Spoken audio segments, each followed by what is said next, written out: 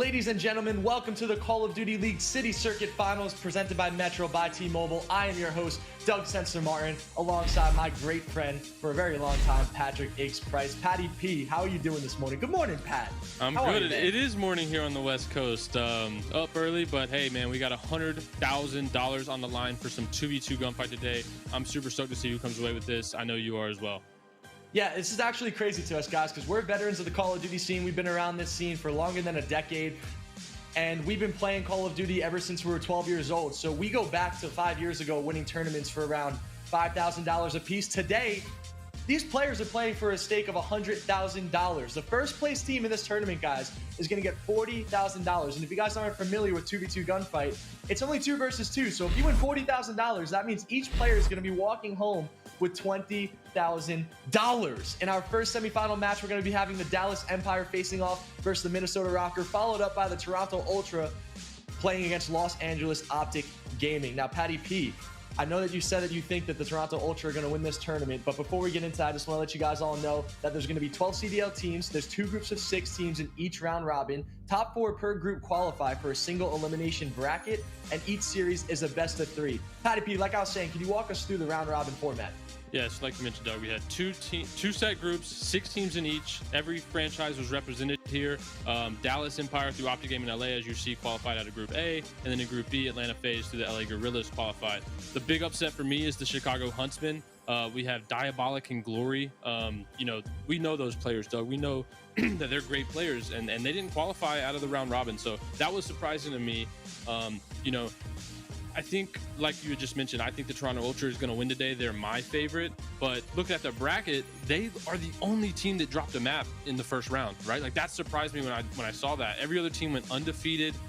So all our final or semifinalists today, except for the Ultra, haven't dropped a map yet in a best of 3. Yeah, to be completely honest with you, Pat, I do not know what to expect. Obviously, just like you, I'm rooting for the Toronto Ultra just because I team with these players during the regular season and Challengers. They ended up winning the Challengers Cup as well, but you and I both know playing Call of Duty competitive with Challengers and the League is way different from playing 2 versus 2 gunfight. I mean, you and I were just playing last night, and the game is different, the movement is different, using your tacticals, everything about it is just a completely different game. So all of these Final 4 teams that are left deserve to be here, and as you guys can see, the 5th through 8th place teams all walked home with $5,000 each. And just to give you guys a little bit of perspective, just 5 years ago in 2015, Pat and I faced off against Optic Gaming in the grand finals when we represented FaZe Clan. And when we won that major, we only were able to come home with $2,500 each per player on our team when it was me, Aches, aBeZy, and Slasher. Now, Pat, these players just got 8th place in the 2v2 gunfight tournament, and they're walking home with the same amount of money. Isn't that nuts? They didn't even make the semi-final, man, and they made just as much money as we did beating Optic in an AW opener 4 years ago, 5 years ago. That's crazy to me. Pat. To see how much the scene has came, and you know, to see the money that's able to play for now, amateurs and pros alike, it's crazy to me. It's a dream come true, honestly, Pat, and you and I both could say this. I don't think when we look back from 5 years ago, looking to now, that we would see this scene grow to the way that it is right now. Like right now, guys, I'm representing Call of Duty New York, you know, my hometown. So just to see all this opportunity for these players, it's something that excites Pat and I, and it's a big reason why we wanted to cast this tournament. So as you guys all know, there's 4 teams left in the tournament. I think each team, Pat, is guaranteed $5,000 per player. And if they were to win this next round, they'll get $10,000. And obviously, if they win the finals, they'll get $20,000, Pat. Yep. So each round they double their prize, right? And if we go back to Toronto Ultra, I mean, hey, DiamondCon and Royalty just won the Challengers, right? They already got $10K each for winning that event. Now you're talking about adding on another $20,000 if they win this. That's $30,000 for the year just out of prize money out of 2 events, man. We didn't even do that back in the day. Pat, we should have been playing in this gunfight tournament. I know how much work those Challenger players put in throughout the regular season. You also know it too. We both competed in Challengers. It's a grind, guys. These guys play this game from 2 o'clock in the afternoon until 8 o'clock at night. Some of them get extra reps in with 10s just to win $10,000 in a final, as opposed to this gunfight tournament where each player who wins is going to walk home with $20,000. And I don't know how much practice these players put into this, Pat. I'm sure these Final 4 teams, we only know the Toronto Ultra players. We spoke about this off camera earlier. We don't know any of the other players in this tournament, but I will not be surprised if any of those teams win it. I know you said Toronto Ultra is your favorite. Just to play devil's advocate, Pat, I'm going to go with the Dallas Empire just because they are undefeated in the round robin play right now, and they haven't lost a single map either. So not only are they undefeated, they haven't lost a map, and these 2 other teams that you said that aren't going to win, outside of the Toronto Ultra also didn't lose a map either too. So I don't know what to expect, but I'm expecting something that's going to be fun, and I think we're going to see some crazy intense rounds. Hey Doug, and on top of that, like, they're representing some of the best teams in the world, right? You picked the Dallas Empire. I mean, hey, they're playing later today for a spot in the grand finals of the Call of Duty Championship. So, you know, they got a little pressure there to represent the team they qualified for. But like you said, I mean, hey, aBeZy is the only team that qualified on LAN. Everyone else qualified online. So these guys have probably been putting in a lot of time in gunfight the last couple of months and weeks, and you know, making their game the best it can be for this final. Yeah, we were playing earlier. We were playing like 10 hours ago, late last night, just having some fun, laughing, and just playing some gunfight. And some of these players, guys, you'd be surprised. Like, you would never expect some of the players that you see in gunfight to be as talented as they are. So like you were saying earlier, you think Toronto Ultra is going to win. Personally, I'm just going to go with Dallas, and they're going to be playing against the Minnesota Rocker in the first game. Pat, I want to get your predictions for this. I know you said you don't know too much about these players and these teams, but who do you think is going to take it home in this first semifinal match? All right, well, let's look at it. The Dallas Empire, they got Slay and KG. Those are the two guys. As the Rocker, they got Zuri and Triflex. And, you know, we don't know much about those players, but I think at the end of the day, we're going to, you know, these guys have been grinding, right? They're low key. They're trying to make a name for themselves. Even though it's gunfight, they you know, you can recognize talent, right? So I think they're going to come out hot, and I'm going to go Dallas Empire 2-0. You're going Dallas too, just like me. So, okay, so we both have Dallas in this first one here. And as you guys can see, they're going to be playing Minnesota, Toronto, and Optic are going to be playing next after that. And Pat, you're a veteran of the scene. So walk me through this, man. If you're playing for $20,000 in this gunfight tournament, right, and you want to get this win, and you have all this pressure on you, and you're a person who's trying to make a name for yourself, because you and I both know it's very difficult these days to come out, make a name for yourself. And although this isn't competitive Call of Duty, I'm sure a lot of these players want to play on a starting roster in the Call of Duty League. This is a great way for them to set themselves up going into next year. So Pat, if you're one of these guys right now in the semifinals match and you're about to get started, what would you be doing in this match?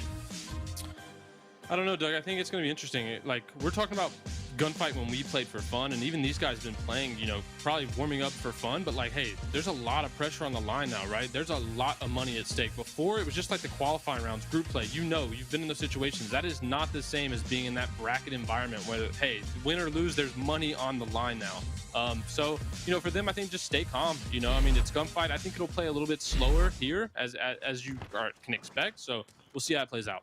All right, so we're going to be hopping into the first round here. It looks like we're actually going to have to end the game. I don't know exactly what happened there, but like we were saying earlier, guys, this is actually played online. As you guys all know, this isn't on LAN. So normally in a normal world, guys, we would be doing this in person on LAN. We'd be able to look at these players, see their faces, look at their reactions in between these rounds. And I'm sure that the environment would be completely different. So Pat, just like you were alluding to earlier, when you're sitting at home and you're warming up and you're set up and you're comfortable here, how hard is it, do you think, to get into that tournament mode? So you're sitting in your house, you're comfortable, and you just have to snap your fingers and just say, hey, I'm playing in a tournament where I could take home an extra $5,000 if I win this round, and if I win the next one, I'm going to win another $10,000. How do you flip that switch?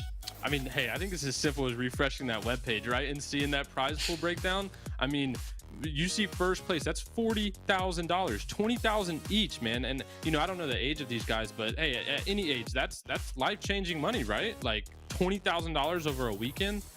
Crazy. I mean, you could buy a new car with that, Pat. I'm trying to think. You could buy a new car. You could pay off student loans. You could help your family out with stuff. You could catch up on credit card bills. You could do a lot with $20,000. There's a lot of money that you can invest into that. So just to show you guys the standing real quick before we get into this match, 8th place, 7th place, 6th place, 5th place, all walked home with $5,000 each. Out of all these players, Pat, I know that you said that you thought that Diabolic and the Chicago Huntsmen was the early upset. I think Collinator Example was also an upset too, because the only player I know out of all of those players is Collinator. He played in the Challenger system as well, and he actually had a couple of maps where he was going off. So I'm really curious to see, specifically with the Toronto Ultra in the other semifinal match, how different these top Challenger and even pro players in the past play styles adapt to gunfight and these other players who we haven't heard of before. And I want to see the difference between how they play the game, Pat, and how these other players play the game. Yeah, and I think one of the most important things with gunfight, right? I mean, you don't pick your loadout. The game picks it for you, and it changes every other round. But hey, the utility is the one thing that I think we need to focus on. I think it's going to be the biggest game changer. It looks like KG is going to get that first blood onto Trillex. You and I both picked the Dallas Empire to win this first round. I think both of these teams, Pat, are actually undefeated. Yeah, they are. Neither of them have dropped a map yet. And you see we're starting off with an AUG. I think stun as well on the class. Got an easy round up. Yeah, it seemed like in that first round, both of those players wanted to push that one side. It was interesting because we played this map last night together, Pat, and I remember going up on that little ramp, and it was a really dominant head glitch off the rip. So I was actually kind of surprised to see both players in the Dallas Empire kind of just standing there, and they gave a free kill away to KG. So I'm really surprised to see how this is going to go out throughout this next round. I'm also curious to know if these teams, scrimmed or prepared against each other before this, in the round robin, as you see Triflex open it up, KG with a first blood. But I mean, do they kind of know each other's, tendencies and routes, or are they countering each other? I wonder if they, prepared at all going into this. Yeah, Pat, how do you practice for this tournament? Do you just play pubs? Is there like a private match where they play 2v2 gunfights versus each other? Is there challenges? Like, what do you think these guys have been doing for these past couple of weeks and months, and even the entire year? I mean, this is the championship match for gunfight right here. I mean, these are the best of the world, right? Yeah, but I mean, hey, they gotta have some sort of strategy, right? Where who wants to play on what maps and what power positions they want to go for. As you see, I mean, these top window buildings are pretty much going to be the lockdown for this map is where you got to be. But that also depends on the guns, right? Like, you're going to open up these rounds with some long range gunfights, and you're probably going to see a lot of these opening duels when it comes to these assault rifles and marksman rifles. And you guys all know too back at home, or if you don't know, I'm going to tell you now, gunfight doesn't play like regular multiplayer plays. And Pat, you know this, when you're playing in regular multiplayer, doesn't the hit scan and the movement and the hit markers and the way that the bullets register, doesn't it feel slightly different from gunfight? Yeah, I mean, you're also playing with no perks. All the attachments are random. You don't you don't know what you're getting on your class. So how do you can't really predict that, and that's why it's going to feel so different. I think we're opening up with an M14 and a Deagle class here. So when's the last time you used an M14 in Call of Duty? Never. I could honestly say that I've never used an M14 in Call of Duty in my entire life. So if I was playing in this tournament right now and I use this gun for the first time, I would be shook. Specifically if I was playing for an additional $5,000. I don't know, Pat. I might have gotten a little bit nervous, to be honest with you, man. Yeah, I mean, hey, all the classes are random every other round. So, you can prepare, but at the end of the day, if you get guns that you're not good with, that's going to really affect how you play. I really love the way Slay is playing this, Pat. It looked like he got some really bad timing. He still thinks the player's to his right because he didn't see him cross back to the left. I think he might have heard him up top. He's just going to be playing the time. This is exactly what we're talking about, Pat. I think they're both going for the same strat to kind of bait each other out. Are they playing for the overtime? He hit him with that Molotov.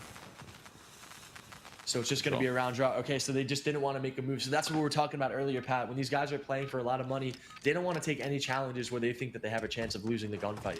I think you're going to see that a lot, Doug, because you don't want to risk losing a round when you know it could just be a draw. And I think both players understand that. And why risk that in a 1v1, right? Yeah, it looks like one of the players on Minnesota Rocker, Triflex, I'm sorry, kind of push up a little bit too early, and it looks like they're going to get the beat down. They're going to kill both of them right away. So I don't know what the strategy is there, Pat, but I feel like if you play on this side of the map and you just sit on these ramps, you have a high chance of winning the round because that's what the Dallas Empire have been doing so far. I mean, that's a good go-to, but like we said in the pregame, the Simtex I think is what really changed that round. One of the Minnesota Rocker players rushed up, got early tagged by a Simtex, and was kind of trapped there, and the Empire players just took advantage, just rushed up instantly, got a first blood. Triflex just got stunned. They have information on him. He's weak. He gets grenaded by KG. 2 versus 1 for the Empire. It's almost impossible to clutch in that situation, specifically give him a pistol, Pat. Yeah, and I mean, again, it just comes down to the utility, right? Like, we're in a round of pistols, right? Glock silences, X16s with silencers. Like, you're not really doing much with that. You have to utilize your utility as much as you can. And right there, an early stun into a Simtex kill, and then an easy 2v1 trade after that. Not the AK, Pat. Oh, man. This AK just reminds me of some bad times. Every time I use this gun, I just feel like the aim just goes everywhere, dude. And you got in like 1 bullet with this, too. So I'm really curious to see how this is going to play out here. Triflex is trying to look over his teammate. He gets a free kill on the KG. This is going to be intense. Oh, my God. He just turned on him, Pat. He just got turned on. That kid that was down low just got turned on. The AK is so nasty up close. Like, it feels like it insta kills, right? But those long range fights, you don't even want to take them. The recoil is insane. But I think what happened to Slay there, Pat, I think his recoil kicked up because this happens to me a lot with the AK too. It looks like he had a free kill and his aim just kicked up and it just gave just enough time for the player on the Minnesota Rocker to turn around and get the kill. To me, so far, it really seems like Dallas is playing super aggressive for that first blood. And I think pretty much every round they won, it was an insta first blood, and then they're just going to 2v1 and hold each other's crossfire. So, I mean, it's a really good strat. It's working for them right now. And Minnesota, I think, is just peaking a little too much, right? I think that Triflex guy has went up top almost every round and got blooded. So you know, you kind of got to react, right? I mean, you only get, it's first to 6 in gunfights, so you don't really have much time to change your game plan on the fly. You kind of just got to react to what the other team's doing right away. Yeah, like I don't understand how Triflex just jumped down right there when Slay had the information on him. I'm really liking what I'm seeing out of Slay here. I feel like he's working the map really well. He's playing his information really well. He's peeking very well. And I think that's really what this all comes down to, Pat, is getting the information, playing off of it, and then using your tacticals to close out these rounds. Yeah, I mean, we're in a round now with shotguns. So the fact that Triflex went super aggro right there for that kill and it didn't work out, this is pretty much an insta-round loss for his teammate. I don't know how you could clutch this. Well, it looks like he just got a free kill right there. Oh my God, Pat! Okay. What? I mean, I guess that's how you clutch it. What? I'm not really sure who that was. Was it KG, I believe, on Dallas, who just sprinted all the way across, didn't even check anything? I mean, like, he's giving the emo. He's saying, like, yeah, I don't know how I clutched that either. They gave that to me. So I think Dallas is going to wish they could get that one back. I thought he had no chance of winning that round, and there he was able to pull out a miracle. It doesn't seem like he's going to be able to pull out a second one, though. He's going to have to go big for the squad, and he's not going to be able to do it. Dallas Empire win the first map, Pat.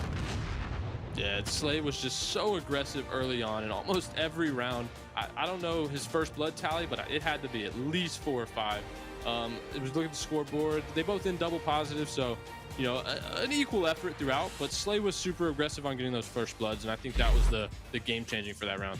Yeah, and if you're Minnesota, I just don't understand, Pat. If it's a 2 versus 2 mode, you have to play together as a team. It seemed like there was so many times one of the players was just getting singled out, or both players were rushing to the same spot on the map and then just getting funneled into one little corner, and then the other player would get a kill and then just pinch the last one. So I think these guys are gonna have to regroup. Obviously, there's a bunch of maps in Gunfight. Maybe this is one of their weaker maps. I'm not too sure, Pat, but nonetheless, whoever wins this next map, either it's gonna go on to a game 3 or Dallas Empire is just going to move on to the finals. I did say Dallas Empire 2-0. That was my call.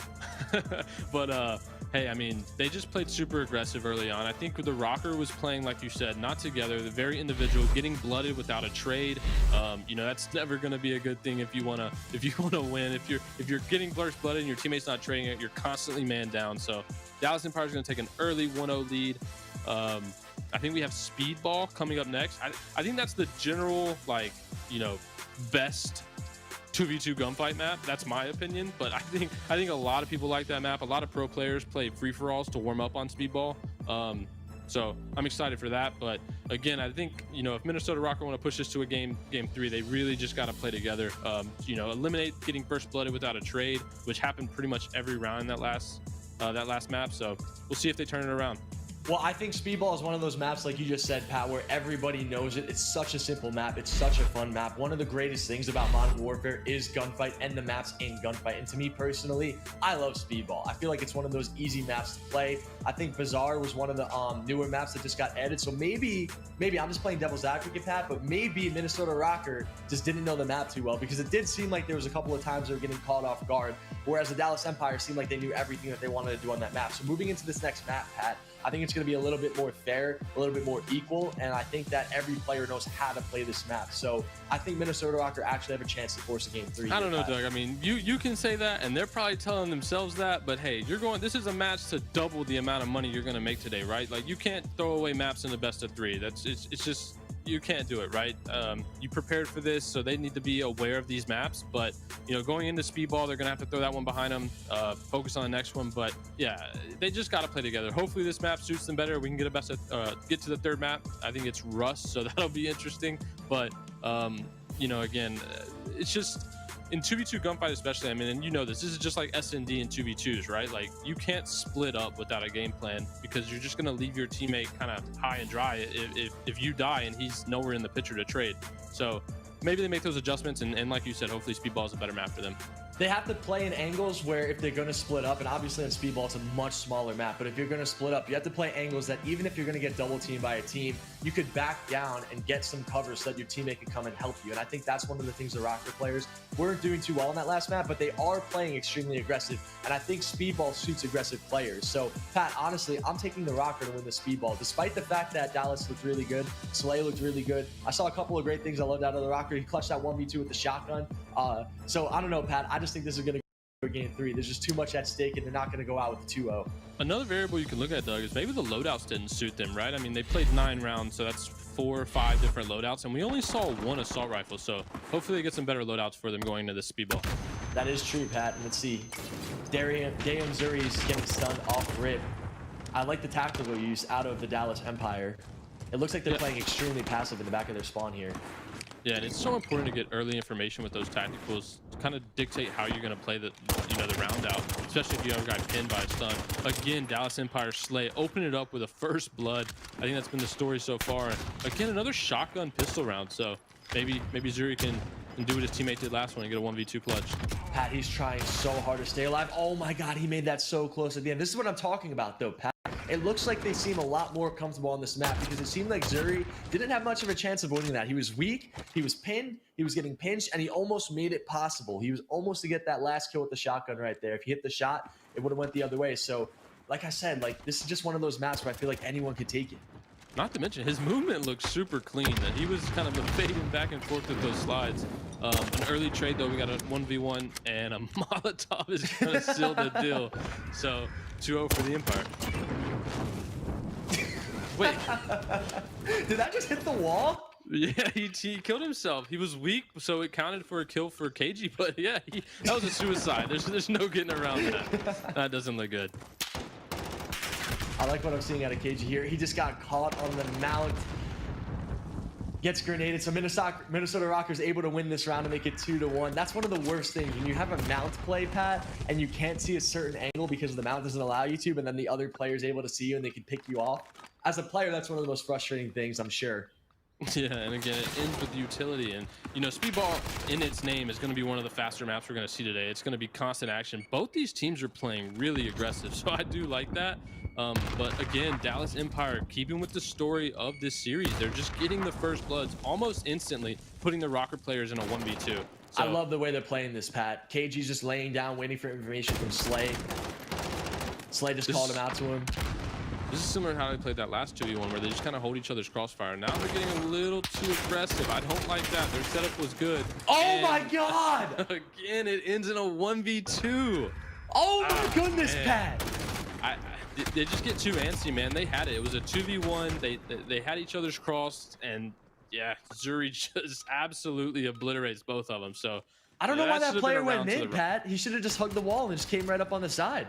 It was the same story in that 2v1 on the last map. He just got super aggressive for no reason and cost him around. So maybe they're just really confident and they know they're getting these first bloods that they just want to keep going at him. So, well, I think a lot of it has to do with the gun, Pat. I think the Ram 7 is one of those guns where you can just shred somebody off the wall easily, So if they had a pistol, if they had something else, maybe a sniper could have worked. But I think with the Ram 7, head glitches aren't as powerful because of how powerful that gun is. As we can see, Triflex picking up the nice trade here too as well to make it 3-2. And we got back-to-back assault rifle rounds, so maybe this is shooting the Rocker, like you had mentioned. I mean, I think we, early on in the last 2 maps has been shotgun and pistols, and we finally got some assault rifles.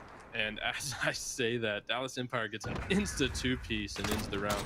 This seems a lot more competitive, a lot closer though. I think all the players left in this tournament, Pat, have played thousands and thousands of speedballs throughout the year. This just kind of got me want to get on and play some speedball. This map is so entertaining. We got dual pistols here, so stuns and Molotovs at the use. But again, that early information, stunning people and kind of trapping them on that side of the map and using that to your advantage, I think that's going to dictate how they play. Yeah, I love the way Slay is playing this right now. He's playing his angles extremely well. Let's see if they could close this one out. If you watch the minimap, the Dallas Empire players hardly split up. And I think, aside from when they're in those, 2v1 situations where they messed up the last 2 rounds, when it's 2v2, they're pretty much always together. And I think that's what's leading to them getting all those first bloods, is because they just have man advantage, right? They're just finding one guy and 2v1ing him instantly. So I think that's the adjustment that the Rocker needs to make. I mean, hey, 2 more rounds to go, so hopefully they do. Their tournament's on the line right here, Pat. This is a huge one-on-one for Zuri. The Molotov's gonna mess him up.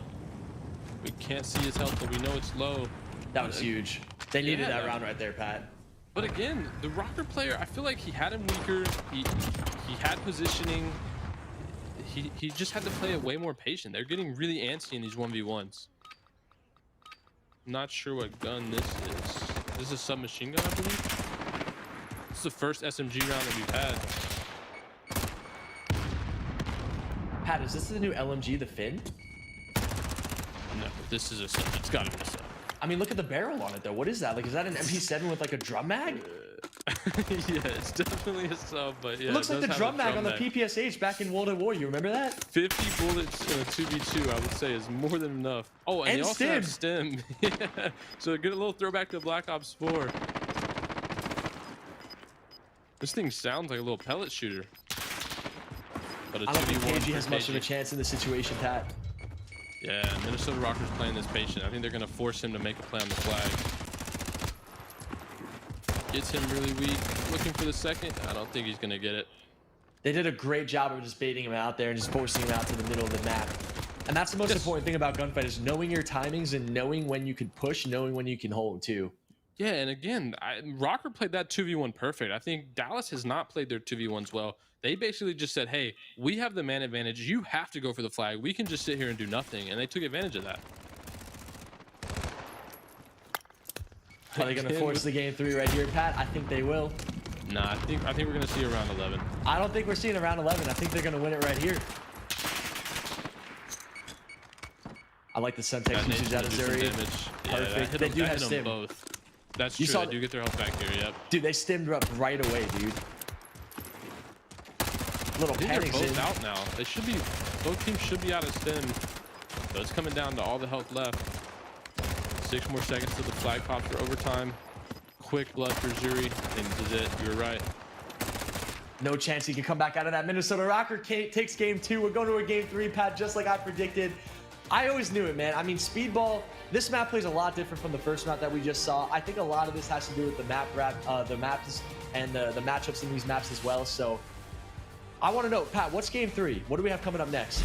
We're going into Rust. And, you know, I think what we just learned on that Speedball was these Rocker players are really good with subs. You kind of saw their kind of finessey, fast-paced style, you know, sliding around, being super evasive, which is really important in a gunfight. You got 1 life with 100 health. And without stim, you don't get that health back. So if they can get some more SMG loadouts, especially with a 50-round drum mag, we might have a series on our hands. Rust is a really big map, though. I think Dallas Empire is going to take it on Rust just because it seems like you said, the Rocker players are a lot more aggressive. The Dallas players like to play a little bit slower, a little bit more methodical. They like to play their lives.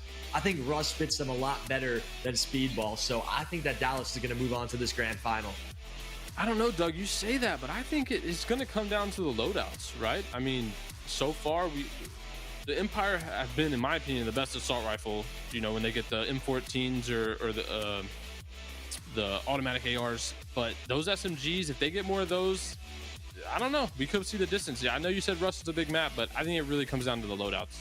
I also think that Dallas needs to play their 2v1 slightly better as well, because we saw the Minnesota Rocker players in the first map, even in the second map, clutch some of the most insane 1v2s. I mean, that 1 round in Speedball is a game-changing momentum round where he clutched that 1v2 when the player went onto the mid wall and tried to shoot him into the side, and he had the Ram 7. I just think if he stayed down on that wall and just waited for his teammate and baited a little bit, maybe waited for the other player on Dallas to run out of bullets and then go to rush him, I think it would have worked out a lot better. And like you said, Pat, all of these rounds are really, really important. I mean, you have to win 6. It's 2v2. They play really fast. The guns change really fast. The rounds last like 30 seconds. So your margin for error is very small. Yeah, and I mean, hey, we've seen 2 1v2s blown by the Empire, and I'm sure they wish they could get those rounds back. But I mean, like we said, if you're in a 2v1, right, and you know overtime is coming up, they have to make the play. You don't have to do anything. The other team has to go for the objective, or they just instantly lose. So, you know, maybe they make some adjustments in this game 3.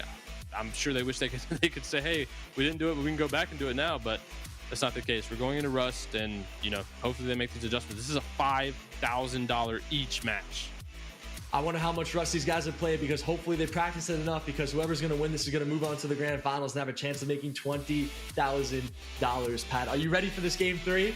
I'm ready. I want to see a Rocker upset, but I'm still going strong with Dallas. I think Dallas is going to get it too, just because this map plays extremely, extremely big, specifically for 2v2s. And what I want to see too is more tactical usage in a smarter way. Like, I feel like on that Speedball, they were kind of just throwing their stuns just to get information. And I feel like on a map like Speedball, you already have the information just by looking out down the lane. So I think on a map like Rust, if you could use the stun and like shoot somebody in the side, it would be really beneficial. Yeah, I think Rust is, you know, one of the only gunfight maps that has so much elevation, right? Like, there's so many different ways you can get high ground. So I think this one's going to play a lot slower than the other two. KG gets the pick. Zuri makes it a 1 versus 1. I do not like that challenge at all. He just got timing. Clutched it up. But hey, again, man, he gets a 1v1 and then just takes a chow. Like, you have the 2v1. Just take your time, slow it down, regroup with your teammate. Luckily, his teammate bailed him out there with that trade, but... And what I'd like to see out of Zuri there, too, I don't know why he's running up that pipe in a 1 versus 1. He's just exposing himself to get shot from so many different angles. Yeah, he had time on the clock as well. I do like this loadout, though. The AUG with the red dot, revolver for backup, and only 1 Molotov. I like this positioning out of KG. If I'm him, I'm just sitting here the whole round and getting information. Yeah, but Triflex went up top early, got a quick first blood. I like this setup. They kind of have everything pinned. Ooh, that was a quick kill. 1v1 though, KG and Triflex. This is a tough situation for KG. Yeah, I wonder what the health bars are at and who's got the advantage here. I would assume it's Triflex, so he's probably going to play this OT out, force KG to make a play. It looks like Triflex has 80% health and KG has around like 20, if I had to just guess. And yeah, plays it smart, has the high ground. It's an easy round win. Yeah, and like you said, though, the health bar, too. I mean, whoever has more health is going to win the round, right? It wouldn't go to a draw if they had the same amount of health. Yeah, I believe that's correct. Yeah, so he was kind of in a bad situation. He didn't really have too much of a play there. It's a good bounce back round regardless. Yeah, especially the low ground there. There's not much he could do. Got an early frag out, didn't connect. Pistol rounds, I think that's also another shotgun in the back pocket. Wow. Triflex just melted Slay across the map with that pistol. 2-bullet headshot and his teammate cleans up the other one.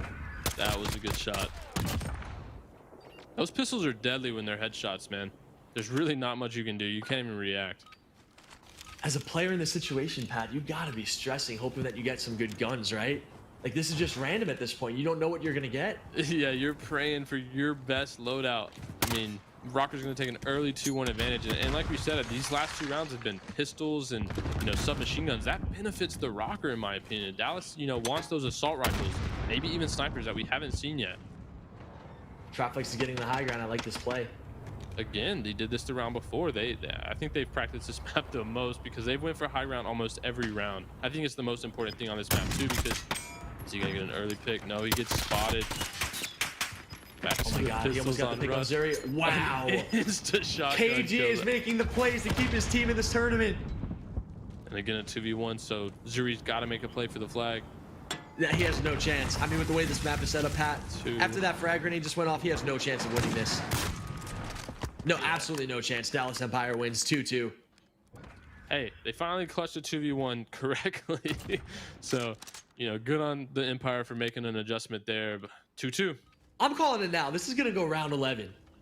I don't know. We got FAMAS's. We did say the Empire's better off with the assault rifle. This could be a quick 2 rounds. Nice shot by Slay. Zuri got a little bit aggressive there. I'd like to see them just play on the perimeter and get some information, especially if you're using an assault rifle, you know? Yeah, and get that high ground again. He got a little aggressive, saw some information, tried to over peek for it. Ended up another Dallas Empire 2v1. Hopefully they don't throw this one away. And if you're Triflex, you have to get kills here. I don't know why Slay is pushing that so aggressively, Pat. Another chow. Just taking those 1v1s when he just doesn't need to. And if I'm Triflex, I'm just getting on the flag here. I'm just hopping on and I'm going to win the map. There we go. He's got the advantage. His teammate was so far away. Again, I think it was Slay again. And, you know, I don't want to, you know, fault him too much, but his teammate.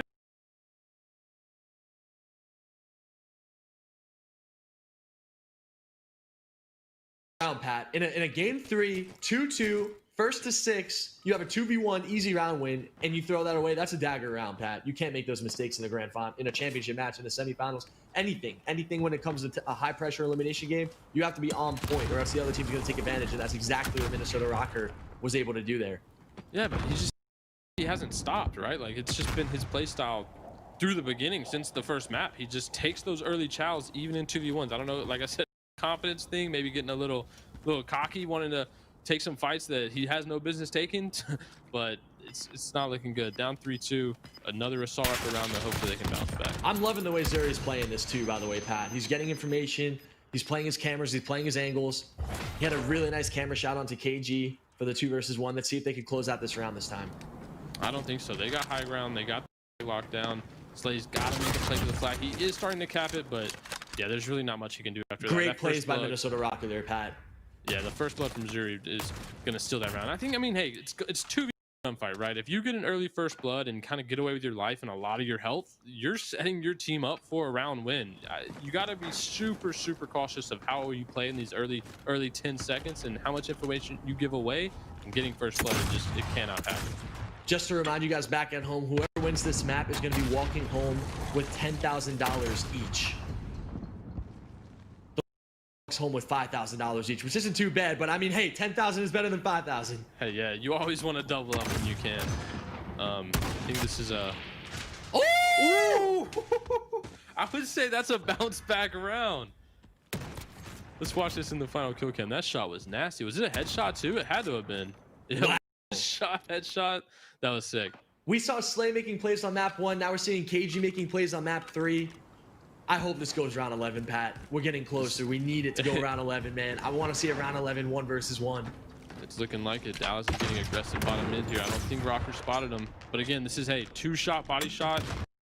So another shotgun in the back pocket. Dallas has the early high ground here. Minnesota's got to figure something out. Slay's going to get a spotted angle on Triflex. I don't think he hit him, Pat. That was really close. It looks like Slay's going to get flanked here. He heard him. He takes out the shotgun. Modern Warfare slide cancel move. Amazing play out of Slay. Those shot kills. Again, just going to play smart here. Yeah, no, just touch the adjustment. Yeah, finally making the adjustment, playing super passive in the advantage. Gets picked. Teammates making a play on the flag. Wait a second. Oh my god! Oh my god! Not another one. That just happened? That's a dagger, Pat. Yeah, I think that's the dagger round right there. All they had to do was make him run to the flag. Yeah. I guess they assumed that he wasn't going to play for it. But, hey, he had nothing to lose. It was either lose the round or try to do something. And he did something. So, that's another 1v2. Minnesota Rocker has. Yeah, I mean, that's got to be a big momentum swing for them. They've almost clutched every 1v2 we've seen. Pat, that might have been a $5,000 mistake unless the Dallas can come back and win this. 2 versus 1. Gets first blood again on Slay. This could be it. KG saved their tournament hopes. Rocker's playing this really well, staying together, not spreading out. I think they know they got this in the bag. They're going to play around the objective to make sure KG can't do anything about it. He's going to have to go absolutely insane. They're already on the flag. I think they're just going to hop it. They know he can't get there. That's it. The Minnesota.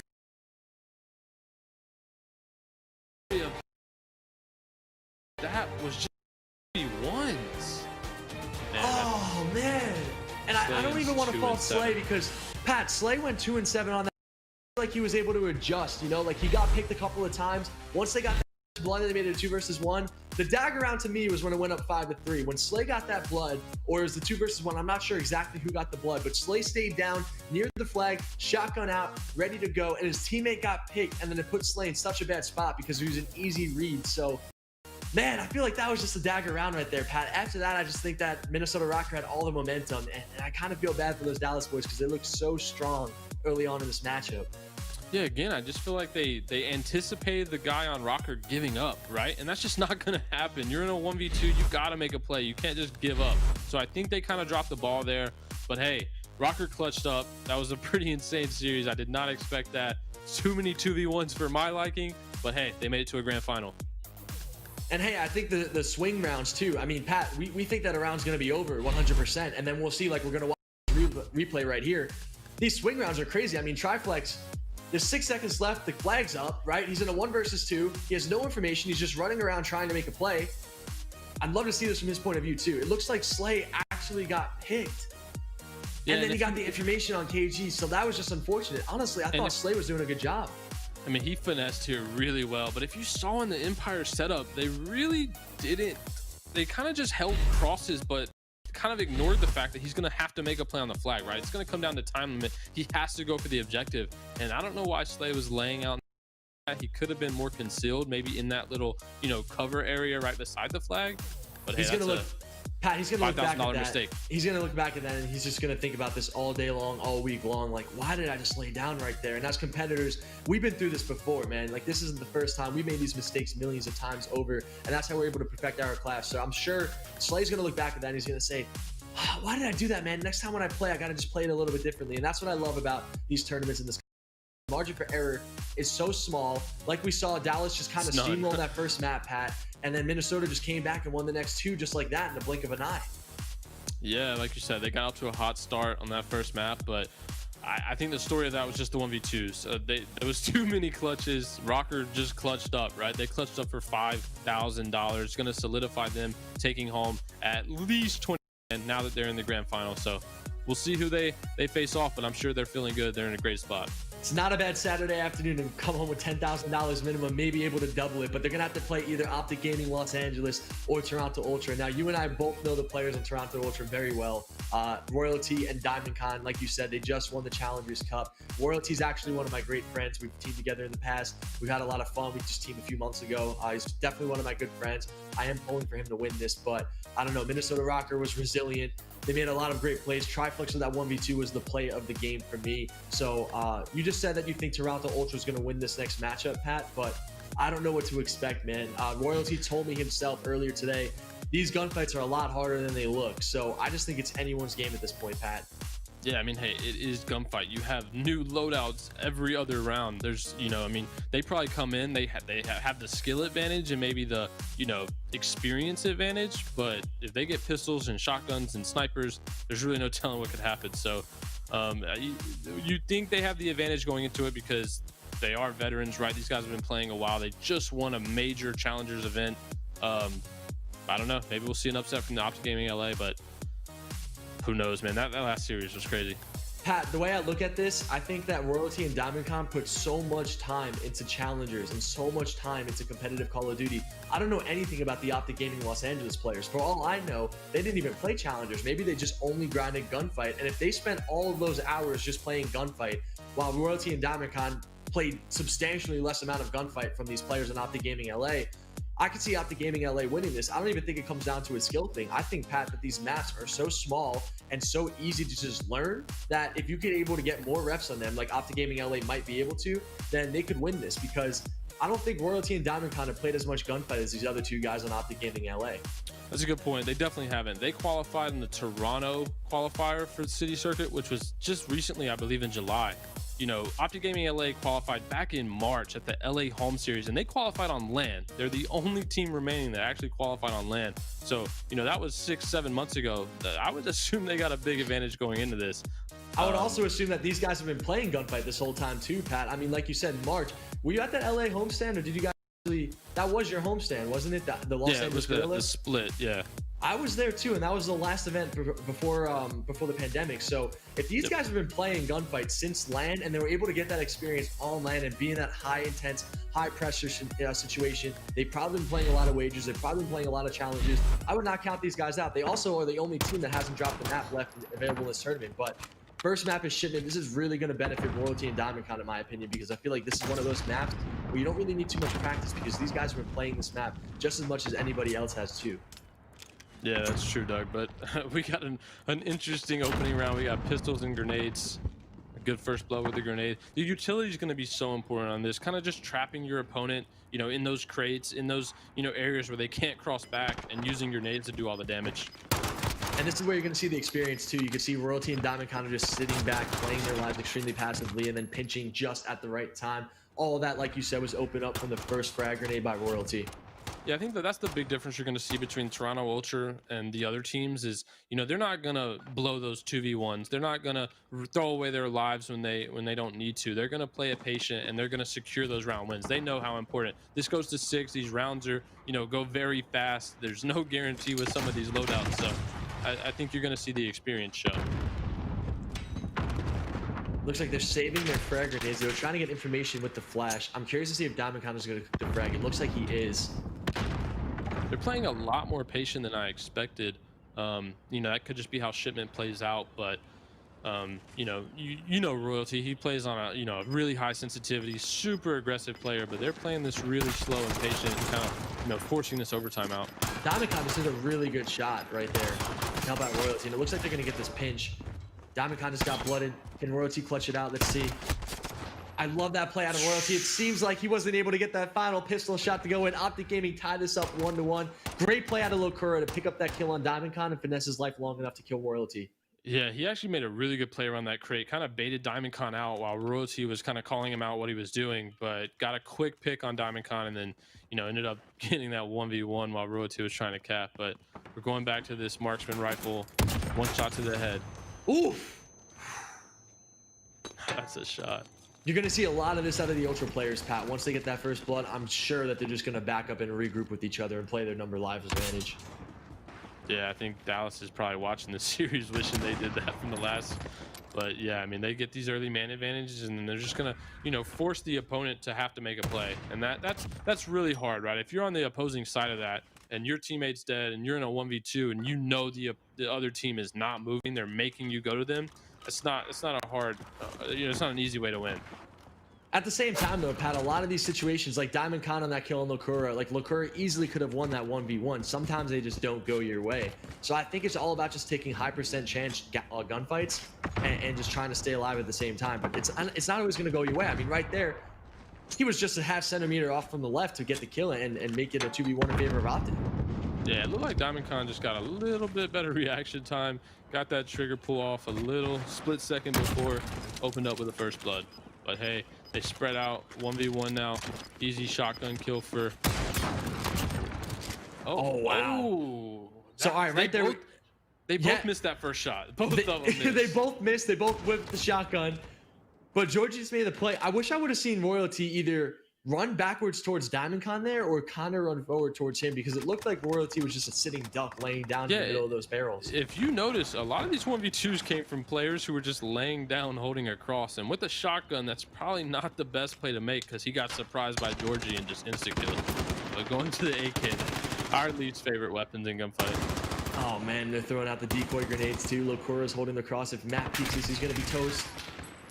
He almost got the camera on him. It looked like he was actually going to win the gunfight. He put a little bit more damage into Lokura. I like the positioning out of Diamondcon too, just slowly playing this angle up top. They're both really weak though. Georgie gets the first blood on Royalty. I mean, kind of clutch the 1v2.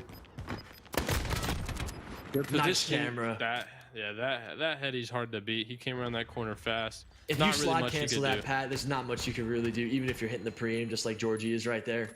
Yeah, and I think he was trying to sound, you know, hear him come around that corner, but it was just a little too late. All right, 3-2 up Toronto. Diamondcon turning the corner, gets the kill on the Lokura, makes it a 2 versus 1. This is gonna be tough. He's gonna get camera to make it. Wow, Pat. You see how this goes, man? You see how fast this could change? You could get the first blood, and then if you just get cameraed around this corner, you really just don't have a chance against that. I don't think Georgie was happy about that last round. He came out super aggressive, ran right into the middle of the craze and just hunted down for blood. That was pretty sick. And that was a weird AK class too, bipod and a big drum mag. So that was a big win. And I think that's what you're gonna have to do in some of these shipment rounds. I think you're gonna have to switch it up and be a little bit aggressive sometimes, be a little bit passive sometimes. So I like the change of pace out of Optic LA. They're able to get that first blood, 1 versus 1, Royalty versus Lokura. And again, not the scope I would want to have on the AUG in that situation. He knew where Royalty was coming from, but he really couldn't get aimed in and get reacted to where he was. And again, Royalty just playing super aggressive, great movement, insta-killed him. Well, it's kind of like the round earlier when Georgie just clutched the 1v2. Matt just knew the information and he was confident and he challenged the gunfight. Yeah, I mean, and there's really not much he can do when he knows where he is and he's coming at him really fast-paced because he's just going to catch him off guard, especially with this big scope on the AUG. I mean, it takes a second to zoom in. So first one that usually will get in some ADS will win that gunfight. But Royalty, I don't think he knows he's here. He doesn't. It's a big blast for Georgie. That's some bad timing. I want to see the Optic Gaming players play slow, don't get picked. They make Diamondcon weak. Play their life here. That nade might connect. It does. A 1v1 now. Georgie's got to go big. Diamondcon has like barely any health. Georgie has barely any health too. Whoever hits this first bullet is going to win this round, Pat. This is a big swing round right here. Yeah, and we don't know, but I'm sure the players do the exact health. Shotzzy making a play. I would assume that DiamondCon had less health than him in that situation. I know it was close and we couldn't see the exact numbers, but the way that DiamondCon played that, he kind of seemed like he had to make a play for the flag, and Shotzzy was kind of waiting him out. I think DiamondCon was around like 20% and Shotzzy was like at like 30-35%. So it was really close, but yeah, Shotzzy had the advantage. Back to some shotguns. C4s as well. Another 1v1, a quick trade out. It looks like DiamondCon has the advantage this time. He's able to close it out 5-4 Toronto Ultra. Yeah, he got that clip on him as he turned the corner, got him weak, and then just kind of repositioned and waiting for him to come to him. It's a big round. Match point. This all happened so fast. Do you think it's going to go to around 11? I don't know. I think we're back on shotguns. Yeah, I don't know. I think if Shotzzy doesn't open here with the first blood, I'm going to assume a Toronto win.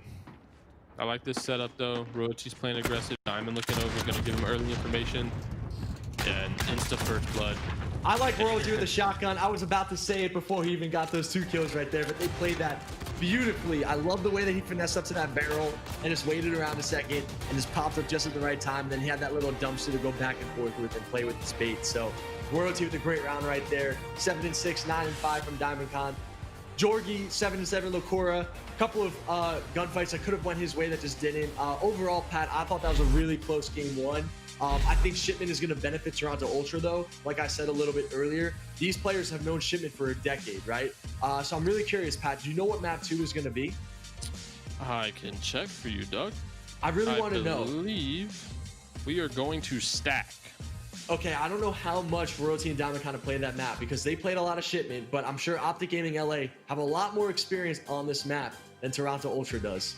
Yeah, and you can kind of tell. I mean, even in that last round, they knew that setup, right? Like, DiamondCon went to his barrel, had the cross on middle crate and the right side. Royalty played super aggressive, got pushed up, and DiamondCon was there to give him all the information. There really wasn't much they could do there. You know, they're kind of pinned, and they couldn't. Once you get in that situation where you can't really make any moves in advance on the map to get information, and as soon as DiamondCon calls them out, Royalty just pounces and gets that easy 2-piece. Yeah, it was beautiful. I wanted to say it before the round even started. Royalty, whenever it comes to... When I was teaming with him, just a side note, he was using... Remember the Vector? Or what was it called? Was it the Vector in competitive? What was the gun? The Fennec? In this game? Yes, the Fennec, right? The new one that came out? Yes. Yeah, yeah. It's kind of like a mini Vector, and it's like a Scorpion. It has like a really crazy fire rate. I remember I was warming up with Royalty before we had scrims, and he was like, Doug, hey, I'm using the Fennec. This thing is nasty. You got to try it. I'm like, oh, what's the class? He like gave it to me. It had a red dot on it. I'm running around in a free-for-all. My aim's just going all over the place, and I'm like, dude, this thing's not good. He's like, no, it's really good in close-range gunfights. Trust me. And I've known Matt for a while. He loves those close-range, tight engagements. That's his play style. Yeah, and for him to set up on Shipment with the shotgun laying down behind a barrel to win a game, I'm going to take him 10 times out of 10 in that situation. And yeah, he played it perfectly. You couldn't have played it any better to close that out. Especially with the information he had. I mean, he knew exactly when that guy crossed to the barrel, and he instantly stood up for that kill. But they're going to take an early 1-0 lead in this series. We're heading to stack next, but I don't know. We'll see if Optic Gaming can bounce back, or we're going to see an Ultra Rocker finals. Patty P, I'm going to say it now. This is also going to go to a game 3. There's too much on the line. These are our final 4 teams in this tournament. The $100,000 are on the line here, guys. Minnesota Rockers already guaranteed themselves $10,000 each per player. I don't know, Pat. I think this is going to go to a game 3. I think Optic Gaming LA has more experience on stack. Oh, man. The pressure is high. It's intense. And honestly, dude, I just don't think that DiamondCon and Royalty have as much practice as Optic Gaming LA on stack. And I think it's going to show on this map. I don't know. We do have a map 3 speedball. So you think that would favor Toronto if we get there? So, you know, I'm still going Toronto favorites here because these map sets just really benefit them. Even if you're right? Like maybe Optic is better at stack and they have more experience. It's going to be tough to beat Royalty and DiamondCon on. I have to agree with you on that, but again, we saw that speedball kind of going down to that wire in the last series too, and we thought that Slay and the Empire were playing it really well, and they gave away a lot of 1v2, so I don't know what to expect. I think that these teams are all amazing. I think that any of these teams could win it. I have to agree with you, Pat. I do think Toronto Ultra will win on a speedball if it does go to a game 3. So I just don't know. They're not going to give away those easy rounds, right? Like in that Empire Rocker series, there was so many rounds that they just had to close out to, you know, those guarantee wins. But I don't see Ultra throwing those away, right? And you know, they might be down on this map in terms of experience, but I see them winning the rounds that are must wins. All right, we're gonna hop into game 2 here. Georgie. Wow. that guy was far around that wall. I don't know if that's a spectator glitch or what, but that looked like he just got shredded on the wall. Yeah, Diamond with the great positioning right now. That was an awesome play to get that kill. Yeah, I'm sure Royalty is like thinking what happened right there, because I felt like he was far around that wall, but yeah, these guys are playing online. There are some ping differences. So, you know, good blood out of Georgie, but Diamond clutched up. The centering from Connor was really strong right there. Oh.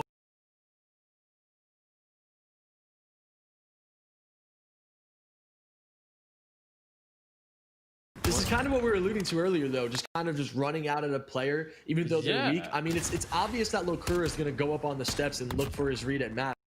Be the first read over Connor. He's not just going to re-peak Diamond. That was a pure confidence challenge. I mean, he probably just thought he could world star him, and it just didn't work out. But hey, this is the gun you were talking about, Royalty's favorite. Yeah, it looks like Connor's going to get picked right off the rip. If you guys don't know, Connor is Diamond Con, and Royalty's also going to... What was that, a C4? Did he just get a C4 blown up on him? Long-range C4. Ouch! It almost direct impacted him there. Looking like he's in Warzone. Wow, man. And if I'm a player on either of these teams, if I go to these bottom right or bottom left sandbags and I have a guy who has an off angle on me, I'm probably not going to re-peek it, because you're going to lose that gunfight 9 times out of 10. Yeah, and I don't think Toronto gave away any information right off the rip. They both kind of hid behind their spawn pillar, so I think Optic-Gaming LA is a little confused. I think Lokura might get caught off guard here. Yeah, Georgie has to get some cover on him. Great play by Georgie. Oh, and the C4 closes it. Honestly, I don't know how Lokura got that first kill. It seems like he was in a pretty bad spot, but that C4 was back-to-back rounds with utility closing it out. Long-range C4s. That was the difference maker right there. I mean, he was in a really tough spot. Both the players on the Ultra knew where he was as well. So for them to get that one kill really changed around for Optic. Georgie gets the one and Connor gets the trade. You're going to see this a lot with these Toronto Ultra players. They're going to be extremely fast with their trades. They've been doing this all year long and competitive. They're going to try to translate it as much as possible to gunfight too. Yeah, and that was the Growl with the submachine gun type setup on it. So I think they were just playing super fast. They both just ran at him. It was a quick round. I think these rounds with the SMGs are going to benefit Ultra. Just pure, and fast, and the pace that these guys play at and how fast they want to trade and go at them. Slow round here. Throwing knives and a flash, I believe, both been used from Lokura. Diamond Con sitting back, kind of playing that overlook role, right? He has Royalty playing aggressive, and he's just getting that information, kind of similar to how they played Shipment. Yeah, I think it's a really good duo. Matt's one of the greatest entry players. Connor's one of the greatest ARs and challengers, so it makes a lot of sense for them to play with that same playstyle. Yeah, and I think you might see one of these draw rounds now. Oh, never mind. As I say that, he gets super aggressive. I'm not sure why. That was gonna be a draw. Did they both have full health there, Pat? I believe so. There wasn't any early engagements. That was a super slow round. Unless the flash did like a 1-tick damage, I think they were pretty even. Maybe I'm thinking the flash did a 1-tick. There's no way in a 2v2 he would have just... There's no way, Pat. He couldn't have just ran out on the flag like that, knowing that he was probably going to get cut. I don't know. That was a unique situation. I think that could have came down to a draw, but Toronto, I feel like got a quick round there, taking a 4-2 lead. Going into D-Eagles now with lasers. Royalty just playing his information. Throws a flash out. A lot of shouldering, a lot of peeking, just kind of getting that information. Remember, this is a one-shot headshot. Yeah, Pat, I think they had flashes last round too. So one of those players had to have been hit by a flash, and it must have done like 1 damage to him or something, you know? Possibly, but if not, that was a big blunder. Getting aggressive. Wow, look at the headshot by Matt. Big one shot. One versus one. Big trade for Connor. Connor gets the trade. 5-2 Toronto Ultra. Match point, Pat. Yeah, I mean, I think, you know, just the overall skill here is shining for Toronto. They're just playing really aggressive and they're winning all their 1v1s, right? Like, they might get an early blood, get traded, but I think DiamondCon has been really clutch so far in this series, pretty much winning every 1v1 he's put in. Yeah, the only one I remember him losing was the one on Shipment with the overtime flag, and he had the less health. Yeah, and there's not really much you can do in that situation, but as far as all the straight up 1v1s, he's clutched up, got royalties trade, back to another Deagle round. This could be it right here. Throwing knife kill. They have the throwing knife. Just do it. You know, 5-2. Wait. 2 versus 1, all up to Jorgi. How did he win that? That was a mid-air Deagle headshot. It's not the spot you want to be in if you're Georgie. Imagine the throwing knife. Heroic throwing knife. That's it. And that's it. Toronto Ultras are advancing to the finals. Minnesota Rocker versus Toronto Ultra in the grand finals. Winner takes home $40,000. Another battle for the North. That was a lot quicker than I thought it was going to be, man. To be honest. Yeah. Well, Stack's one of those maps where you can kind of play it either way. You can play slow or you can play super aggressive. And, you know, I think they had one slow round, but other than that, they put the pace on. They kind of got in their face, got those early bloods. And, you know, aside from the rounds that Optic got, you know, those utility advantages, those 2 C4 rounds, that wasn't really close. Yeah, I was expecting much more of a fight out of Optic Gaming LA, especially since because they haven't lost a single round or a single map in this entire tournament yet. We all know how great Royalty and DiamondCon are, but I was expecting a lot more out of Optic LA. And Minnesota Rocker, like we said earlier, Dallas looked great throughout this first part of the bracket. Minnesota was able to clutch up. I think that the favorites have to be Ultra at this point just because of their skill and the way they just played that last round. But we know how much of a matchup by matchup game Call of Duty can be, especially with gunfight, especially if the maps are constantly changing, the guns are constantly changing. So I'm going to predict Toronto Ultra to win this whole tournament here, Pat, but it really just depends on what these maps are, because I really think that Royalty and DiamondCon with Shipment and Stack, those are 2 of the easier gunfight maps that are a lot easier to play without having to, you know, practice small angles and off angles and stuff. So I think it's really going to come down to the maps in this finals here, Pat. Yeah. And again, I mean, what's that now? 10 grand each for both of these teams in the final, Rocker and Toronto. Obviously they both want to double up, but so far you're happy. You got to be feeling good. For a week in a 2v2 gunfight, you already secured $10,000 of this $100,000 prize pool for some 2v2 gunfights. So, you know, it's going to be a bloodbath in the final, Battle of the North. I'm interested to see who comes out with it. For all of you people back at home right now who are just tuning into the stream, or if you guys don't follow Gunfight too much, this is basically the Call of Duty champs for 2 versus 2 gunfights. Whoever wins this tournament is the Call of Duty champions for 2 versus 2 gunfight throughout the entire year. And on top of that, coming home with $20,000 a player, a $100,000 prize pool, it's major, man. I mean, this is some life-changing money for these guys. And as we were saying earlier in the broadcast, if you guys weren't around, we were playing in grand finals 5 years ago versus the best teams in the game representing the most popular FaZe Clan and Optic, the 2 biggest teams. We were playing for $2,500 each for first place in a tournament at a major. And to see these smaller, you know, 2 versus 2 gunfight side games in Modern Warfare, to see these guys playing for these prize pools, to be able to have these opportunities, it's just something that makes me really happy as a competitor and as a fan of Call of Duty, just to see all the opportunities it's creating for all of these guys out here.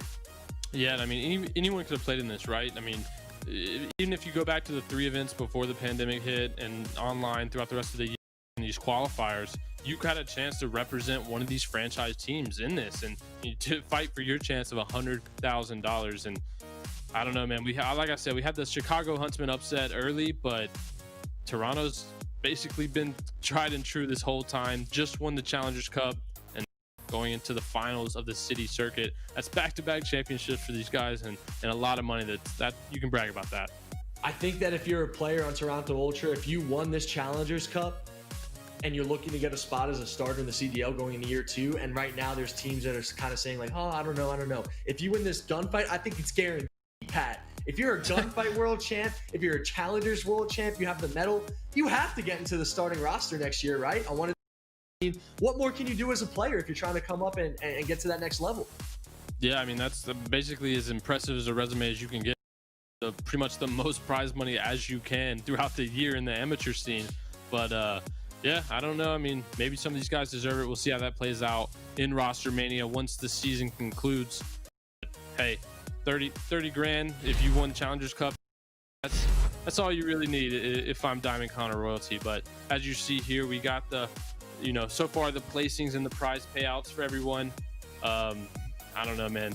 Toronto Ultra and Rocker, I don't think they want to get second. That's a big prize difference. Yeah, I mean, you're literally doubling the amount of money that you're going to make just off of a couple of maps of gunfight. I mean, like we said, the margin for error is so small. And I think we saw that especially in that first matchup with the Dallas Empire and the Minnesota Rocker. I think that Dallas had an advantage in a lot of those rounds, and they were just, unfortunately, they just gave away a couple in the Minnesota, and that's the difference, right? I mean, that's the difference between $10,000, and that's the difference between $20,000. And we both know as competitors, we've had so many times where we went 5-5 last map. We've had 1 versus 1s. I mean, I've seen you in a 1 versus 1 to win a map 5-5 to put us up 2-0 in a grand final. So it really just comes down to having the ice in these moments. And sometimes you just can't even teach it. Sometimes it's just something that sits in your blood, and some players don't. And I'm really excited to see the way that this grand final is going to play out, because Minnesota had the ice last map, Pat. Yeah, that's what I was about to say. They clutch team, right? And I don't think they're going to forget that, right? They just clutched up that whole last semifinal. They shouldn't, in my opinion, have won it, but they did. They clutched round after round, man down, 1v2s. If they do that to the Ultra, I mean, I'd be surprised, but hey, they're hot. We'll see if they continue it. They're going to have to continue the tactical use into this finals. They're going to have to continue playing smart. Obviously, the 1v2s are going to be a lot harder against a team like Ultra as compared to a team like Dallas Empire, because these players are vets. They're going to bring their A game. And honestly, I think Minnesota Rocker is going to be an underdog in this, Pat. But like you said, I think that they do have a chance of winning it. And $20,000 of a prize difference is a major prize difference. So again, Pat, if you could just tell me what these maps are, no, because if it's something like a speedball, if it's something like a king, I feel like Toronto has a really good chance at this. But if it's like the maps that are newer into the season, if it's the maps that we were playing last night, I think that Minnesota Rocker might have a better chance, because they probably put in a little bit more practice reps than Ultra did. Yeah, I wish I could give you the maps for this one. Prize, we don't have those yet, so we'll see what those are. But like you mentioned, I think, you know, if I Rocker, right, and I saw my strengths and they probably know theirs, they open for some submachine gun rounds, some shotgun rounds, and I'm sure on the side Ultra's hoping for that assault rifle, you know, maybe even sniper classes, something they could sit back, especially Diamond Con. But we're going to play first maps on Rust, so we do have that now. That again is going to be that high ground map. I think that suits the Ultra, but hey, Rocker was just super clutch on that, so who knows, that's going to be a slugfest. See, Pat, I'm going to have to disagree with you. I think if Toronto Ultra is going to win this tournament, they're going to have to make it from being down 0-1, just because Diamond Con is a newer player. He probably hasn't played much Rust. We just saw Minnesota Rocker have some of the most incredible clutches on Rust to win and move on to this finals here. So I actually think Minnesota is going to win the first map. And if Toronto's going to win this, we're going to have to clutch up in games 2 and 3. And it's really going to come down to if these maps are maps that Toronto Ultra is familiar with. If it's maps like Shipment, if it's maps like Speedball, King, even Pine, I think they have a good chance of winning it. But if it's going to be Rust, I don't think that Minnesota Rocker is going to lose this, especially since they just played it and they just got some practice reps on it too. That's a fair point. I do have the maps for you. We got Rust, Shipment, and Stack. Ultra looked really strong on Stack just a minute ago. You know, that's map 3. If it goes there, you're feeling good if you're, you know, a Diamond Con and Royalty fan. But Shipment and Rust, I don't know. I feel like those could go either way, man. Either way. I think Shipment will go to Ultra, and I don't know how good Minnesota Rocker is on Stack, but we did just see Ultra was great on that map. So I think that this actually does benefit the Ultra. Like I said, I really thought it was going to come down to the maps. There's so many 2v2 gunfight maps out now. And to have a map like Shipment, which is so symmetrical, not too many vantage points with high ground. You know, it's not a map like Cargo where you can go up the steps. We were playing that last night. A lot of different vantage points, a lot of different ways of going around the map. I feel like Shipment, very cut and dry map. Stack, very cut and dry map. Rust, a lot of different angles. I'm expecting Minnesota to go up 1-0, and I think Toronto's going to come back and win the next 2. Yeah, but on the flip side, I mean, we saw Rocker on Rush, right? They look pretty strong, we're very clutch, and we've seen Ultra on, you know, both Shipment and Stack. So we kind of know what to expect out of Ultra, but we don't really know what we're going to see out of Rocker on Shipment. That could be their best map. We don't know. You know, we saw Ultra did have quite a few strategies on how they wanted to play that map. But again, I think it's going to come down to the loadouts, man. I think if Rocker can get some SMGs, some shotguns, play at the kind of pace they want to, where they were super aggressive, maybe they blood Royalty and get some 2v1s against Diamond Con. There's really not much he can do if he's having to trade out with shotguns and submachine guns. I mean, as you know, he's a main AR for that Triumph team. Maybe he can't clutch up. So we'll see what Rocker can do. I'm gonna favor them on Rust. We saw how they played it. We don't know how Ultra's gonna play, but Stack, that's probably if you're Ultra, like there's really not much. I think they have the perfect setup, right? They have that slow guy who's gonna sit back and look over him, which is DiamondCon, and you got Royalty who's gonna play super fast. And looking at how Rocker played in that Dallas series, like if they give away first bloods to Ultra, they're not gonna win that map at all. Yeah, I could agree with you on that too, Pat, because I think DiamondCon is going to sit back. I played against him a lot too in Challengers. He's a really good stationary AR who just holds the position really well. And in these gunfight tournaments, that's exactly what he's going to be doing. We saw him win so many 1v1s. I think he probably went like 5-1 in his 1v1s in that last series. At least, yeah. You can't really ask for much more. I mean, you can't win every single 1v1. And the one that he lost literally came down to one last bullet with a slide on shipment and getting into his head and flustering up a little bit. If they could get him first blooded, find DiamondCon in the back of the map and kind of single him out and not overextend their lives, because DiamondCon will find a small little angle to pick one of these guys off to force it to a 1 versus 1. They're gonna have to be really smart, get the first bloods on the Royalty, and then single out DiamondCon if they have a chance of winning this, I think. Yeah, I think, I'm thinking now, I think who wins this is going to be decided on shipment. I mean, I think if Ultra go up, 1-0, obviously if they win shipment, they win. But I think if Rocker can win that shipment, no matter, which way it goes, I think they win the series. So I think it's going to be decided on shipment. I can't wait to get to map 2, but we'll start out with Rust. And I don't know, man. You say that favors Rocker, but I think that favors Ultra. I feel like that's a map where DiamondCon can just sit back, play his pace, play slow, and just let Royalty run around. We'll see. We're loading into it right now. Here we go, guys. The grand finals of the Call of Duty City Circuit gunfight. Winner takes home 40,000. Loser takes home 20,000. Map 1, Rust, 402 with the first blood onto Triflex. Immediate trade out of Zuri to make it a 1 versus 1. DiamondCon, he's had the ice throughout this tournament. He's been able to win majority of his 1 versus 1s. Let's see if he can clutch this. Yeah, and I don't think Royalty was able to do any damage to Zuri, so they should both be full health. UMP, red dots, interesting loadout. What I find interesting is that DiamondCon is flanking him, and it looks like Zuri is not even looking behind him. Yeah, but once he gets to that overtime, I don't think this might be a draw round. I don't think DiamondCon knows he's behind him though. Oh, that was actually a really heads-up play out of Zuri. I think once he pushed through and realized DiamondCon wasn't on that side of the map, he just backed up and kind of anticipated the flank. If I'm DiamondCon right there, I would have kept going the route he was going. He kind of, I feel like, hesitated, turned back, and wanted to get that high ground. But he made the right play initially, and then kind of just gave up midway through. Yeah, once he missed the jump onto that pipe, I feel like he should just continue going forward. But Triflex is going to get the first blood on Royalty. This is exactly what we were saying. So far in these early rounds, I know it's just the UMPs, but it looks like Minnesota's playing their game, and they're getting their first bloods on Royalty, just like I was saying earlier. If they get those and force DiamondCon into a 1v1 or a 1v2, I think that's going to be the best bet. And I think Triflex might have got some info on him too. Yeah, I think he might have seen him there. That stun definitely gave him away. It's a good frag grenade. Nade, try to do some damage. Didn't connect, but again, I mean, I think these SMGs are gonna benefit the Rocker. This should be a guaranteed round win. They have the advantage, and yeah, easy cleanup. Yeah, the way they just play that, if you could get the high ground in a 1 versus 2 and the guy on low could just bait out, the guy on top is going to get this kill every single time. So the setup, the positioning, everything out of Minnesota Rocker right there was flawless. Yeah, and if I'm Ultra, Royalty's gotta, I think, realize that they're gonna play super aggressive for those first bloods on him, and maybe just sit back and take his time. What was that pistol kill? That was clean. Damn, Zuri! These pistols and subs, man, they're gonna benefit Rocker, and they're going for the throwing knife. They should be feeling really confident right now. Damn, Zuri! That round. You see his name, Pat? I gotta say that was some emphasis on. Damn, Zuri! Was that pistol shot that he blooded? I think that was. I'm not too sure. I think it was DiamondCon, and that's. I think you might be right. Yeah, it was DiamondCon.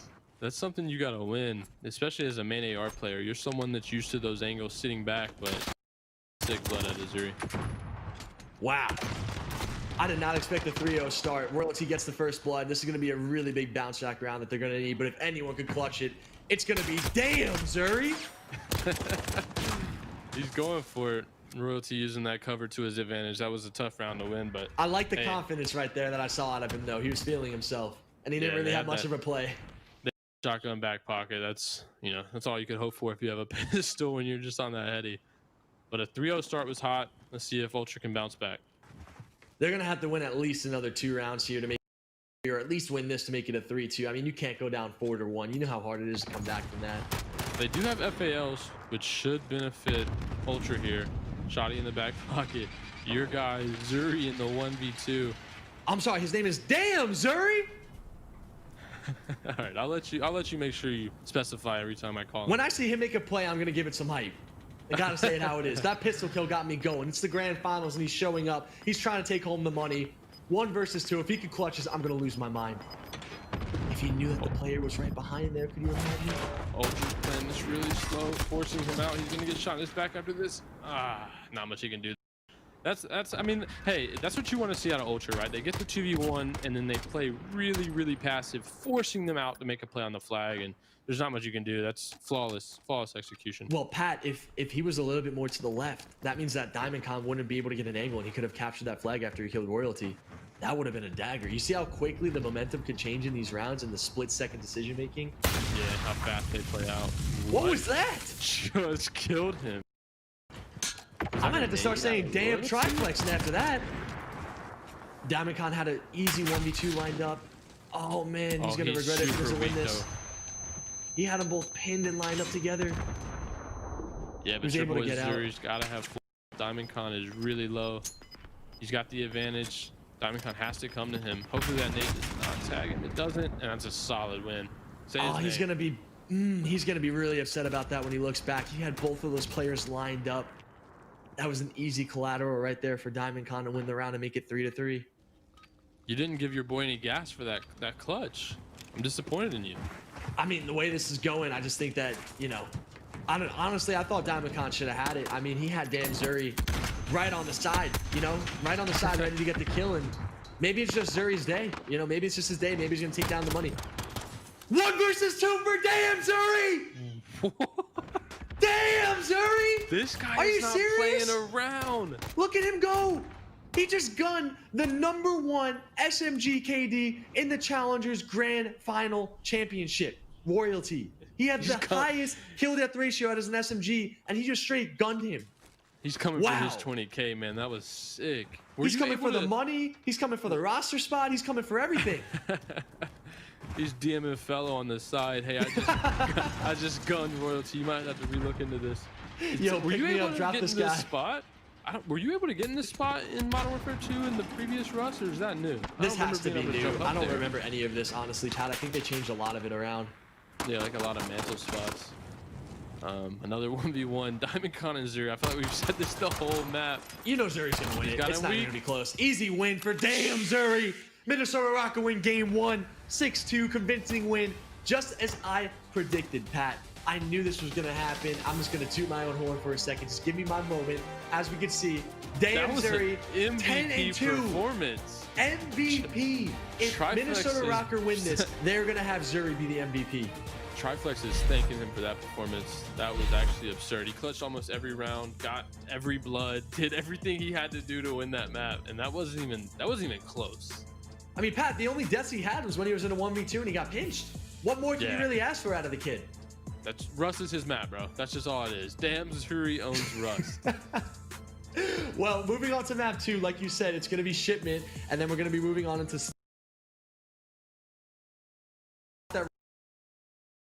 Royalty and DiamondCon wouldn't have too much practice on a map like Rust.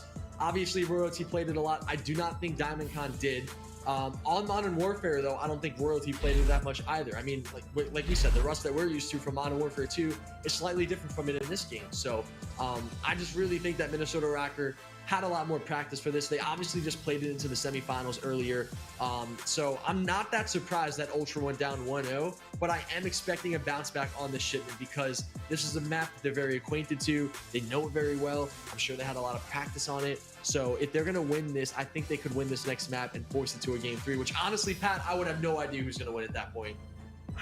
I don't know, man. I think I've been convinced. I think Zuri's the MVP of this. I mean, that performance right there, you gotta be, you gotta be on top of the world. He just absolutely had his way with the Ultra that map. There was nothing they could do to stop him. And confidence like that after winning map 1, that's gonna carry over to Shipment, where it's just close range engagements like that. I don't know. I think I switched sides, man. I think You're switching up on me? 2-0. I'm going Rocker 2-0. You're going my boy aBeZy? Yep, they're ending it here on Shipment.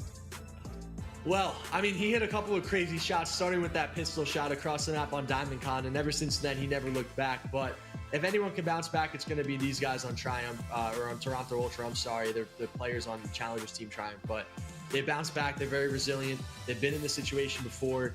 It's Shipment. It's a really easy map. I don't think that Minnesota Raptors going to win this. I actually think Toronto's going to win it. I'm going to call it right now. I think Toronto's going to win this map 6-3, to be quite frank with you. And I think Royalty's going to have a big map. When you think about it though, Doug, Shipment is a pure confidence map, like pure confidence. And you just come out after doing that map one.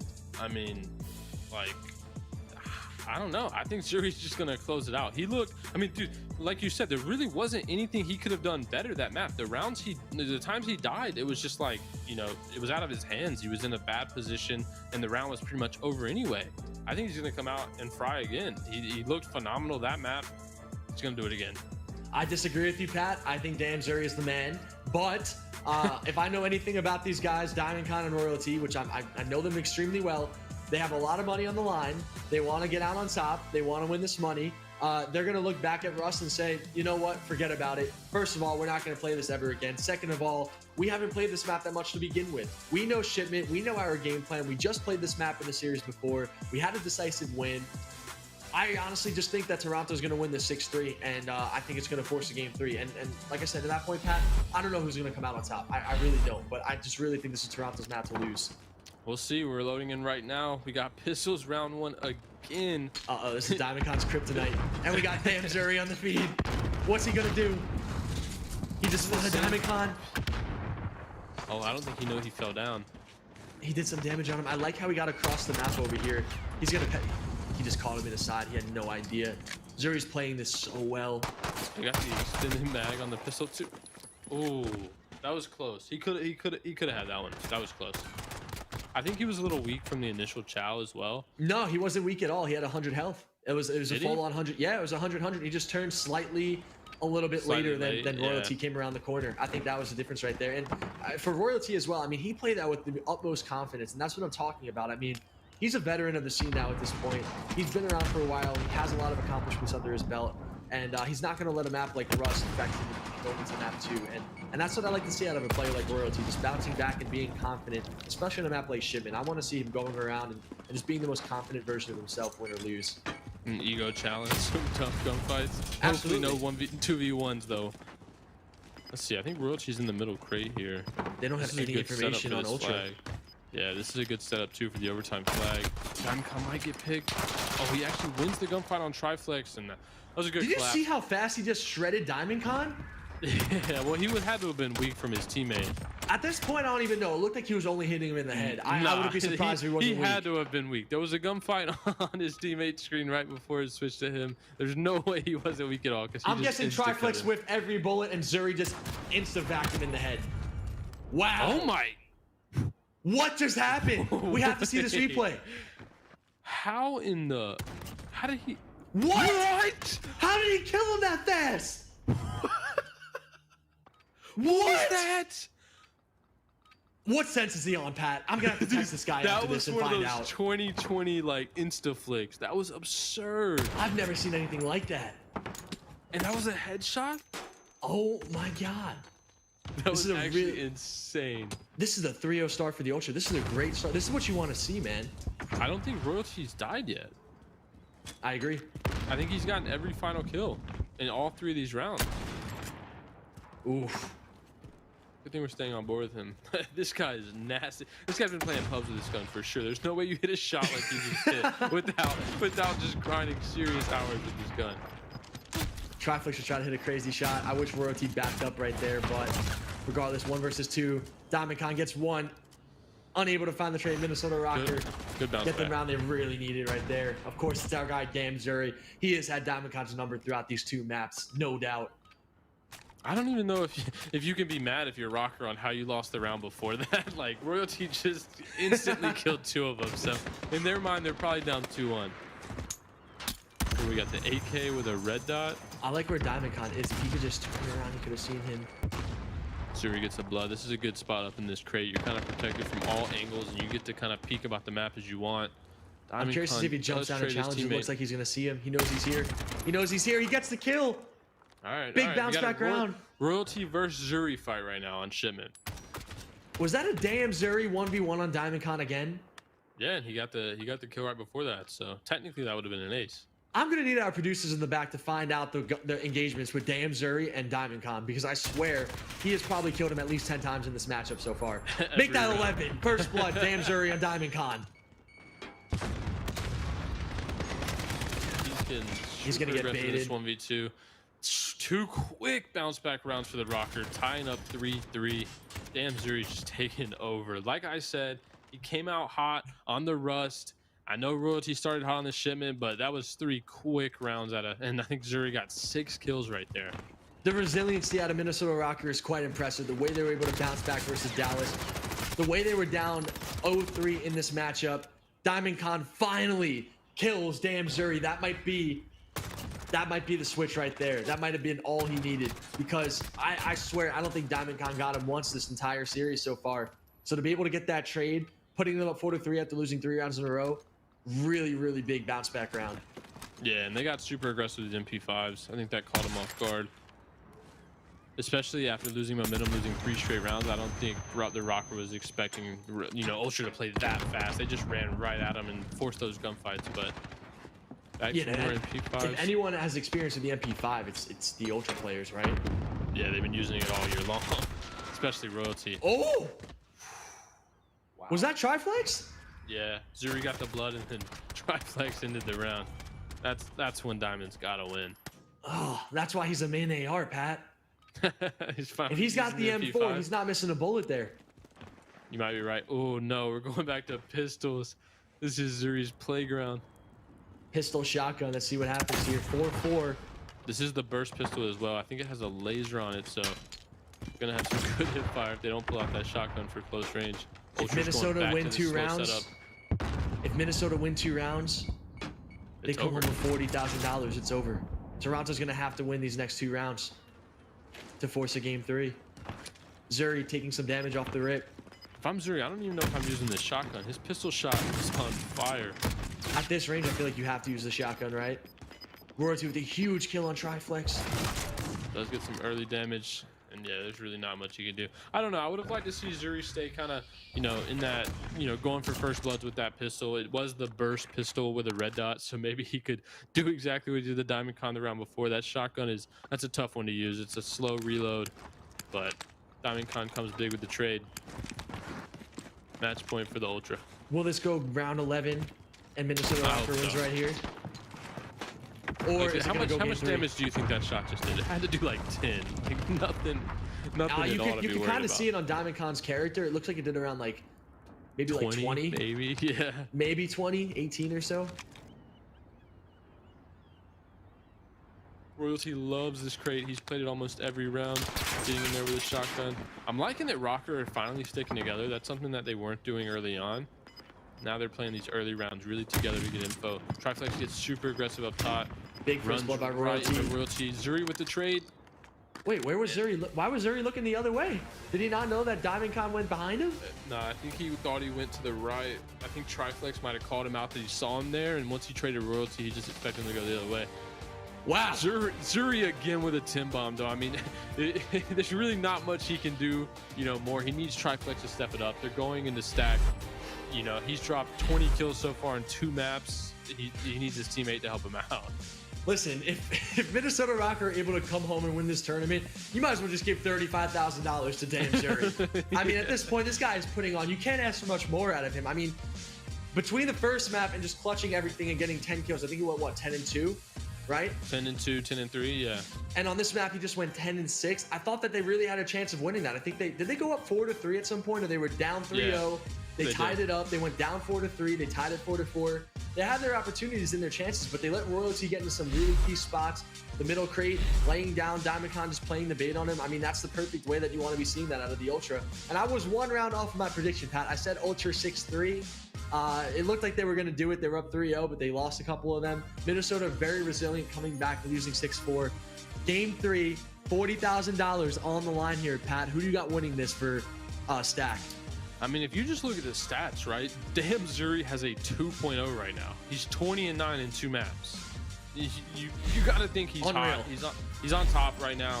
If he can carry that performance over and Triflex steps it up, I think we see a Rocker win. But you know, Triflex hasn't had the really a good map yet, right? Like he was 2-9 and then 2-7 and then 3-6, I think. So he's had 2 really bad maps. He really needs to step it up here.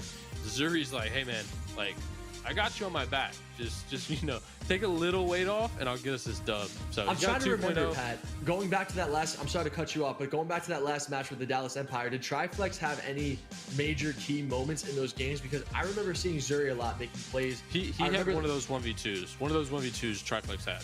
Okay, good. Okay, because so far in this tournament, especially in the grand finals, like you said, Triflex has to step it up. I mean, I know it's 2v2 gunfight. I know things don't go your way, but as a competitor, as somebody who's practiced this, as somebody who's able to get to the grand finals, you can't let your teammate down. You can't let your partner down, especially in a 2v2 game mode.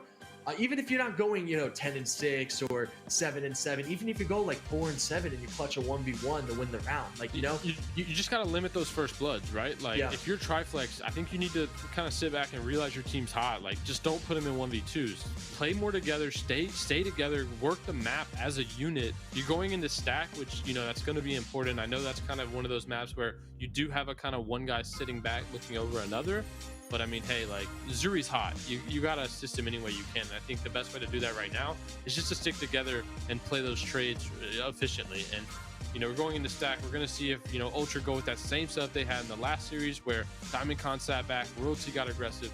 Maybe that works for them. Maybe it bites them in the butt, and Royalty gets blooded a lot. If I'm somebody on Minnesota Rocker, specifically Triflex, I'm sitting back, I'm getting as much information, I'm throwing my tacticals, I'm trying to hit some tight shimmies, but here we go, Pat. Game 3, $40,000 on the line. Grand Finals last map, 40 grand.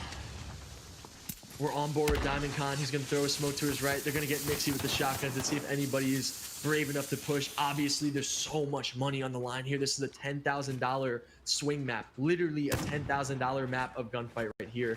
As predicted. This setup that we had last on shipment looks like Rocker's getting really aggressive. Royalty is weak. Why did DiamondCon lose Royalty right there? Yeah, I'm not sure. This is gonna be a round for the Rocker. I don't know how he's gonna win this. Yeah, I'm not sure. I think Royalty was sitting in that corner calling out that they were both pushing him, and DiamondCon just went for a wrap. Maybe he thought they would go for the flag, but I don't know. I think that was a big mishap. Royalty needed him right there. Yeah, I think that DiamondCon should have just been around that area. You can't expect. I mean, he threw a C4 in front of him. He looked in front of him. Nobody was peeking him. If I'm DiamondCon, I'm turning around, especially since Royalty most likely called out that 2 guys are pushing him too. So definitely a mistake out of that round 1 from the Ultra. And all these something you want to look here. at for the Rocker is they did what I hoped they would do. They're playing super together. They're not splitting up. They're baiting and switching. Royalty's getting aggressive, and Zuri again is getting these opening picks, and Triflex is always by his side. So if they keep this up, you might see them run away with it. Zuri is 3-0 right now. He's gotten every single kill. Yeah, and look at Triflex. He's just kind of, hey, look, man, I know you're hot. I'm gonna sit here. I'm not gonna die. You let me know what you need. Oh my god. Oh my god, he's just not missing. How is he? Can we just stay on board with Zuri? Hold on. Yeah, we gotta stay. We're talking about DiamondCon and Royalty getting a spot. Some franchises might need to hit this guy up. I mean, we got to stay on board with Zuri going into this next round because his pistol is not... Deagle, we need to go on board with Zuri with the Deagle. God. We got to see this guy hit some crazy headshots across the map with this thing. Well, he's top right on your screen right now. Trying with the knife. Imagine that would have connected. Yeah, he's on fire right now. Don't understand getting aggressive. I think that was one of those plays where you won 2 rounds, you're feeling confident, but they didn't need to do that. I think they saw that the Ultra were sitting back, and then they just gave them a free round. So yeah, I would have loved to see Minnesota Rocker, just like they were playing that 2v1 the last round, play it the same way with the pistol. Yeah, I mean, when you're doing something like this and it's working, you got to stick with it. You can't just switch it up and get aggressive on the fly, because Ultra's gonna punish you for that. So hopefully they go back to that strat. Who is number 7? Looks like Triflex is pushed up aggressive on this right side. I hope he doesn't overpeak. Does hit a big shot on DiamondCon, so that's super important. Got that health down. That's gonna matter for overtime. Yeah, I mean, I think Minnesota Rocker at full health, and Royalty is really weak. He only has like 20% health, and DiamondCon's around 50. But you could get a headshot with the Deagle, 1 bullet. Yeah, but when you're going up against Zuri, who is just on fire so far. Wow. we gotta stay on board with him. We gotta stay on board with him. He's not missing. I think he's at 6 kills. Does his teammate even have 1 kill? I don't think. I'm serious. No, he did. He got one. He got one in the last round, and remember the on the flag point right before overtime. Oh, and Zuri like literally hit him across snap with 2 bullets in the head. Yeah. He got the 10 damage. Oh, an SMG round. You got to think this favors Rocker here. I don't know. With the way Zuri's playing, I don't think it matters. I think Ultra's getting flustered. They're splitting up, getting aggressive when they don't need to. Again, I mean, DiamondCon's on top center. Royalty's hitting the side. Like, I don't know what the strategy here is for Ultra, but... Yeah, I think they're just getting flustered. They're playing way too aggressive. Wow! Okay. Huge round right there. DiamondCon's not playing Modern Warfare. He just flew off the top rope. Literally. Oh, okay. He literally just flew off the top rope. Maybe that was the strat. Royalty, go throw your life away and let DiamondCon world star them. That was around that I think that Minnesota should have won that. Yeah. DiamondCon's getting hot. Royalty's bouncing back. It looks like their strategy is just starting to work now aggressive. For them. I want to see a round 11. A round 11 in the finals of the city circuit, last map. That'd be sick.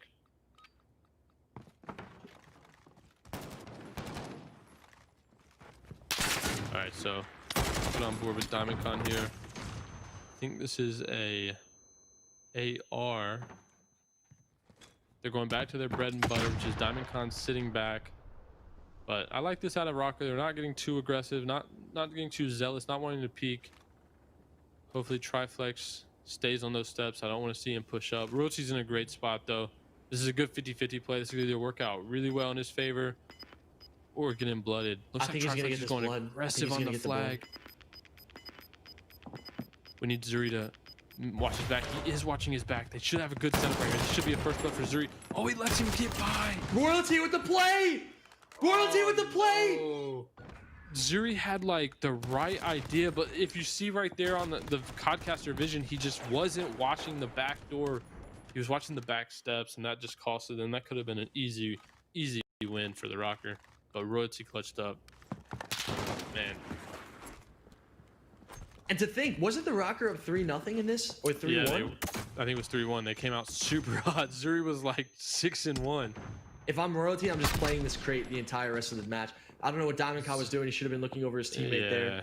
Triflex got a stun on Royalty and just played for it right away. I like to see him backing up, regrouping with his teammate. That was a good round. 4-4. Whoever wins 2 more rounds wins $20,000 additional dollars, $40,000 total, Pat. Oh my God, you can't ask for a better grand finals than this, man. I hope this goes round 11. We haven't seen it once yet. Oh, we got M14s. That's gotta favor DiamondCon. He's probably smiling ear to ear right now. That was the gun he wanted. He gets to sit back and just pick them off. I'm not betting against Zuri right now, the way he's been playing in this, honestly. Both these teams are on really fast sensitivities. They're flicking super quick. And if you look back at that Royalty clip on Shipment, Zuri just hit a crazy shot on a Royalty with a big blood. A 2v1.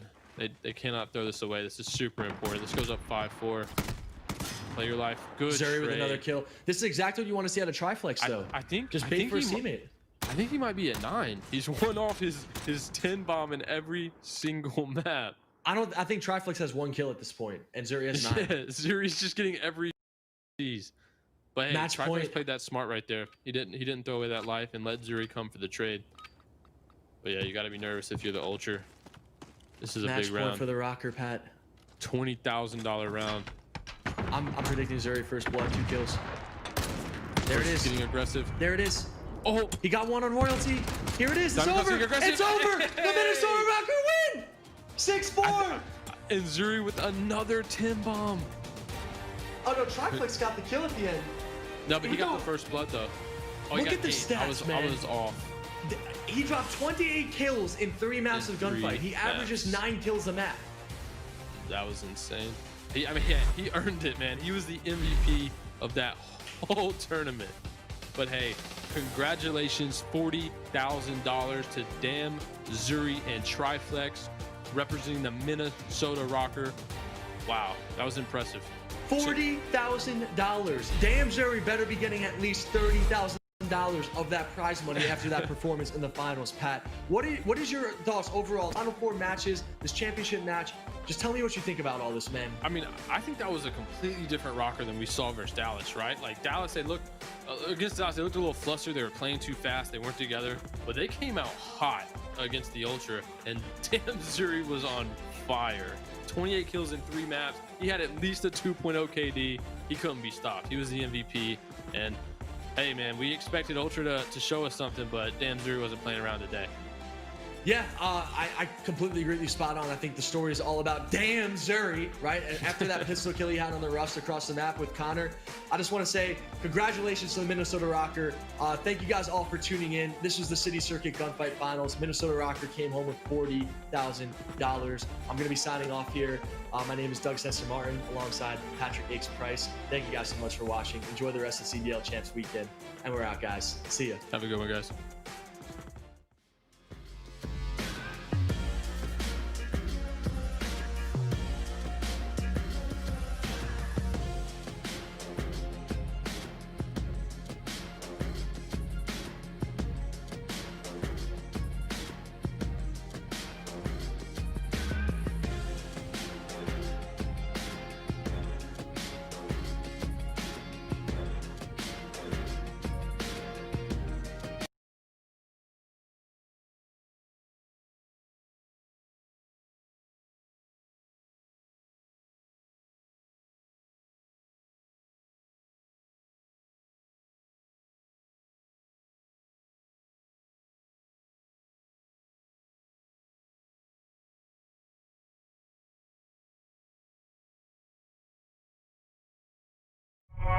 It all starts right now.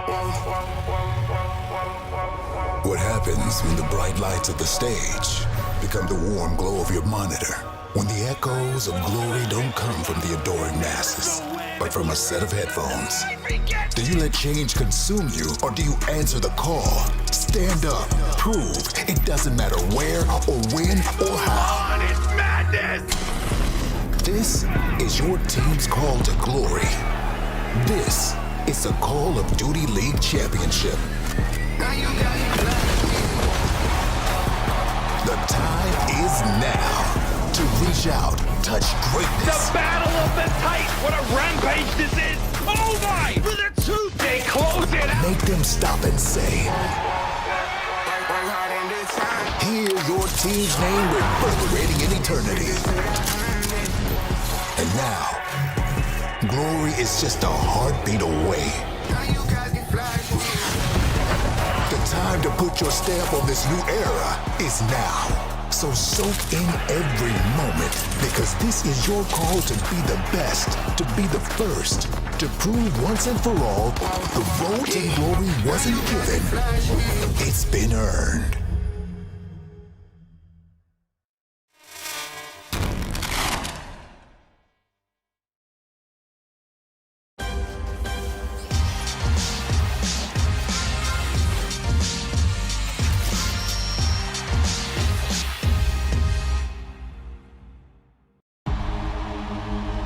It all comes down to these next 2 days. The hard work, the commitment, the fight to win has pushed only 4 above the pack. Huntsmen are looking for their seat on the throne, but standing in their way are the London Royal Ravens, who carry the weight of a whole country on their shoulders. Atlanta FaZe are filled with tiny terrors and talent who are looking for their next taste of glory, but the Empire will have more to say about that as they look to build a new legacy. Now, as we soar over the stadium and drop into Verdansk, it's easy to reflect on the countless hours of work and dedication that has been poured into this moment.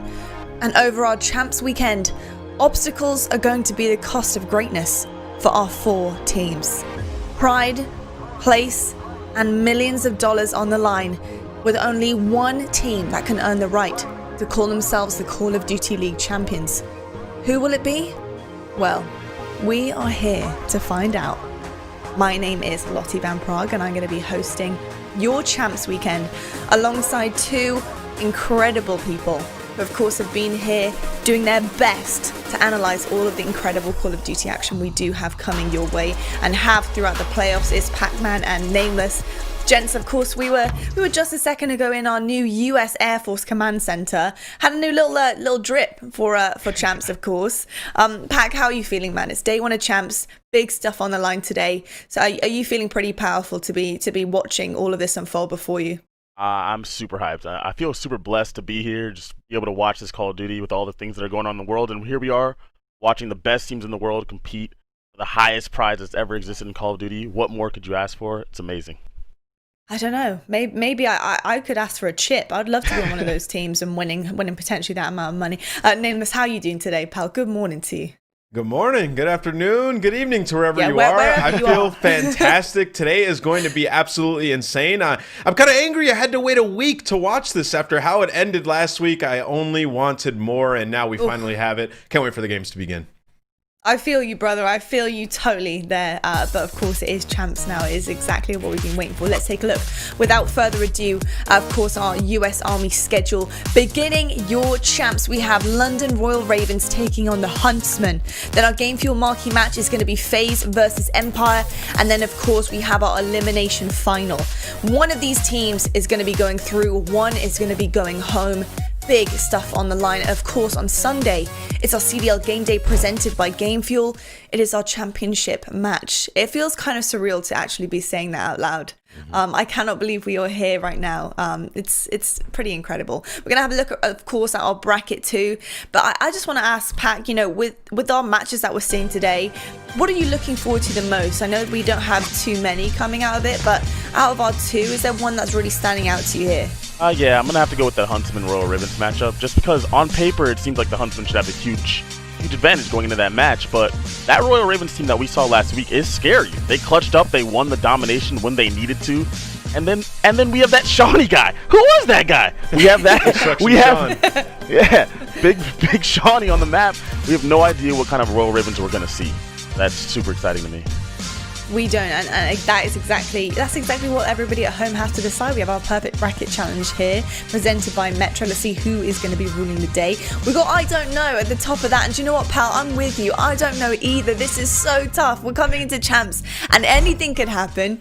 I don't know either. So I'm loving the first place there with 79 points with the name I don't know. Because let's be honest, who does? We're gonna have, of course, to talk about the money next because.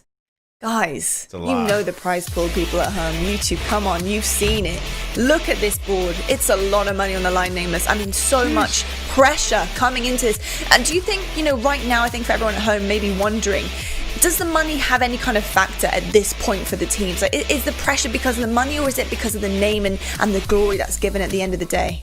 I think it's the glory, right? Because, coming into today, all these teams are guaranteed $450,000. Traditionally in COD Champs, that's like the usual first place prize. And now if you win one game for Chicago and Royal Ravens, that's 600 grand you're guaranteed. So it goes up 150 and then 300 grand. And then the final is an extra $600,000. Like, that's unbelievable amounts of money, and I don't think it's going to add extra pressure because these guys have been in these situations before. We have a lot of players going for their second ring, players that have won championships throughout the year. It's more so the glory and just the situation of wanting to have pride winning it all. So that'll be, if the pressure sets in, it'll be because of that.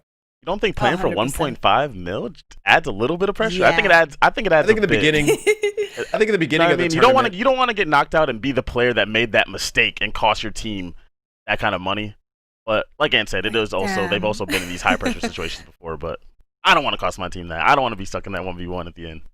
But I know. Well, do you know what, gents? I don't have a chance to win this prize pool, unfortunately. I would love a chance, but I don't. So I've got my eye on someone else. You may know, YouTube, it's burritos. I have my eye on those burritos. I want these drops so badly. I know you guys do it as well. I've seen the spams and Chipotle in the chat. But we do have another chance because every single day of the CDL playoffs, we did have our burrito drops. And of course, in Champs, it is obviously the exact same. So we have a few rules. I'm going to read these for you right now. So burrito drops are enabled if a match today reaches 3-0 or a reverse sweep. A second rule if a match today reaches around 11 in search, and our third rule, yes, we have 3. There's 3 potential ways. If we see a 40 elimination game in any respawn, burritos. 3 ways. I'm getting a burrito Come today. on. 100% we're getting burritos today. 100%. We need this to happen. We need this to happen.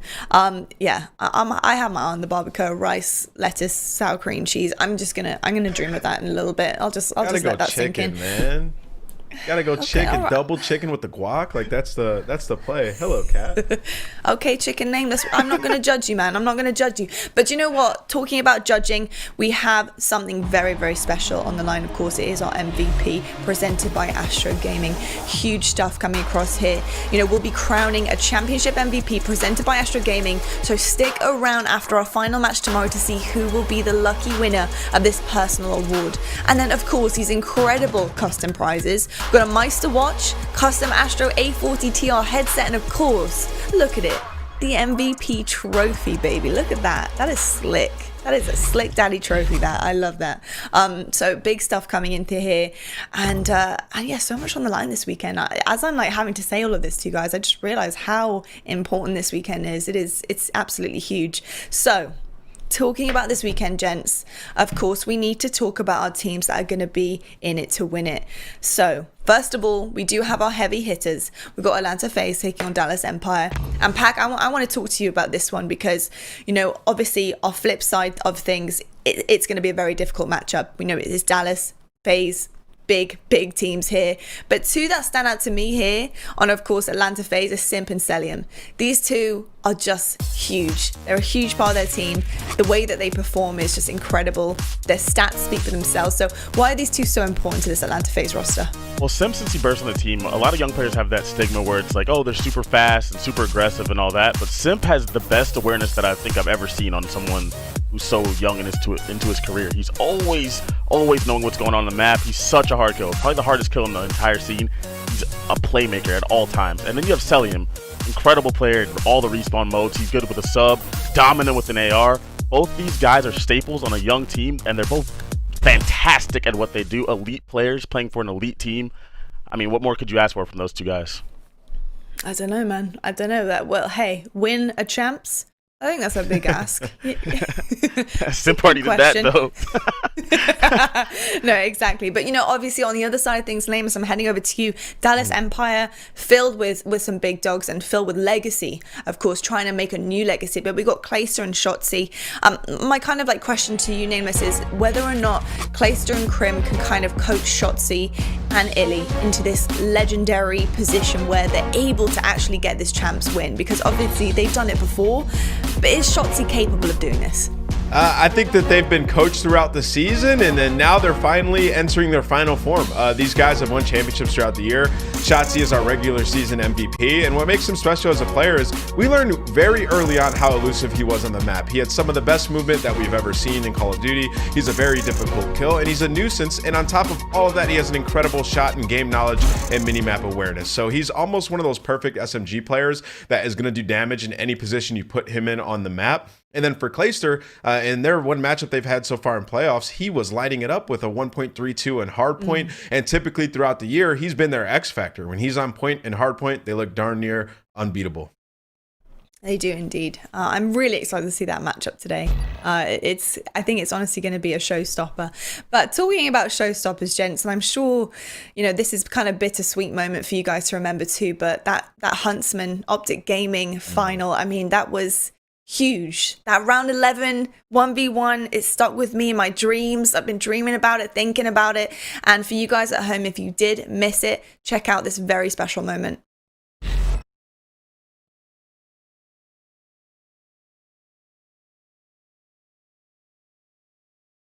That's a submachine gun player. That team was Seth last year, and now I'm Seth's duo.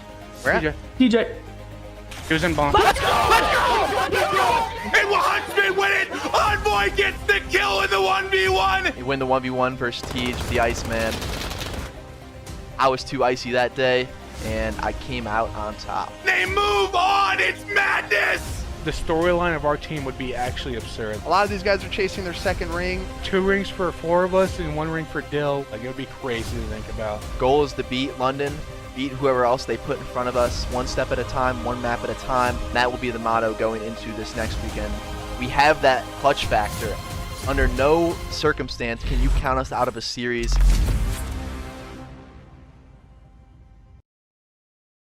You know, absolutely incredible moment there from Chicago and Optic Gaming, and it was kind of a surreal moment. I think it's a moment that everybody kind of hopes to happen. These intense things in matches are kind of, I think, what fans live for.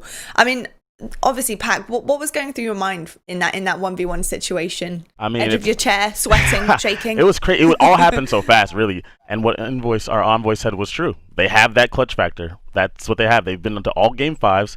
That last round, they did get blooded in that round, and Scump stayed alive for so long. Arcitys picks up a huge 2-piece, and Envoy closes out the round to win the game. I mean, what can you ask for from a guy like that? It's this clutch factor that you cannot put your finger on. You can't quantify it. It's huge, and they have it. You cannot count them out of any series, and that's scary for all these teams going forward. Well said. Very, very, very well said, Pac. Hey, that's why you're the Optic Gaming coach, pal. I see why you got the job. Obviously, we do have, London on the flip side of things here of the bracket, going against Huntsmen. And, the Cinderella story run that's happened with our Royal Ravens team has been pretty magical. A Disney story fairy tale for sure. But looking at kind of the matches that have occurred for London here, I mean, it's hard to say. Nameless, I'm going to head to you because, they haven't really gone up against any heavy hitters. Yeah, Ultra have been fantastic. They've been on the rise, and New York and Paris, you could say, for all of them. But really, it's not really the same as going up against our top 4 on our Astro Social soundboard here. Of course, we've got Skrapz talking to his twin brother. Let's go, Woo Man. Dreams to reality. What did I say? Love you, bro. You absolute tank. We want to see that from them, that passion, of course. But can they go all the way, my friend? Yeah, I mean, they played 3 teams, that were on an upward trend towards the end of the season. You look at Legion, where they make their crazy run. You have New York, and you have Ultra, who both won a home series. So, they didn't just beat 3 easy teams. It was 3 solid squads that looked good going into champs. But the question is, the top 3 teams here left outside of London. London has not beat any of these guys. I believe they're 0-9 against them in the regular season, which is very scary if you are a London fan. But they've never lacked confidence. The players on that team believe that they can beat anyone. So that's all that truly matters when you're going up against these teams. If you're having Seany put up these big performances, if you're starting to win dominations, you have a good chance going into some of these series. So the confidence will get them through it. We'll see if they're able to use that confidence against Chicago. We will see indeed. Some big things coming from our teams today. So, talking about big things, we have 2 big dogs waiting in the wings that are going to be casting this incredible game for you, of course. And I miss them. I miss them very much. So, I'm very excited to introduce you to your 2 casters going into our first champs match.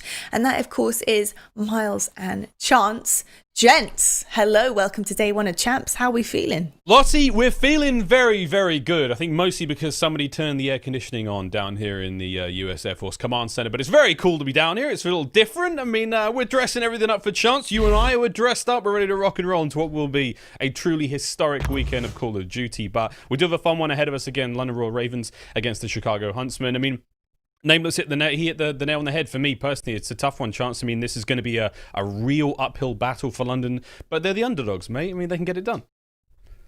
Yeah, the 0-9 record kind of stings, but I'll say, right, obviously Chicago's favorite in the series, obviously the Ravens on the underdogs, but not only have they been going on a tear, but as soon as I saw that map set, I was like, you know what, this is not bad. London can pull this off. The maps sort of work in their favor, even the domination that they have, while the record overall isn't great, the matchup kind of works out and sort of has that 50-50, right? That head-to-head, fairly comparable. Ravens the edge in the search and destroy, the edge in the hard point, and it's not like Huntsmen have been lights out in the domination, so I think we have ourselves a barn burner of a series on our hands. It's going to be interesting. Again, if we have to go all the way to that Game 5 like the Huntsmen have done so far in every single matchup here in the competition, it's going to be a spicy one, that's for sure. But for me, again, the biggest overarching sort of, I think, the bane here for London is truly the fact that they have not defeated a single one of the top 3 teams here in this event once throughout the regular season. We have to see London play quite literally the very best Call of Duty they will have played all season long just to stand a chance here. So this first season at 0-9 will be very, very important for them, no doubt about it. And again, it's an elimination matchup. The winner advances into the top 3. They will play the loser, of course, Dallas versus Atlanta up in the top of the winners bracket, but we're ready to rock and roll into this one. Chance, I cannot wait, my friend, to get into this series. Truly, mate. I mean, I don't even know where to start. We are going to throw to a break momentarily, but very, very excited to get into this one, brother. I mean, once we're ready to rock and roll, the show just will keep on rolling. When we come back after this very quick break, more Call of Duty action here. It is Championship Weekend. It's 2020, baby. We're ready to rock and roll. See you after the break.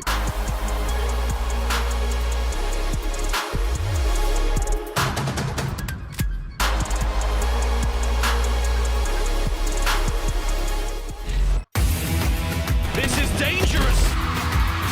He's going to get caught, but they line up for Scump. And Scump, the king. Envoy is going off. Prestinni gets the kill. They're going to keep on charging straight into Arcitys. Formal hits the shot. Chicago, come and dominate.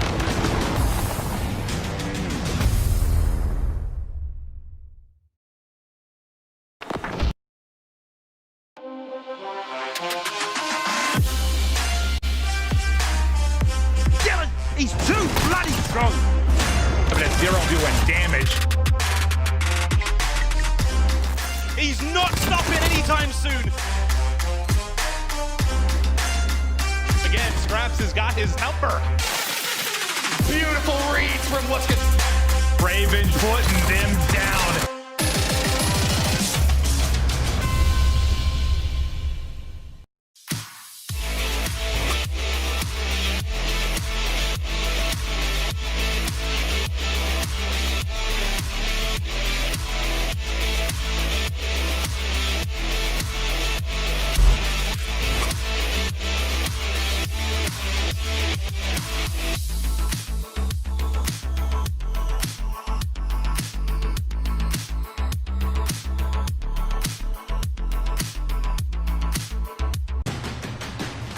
Arcitys to try and clutch. He can't do it. Haley going on a rampage inside the hill. He heard him. He gets it. He got it. He got it.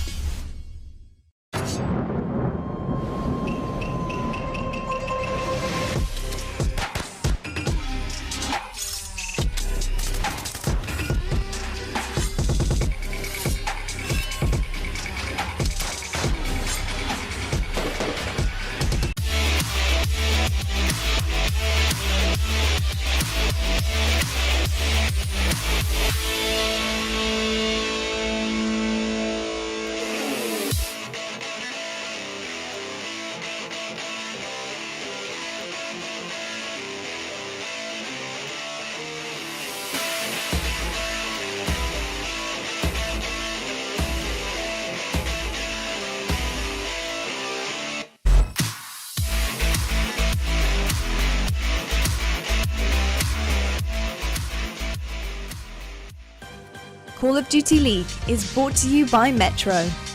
Watch the best at their best with unlimited data from Metro, all on T-Mobile's nationwide 5G network.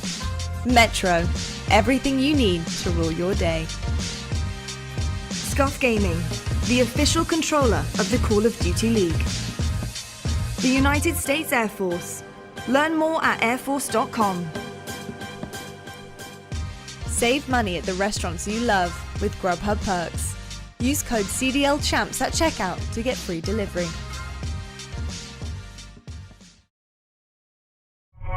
It all starts right now.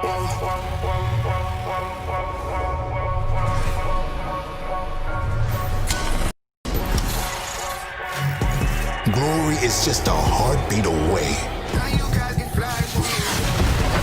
The time to put your stamp on this new era is now. So soak in every moment, because this is your call to be the best, to be the first, to prove once and for all the road to glory wasn't given, it's been earned.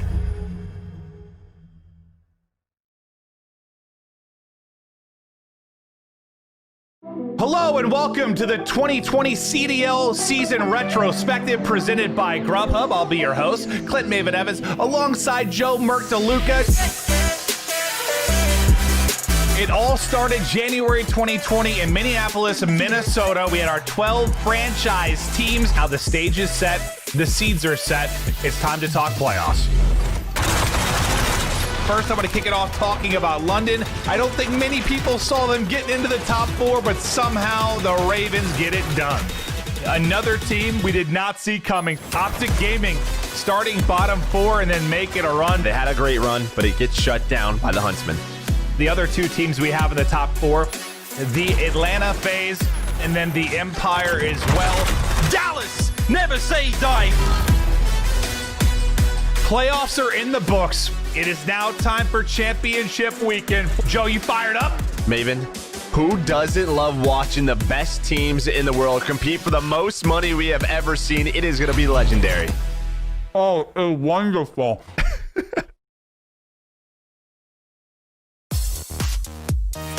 Use the code of the team you think will be the Call of Duty League champion for a chance to win a Grubhub perk. Now, we are gearing up for our first match of the day. It's Huntsmen versus Royal Ravens. Will the powerhouse continue their run, or is Cinderella going to the ball?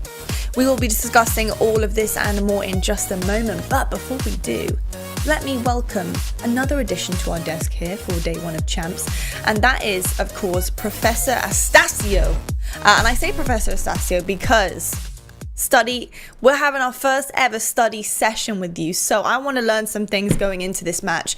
Talk to me. What lesson is up first? Okay, so the first lesson right off rip is the Chicago Huntsmen. This is a team who went all the way to Game 5 in every single one of their series throughout the entire playoffs. And it scares me because this is a team that had 70% win rate in Hardpoint and were the best Hardpoint team going into that event. Now, it's just all on individual players that need to step up, and I'm looking at the Twins especially, Prestinni and Arcitys. These guys were those X-Factor players for me throughout that entire playoffs, even though it went all the way down to a Game 5 and Arcitys was able to pick up a 2-piece. Prestinni had a .78 throughout the entire playoffs, and throughout the regular season, he had a .92, so he needs to step it up. But Arcitys, he had a .91 compared to the regular season where he had a 1.08, and he even tweeted out at the end of the playoffs saying that he didn't have his best performance. So for them not to force all the way to Game 5 and basically every single series that they played, they need to be able to step it up for sure. Now, Professor Astasio, I have a question. Yeah. So I want to talk about London as well. I want to know a little bit about Seany and how he fits into the team, because of course, you know, he was the construction man last time we saw him. And what do these guys have to do to kind of seal the deal here? Well, talking about Seany, this guy was a monster on the map last week during playoffs. Every time that he needed to go big for his roster, he did. You saw him in that big 1v1 clutch versus Attach to start off 7-0 on Vermaza S&D Game 5. And that's such a great upwards for him because he was at a player who was sitting at a .87 throughout the entire regular season. And at the end of the playoffs, he had a 1.01. And I'm not only going to give credit to him, I'm also going to give credit to Zero. This is a player who went from the Subliners and switched to the London Royal Ravens. He had a .94 throughout the entire regular season, but his finessing in hardpoint is insane. He had a 1.07, and if he steps up for that roster, then they should be set in stone as well. Well, thank you very much, Study. We've had our first study session at the School of CDL, of course, but next we have a bit of homework to do with Nameless because we have our game fuel keys to victory for Chicago Huntsmen. Pal, talk us through it. Well, thank you, Study. That was amazing and immaculate. We need to have that going forward. But for the keys to victory for the Chicago Huntsmen, close it out before Game 5. They have the highest win percentage on Game 1 and 2 in the CDL, and they have the lowest win percentage in Game 5 of the 4 teams remaining at 37.5%. Now, they went to Game 5, right? And it's been very intense and very scary. It's made for some great moments, but you don't want to be in those moments if you are a player. You want to close it out before then, right? So take command on map 1 and try to close it out before it gets to 5. So go big and secure that domination, because that's where London is not good. For London, Seany led the way with a 1.3 overall in their last match. He had the highest KD on the team by a whopping 0.25, leading them to an upset versus the Ultra. You're going to need Seany to come back out in a big way to help out the rest of the guys on this team. If he's performing, it's going to make it a lot easier. Focus on that Dom. They've only won one Dom in playoffs. They're 10-20 on the regular season. That's the worst Dom win percentage of the teams left in champs. That could be the key swing mode that gets them over the edge in these last few series. Well, we are going to head really quickly to, of course, our predictions brought to you by Sony's Xperia smartphone. So, Study, I'm going with you first, pal. Where are we going for this? I'm going Chicago 3-2. You know, I feel like this is going to go all the way down to the wire. The Huntsmen are, London are really bad when it comes to that domination game mode. But who knows? They were able to pull off a couple in that playoffs. I expect the Huntsmen to be in full form in this championship weekend, and hopefully they'll be able to close it out. Okay, Nameless, what about you, friend? I'm sorry, Lottie. I'm so sorry, but I'm going 3-0 Chicago. That highest game 1 and 2 win percentage is huge for me. They were the best hardpoint team throughout the season, and they're going up against one of the worst domination teams in the entire season. I think they have a big opportunity here to go big early on and close it out in 3. I think they do it. Hey, look, it hurts. It cuts deep, but I forgive you. I understand. Look, both of these teams are absolutely incredible. You can't take it away from Huntsmen, but I have to go with my heart, and that, of course, is with the London Royal Ravens. I'm going to say 3-2 because their domination is just looking very, very shaky. I'm just going to say that.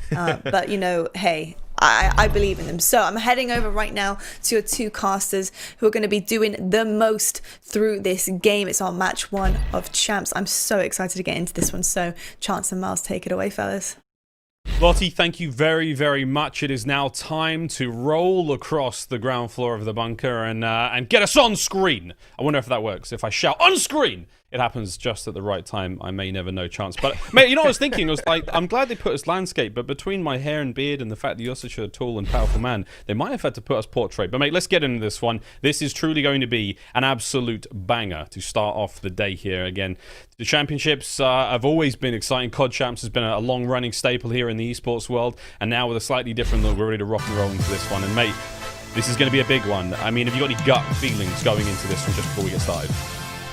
Bro, I'm telling you, my gut feeling was like Chicago's gonna take it early on. I saw the map set and I was like, dude, I don't know anymore. It's tough to call. Like, we got Ramaz back-to-back twice in a row. We know how good construction man Seany can be.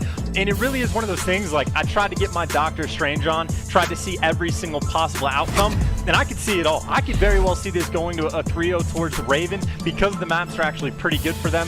Even the domination, which we have been ragging on the Ravens for so long about, they've played Chicago on Gunrunner Dom once before. It was a 1-point game. It's like, it's champs, stats go out the window, nothing matters anymore except for who clutches up on the day.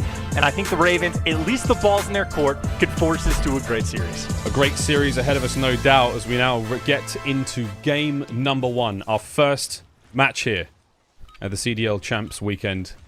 And it is sure to be a good one. London Royal Ravens there will be in the dark blue. On the other side of the board, Chicago Huntsmen in the green. Let's get into this one, Chance. Straight in the Ramaz we go. We'll do the team intros a little bit later because we just wanted to get into the matchup. We wanted to get this ball rolling. And as you can see, straight off to the races, Arcitys finds the kill. Finds 2 there. And with those few now, we're going to see London actually manage to get on that point for the first few seconds there. Not a bad opening break at all. Chicago, though, you can see pouring in a ton of pressure over towards construction and trying to flip those spawns as early as possible. That's why Dylan, while he's inside the point, is wrapping back and they're frankly just trying to hump these players down. It's only Scump that's left over or towards construction side. And of course, all this time in the hill still has been going the way of the Ravens. The best start they could have asked for. First to 250 points here on hardpoint. This one will be moving in 25 seconds, and as you can see, lower left-hand side of the minimap, number 5 is going to be Prestinni already, playing for the next spawns. On the other side of the board for London, it's going to be Dylan at number 8, making his way through the bottom side of the map. Prestinni now tries to contest up forward. Again, a little bit of time to be had here. The remaining 10 could go the way of the Ravens, but you have to look towards that second hardpoint chance. Lower left-hand side, it appears to be all Chicago. Yeah, shout out to Prestinni. He was the man that's able to flip the spawns. While the spawns are being flipped, Dylan somehow gets in the back. He does end up getting killed with a little bit of help from Formal in the back, but either way, all the great work Chicago did to get those spawns, London has already retaken that pressure on the backside, and that's where guys like Skrapz are trying to work from. Envoy, though, front. You need to make sure you pour the pressure on. And right now, Envoy in prime position, just waiting for these players to walk in his line. Yeah, it's a front door barge. That's where the battle's going to be taking place. Trades go either side. Seany finds 5 in a row. In from behind comes Arcitys from the back room. Great crossfire there from the Huntsmen. They will clean up the remaining 3, and with those kills, straight off the break, they're going to be a foot race now towards the next hardpoint. And we've got a bit of a head start on them, but now we're seeing Arcitys on your screen, charging in towards the barbershop hardpoint. Envoy trying to clear out the middle side and the top side of the map. He's got eyes on the flank just in case. Former wins a big 1v1 against Seany, the construction man himself. 10 seconds to go chance. And we've still got a battle raging for this next hardpoint. Already, though, massive win, I'd say, for Chicago, just to get those players in the back, but obviously the gunfight's ever so important. Arcitys trying to stay alive, had a little bit of help from the smokes, and he's able to stabilize and keep that back pressure, but never mind, Ravens get the back spawn just like that, so all the work from Chicago gets eviscerated. Now Chicago's forced to try to flood from the front, and talk about a big moment. The spawn's coming in for the Ravens, trying to bump up that lead just a little bit more. Ravens, though, spawning in towards construction site, towards that top left. You see number 7 on that mini-map. So they've got a bit of a journey to make their way across now into the jaws of this hard point. Seany goes down, and it's a kill from Prestinni in from behind. Again, now we are seeing the Huntsmen spawning that right-hand side of the map. Wuskin's with a M4 now, bringing shots down range. Seany finds 2 with an nade in the backside, and there's a lot of kills going the way. The spawns have now got a bit squirrely, and look at that! The Huntsmen have just spawned across the south side of the map, from corner to corner, from coast to coast. What's this going to do for the next hardpoint? It all comes down to Seany. Can he defend construction alone? Oh, he gets taken down very, very quickly because, again, already the spawn system we've had, one of the more chaotic maps off the rip of just the constant spawning out right behind the other team. But, hey, it's Modern Warfare. We would not have it any other way. But good news for Chicago, they get that rotation, and more importantly, they have Arcitys with the hot hand, 13 kills already to his name. And by the way, in this head-to-head matchup, these teams have played each other 3 times. Arcitys leading the pack with a 1.33 KD in the head-to-head. Here we go to another hard point. Seany cut down from the front. Formal now trying to make his way through the top side. Kills come through, and it's going to be 0 from upstairs. Now Scump, he's trying to lead the charge through the front. Arcitys with the opening kill, does find 1. Here comes Scump, and the old bait and switch. Shots down onto Seany. The kill comes through. Huntsman keeping this push alive. Wuskin the M4. He catches the crossfire, and it's going to be 0 who picks up the 2 there. So London Royal Ravens, they keep a hold of construction. Skrapz with another big win. The kill's now starting to work out for the Ravens. 11 and 8 overall for 0. That's 4 in a row. 11 and 9 for Wuskins, but still, it's going to be Arcitys leading the charge there for Huntsman. That 15 kills chance, keeping the boys alive. And Chicago right now, they need a stable hold on this hill. You can already see the pinch effectively working in, right? You got 0 towards the middle of the map, who does get cut down, but players might fill into exactly where he was. And you also have players all the way in the back. That's going to be trying to stay alive and just try to force out these spawns. And he's got the teamwork. So right now, London, they have cleared out the back. Now you go for that contest time and try to chip away at this time that Chicago's attempting to start to rack up. So here on Ruins, you can see the Huntsmen finding those kills left, right, and center. Comes the push now from Scump. Nades out, trying to slow those players down from the back. But the plan for Ravens right now is not only just trying to contest and pick up as much time as to take back map control. Now they're spawning out. They've spawned to the left. To take top construction. There will be a battle now as Envoy eyes on player number 1. He didn't catch the second player, but the second player caught him. Kills go down. Ravens with map control and with the remaining 15. That is a very nice trades to come in just to get that construction long down. This is all about setting yourself up long term. For the Ravens right now, 40-point lead, not a terrible spot, and they at least have that early pressure towards this hill as well. We saw the setup right off the rip. You get Seany in construction, you get Dylan inside the point, but you see the gunfight going down. Seany can't quite find the kill. Gonna drop him, and Dylan still alive. The 5-man wipe is a success, and you even have a player like 0. He's pushed out so far mid-map. Can be the cutoff man and make Dylan's job in the hill that much easier. Dylan doing what he can to stay alive and finesse. Now falls the construction man himself. Seany wins a big one. 12 and 11 overall. Hardpoint time still ticking the way of the London Royal Ravens. Prestinni's up next. The shots and the nades coming through. Just trying to apply some form of pressure to that top power position. Seany finally goes down onto Dylan now and the rest of the squad. And that PIP, you can see the rotation's already gone down. And it's Arcitys, the kill leader now for the Huntsmen. Now taking control of the spawns. The man simply does it all. Yeah, this is deja vu all over again. This is exactly what happened the first time around where, hey, it's the P1. Ravens get a nice little jump, but someone for Chicago able to sneak through and flip those spawns. And frankly, Chicago, they're going to need a very strong hold on this hill. This time, all the brat in the world is cleared out. They don't have to worry about any sneakiness, but the gunfights from the front are He's able to pick up a couple more inside this hill, and for the moment, Chicago nice and stable, but at the same time, down by 50 points, they have a long road ahead. Good hard point for Chicago, though. Trying to hold this one down. Arcitys once again finds kill number 20. MP5 in hands, a couple of Ravens there just laying prone out the outside of the hard point. No one's quite able to make the play here. Wuskin's now trying to find something, possibly bait a teammate, wait for the reinforcements to show up, and here come the Ravens, and Envoy! He gets all 4 in the kill feed! Envoy kills almost the entire team! Unbelievable stuff! This was a good hard point for the Huntsmen, and it's still a great one. Now the rotations are already gone down, and it's going to be Scump, the lone man, in the backside now of Barbershop. He finds one, he gets the second as well. 5 kills in a row for Scump, and a very strong look for the Huntsmen going into Barbershop. Scump right now having the tournament of his life for the moment. He's able to pick up even another one before he gets cut down. And yes, those back spawns knock away the Chicago. I was thinking Scump might have bought his team just enough time, but no, Ravens able to stay alive, trying to bounce back and potentially get that full 60 of their own. And if that happens, that might be a GG. The pressure on Chicago, they need to get inside this hill. They're trying to get players in the back to stay alive. No success really on any front. They need to find a way just to make that break. Trying to get the break. See London now spawning out on the right-hand side. They will be trapped. If the Huntsmen can now just reposition and prevent them from escaping this Barbershop, they may have the next 30 seconds, but they will lose map control, and they will lose control of the next hardpoint. Arcitys trying to just poke through that front door. No reservation required. You don't have to get your haircut outside these days, thanks to COVID.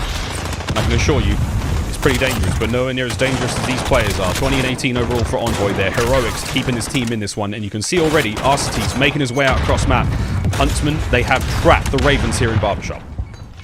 And they had enough big kills to get that pressure in the point where you're going to a construction, you're only down by 30. Not a terrible spot to be in at all. Of course, though, you can actually see Chicago. They might have thought someone slipped through because they actually played this pretty passive. They gave up a ton of power positions on the rotation, but at the very least, that rotation is secure. Now it's all about that hold, and you can see the Ravens, a couple players trying to flood up mid, and a bunch pushing down underneath this P1. Alika Pop is able to drop the first before he gets traded, and Ravens, they make that first push, they get the clearance. Now it's about the actual break inside the hard. On the formal, finds 2 kills, tags up the third, but not able to get it. Onto Envoy now we go. Find Seany.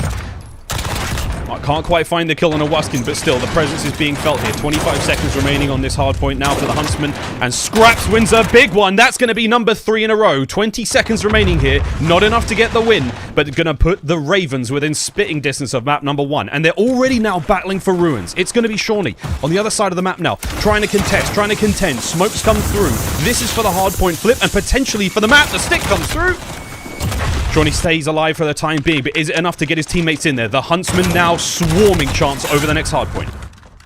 And they got that full setup. They got everywhere spread. They got the front pushed out. A couple players over towards Barbershop as well. And that's exactly where the Ravens are going to be coming from. Prestinni able to find that first. I think he might be able to cure the player outside for the next one. But Shawnee's going to take him down with the M4. And the back is now open for the Ravens to at least make sure that they can get this contest time and force the new hill, if not just outright win it here. Try and get it done. The angles are now available for them, but will the Ravens be able to make something of it? Envoy on your screen. MP5 in hand. Shots go through. Prestinni leading the charge. He finds 2 kills on the point, and it's over to Scump now. Again, frantically fighting for their lives. It's going to be Zero with the knife, trying to just buy some space. No more kills for Zero. Envoy gets it done. The contest is still on. You have to start looking towards the next hard point. London now on the time. They're going to get a little bit more out of this one, but Huntsman already in towards the next chance. It is going to go down to the wire. The next hard point could well and truly be the end, and look who's in control. It's Huntsman, formal atop the perch. Envoy and Prestinni now swarming for control. This could be it.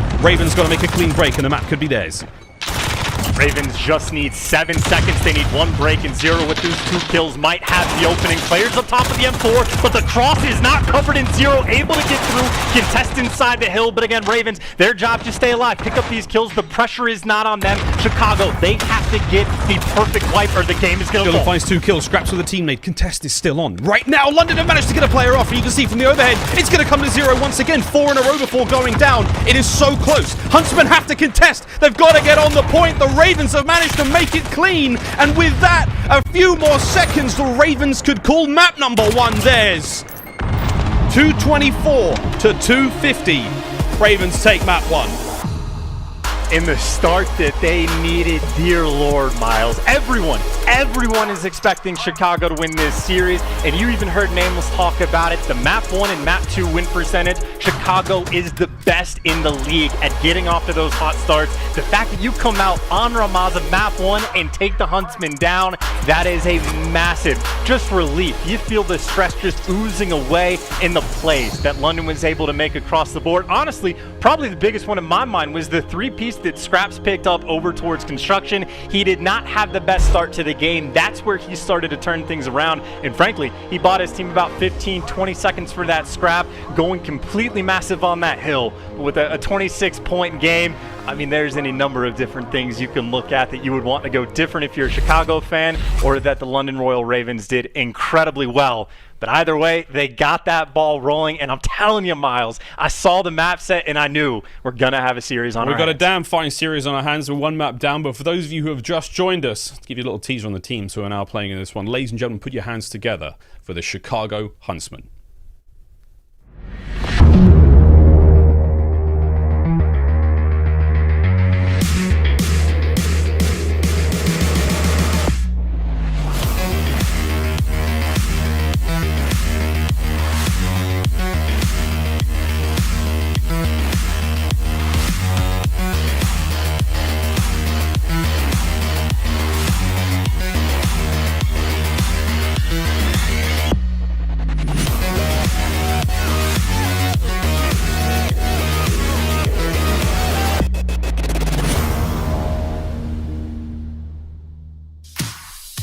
The Chicago Huntsmen, some of the most famous Call of Duty players on the planet. Formal Arcitys, Envoy, Scump, Prestinni, whether you're a fan of T2P, whether you're a fan of the Sanderson twins, whether you're a fan of Envoy, there's something here for absolutely everyone, and they have had a crazy year so far in the champs and playoffs. Has been incredibly close. The series far from over for them, but their opponents now, hailing from across the pond, it's the London Royal Ravens.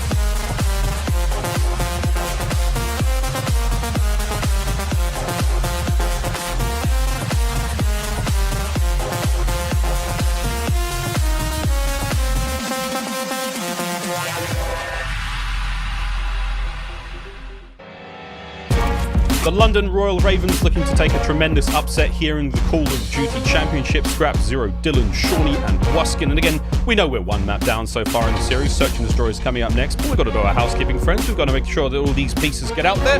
And Chance, this it's an unprecedented start. I must admit, mate, we all saw the Huntsmen, one of the more refined respawn teams in the league. We saw them taking that map 1, but the Ravens played spoil there. And that is the type of spoiler that just makes things extra spicy, because really the only map in this entire series that you say is actually favored for the Ravens, it's that map 2 on Rammaza. We are very well potentially going to see a 2-0 up lead for the Ravens. Indeed. Well, now we get to the most important part of the day, and maybe the last time we get to do this one together, my friend. It is, of course, time for our Grubhub picks of the day. I went with Seany, the construction man, and I wasn't too disappointed. Should have gone with Zero from that last one, mate. But Scump, not a bad choice, my friend. Lando went with Arcitys, but the king himself, Chance. No reason why not to pick him. I mean, again, the event effectively for playoffs that he had this past weekend was incredible. Led his team in terms of KD. His search and destroy, by the way, the entire year, but especially last weekend, was completely on point. And obviously, if you don't win that map 1, Scump is the guy I'm looking at on Rammaza to try to help his team out and turn things around, because we've seen on Rammaza quite a few times. Not the best team on that map, 2 and 5 overall, but obviously round 11s against teams like FaZe, they just need that little something extra. Just a little something extra is definitely what Scump will be giving you. But now we talk about our food, Chance. This is it, mate. I think this is the last one. I don't know what order we're doing this in, but mate, it's been a wild ride. Oh, and I'm big balling. I'm big balling for champs, mate. I've got my smoking jacket on. I've got myself a cigar, and I'm enjoying myself a delicious chicken sandwich from Main Chick Hot Chick here in Los Angeles. But bro, you also went with chicken, I understand. I did go with chicken, had a nice little meal for myself, Oh my and God. look how good that food is. Professional level quality, and I'll say, Miles, nothing is better when you're trying to talk Call of Duty and figure everything out by chance. Pull out the old paddleboard. Just go relax. Think about these teams. Think about all those Ramaza search and destroy plays in your head, and just kick back and relax. One of the best meals I've ever had. Like the mason jar full of like the cola and everything. Mate, It's delicious. I bowed down. That was quite the finish. I didn't realize it was a video. I'll get you next year. Well done, though, to everyone again involved. And again, Chance, it's been an absolute treat getting you here doing our Grubhub picks of the day. But again, do what you can, friends, to get back to local businesses during this very trying time. Grubhub, from the times of 5 until 9 in your time zone.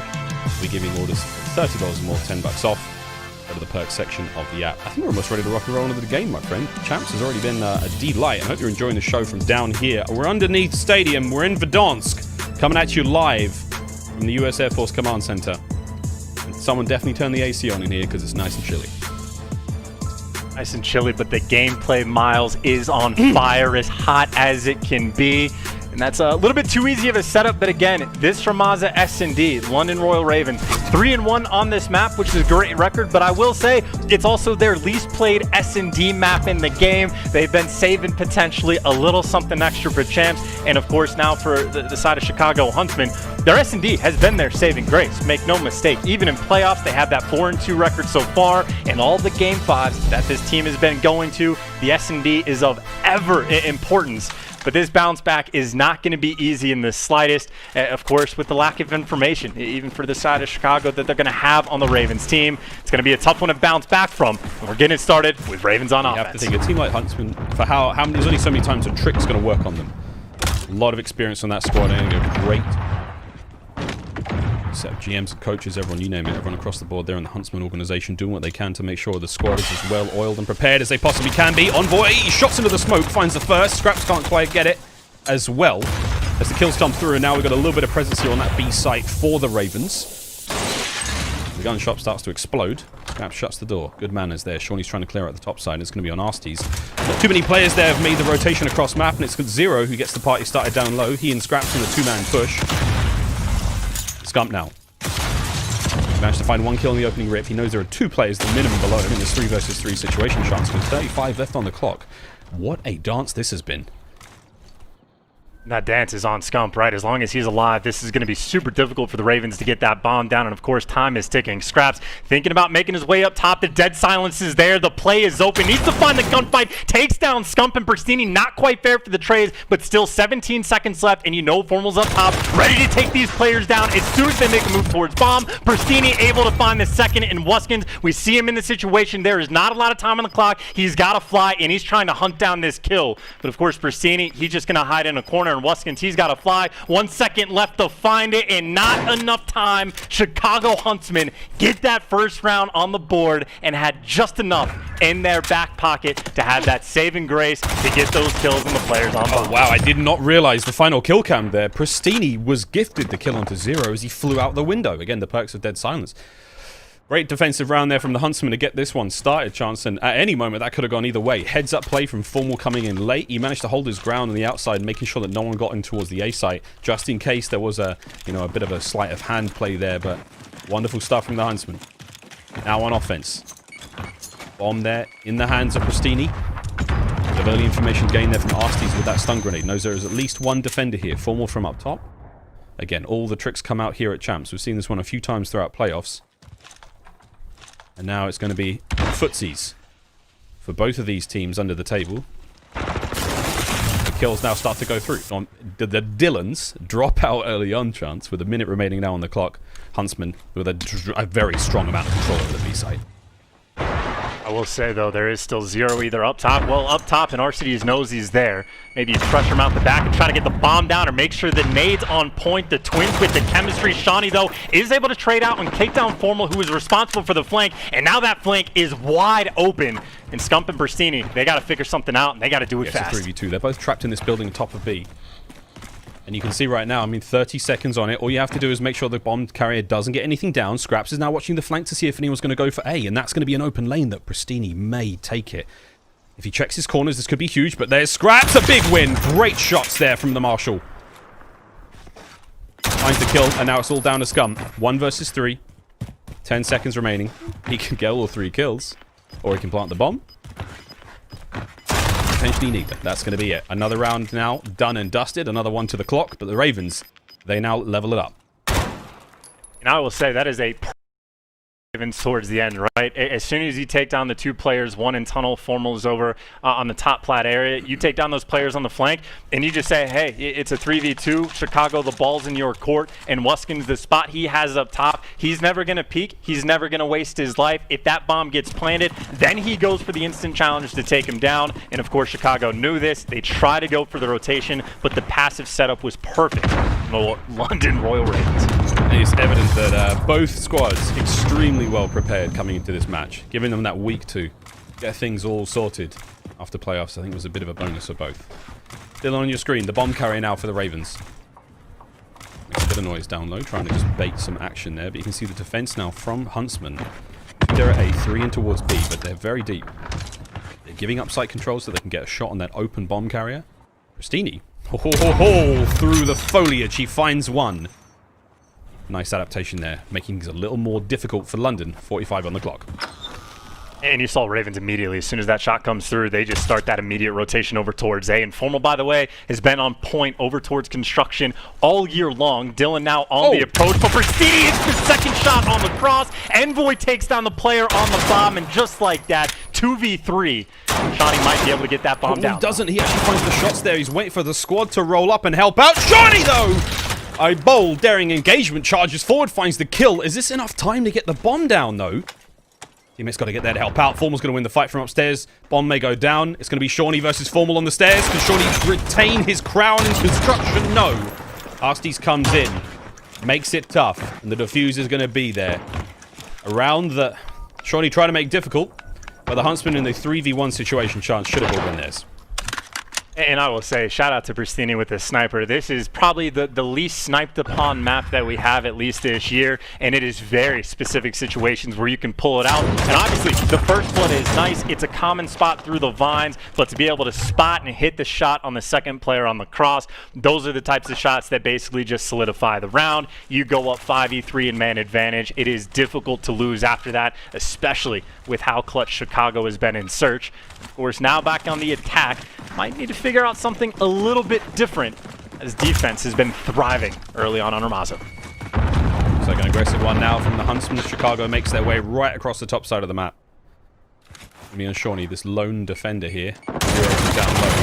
Formal's going to be cut up. That piece of plywood's not going to help too much from those 4 bullets. A great nade from Shawnee there onto Prestinni. Cleans out the Magic Genie Prestinni from top rugs. And now it comes to Shawnee once again, slowing this one down. Bomb has yet to be retrieved, as the Huntsmen now have to think about how they want to make this push work out.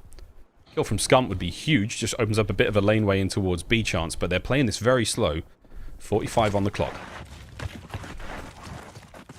All these players are loud, by the way. Not a single dead silence pop. So as soon as they get near this bottom area, Dylan, who I think is up top right now, actually down low, is going to be able to hear him. And you can see through the wall, he's turning, ready for the gunfights, and drops 2 just like that. 5v2 advantage. Well, make it 5v1 as Skrapz is going to fall, but massive round right now for the Ravens. Pretty much to get that convincing win. 20 seconds remain. Formal wins a big one. 3v2. That's going to be the dagger, surely. Dylan's kill there, and the final shots of top of Cafe go through. London tied up 2-2. And these defensive first bloods have just been devastating to both teams, right? Like, as soon as Prestinni gets naded up top from Shawnee, it basically stops them in their tracks. And then again, it was just systematic. They start that rat back. Dylan can hear it coming from a mile away. And one of the easier double kills he is going to be able to pick up. And really, just some team needs to find a way to break out and just get towards one of these sites without everyone falling along the way. Maybe the best push we've seen has actually been the Ravens when they get the smokes out over towards B. But even when they have success, it's still been difficult to get these round conversions. By the way, sniper shot ringing out. Ravens have to be aware. Very aware, but it's a good read now from Huntsman. Formal with a nice nade there. I think it might have been tied in with a nade that came through there from Envoy. A nice bit of 2-work there. Takes care of EOD.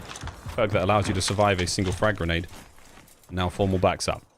London, though, with an immediate transition towards the B-bomb site. And again, Could be loud, could be a little dangerous. There's plenty of Huntsmen players in position there, and it's going to be Dylan leading the charge with a bomb. He's got Wuskin to back him up. But the defense there from Chicago, the trap is set. The Huntsmen, they could just spring this one, but no, London, the heckles are up. The Spidey senses tingle chance. They're going back over towards A. Yeah, but Formal just ready and willing. Easy kills for him. And now he can call out to his teammates. Hey, pressure's coming over towards this A site. I just need a little bit of help. We'll be good to go. Skrapz, though, able to get the trade. Ravens might have a bit of an entry push onto this side. Just Prestinni up top. And again, that sniper has yet to really come into play, but the pistol sure has. Envoy now takes the top of a Dylan. He wins the second against Wuskin there. Beautiful stuff. Envoy gives us the round, and Huntsmen take the lead. And again, it's the exact same story the entire game, really. It has just been devastating for these teams on offense. If they don't get clearance at all and they just keep getting first blooded, it's almost a tragedy. There's not really too much you can do because it's not even a map. You have to be super worried about rotations, especially if you have that man advantage. So Formal, he gets the post up all day long. Nice easy kills, and again, it comes back to the question, who's going to be the team that finds a breakaway round, potentially getting one on offense? That'll be the game changer so far under Masa. No one quite able to break out of this one. Oh, but Scump with the first blood on offense. How will Huntsmen capitalize? Number 8's already on a big wrap. Dylan, dead silence. Oh, Dylan, he may have just hit the buffet table, but he's going to live to fight another day as Envoy now. The other Dylan battles his way down towards bottom of the site. Wuskin with a nice nade, and London have just turned this round around. Battle the Dylans. Envoy wins for now. Keeps his dead silence alive as well, so buys his team a slight bit of breathing space. With a dud nade, but that's fine. Dead silence still out and about. Envoy could possibly make the play, but Wuskin's going to be trailing the window. Here we go, chance. Brilliant shots from Envoy. Wonderful kill there to take care of Wuskin, make it a 3 versus 2. Huntsmen now with the advantage. Taps down low. The man that needs to make the play. The attack is here with the dead silence pop. Envoy up top to hit fire. Not enough for one. Plenty for Skrapz. And 25 seconds left. This bomb's still not down in Chicago. They're going to rotate. They're going to hightail this over to A. And Ravens, it might take them a few seconds to figure it out. Seany, the awareness has just kicked in, but frankly, should be bombed down for free. And you see Ravens trying to set up that pinch. This is 2v2. This is to break the offensive curse for Huntsmen. Seany creeps his way in, Skrapz. The tags are there. There's the first from Seany. He baits out. Now it's all on Arcitys. Can he take both of the Ravens at once? He cannot get it done. Skrapz comes through. The Ravens play it brilliantly, chance, and it is another defensive round for the Ravens.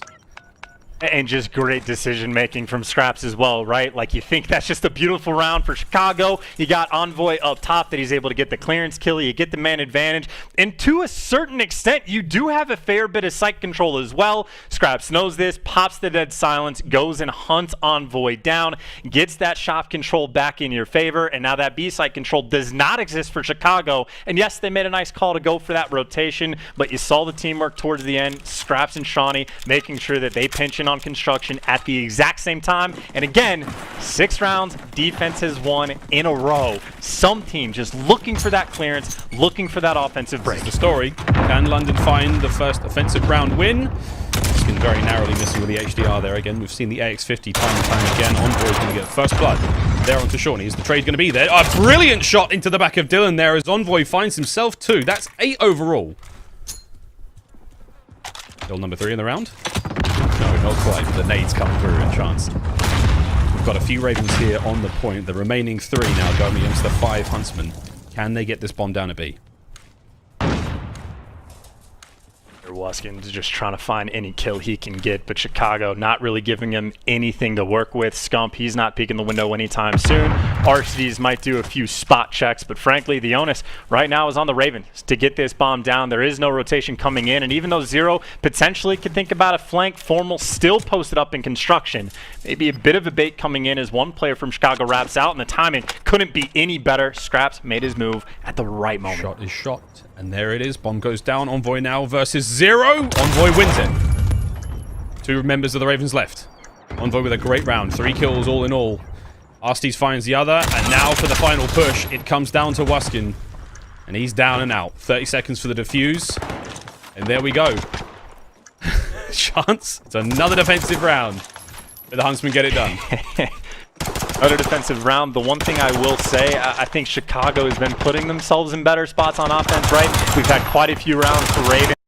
throughout the course of the entire year, but even a little bit so far in just this map as well, where they just waste a lot of time. Just hang out waiting for some sort of opening that just never comes. And all of the Ravens rounds on offense, they're already at the point where they're down to 15 seconds on the clock when they're going for these plants. Chicago a bit more aggressive, and I'd say a bit more opportunities. But again, not by a ton, because these defensive rounds have been on point. That extra week of preparation for these teams we are seeing on clear display. Even the nades and the coordination that we have seen, everything has been close to perfect. Speaking of perfect, that's a big round. Open kill from Prestinni. Finds the first with that snipe. And man, his snipe has just been on point so far. Seany now on that defense. This could be the offensive round the Huntsmen need. They're stacking up towards rugs. Seany with the intel. Cheeky nade. A very cheeky nade as Prestinni goes down. Blow for blow we go. Envoy now with the bomb moving forward. Zero from below. Finds the first kill. Now it's going to be back and forth we go. Chance Envoy now with dead silence. Hunting down Zero. There he is. Who will fall next from the Huntsmen? As both members of the Ravens now activate dead silence and making their way across map, but they are caught between a rock and a hard place. Is it going to be an A push or a B push? It's towards B. The Huntsmen may have won the mind games. Dylan maybe just a little bit late for this wrap back. It depends on when they try to get this bomb down. It is up to Dylan right now to try to make a play. He gets the clearance to get up top, and the timing might be perfect. The smoke out for protection, and he can't find the kill. The EOD does enough. Bomb gets planted by Envoy, and Chicago had a 3v. Well, now 2v2. Dylan with a very, very clutch kill. Skrapz now trying to find something forward, just the outside of the window. Scump takes care of Dylan. Now it's a 2 versus 1. It's Skrapz versus T2P. Check every possible angle, every corner. If he jumps out this window, he's in trouble. That's going to be it. The Huntsmen get the round. Map point, Chicago. In the first offensive one that we are able to get, again, Chicago has been better early on of just making those plays and buying themselves a ton of time so they can afford to wrap all the way from the A site to get that bomb planted B. The first blood, by the way, from Prestinni, absolutely key.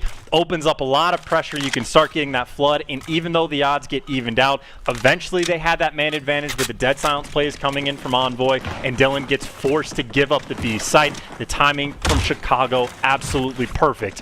One round away from tying the series up. Here we go. Ravens on offense. Yet to be able to break the seal in the same way the Huntsmen were. As the doors go bursting open, the defenders now should have some degree of an inkling that the play is in towards A. Dylan slides on the point. It's going to be Envoy on the stairs, though. Envoy on the stairs finds the first blood. Envoy on the stairs with the help from Formal. And it is a great defensive hold from the Chicago Huntsmen. 2 players down. The bomb down on the site. This could well be the map. Will be the map, and just a beautiful job staying alive. Envoy right now putting on a masterclass. Arcitys, though, is going to get picked, but the twin is there for the trade. The sniper's still on point from Prestinni. You got a 4 versus 2 in favor of the Huntsmen. Up to Seany and Wuskin to try to make that play, and Seany right now making his move on the flank. Might actually have a free kill for him right in front. There it is. The shots are there. Prestinni finally goes down. Seany gets out with his life. Wuskin's now moving in to reinforce. Envoy once again on that stairwell position. He's done so much damage from there so far. And now it's getting naughty. 20 seconds now for the win. But big shots from Wuskin to get the kill. Scump moving forward. 15 seconds in this 2 versus 2. The bomb has to be planted, or the 2 members of the Huntsmen have to be killed in order for the Ravens to survive. And here we go. Formal from up top. Scump breaks right through the bottom door. Finds Seany. The shots are there from Wuskin. The trade comes through. Wuskin versus Formal. 1 versus 1. And Wuskin wins it! Oh my word, Chance. Oh my word. The 2 versus 4 ain't nothing but a thing for those players. Seany gets the perfect plank. And frankly, just a weird setup, I'd say, from Chicago, honestly. As clean as they've been all game, they knew they had bomb down, and Scump just refused to rotate from the B site, kind of left out a portion of the map. He never even tried to get the mid control, and maybe that small opening for all of those 1v1 gunfights that the Ravens had to win. But hey, they won them all. Wuskin was able to pick up 2. They get the bomb down in the nick of time. And they get that little bounce back. And good news for Ravens, they're back on defense, where they've had a ton of success. Broke the seal on the offense. Here we go. Huntsman in on towards B with the bomb. Formal with the early exchange there versus Wuskin's down low. You can hear the gunshots ringing out over towards the B site. Prestinni repositioning the bomb once again towards the backside of B. And now the lone defenders. Zero just holds his breath, waits for someone to come through here. Crucial position to be in. Zarsty's just, these shots going through open mid, he's just trying to bait someone out. We're trying to catch something here. I don't think Prestinni's running a snipe. He's got the bomb in hand, so he's going to be making his way forward quite quickly. But here we go, Chance. The clock is ticking. No one down either side. This could be the play on the bomb. Drawn out up top, just connect on one, and these players starting to move down towards the middle map as well. That's where Chicago's putting in their work. Arcitys able to get that up top. Skrapz though with the read, even up these odds. Ready for the second challenge, but no one there, and the bomb does get planted. 40 seconds on the clock. Once again, trying to now defend the bomb site. Gets it down. Dead silence is about to be finished. The peek around the corner. He versus Wuskin. The shots are there. He saw him retreat, but he does not have the kill. Scump in from behind. Finds one. The shot's still ringing out as Skrapz keeps his team in this one, and it's going to be Skrapz on the stair while Scump wins a huge engagement, and now it's a 2 versus 2. Arcitys keeping his team in this one, and it falls to Seany now. This is to push the round 11, and Seany makes it a 1 versus 1. How far can he go with a few seconds on the clock? Scump, he just has to check this. He just has to check it. He gets the kill, and the Huntsmen, they tie up the series after the 6-4 there on Ramaza. Making up for that previous round, the King goes big and continues his S&D prowess. He was the man that got that clearance through the middle alley to get behind enemy lines. And it was weird to me for a moment. I think it was Prestinni or Envoy when they saw Wuskins run out the back door, why they didn't chase. And then we flip over to Scump. He gets the kill perfectly. He gets that house control. And again, those power positions are key. And Seany, I mean, I respect it. Hop the bomb, pop the deadie, try to make the play. But Scump at that point, easy reads for him. The important bounce back, and frankly, if I were to be forced to predict the series right now, it's going the way of opposite of what I would have expected. I thought the Ramaza Ravens were going to be in a pretty decent spot. Well, they were getting blooded left and right by Prestinni sniper. Envoy threw on a masterclass as well, and Scump went big in the rounds where he needed to most. And I thought the Ramaza hardpoint would have gone the other direction, but either way, it's tied up 1-1 Miles, and now we go into that ever-present domination. Before we get into the domination first, the US Air Force quick scope. Little overview of the match that we've got ahead of us. This was the record from the entire season. 23-10 overall for the Chicago Huntsmen. That's 84-52 in games. You can see, I mean, Chance, it's quite different. There's a real disparity between the two squads in the season. And even in that direct head-to-head, right? Chicago and Ravens have played each other 3 times on the year. Chicago has beaten them 3-1 every single time with no exception. So Ravens right now, that storyline is still available. And of course, that domination, it has not been their saving grace. It has been their struggle game mode. But at the same time, they have played Chicago on this map one time, Gunner Dom. It was a 1-point game. The potential absolutely still there. Well, that was your Maps and Modes brought to you by the US Air Force. We're almost ready to roll into this one. But first, our US Army tactical play. And again, this was a very, very good search, man. It was tough to call this one, but again, unbelievable stuff. Prestinni with the snipe, time and time again, crucial for the Huntsmen's victory. And again, this is the first offensive round win that we actually saw. So this really was the difference maker for the team. And you actually see the conversion. This is when both players wrap back. And even though it's a 2v2, it's Scump here that knows where Dylan was. He's the man that's able to get those trades and make the job that much easier. And as soon as that pick comes through, Skrapz, there's too many corners to check. He knows he has to hunt down Scump as well. And basically the pinch, the crossfire set up perfectly.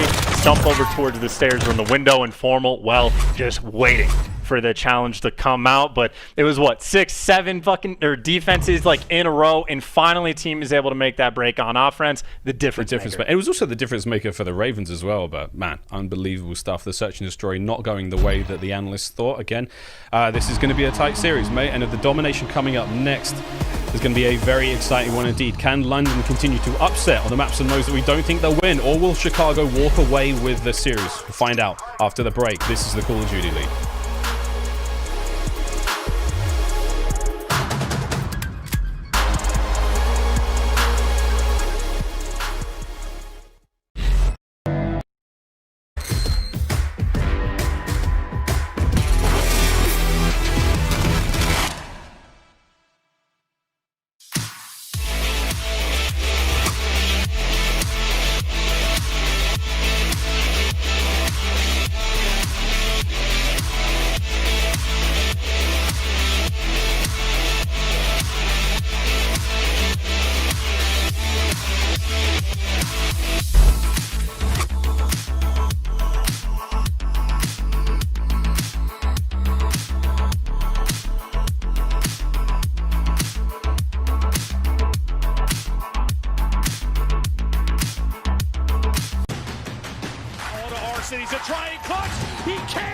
do it! Here we go, another rampage inside the hill. He heard him, he gets it! He got it! He got it!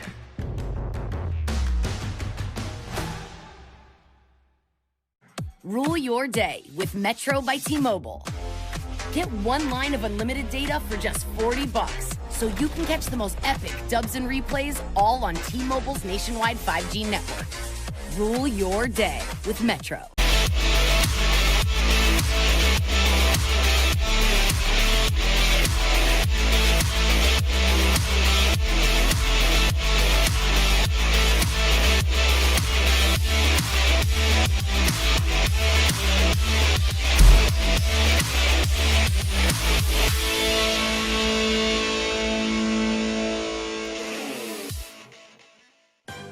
Call of Duty League is brought to you by Metro. Watch the best at their best with unlimited data from Metro, all on T-Mobile's nationwide 5G network. Metro, everything you need to rule your day. Scump Gaming, the official controller of the Call of Duty League. The United States Air Force. Learn more at airforce.com. Save money at the restaurants you love with Grubhub Perks. Use code CDLChamps at checkout to get free delivery. Ladies and gentlemen, welcome back to the Call of Duty League Championship Weekend. And that's what we're all playing for today. That fantastic monolith, that great trophy, symbolizing what? A year of difficulty, a year of craziness. You get to take that bad boy home and put it somewhere where you certainly want it to be seen. Overlooking the Verdansk Stadium again. It's a lovely day here in Verdansk. We're all down underneath it though. We're underneath the stadium here as we take a little walk chance down the newly opened stadium here in the Warzone map of Verdansk. And again, it's been a gorgeous weekend. We know some of you have seen the signs there pointing you towards this very stream today, but we're down low bringing the show to you live. Again, we wish we could all be out there with you. It truly would be something special. But we're having a lot of fun here, Chance. I must admit, mate, it's been great being on these little monitors down here. I mean, look at me. I'm in the game. I'm in the game.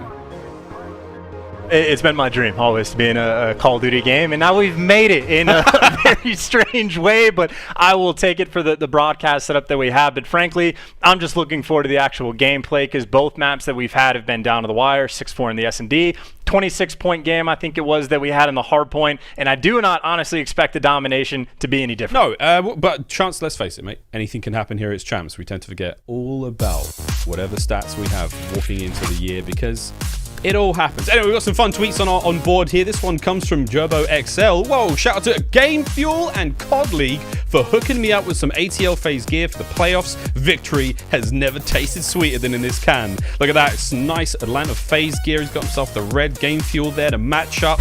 Looks like Gerbo XL. We hope you're enjoying the show. And of course, Bleach X Stains as well. Shout out to the COD League and Game Fuel CDL for the free drinks. Nothing but dubs from here on out. I mean, that is a serious Game Fuel fan. I mean, between the mountain of controllers, the mountain of cans there, his controller, everything you name it, this guy is on board. This is a how many webcams does that guy have? I see at least 2. I need to write down this ad and get this guy to hit me up so we can build my setup for me. But of course, we got another one there. We got more red. We got more red, dude. We really do. Again, shout out to COD League for the free merch. This one from the Life with Will, 3 cans and the Dallas gear. We love that. Is honestly just a great. Of course, he throws himself in the shot, so definitely a switch up from the setup that we had earlier. But either way, apparently red Game Fuel is a fan favorite. More red, by God, with a little bit of blue. But he is right. Dinner is served. What a guy. What a guy indeed. Well, dinner is served there again for Drew Huntsman, the real Drew. Man, we can get him doing our Grubhub picks, I feel like, with this sort of stuff. But again, wonderful stuff. We hope the fans have all enjoyed the Game Fuel and the swag and all the good merch. It's been very, very exciting to see all that unfold. I'm covered in merch these days, man. I've never had so much between the Game Fuel and between the team merch and all sorts. You name it, the controllers. It's all here, man. It's just everywhere. I'm just out of reach for all of it at this point in time, Chance. But must be nice. It's great. What are we talking about? All this again coming at you live from the bottom of the stadium in Verdansk. But Chance, tell me a little bit about this upcoming domination, mate. We've got a bit. It's upcoming big. Domination. Yeah, it's big. This in my mind is just a map of opportunity, right? Ravens, for 90% of their series that they've had this year, they've been losing the game 3, and that is normal to them. But if they can get the win on domination, that's massive outright, and of course to take the lead it will be that much sweeter. So it's just an opportunity for them. Of course, the expectation I think for most people is this Chicago's map to lose effectively. They definitely have that clear-cut advantage and the domination, especially so on Gunrunner, where they're 6-2 on the year. They've been very comfortable, but it can just come down to that one moment, that one weird spawn that flips out over towards the C side of things. Like, you just need one moment for the Ravens. That's what happened in the series against Toronto. They had a nice little swing where they were able to set up a triple cap for maybe 30-40 seconds, and little bumps like that can put you over the edge. That's the type of play that the Ravens are looking for. That's frankly the type of play that they're going to need. It's probably going to happen at some point, chance, for either of these teams. The coins are ready for the tossing.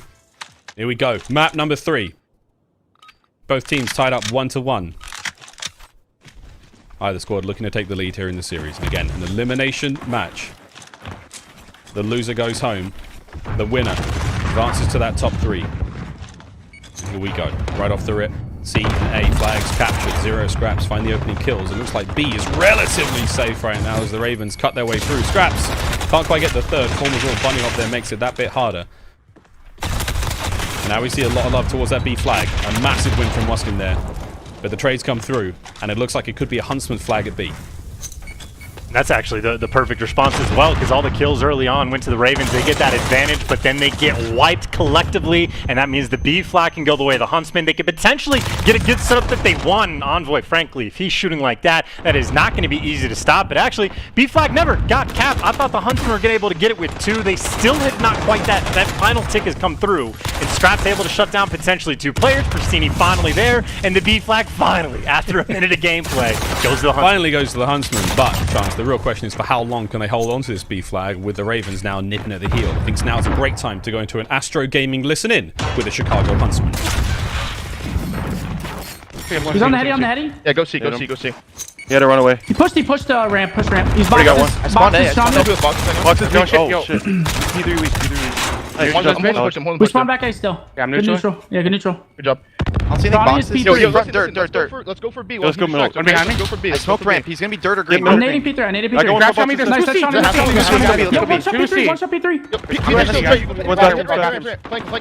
P3 0. He's going back to the heady. There's 2 C, guys. 2. I got nice. Good one. Wuskin weak. Look at shot, guys. We're short. I'm looking short B. He's I got one. I have pipes. One shot. Absolute punch. Give you locking short. Maybe mid? Okay. I'm looking short. Yeah, they get your lockers. I'm holding back. On A, guys. On A. I'm lockers. I'm wrapping back A with you. A should be dead. I got him. One more. One of you guys pop that? Someone cap that. I'm capping. I went first. I iLLeY C. Get my vent. Yeah, I got you. Oh, water, push out. Bathroom, push out. Vent. Nice. I can get your man now. Nice, good job. That's 30 C. Someone block. I got him. I'm blocking A. I'm I'm giving up A. Oh, we both slid. He's hurt. Two on B, guys. I have a trophy there. Nice work there from the Huntsmen to do a great deal of damage there, but not able to get too much of a lead. Now chance, an incredible counterattack from the Ravens at hand.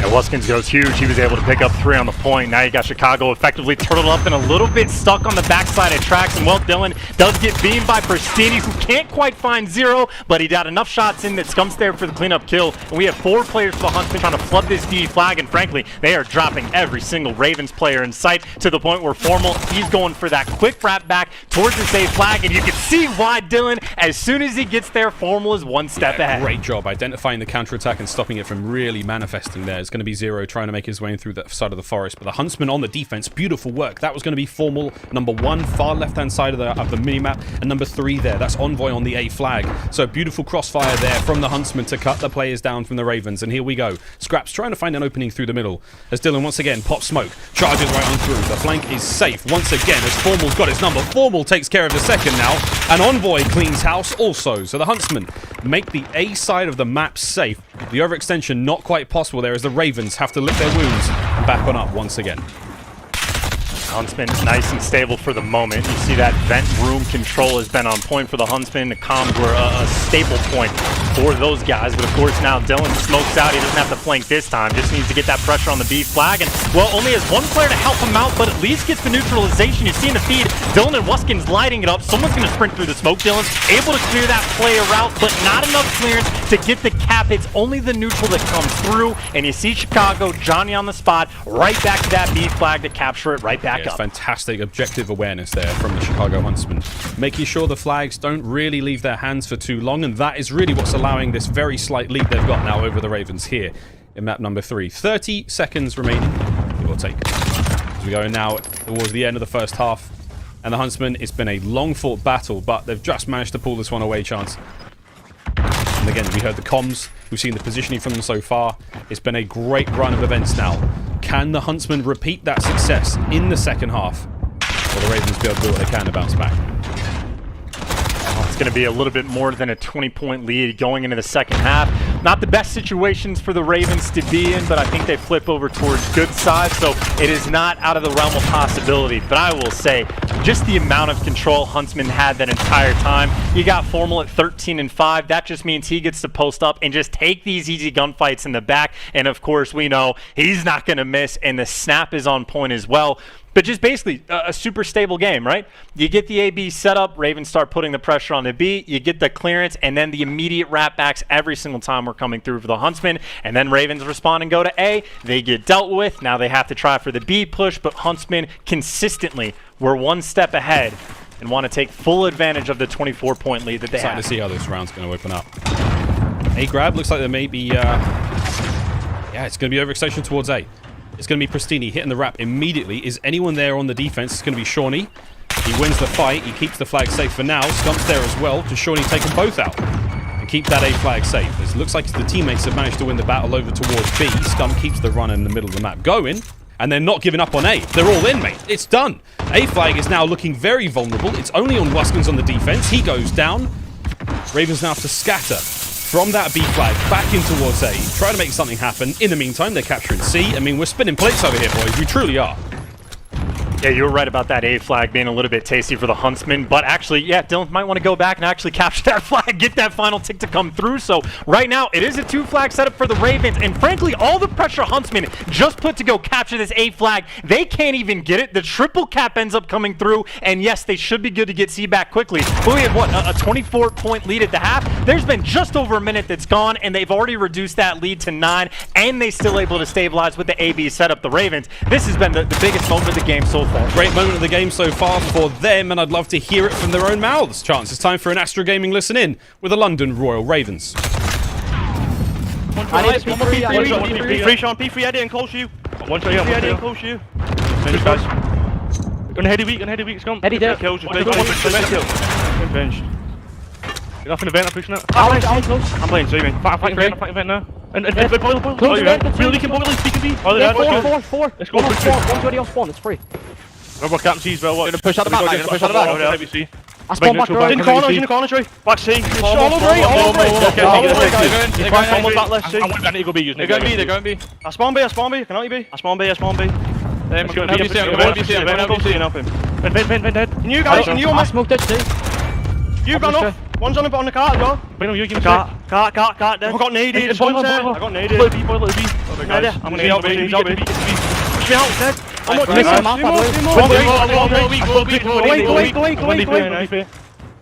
One's in They're gonna spawn P3. Spawn back C. I'm going off P3, Sean. I spawn back. He went boiler, Michael, you. I blocked the back spawn, we can get in now. One mate's dead. One more P3. He's coming to boxes. Envoy boxes, guys. Envoy boxes. Space dead. Nice, Envoy. M65. He's M55. Smoke the half. Yeah, let's go B. I'll be a 9. Wait, Trey. I'm needing note. Okay. Wait, Trey, go back. Back A, dead. And after listening, it's approximately a 15-point game, give or take, as both squads now trying to push this one the distance. Skrapz and Co with a very fast neutral on B. How much real estate can they buy, Chance? I mean, the battle is now about to be brought to them. Formal from up top. The shots are there. He sadly finds a teammate. 2 minutes now remain. The Ravens desperately trying to claw back into this. They're going to have to, for at least about a minute and a half of this final 2 minutes, hold this 2-flag setup. And of course, for Chicago, potentially maybe a C push eventually going to come in. That's why Wuskin is posted up in the back. But frankly, over towards B, the clearance is good for the Ravens, able to get a ton of kills. And now when they're coming off spawn, because they got the wipe on the B flag, now they know they just need to focus on C potentially. And they have that complete map coverage spread across the board, plays in the power position. Ravens working on this comeback. Keep working though. And here we go. Prestinni making his way through the middle of the map. You can see that B flag pretty much secure. It's going to be Dylan on the defense. He may look for the overextension should he want it. Skrapz wins a big one there, down by the C flag. There's still a few Huntsmen out and about looking to take care of him. Sorry, Scump. He finds it. He can't quite get the second. It was Skrapz that loses the fight over there by the C flag. My apologies. It's going to be A now going into the hands of the Ravens. 4 more on Envoy now trying to secure this one. Envoy on the hunt. Shawnee gets cut down immediately. Wuskins, though, he still stayed alive on the B flag. This could be a little bit more damaging than expected. Is this now a 12-point game? If the Huntsmen can get back onto this one and Ravens finally secure B. Oh, chance. Back and forth we go, mate. Back and forth we go. Final minute.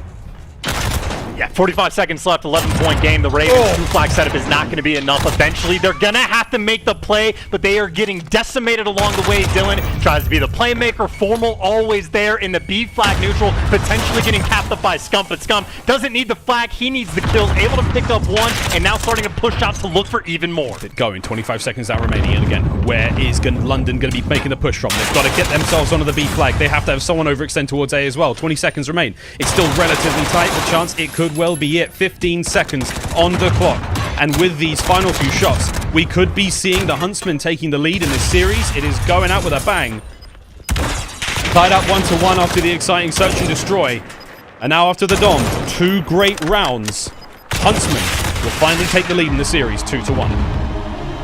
Taking that lead and feeling good because of it. Again, this domination for the Ravens. In my mind, a map of opportunity. Not expected that they're going to get the win. They can honestly almost go into these series and just be prepared to make sure that their S&D and their hard points need to be on point because of that Game 3 sort of falter mode. It's the exact situation that we see. And of course, from map 4, we're going to be into a St. Petro hardpoint, where we've seen already just last weekend how good the Ravens can be on this map. This is where Seany went crazy, dropped I think 10 more kills than anyone else in the lobby with 2 minutes inside the hardpoint. You're going to need that kind of game out of him. You're going to need the Ravens to play at their best, because right now we saw how calm and controlled the Huntsmen were that entire side of domination effectively. Right now they're full steam ahead. Here's your stats. Slow one from 0 at 9:19, but overall, I mean, it was the flag engagements. Both sides really jostling quite well there in the Dom.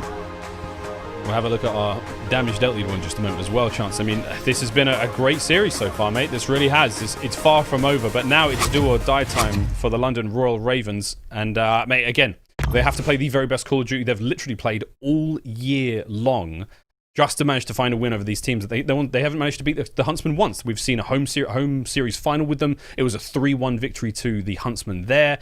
No one's really come close. Is this the day to get it done? I mean, how far has London got to go to try to find a win here against these superstars?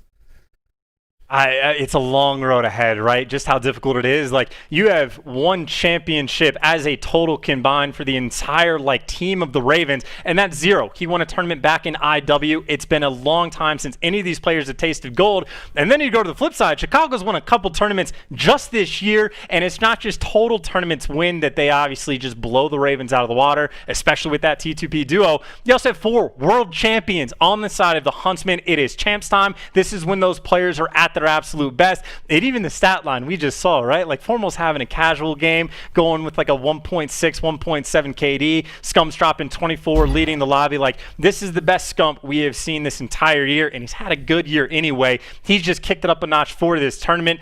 They just seem to be in full control. They just seem to be very clean right now. And in my mind, again, it's just so difficult, I think, for the Ravens to try to get the bounce back. But again, St. Petro, they've done it before. They've done it before, and they can do it again. But now we'll have a quick look at the PS4 damage dealt leaderboards so far in this match. And again, it's going to be 0 leading the charge there at 3,696 damage. This is from the hard point. Shawnee close up behind him at the quad 3s, and we love to see that. Up after that, it's going to be Arcitys, Scump, and Envoy. I mean, 0, he was looking fantastic in that first hard point. Chance there was back on Ramaza. And now we roll into a repeat performance to keep London in this one. Absolutely ideal. And I think for the side of London, obviously Zero does need to have a nice bounce back game in the hard point, but a couple players not on this list that I think might make an appearance on the St. Petro, it's going to be that AR battle, right? Wuskins has been incredible all year, and he's going against like a West Coast formal. So in my mind, Wuskins need to take full advantage of that tiny little server thing that they have going their way and make sure that he's the guy piecing up, lighting up in the feed with that M4 and being that main guy. And of course, Seany in the background, he's the guy pulling out the extra M4, the flex guy that does whatever he needs to for the team, also needs to be at his best, because right now for Scump, guns are hot for Formal and Arcitys, and just across the board. We've already said it about 17 times, Miles, but again, we have to say it again, the Ravens need to be at their absolute best for this. Need to force that game 5 for the Ravens, but for the Huntsmen, this is it. A win here on this hard point will get them into that top 3 position here at Champs. We're almost ready to roll into this match now, mate. I mean, just thinking back on what a crazy year it has been. It's been true drama for the London Royal Ravens. It's been up and down team changes and trades happening for the Huntsmen. They've gone from true glory with a couple of victories in the home series. And now you find themselves in the lower bracket. One more map is all they need. And Petrograd could be the one to do it. And T2P continue the reign. Again, the storylines of Prestinni and Arcitys able to go back-to-back as champions, as world champions. This map's going to see it. Potentially $150,000 map, St. Petrograd hardpoint of all of them. St. Peter Griffin for the Beans potentially in the end. And again, as you pointed out, a couple of these players looking for their second ring, but obviously it's only Saturday and we still have 2 more days, well, at least today and tomorrow of COD left to play. Ton of action left, and obviously some killers waiting in their wings for the next series. But Huntsmen starting on that good side on St. Petro, get off to a good start here and set yourself up long term for that success. You see our one lone player there from London trying to make the flank. It's an absolute war raging on the top side of the apartments. Ravens do come out on top. Arcitys there with a hard point time. The first 10 is gone. It's been perfect so far for them. Envoy now trying to catch this player Skrapz out. Keep the hard point player safe. Scump's got the flank covered. So far, so good for the Huntsmen. Another 20 seconds go by. Relatively uncontested. And chances looking great so far. It looks like the Ravens have kind of given up somewhat on the hard point, and they're really trying to fight in towards second hard point. And frankly, that's just a bunch of one-on-ones that Chicago comes out on top. Formal wins his one against Wuskins. That's the big AR battle. And Scump on the flank was able to hit his one-on-one. You actually see Seany has been able to wrap and go all the way around and try to fight for new. Chicago hunt him down and don't even have to give up any hard point time to make it happen. The kill feed lighting up in their favor. Alex starting off 4-0 and gets 3 in the feed right there. They get what? 50-something seconds on the P1, and they win the rotation as well. The perfect start from the Beautiful. Can they keep it going? Scump, Prestinni, Envoy. The kill feed is all Huntsmen right now. They will not stop. Formal finally dies at 5-1. A bit of Prestinni. Hardpoint times his. Nades coming through, and again, just trying to soften up the defender, but there's so many good angles being covered right now by the Huntsmen. It's incredibly difficult to make their way onto the point. Now the London are here. The flood is on. The kills are there. So go the trades. Spawns at the back now. Envoy trying to find something here. You can hear the player above him. Finally catches it. Look left, look right. Headset's on the right way today. As Arcitys now makes his way forward. A couple of kills still going the way of the Marshall brothers on point. Dylan finally goes down. Skrapz goes down. Zero's going to be there now to try to break the hard point. A lone push. He's not going to be able to get much done. Rotation's now already underway, Chance, and it's going to be Seany in on towards Hazmat. Yeah, well, if they get that guaranteed rotation, CC Skrapz effectively just setting up for these sort of spawn kills, trying to keep the Huntsmen trapped as far back in the map as possible. And you see exactly where Prestinni spawns up. He has to trek all the way across the map to make this happen. But either way, it is what? An 80-point lead right now for the Huntsmen. The Hazmat Hill, the way I see it, if they can just get not necessarily the full break clicking test for 15, 20 seconds, and as long as they secure the rotation, I'm calling it a win. And of course, for the Ravens, they just want that perfect full 60 to get themselves right back into this game. Prestinni's going to try to do something about that. Now in from behind, finds one. It's going to be Seany up next. Wuskin's got his number. The good kill there just to keep the flank safe. Keep the spawn still good for now. And number 6, man is already looking for that payment. And it's Skrapz who's sitting in the middle trying to secure the transition towards the pool hall. The next hard point coming up here in Petrograd. Ravens now in the position. Great time goes their way, and it's on Skrapz. The next battle is going to be absolutely huge. If he could stay alive in this position, he honestly could set the squad up for a great run towards the next hardpoint. Well, he hasn't found a kill yet, and of course in the hill, actually, Scump, by the way, just went pretty big. He was able to pick up 2 kills and to get the contest time, and he's been able to just strip away so much time on the clock, and he's able to pick up even more. So you have massive plays on one end from Scump, and of course the rotation. Yes, Skrapz was able to sneak through, but he effectively just put his team in a 4v5 because he got 0 kills along the way. He's hiding in a corner. He's not blocking any spawns. Now, Huntsmen say thank you very much. Had no idea Skrapz was back here, and it doesn't even matter. He dies immediately. The rotation is there, and the Huntsmen continue what has effectively been a perfect game for them so far on St. Tough one for Skrapz there. That was a long and pointless life, and now it's done. Back into the mix we go. Arcitys formal Scump, finding the kills. It's going to be Envoy on top of the tables. It's bad manners usually, but right now, a power position for this young man. 10-6 overall for Arcitys. Can't quite find any more. Seany cuts him down before getting into the hard point. It falls out of Prestinni. Prestinni shots down on the immediate prone under the table.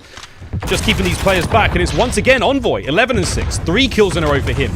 Keeping the Huntsmen looking very mean and sharp whatsoever. 10 seconds remaining now, Chance, and mate, this is an absolute bloodbath. The Ravens have started to look a little bit thin here, and this is a bad look. They've got a chance now to bounce back as they've got solid control towards Restaurant, but can the Huntsmen close this out and push that lead even further? I've heard those Ravens might be leaving that tower. They do have Restaurant secure early on, but even a full 60, they're still going to be down by quite a bit, so they have their work absolutely cut out for them. Dylan, though, staying alive inside the point, and you see Huntsmen right now, all that pressure being put on the front side, a bunch of players potentially trying to come in through B-Dom, and Dylan, well, able to find at least 1 kill inside the point, a big 1v1 as well, but then iLLeY comes through, picks up 2, 14-7 for the world champ, and you got Chicago right back inside the hill, right back in control. The line to get in a Restaurant was going out and around the block here, and this is it. Huntsmen are in. Good opening kills now from the Ravens. Can they make it 4 in a row? No. Prestinni gets involved. Envoy from down low gets 2. He's going to stay alive. 15 seconds remaining, and Envoy, he may as well net that time himself. Over we go now to a new one. But Huntsmen making the best of every bad situation the Ravens try to even put them in, and there's not many at this point, Chance. Prestinni once again, a good set of kills. Now you've got control towards the first, and it's all going to come down. Well, it was Seany, and now he's dead. Huntsmen with a hard point. Smooth the hard point and as well the mid-map spawn. I thought for a second Zero might end up forcing good spawns for the Huntsmen, but inside the hill it's going to be a little bit chaotic. Skrapz right now just trying to heal up around this back fan, and frankly you have effectively just a face smash on the hill. 3v3 for both teams. Trades are coming through, and for the moment the Huntsmen out on top, but obviously a ton of contest time. But in the feed, Scump able to pick up 3, and that's just enough to get that control to push out just a little bit as they continue to run the score up. Envoy once again, another 2 there on point. Arcitys getting involved from upstairs. Scump's already on the rotation. He's just managed to slip on through. Seany goes down there on the point, and once again the Ravens are starting to falter. The feathers are flying out of the wings right now. They are looking very much grounded. Final 10 seconds here on the first, and they've tried to contest it for as long as possible. That's going to be the last few moments. Now eyes goes towards the next. It's the mental game of London now. They have to maintain this pressure. They've got control for the time being. The crossfire comes through though. It's going to be Arcitys with the shots. How many more? Oh boy. Oh boy. How many more can the Huntsmen find here on spawn? Envoy is putting on a clinic, Chance. He's dealing the damage at every possible angle. We're going to see 200 points cracked in just a moment. The Huntsmen have yet to truly break it, but this is disgusting from Chicago.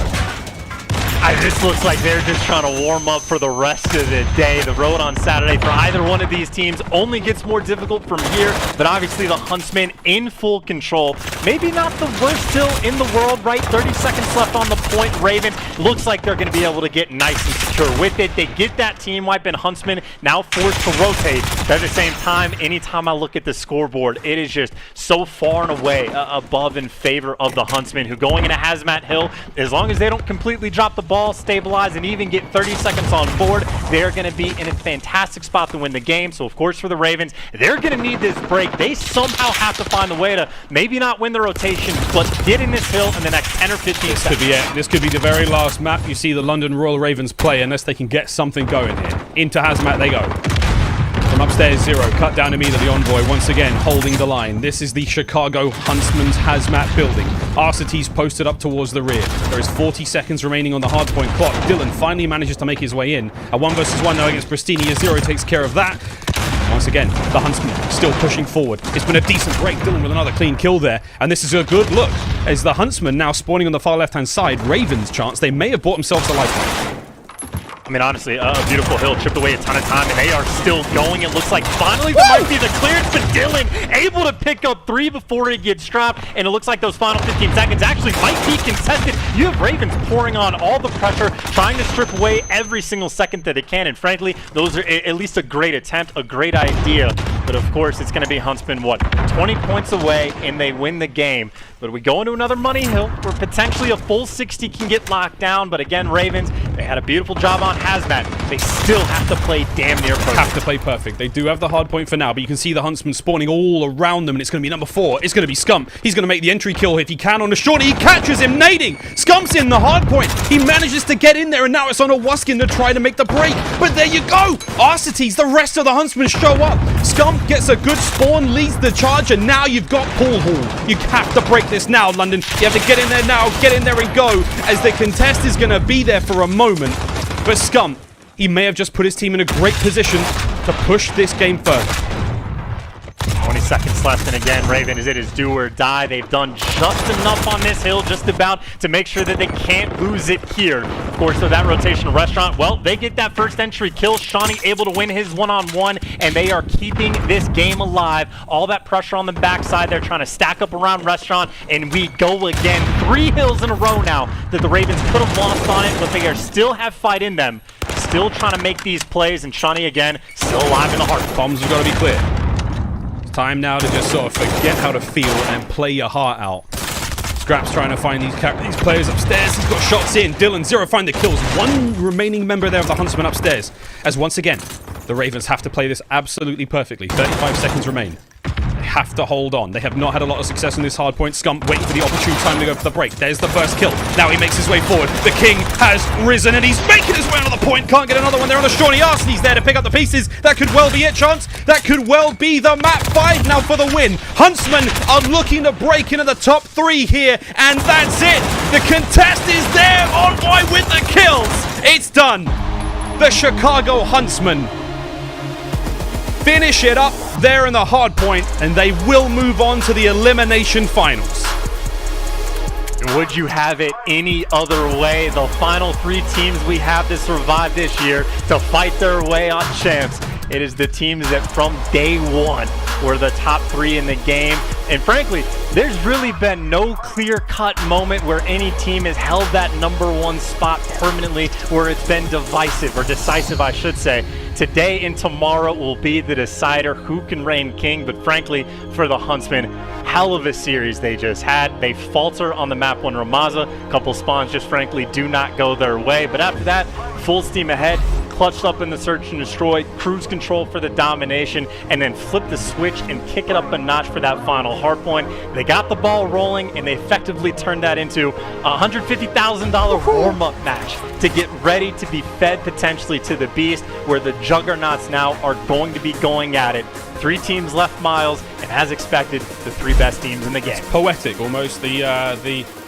With the Cinderella stories come to an end, the clock has struck 12 and Cinderella's not going to the ball. But London, what a season it had been for them, and an incredible way to turn it around with a top 4 finish here. But alas, we do say a very, very fond farewell to the London Royal Ravens here at the Call of Duty Championship weekend. But yeah, you're right, mate. The top 3 are now set. The elimination finals are gearing up. We've, of course, got the Huntsmen in there. They will play the loser of Dallas versus Atlanta coming up next. After this one, of course, that's our big game coming out later today. Wow, what a series that was, man. What a series that was.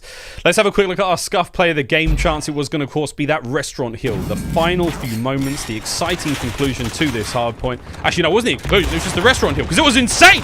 It was just chaos.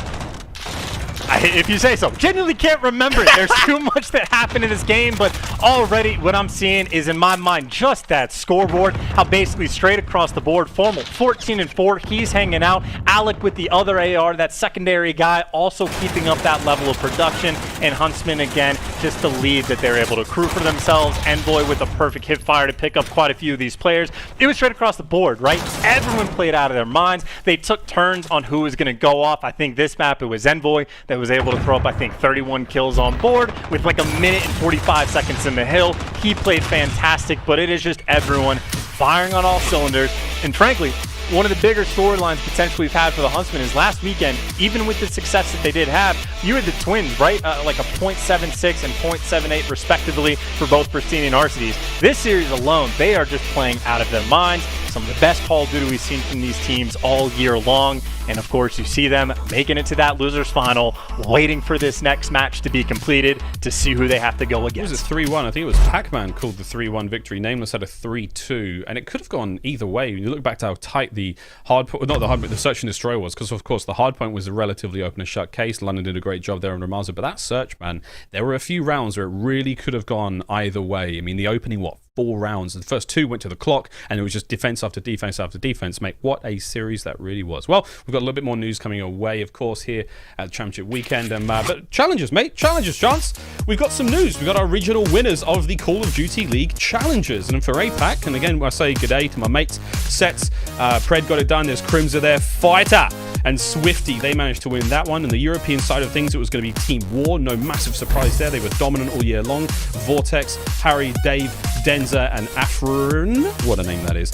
In the North American side of things, it was Triumph. It was going to be On the North American side of things, it was going to be Triumph, Standy Royalty, and again, Nagafen's there, Fellow, and Diamond. Beautiful stuff. Again, massive congratulations to the challengers. To the champions of challenges, let's just say there. But there we are, mate. What a crazy year it really, really has been.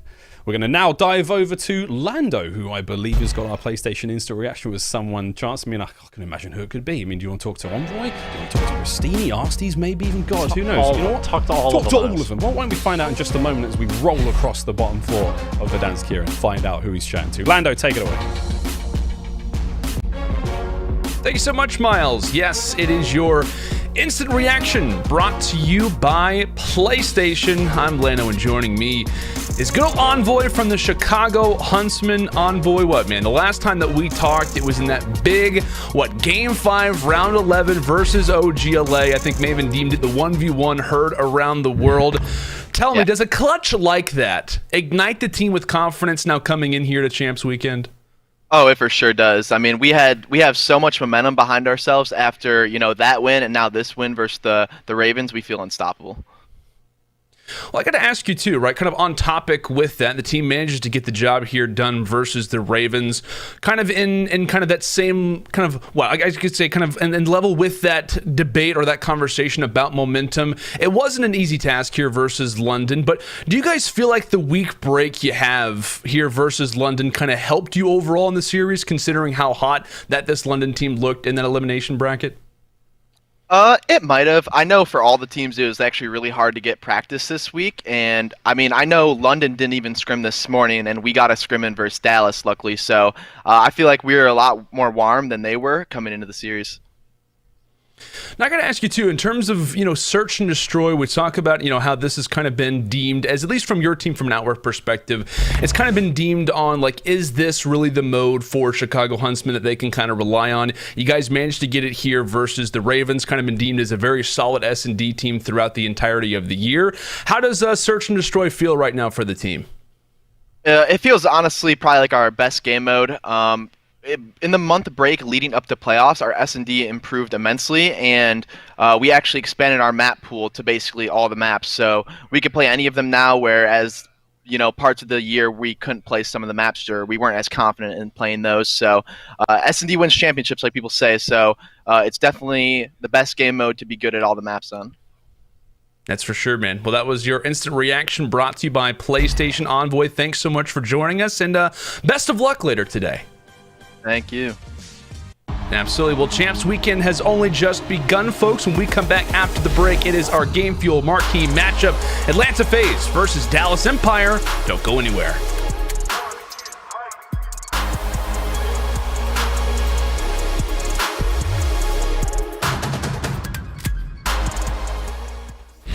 going to be an absolute banger to start off the day here again.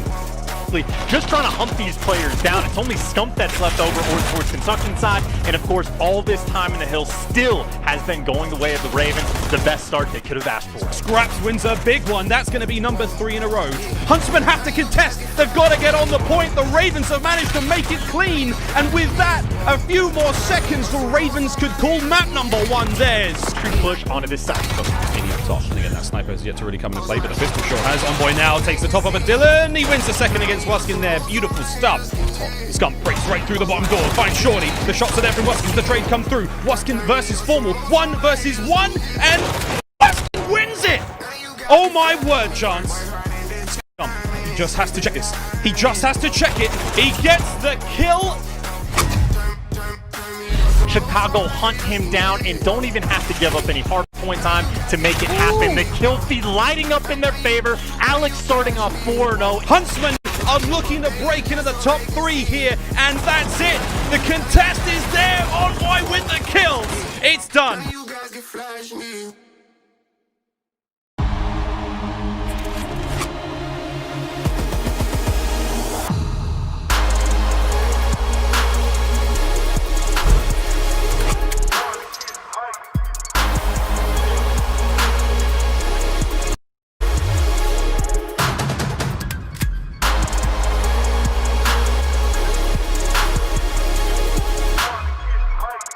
Rule your day with Metro by T-Mobile. Get 1 line of unlimited data for just $40, so you can catch the most epic dubs and replays all on T-Mobile's nationwide 5G network. Rule your day with Metro.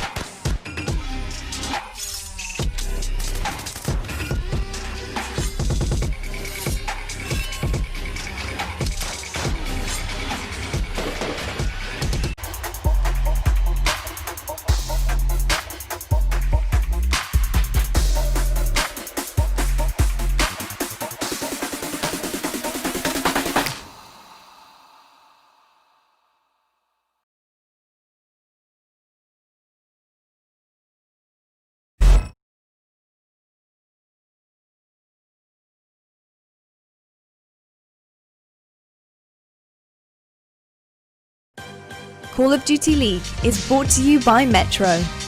Watch the best at their best with unlimited data from Metro, all on T-Mobile's nationwide 5G network.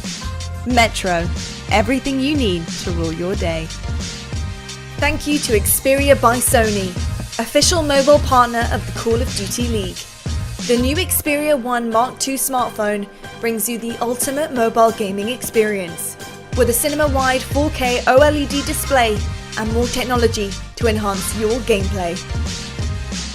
Tournament audio and team chat listenings are brought to you by Astro Gaming, the official headset and mix amp of the Call of Duty League. Join the Astro family and order the CDL A40 TR headset and Pro Team speaker tags today at astrogaming.com. Mountain Dew Game Fuel, the official energy drink of the Call of Duty League.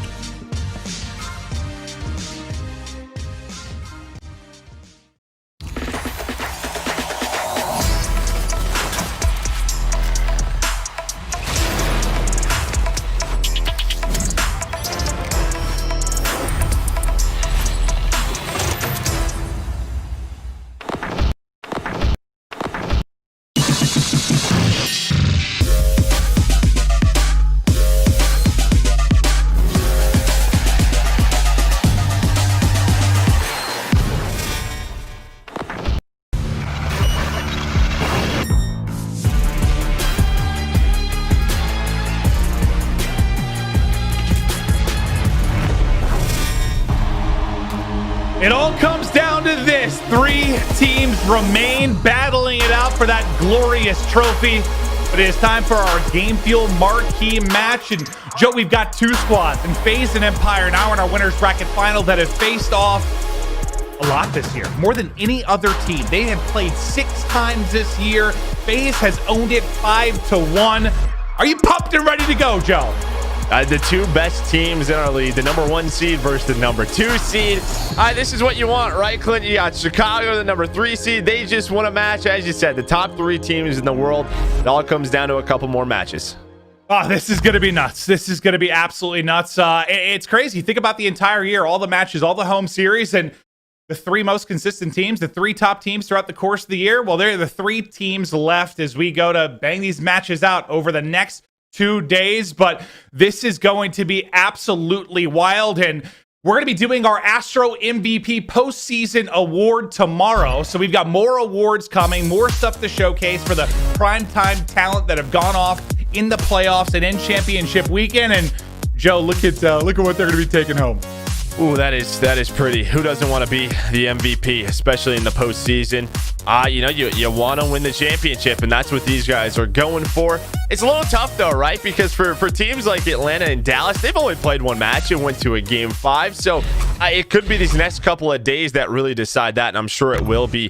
But you look at the likes of the Huntsmen, right? And I'm like, Scump had a pretty darn good week last week. He might be leading the way for me. It could be, he could be, but our Game Fuel featured player for this matchup is going to be Simp. What a special talent he has been ever since really coming onto the scene. Last year, he was lights out, impressed at his very first debut event, instantly was one of the top players in the game, and he's going to be crucial for the FaZe side in this matchup today. Yeah, I mean, it's all about really, you look at these 2 squads, it's the young guns. Simp, aBeZy, Cell on one side going up against Shotzzy, our MVP, our regular season MVP. There's just so much raw talent, but Simp, he continues to do it. Just time and time again, putting up ridiculous stats with that MP5. Can he do it again? Because it's going to be a very tough battle. It's crazy when you think about the storylines here for these 2 teams just with this weekend. What, can Clay and Crim get a 3rd? Can they tie Karma as having the most championships? Can aBeZy and Simp go back-to-back in their young career? But it is wild. Just all the teams remaining have so many storylines across the board. But you take a look there at the stats for Simp in Search and Destroy specifically. He has been nuts. Overall, I mean, he's one of the guys that, he's still been good, but you saw he has taken one of the biggest knocks when we switched from LAN onto online. When you talk about overall KD, he hasn't quite been the same player, but he's still been so good. But let's get right into the Game Fuel keys to victory. We're going to start off with Atlanta FaZe. Joe, take me through it. You talk about Atlanta FaZe. Well, I mean, again, it's just so tough to beat them, able to get through that game 5. But looking at our Game Fuel keys to victory, we'll see what Nameless drew up for us as we get that graphic up. And here we go. aBeZy, Priestahh, and Simp were under a 0.91 or worse, and they only lost to Empire this season. So you're looking at those core 3, maybe to step it up. That was all the way back, though, in week number 6. In the 5 wins versus Dallas, aBeZy excels. This puts more pressure on the matchup versus iLLeY. You have Shotzzy, you have iLLeY, you have Huke on the other side, but aBeZy, he's been just so darn good. And then you see aBeZy pressure. He's just talented. I think last weekend he really led the team with a 1.23 versus Chicago. He did it in the game 5. He does it in all the big moments. And as you said, they're going for back-to-back. They're going for it, but can they get it? Now over to the Empire's keys to victory. They're 1-5 in matches and 2-5 in Search and Destroy against Atlanta. They need to turn around this series using iLLeY's improved sniper. The X factor, though, Clayster. He had a 1.17 KD in their win versus Atlanta. This led to a win in all 3 respawns. And yeah, I know Clay's been disappointed at himself in times because he does seem to be just kind of hot and cold this year. He has these matches that he takes over. He has some matches that he gets thumped. I think you're going to need Clay in dominant form here if they're going to pull out this series win against FaZe. Well, and I mean, I will say Clay always, it feels like he captures the big moments. It feels like, we talk about our veteran players on Chicago, on Dallas, on Atlanta. These guys step up. And Clay last weekend, he only played 1 game versus Toronto. It was a big one, but he has a 1.2 just steps up for them. Him and Crim, when they go down 2-1 in game 4, game 5, those guys, you heard it in their comms, you saw it in their performances. They know what they need to do. They are winners for a reason. So these guys are already guaranteed $600,000. A win here guarantees them $900,000. That is a big bump, $300,000 bump. The loser going to have to face off against Huntsmen as the winner awaits in the final. But here we go, our top 2 teams all year. FaZe, Empire, kicking it off on Caves. And Joe, any big notes about this particular map for either team? Yeah, for Dallas, it's probably their worst hardpoint. Now, they've had some close games, but they're sitting at 1-6 overall. So, not the best record. Not the best record in Atlanta. They are 2-0 versus Dallas this year on it. So, they're going to be feeling comfortable, but off the start, it's going to be a fight for this middle hill. You're going to have Huke get on top, and, well, iLLeY, he's going to go for that fast flame, try to get those spawns for a second hill. One thing to note for them, though, like they lost their first 6, but they won their most recent one against Toronto just a week ago. So I guess that's one silver lining, right? Like, you won it as of late, but we'll keep eyes on with Huke, the nuke, as he tries to finesse in and around the hard point. Trophy out as he looks to lock this down. No early flip for Empire. As for now, FaZe has kept them locked in on that left side of the map, and just due to this extensive contest that we've had, I mean, there's 7 total points there, and there's 30 seconds already off the play clock. No one's really been able to get comfortable inside of this point, but you see that more often than not with opening hard points. And you'll take this all day if you're FaZe, right? Because you have the spawns. You just don't want Dallas to really earn, you know, a ton of time off this middle hill, but they will find the last 5 seconds. But you see the rotation inside of that cave side east. There's going to be 4 players. 1 player was watching the flank. That was MajorManiak. He gets cut down, but with that close spawn, he's going to pick it right back up. MajorManiak Cell trying to hold the spawns, but it's Simp in the hill earning all that time. 3 going to go down. It's looking like a pretty solid hold to start. We'll now go on with our game fuel featured player. That's Simp, who's going to drop inside the point as the back spawn comes in for Empire, and multiple players from FaZe spawn out. They're able to get in with about 40 seconds in. So yeah, first wave, they shut down pretty well, but due to the... It looked good. I think towards the back alley, you had 1 player from Empire that was in a great spot, so they got the spawns there, they get the break in, and that's something that FaZe have been susceptible to all year. They'll have the early rotation, they'll have the power spots, and they get broken time and time again. They've relied a lot on their heavy breaks and their aggression. They're going to need to see that, but what a job from Empire to get into the point, now take just over a 30-point advantage as we rotate over to Soccer Field. And we saw some big holds last week at Soccer Field, especially from the likes of, like, you know, your Optic Gaming.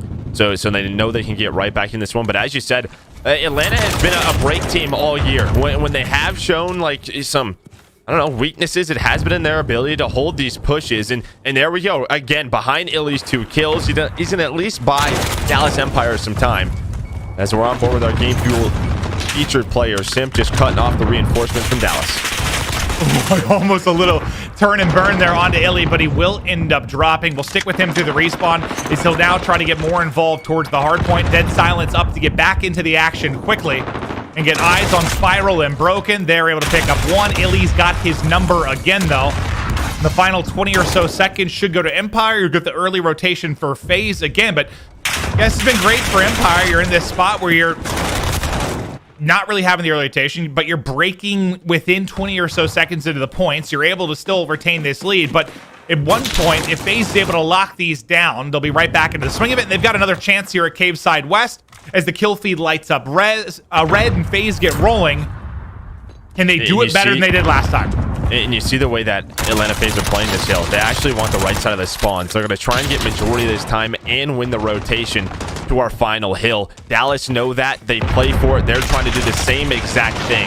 4 players going to go down. Clay's going to be the last one up. So you're going to get majority of this time. But you can see the focus for both teams when we rotate over to Cliff is to try to win those spawns. Dallas are going to have them right now, but do not be surprised if Atlanta FaZe get aggressive off these next couple of kills. They want to, but Empire's been getting enough kills that they haven't been able to kind of manage the fight on both fronts. And now Empire, with 20 seconds remaining, they'll get into the point. They'll still have the right side of the map. The nades will come in to get Empire out of it as our game fuel featured player and Simp picks up 2, but he'll drop shortly after. But it's a tight race so far. 20 points separating these 2 teams. But look at the bottom right side of the minimap. You've already got what Shotzzy and Clayster rotated early towards that outpost side of the map. What can FaZe do early on this break? Is it's draw out for Shotzzy. Yeah, Shotzzy just trying to Use that Grawl. What's it known for? Really, the long-range battles, and he's going to have one right now. Priestahh's looking for it. That is a tough shot, and, well, Shotzzy's going to put the shots in. Just trying to watch over his teammates. Nice 20-second hold so far. There you go. You see the beams from it. He's picking up the back as 4 go down, and there's the spawns for Atlanta FaZe. But they do have to be careful because you see number 6. That's Huke. He's going to recognize that, and he's going to try to play for the first hill when we rotate on over. I think you got a really good example of why the Graw's good at that range. Like when you saw the FaZe player trying to beam with the M4 into that window, the amount of recoil that it had on it compared to what Shotzzy had going with the Graw was so different. But Empire, a lovely hold is Shotzzy on 4 in a row, our regular season MVP, an absolute story of redemption and dominance this year for him. Is the lead for Empire grows and grows. FaZe have got to bounce back and they got to do it soon. Yeah, I mean, it's just sort of, I mean, for FaZe, you won majority of the rotations. You just have to hold a little bit better. It's just shutting down that first or second push, making things comfortable for you and making it uncomfortable for Dallas. But Dallas, right now, you're going to take this 60-point lead. We'll see, though, can Atlanta fight back into it? Because they're contesting this time. They have the spawns for second. It's weird because it's not even necessarily that they're like winning the rotations. It's like once you get broken once, it's like you're in this never-ending cycle.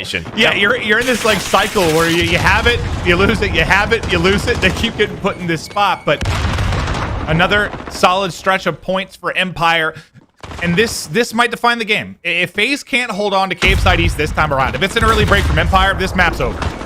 FaZe have got to hold. They absolutely have to hold, and they need 50 points out of this one to get back into it. You're hoping for a hold, or it's going to need a lot. You're going to need a lot here from Atlanta FaZe. We're going to see very early on why they are our #1 seed. Here comes the push. You're going to have Crim working his way through Cave. The rest of his team through middle tunnel. You have aBeZy inside yellow with this MP5. This is exactly where he wants to be. Keep these engagements as close as possible. He doesn't want to fight a lot of the M4s, and here comes the front push out of Dallas. They come. Everybody stacked up inside as the crossfire there for FaZe. They're able to take down 2 with the smoke, making things a bit of a mess. Still in the point is FaZe. aBeZy with a lovely double as they try to hit the cross. The crossfire pays off. FaZe able to hold, and this might turn into the best hold they've had this entire map. It looks to be flawless, and that massive lead for Empire starts to disappear. MajorManiak now up to 16 and 12, and he's got 5 in a row before he drops. Yeah, he's trying to take his time. He's trying to work rotation for soccer field, but has a lot of Dallas players to deal with. Dallas now, their goal, that's perfect, right? You get 4 kills with just a few seconds left, and now look at all the red arrows trapped here at Cave Side East. Crim going to do what he can, but his teammates are there to back him up, and it looks like Atlanta will at least be able to get towards Broken Side. They're going to need a break. We've talked about them being a break team all year. This is where it has to come into play. Here they go. Here they go. And they get the break in. It's iLLeY prone, trying to hold the push towards yellow side. Shotzzy flanking it around through Spiral, trying to find MajorManiak. Trying to find him. Able to find him and will shut him down. Thought he had a freebie on a second, but not able to close out at aBeZy as aBeZy hits the snap and takes down 2. Now over the 200-point mark is Empire. The lead right back up to 70 as Soccer Field has done great. Cellium able to get a triple there, but who's in the point still? It is Empire. So that, I mean, the ability to claw back into it from FaZe basically disappears. Cellium's 3-piece answered almost instantly from 3 from Shotzzy. And this is what happens when you have 10 of the best players in the world on one map. And I was a little confused right there from Dallas as to why they all pushed through for soccer field with 10 seconds left. But you saw what they did on first rotation. They're going for it again. They do not want to give Atlanta FaZe the opportunity to combine Cave Side West and that Cliff Path Hill, the last hill on our rotation. So they're fighting for spawns. They're going to give up a lot of time here, a ton of time. But you see where the big fight is. It's on the opposite side of the map. You do not see this often. Yeah, because there was 4 of them trying to kill Cellium. They were all trying to find him in the east side of the cave. But our game field feature player and Simp will drop. They'll get back into it right near the hard point as they look to tally on the final 20 or so seconds. But yeah, that was insane to see how much focus Empire put into killing Cellium. Look at it now. Look at the setup. Can we? Oh well, we're on with Simp right now, but I imagine Shotzzy switched his class over to the Graw again. He's gonna get set up all the way towards that back building. and they are just gambling that they will not get broken on this hill because you have allowed FaZe to get back into it. It is now a 30-point game. Can they win it here? Oh, yeah. As soon as I looked at 4 arrows looking for Cellium, I was like, what's going on? They don't care about Caveside West at all. They just want to make sure they have this side of the map, and they will. They're in great position to close out this game. Just 20 points needed. Can they do it here? Shotzzy, there's the Graw. Lines up 3 from the top window. No recoil, laser beam, and he is hitting it. As Shotzzy is the one making the plays, and this might be the game. No one there to contest from FaZe. Map 1, almost to Empire, but they get them out of the point behind shots from Simp. That might stretch it out here for a moment, but it's 5 in a row for Shotzzy. And as he now transitions over to the hard point, can his teammates pick up the cuts? They can. But it's not quite done yet. They still need one more point, Joe. Still one more point. Yeah, it's like the worst timing as a caster, right? You think the map's over? Not quite yet. We're at 249. Atlanta FaZe, they're going to get it back over to this first hard point. I mean, they can win it here, but it's going to be difficult. They have to play perfect. They get more dead. Oh, you got a lot God. of pressure through the middle hill, and I mean, Dallas, they're just flooding on through. They're trying to flood through. It could happen, Clint. You've got to be kidding me. You've got to be kidding me. There's a chance here for FaZe to do this. If they can continue to hold it. He's got 5 in a row as aBeZy's now going big. MajorManiak falls, but it's a multi-kill for aBeZy. They can technically still win it here. Back into the point go FaZe. It's contested for a second. That contest was enough. That contest was enough. That one little moment there, enough to make sure FaZe can't close it out.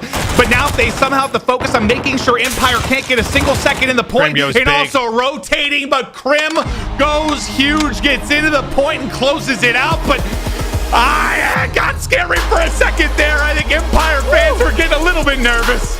I'm getting a little bit nervous, but I mean, it's just so interesting to see the way Dallas played this. Only their second Azir Cave hardpoint win on the year, and it's the biggest one of the year. As Crim drops 38 kills, the veteran, the GOAT, the most championships in Call of Duty history. He's going for another ring.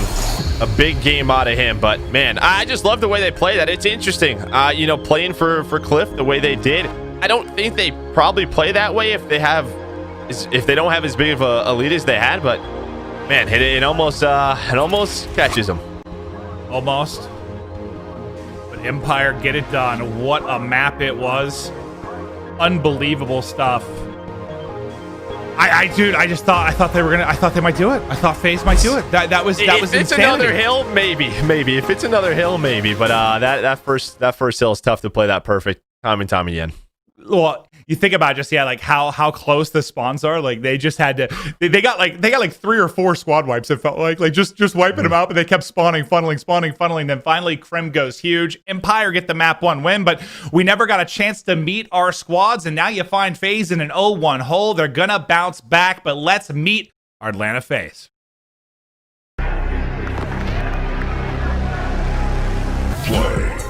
Atlanta looking to make a statement.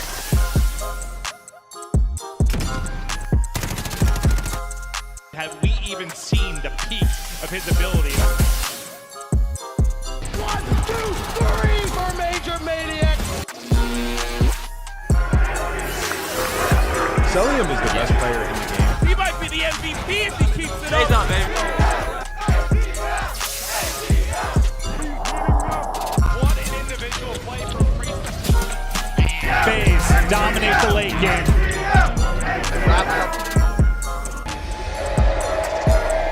FaZe off, baby. Let's go. That is the Atlanta FaZe roster stacked with talent. The first team to really come together at the beginning of this year. They knew the squad they wanted. They went after it. They created a team that they wanted to build a CDL dynasty with. But tell you what, if that dynasty is going to start, it needs to start with a win this week. And they find themselves now in an 0-1 hole. As Empire able to clutch up and close out the map 1. Crim, Clay looking for 3 rings. Let's meet the whole roster.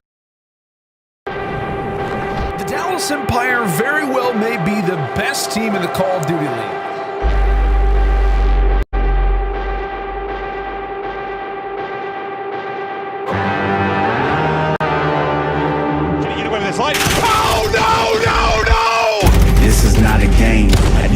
to play. Huke going huge. Where do these search rounds go? Once again, Empire steal around. Shotzzy is ridiculous. Hey, burn it up. Burn it up. Yeah, you know I'm coming for the crown. And we don't play around. You better get out my way.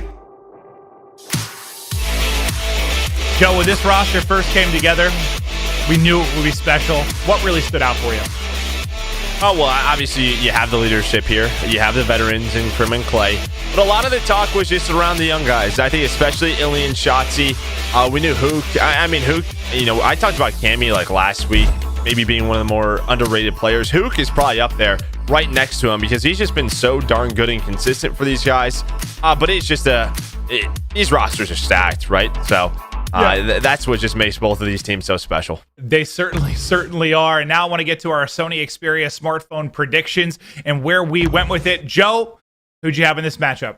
I believe I went 3-1 to Atlanta FaZe. I mean, we sent these messages a couple of days ago, so I think I went 3-1. Atlanta FaZe, they've dominated, as I said, this matchup, 5-1 all year. The only time that Dallas was able to take them was, week 6, I think, like the Chicago home series, and that was in the grand final, so it was a big one. But Atlanta FaZe, they've been doing it all year. They've been dominating this series, so I went 3-1. My prediction was 3-2 FaZe. Yeah, I mean, similar stuff. They've owned it 5-1. They've been the top team in the game, but I went 3-2 because I thought it'd be a shootout. Now, how much does it change for you now with the map 1 going to Empire, considering, you know, that's FaZe's pick? Dallas is 1-5 on that particular map. Is that a bit of a curveball for you and a big change to how you see this going? Not necessarily, because I think especially in game 1s, Atlanta FaZe has done this. They have done this from time to time in those map 1 hardpoints. Typically, it's on Gunrunner, but I don't know what it is. Maybe it's just them getting the blood flowing. And of course, I knew that Dallas is a very good team, so it doesn't change a lot for me, especially because we know how good of a search and destroy team that Atlanta FaZe is. Well, that's another question for you then, because like FaZe at the beginning of the year were dominant, right? Like they weren't even dropping maps. Like they lost, like they won like 30 maps, lost 2 or something ridiculous to start the year. But they had that stretch in the mid-year where they were going in 0-1, 0-2 holes constantly, reverse sweeps over the place, game 5s over the place. How important was that stretch for them now, like 4 champs? I mean, it tests you, right? It just sort of lets you know that, hey, we are vulnerable. As good as a team, as talented as we are, there are teams like Dallas that are right there up with us. We have to keep that hard work, you know, going. They have a great coaching staff. Well, both of these teams do. So they know. But as you said, you know, they've been tested, and that is important, especially going into this time. Well, they're tested again. Down 0-1. To map 2, search and destroy we go. Shotzzy, your regular season MVP, to his POV. To start it off as he is right in the green, and the aggression is here from both sides. It's Huke, the nuke, able to drop 2 and make the play. FaZe put on the back foot again to start this round. Yeah, we know that a lot of this map is really early around aggression over towards vent room, over towards bathroom, but now you have a 2 versus 3. MajorManiak and Simp gonna force a 2 versus 2, but who is it? It's Crim and Clay. The vets, they win their one-on-ones. They close out round number 1, and this is a great map for both of these teams. Even 11-5 for Dallas, 10-2 for Atlanta FaZe, 2-0 versus the Empire as well on the year. So you gotta be feeling pretty good if you are FaZe, but you know, as I said, they were 2-0 on Cave versus Dallas, so we'll see what adjustments they make. But I mean, that just all starts with Huke winning that vent room control. Yeah, he goes huge, then Crim gets too late in it. And well, with Crim coming off that map 1, we thought the bigger threats were going to be Shotzzy and some of the young players, but Mr. First Blood himself, he actually gets 2, but then Huke answers right back. It's a circus towards the B bomb site, but advantage will be to FaZe for now. But bomb down, well, right in the kind of the middle of the triangle of players you have from FaZe. The next kills are going to be crucial, and it's Priestahh that wins a big one. Now Crim going to be last alive, able to take one gunfight. Can he finesse away with his life? Looks like he can get away from now. Can Crim pull off the 1v3 to get to a perfect 5-0 start? They're going to hear him stomping above. They get dead silence out for the FaZe players. Crim wins another gunfight. The headshot in, and he's able to get away again. Can't get around the corner. Tries to finesse and gets hunt down, but man, it was a close one for Crim. Yeah, I think it was just I think it was MajorManiak, right, that weakens him up just a little bit. That's all Priestahh needed. That's all he needed to finish that kill. Crim almost gets to those boxes, but great plays out of him. But what, it starts with aBeZy, then Huke follows it up, and yeah, I mean, both of these teams fighting for that B control, and it's going to be a fun one to watch. It is fun. I was responding to some people. I was getting asked a lot of questions while streaming or whatever about, like the Huntsmen match and FaZe Huntsmen, and dude, it's just fun. It's easy as a commentator. When the matches are wild, it is a blast, and we've got just everything's going to be ludicrous for the rest of the weekend, but it's another first blood from aBeZy. That'll be 3 straight first bloods for FaZe, as Priestahh will now back it up for now. Bomb working to get planted. Huke will get that down and try to get out with his life. And it looks like he's able... Nope, not going to get out. Cellium's got the angle. Cellium gets the kill. Cellium resets his dead silence as well. But they've still got to retake this with 3 Empire players remaining. iLLeY watching this cross. Now just trying to play his life. iLLeY inside. Takes down Priestahh with the wall bang. That last bullet. 20 seconds in this 2 versus 2. 7.5 to defuse. Cellium and Simp. It looks like Simp's a little bit worried towards middle of water. He's trying to find an angle. Simp is going to take one down. Can he spot the last one? Is there enough time? I don't think so.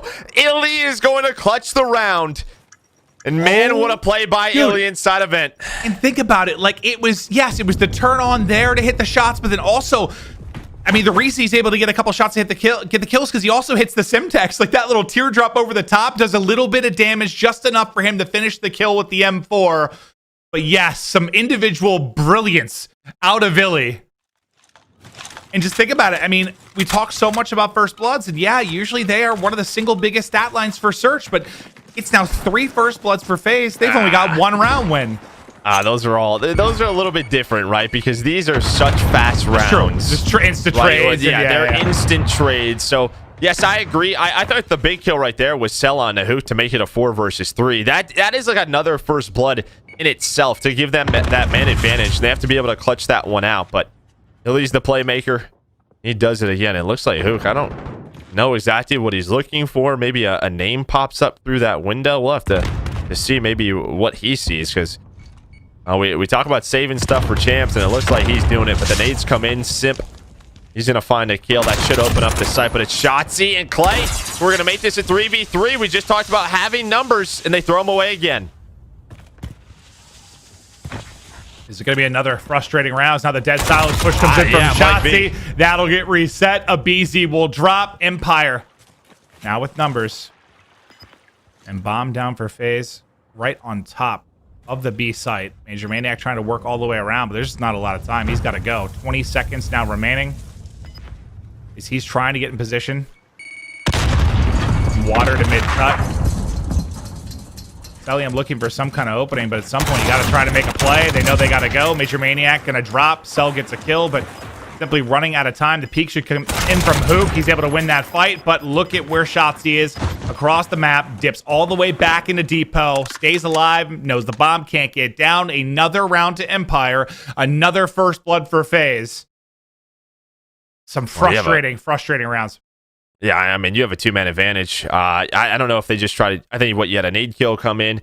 Maybe just try to get a little too aggressive towards the B side. You don't worry about Shotzzy inside a vent room. He's able to, play his life. Finesses around, pops dead silence. But, that's 2 rounds now.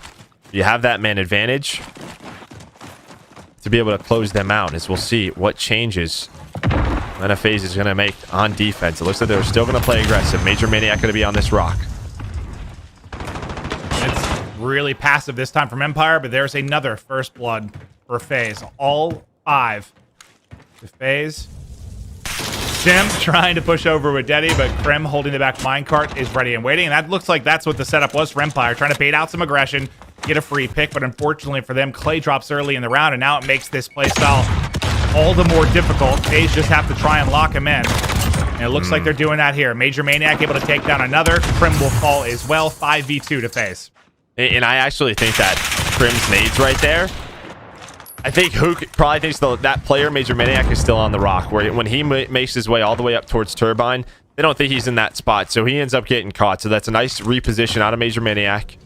Now you have this 4 versus 2, and it's going to be difficult to clutch. But Shotzzy and iLLeY so capable at any moment. Shotzy's going to try to get this bomb down. aBeZy's going to check it here in a second. He will, but Shotzzy plays his life. Shotzzy almost makes that something. But now it's iLLeY with the snipe, and this is a tough task here. Well, now that explains a little bit of the slow build in the beginning behind the sniper of iLLeY. Maybe looking to him to hit a pick, not able to do it. But yeah, that was almost disgusting out of Shotzzy. What a quick reaction to get off bomb and nearly put aBeZy down, but it's not going to happen. And finally, FaZe will get another round win on the board as they'll keep it close. It almost feels like they're down even more than they should be, just based on how some of these rounds have gone. Yeah, and they're just trying to show them a different look, right? You know, Atlanta FaZe is probably thinking maybe they'll throw something else at us. Also, they try to slow things down, maybe catch FaZe getting aggressive. Doesn't happen. Now, mostly Atlanta might go towards this A site. Cellium, another first blood. That's all 6, right? Yep, that's all six. You have 3 for Cell, 3 for aBeZy.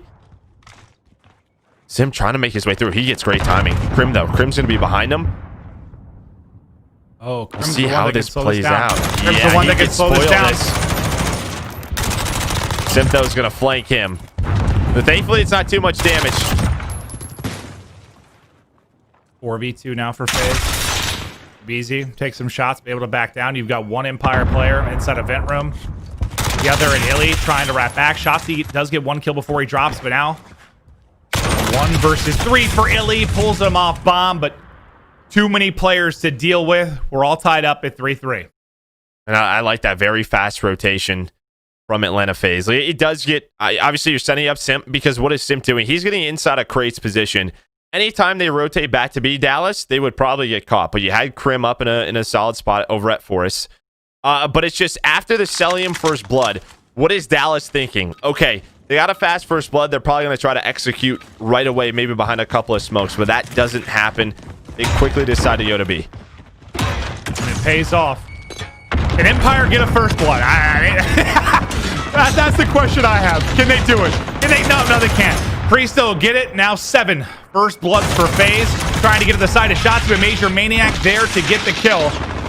Massive numbers advantage over to FaZe yet again as Simp is lurking inside of vents. Thought he might pop and drop onto somebody, and there's the pop, there's the drop. Crim will drop. Ooh. So does the rest of Empire, as it is a quick and clean round. And now it's starting to feel a bit like these first bloods are adding up. Yeah, these last couple of rounds. It's just behind you. You see the aggression from Atlanta FaZe. As soon as the first blood comes out, they're finessing, they're bidding and switching around bathrooms, around crates. They're trying to catch Dallas. And what's the difference between the first couple of rounds that we watched with Dallas is there was a player who was bringing them back into the round, whether it was iLLeY, whether it was Shotzzy. They were finding multiple kills without trades. And you know, Atlanta FaZe, they're working on those mistakes. It's really aggressive from Empire. They just want to go. There's the first blood. iLLeY able to take him down, get right into green behind the smoke, and the aggression so far, so good. As iLLeY able to step, but look at number 4, Priestahh. Yeah. Priestah's got all the way behind. You just wait. You have to wait for him. If there's a way, if we could switch to his point of view, see how close maybe he is to dead silence. That would be fantastic, because that might be what they're waiting on, is just what Priestahh can find. Cellium, that's a big individual kill. Forces the 4 versus 4. So he's not even halfway. So he's got to play this patiently. He can't sprint around, go looking for information. But he's not going to find much. Look at all of the Dallas Empire arrows. They are just all around green, all around vent room. It just comes down to this timing with Clay. It all comes down to this timing with Clay. iLLeY's to be a caught. Clay should have the trade, or whoever comes out of bathroom should. That's going to be a Huke that's able to pick it up now. 3 versus 3 with 30 seconds to go. Gets planted now. A flurry of kills back and forth. It's going to be a 2v2. Make it a 2v1. All on Cellium now. Clutch up. Able to snap onto the first. Cellium stays up, just trying to finesse behind. Going to pop dead silence as well. Can Cellium pull off the 1 versus 2? Just trying to spot him. There's the spot. Here comes Shotzzy. He's pushing it out. He hits the shots. The clutch is in. As Shotzzy wins the 1 versus 1. And time for the defuse to bring it to 4-4. What a 1v1 it was. Yeah, I mean, it's obviously great shots. He's able to kill the player who gets the bomb down. But who is it again? It's Huke. It's Huke inside of crates. You had the man advantage if you're FaZe. Huke is able to take down 2. Huke forces the 2 versus 2 for his teammates. They come on top. A 1 versus 1 that was between two MVP candidates, and our regular season MVP comes out on top. I just like the aggression. He knew he obviously had to at the time on it, but gets a little damage there. He's like, I'm going. Pops dead silence and able to hit the shots before Cellium can finesse away. Just every time he peeked, taking damage. They're ready for it. They're ready for it, but it's not easy to get the shots through the smokes, but it is another first blood for FaZe, and 2 will drop, 5 versus 3. But who can make the difference again? It might be Huke. Unfortunately for him, though, his entire squad has died. Yeah, now he's just surrounded. Poor Huke, man. He's just like, I can't really do much here, guys. And he's going to get taken down. And that defense, so that's a lot what we saw from Optic Gaming last week. What do? They go a very quick off the start. They defend, and that just means they have a lot of trust in their B retakes. It's all it is. They will take a 5 versus 5 retake. They'll play around their nades, their tacticals, and, well, Dallas runs right into that trap. The trap gets it done. Now 1 round away from tying this series up at 1-1 is FaZe. Or will we get to another riveting round 11? We've had so many over the course of the playoffs. Again, dude. Priestahh on the flank. Goes through a smoke. Has dead silence popped. Another first blood. Clay is going to wrap back. Can Priestahh stay alive? No. So Clay was working the flank. And it's Clay and Crim. We're going to make this a 3v3. Can't quite finish it. Cellium needed probably 1 more bullet. Now he's getting tagged up from iLLeY, but able to get away with his life. Pushing aggressively is aBeZy. He's just flooding on forward. aBeZy is able to take down 1. Cellium connects as well. It's all going to be on Clay. 1 versus 3. There's the first gunfight win, but the dead silence in from behind is enough. And FaZe will power through. They will take it 6-4. They dominated in the first bloods. The aggression from aBeZy was thrilling, and you'll see the final play here from him behind the Deddy. Clay, no chance in the round. But they'll tie it up 1-1. And, I mean, honestly, just looking at it, what? Cellium 12-5. Priestahh right behind him at 11-6.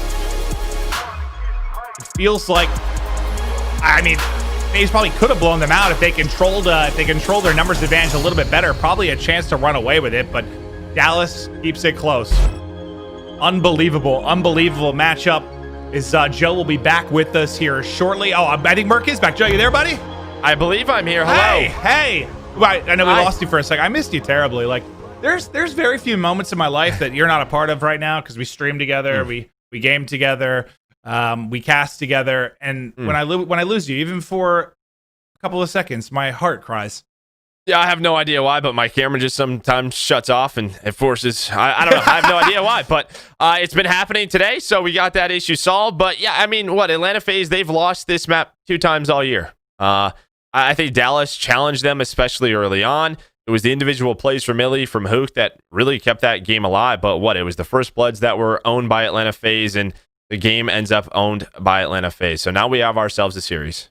We get ready for the domination. We're going to be keeping eyes on our Game Fuel featured player in Simp, as he has been an MVP candidate all year round. I think what's been truly special about him is just, I know KD is not the only stat that matters, but typically year in and year out, you take a look at the top 10 over the course of the year, it's like 9 AR players and 1 sub player. And for a long time, that guy was Scump. Right now, that guy's been Simp. He's been the one guy that somehow puts up like AR statistics with an SMG. It's pretty unbelievable. We're not going to take a look at our U.S. Army tactical play. It is going to be round 10. We'll walk through this one more time before we get ready for the domination. Yeah, it's just Atlanta FaZe, on this attack, and Priestahh, he's gonna find the opening. Clay is, trying to watch it, but there's a lot of different angles. He takes the timing, does get taken down, is forced into a 3 versus 3. But we talked about their offenses, and Cell's ability here to stay alive, just so important. Gives his teammates time. I believe that's aBeZy with the dead silence. Another great play from him, and Cellium, he's gonna cap this one off. Clay, you just want him to have a chance to clutch, maybe pull it off. But Crim had a chance at a 1v3. Clay a chance to maybe do that there, but the number's simply too much out of FaZe. But now let's take a look at our U.S. Air Force quick scope. Just kind of just a graphic showing these two titans, these two juggernaut teams, and how they've compared over the course of the year. And you see when it comes to the overall matches, games, KD, FaZe has got the edge. It's not by a massive margin, but the edge at every category nonetheless. Yeah, well, one of our closer ones, right? One of our closer ones there, but just insane to see how both of these teams have performed. And now, our U.S. Air Force maps and modes. We are 2 maps deep into this best of 5, tied up at 1-1. We're headed to Petro for the domination, Gunrunner for the hard point, and Ramaza search and destroy to close it out if needed. Before we head to break, though, anything major that stands out to you for these final 3 maps? I guess the big things for me, I mean, hardpoint Gunrunner for both of these teams. I mean, you've played this 23 times if you're Dallas at 13-10, 19 times if you're Atlanta FaZe. I guess game 5 Ramaza, because both of them, not a lot of repetitions, 1 and 2 from both sides. So we'll see if we get to a game 5. Interesting. Well, we're tied up at 1-1. FaZe versus Empire, our top 2 teams all year. Filled with MVP candidates, filled with veterans, people looking for 3rd rings.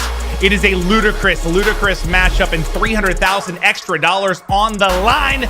Domination coming right up.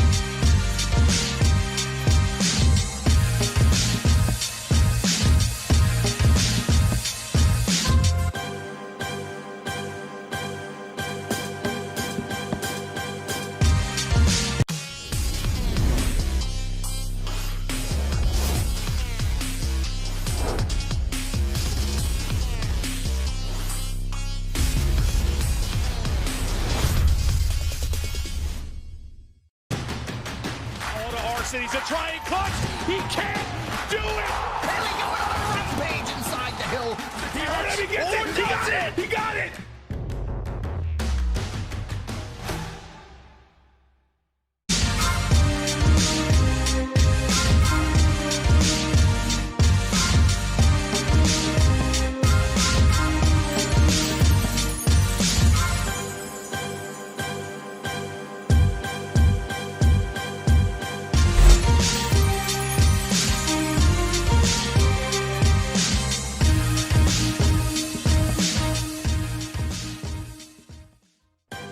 Call of Duty League is brought to you by Metro. Watch the best at their best with unlimited data from Metro, all on T-Mobile's nationwide 5G network. Metro, everything you need to rule your day. TeamSpeak, the official broadcast communication partner of the Call of Duty League. The US Army, what's your warrior? PlayStation 4, the official platform partner of the Call of Duty League.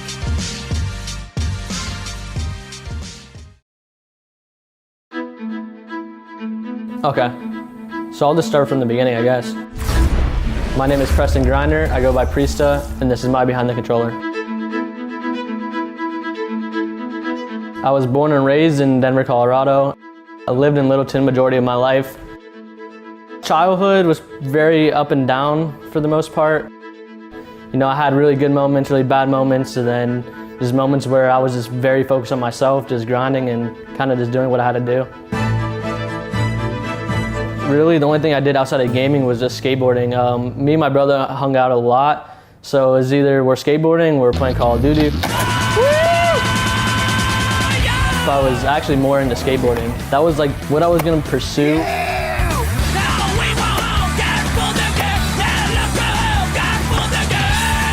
I actually was gonna try to get sponsored, and I actually ended up fracturing my leg. I was airing out of like a quarter pipe, and I came back in, slipped out, my leg got caught under me, and just ended up fracturing it, and now I have a plate and 7 screws in my leg.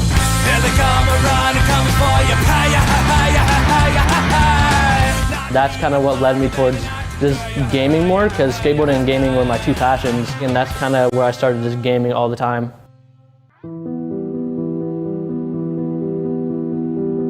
My parents split when I was young, and I lived with my mom, and I would see my dad, you know, every other 2 weeks, and some of those weeks I wouldn't even go over to his house, so I was close to him, but not nearly as close to him as I was with my mom.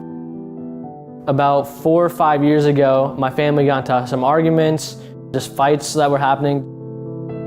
It was scary. It was scary to see for me, and I just didn't like being around it, so I just made the decision, Mom, I'm gonna go move in with my dad, and that was one of the toughest things I've had to do in my life for sure. Seeing how she reacted, like she was crying, it was one of the toughest things I've had to do for sure. But I knew it was something that I had to do and something that was gonna help me in my life. Words in my head with the meanest voice. I tear myself up, sinking in deeper through all this noise. When I moved in with my dad, it was super tough. Like, he was fine with me moving in. He was excited about me moving in. Honestly, I didn't even really want to talk to anyone at the time. I was very, I don't know, I wasn't depressed, but I was very sad. Probably a week later, I got a call hey, your mom's in jail. Now, it was just a very, very devastating time in my life, and I just didn't want to talk to anyone. I just kind of wanted to be by myself and just, just play video games. Feels too much. Feels too much. Feels too much. When I moved in, I'm sure he was expecting me to hang out and talk to them every single day, and it just wasn't the case. He honestly had no idea how much video games I was playing or anything at the time. After I graduated high school, I was like, hey, can you please give me a year and let me show you I could probably turn Call of Duty or playing video games and streaming into something more. And he trusted me with it, and now he's fully supportive of it, and he's helped me out a lot. It would have been a lot tougher for me to even be where I'm at right now, so just him being there for me just meant a lot.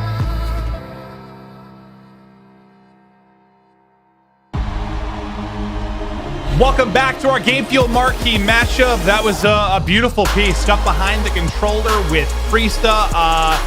Yeah, no, that was incredible. Hope you enjoyed that one. But you also, on the tail end of that, have a chance to win a Scump Gaming controller. If you head over to Scump Gaming, there's an Impact controller that you are able to win. Take a look at the bottom of the screen. That's how you can get it done. Joe and I both use them.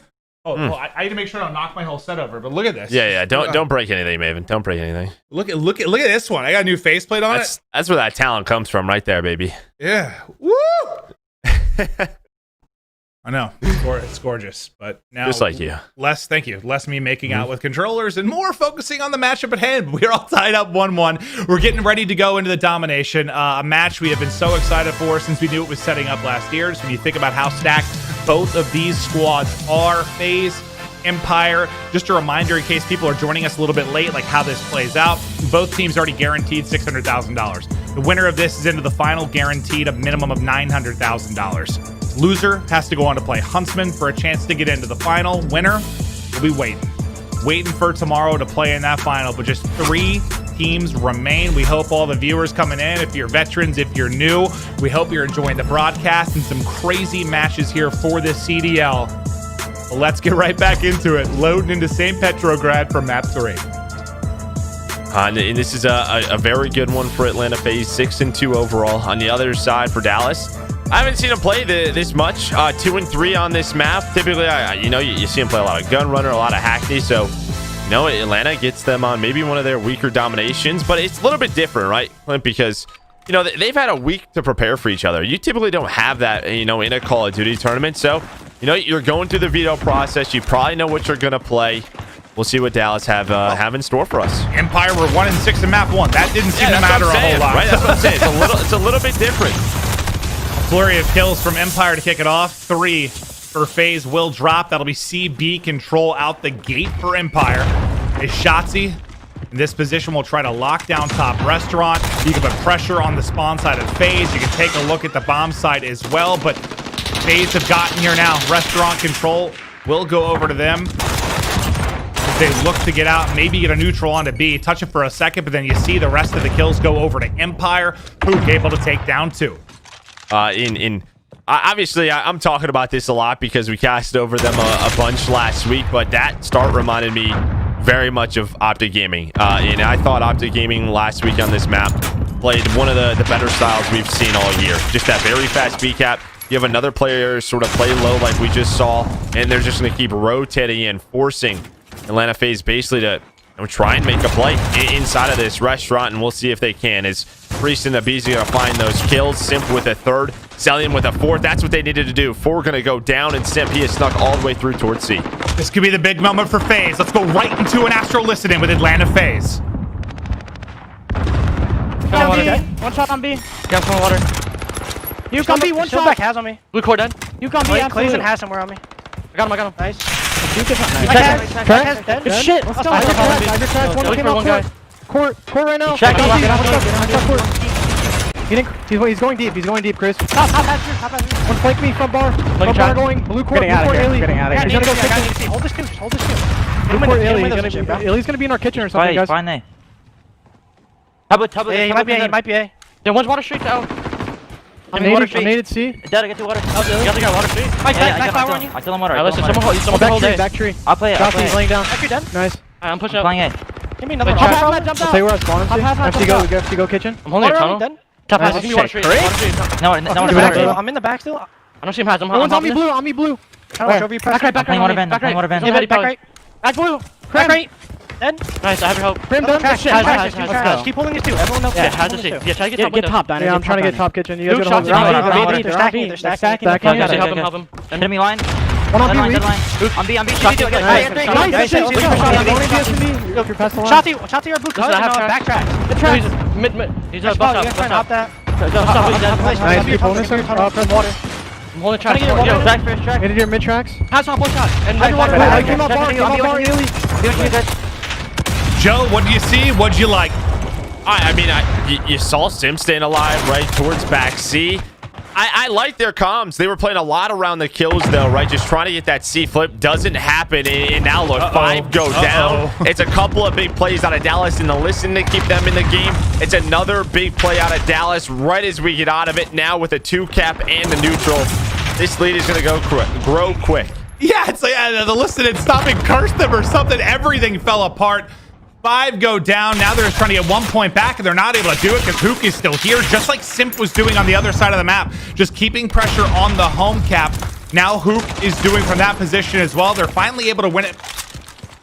Priestahh, though, on the other side will drop as he tried to push up towards C, but it's what? A 22-point game with a minute 20 left. You'd really like to get some type of 2-cap control if you're FaZe to close out this final minute. Otherwise, this could end up being a very big Empire lead despite that stretch over the listening. And that's what you needed right there. Yeah, you needed that, right? aBeZy and Simp, they go big with those MP5s, putting pressure on it. They're going to stack B, as you said, and they control this last minute. In this 25-point lead down, you have Huke, who's trying to work towards that low side crates. It looks like he was able to win a 1v1 versus MajorManiak. That should be 3 dead. And just how about it feels like Dallas, they're finding these moments where it looks like FaZe has all of the control and they're just getting out of it. And now they're going right back for B. They're able to get the secure quickly. Crim with a nice read up to the top window. It's Priestahh through on the flank, though, that'll try to slow this down. But that's big from Empire because if FaZe hold that entire minute, they end up down like 12, which is just, a minute of a 2-cap, like very reasonable. But with Empire taking that over, that lead's going to build and build. It's going to put a whole lot more pressure onto FaZe. And they'll get that final cap or maybe these last 2 ticks unless the neutral comes through. And Huke is not able to get it. I thought they had it. Finally, someone gets it. It'll just be a 1-point difference, but a little bit of madness there towards the B point at the tail end of it. Lead ends up being 21. So you're looking at FaZe needing, we're just talking about like a 2-cap control versus a 1-cap. Right around 2 minutes that they'd have to do that, and it's a tall task for sure. But a map like Petro, you'll see the occasional 3-cap. You'll see a lot of 2 on neutrals, so that lead can disappear quickly. Yeah, and there was a few moments there. Like I think you're a little frustrated if you're FaZe because they had a lot of mid-map control. They had C control. They weren't able to flip it and get it fully on their side. But man, Dallas, they go big when they needed it. Gives them this 21-point lead. Looks like aBeZy gonna hop on this, and they play this a little bit differently. We saw Dallas just go for it, just hop on the flag. 3 of them right behind the smoke. Atlanta FaZe, they're sort of slowly playing for map control. Well, behind aBeZy's big gunfight win and Simp getting 2, they might be able to do just that. So basically the opposite of what we saw the first time through. FaZe is going to have the 2-cap control. They'll look to secure this as long as they can. We heard the comms from FaZe. It's Empire's turn. Let's go to an Astro listen in with Dallas Empire. I'm chilling. Just somewhere from pool. Oh, we're spawning water though. I'm gonna smoke water. Yeah. We can work up water. In diner weak, lane behind the bar, Cell. Lane behind the bar. And one push out ticket left side. Yo, line. Watch out. Another one in Cell. Bottom diner. 2 down. I got through water. Push you, Yeah, I'm going. Oh, he's top diner. We're spawning in P1, guys. Yeah, come on, Top diner, I'm being annoying C. Yeah, cut him off. I'm here, C with you. Got one. Nice, good job. There's one guy back C. Nice, good There's one shit. guy back One C. top One guy back C. You Top diner. in Top diner. Top diner. Alright, I'm He's trying to play back top C. I diner. just saw him. Trying to play top diner. Yo, Tip somebody, bed. somebody. Wait. Cap it. Yo, top diner. Watch your yellow dump. Alright, they're gonna get it. We're good. We have C. You're gonna get Getting it. yellow quick. Alright, we know. Yo, wait, I spawned it. Did? Yeah, top diner on you. No, he sound on me, bro. Go for B. One out, P1 door, P1 tunnel. One is tunnel. Top diner me. Tunnel. One is tunnel, yes. He's in tunnel. Line He's in that tunnel, mid-tracks, Simp. Where'd you go? Out one dead. Dead trees, weak. Trees, Middle trees. trees. I needed trees. Go kill Grab him. it. Top left diner window, I'll kill him. Yo, you got one. I'm one Got shot. one. I'm getting a trophy. They keep popping. Getting a trophy. No, kill me. One. Don't all die. Don't die. No, he's one shot. Still left. On it, one shot. Close. I'll tell you. One Line. Yeah, line on me. Kill me. One water. I'm back Get one square. take the yellow ambi or something. Trying to get top yellow. Back square, guys. I'm trying to hit out P1. I'm holding yellow. Mid-tracks dead. Yo, top Nice, yellow. let's go. Two. Nice. One more top diner weak. Top diner. Simp is top diner weak. I'm looking top There's diner. probably another one water. Top right diner. One more front gate. Gate major weak. Gate Alright, major yo, weak. someone take the rail P1. No, one shot. Yeah, we gotta take I it. want front. One Still touch. left. One line Yeah, and top then P1. major skate. Alright, hold Yeah, team. can't Yo, do team.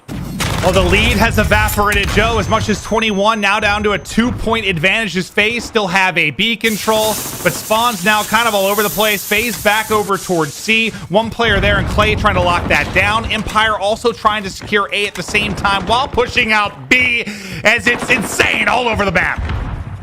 Yeah, and you heard that. Listen, they got the C cap, and I think it was who was like, okay, we know what we need to do now.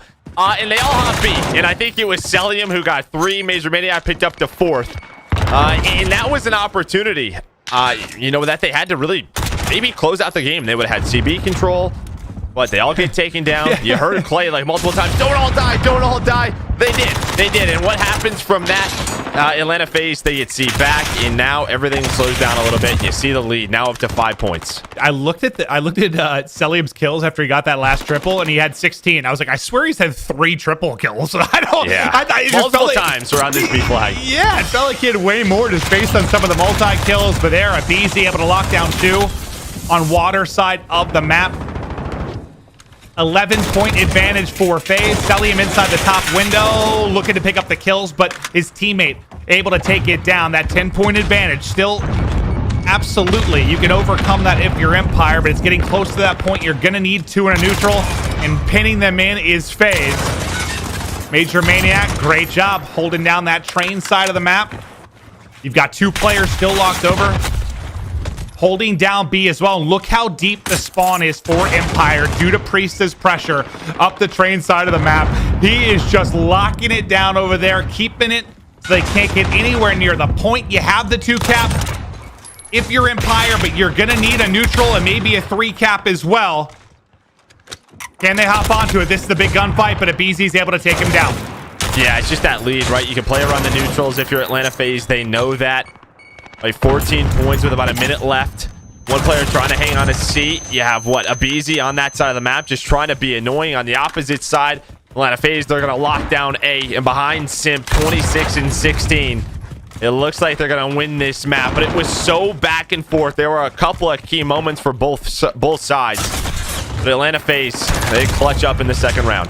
Yeah, it feels like 2 kind of stick out. Like right after we came out of the FaZe listen in the first half, when Empire went clutch to get 5 down and take control, and then when FaZe were able to do kind of the same thing. I think it was 4 down, but like they get the 4 down, they get complete and utter map control, and they close it out from there. They'll take the 8-point victory. They'll go up 2-1 in the series, but This has been a tight one, Joe. What, a 20-point hard point, around 10 in search to destroy, an 8-point domination.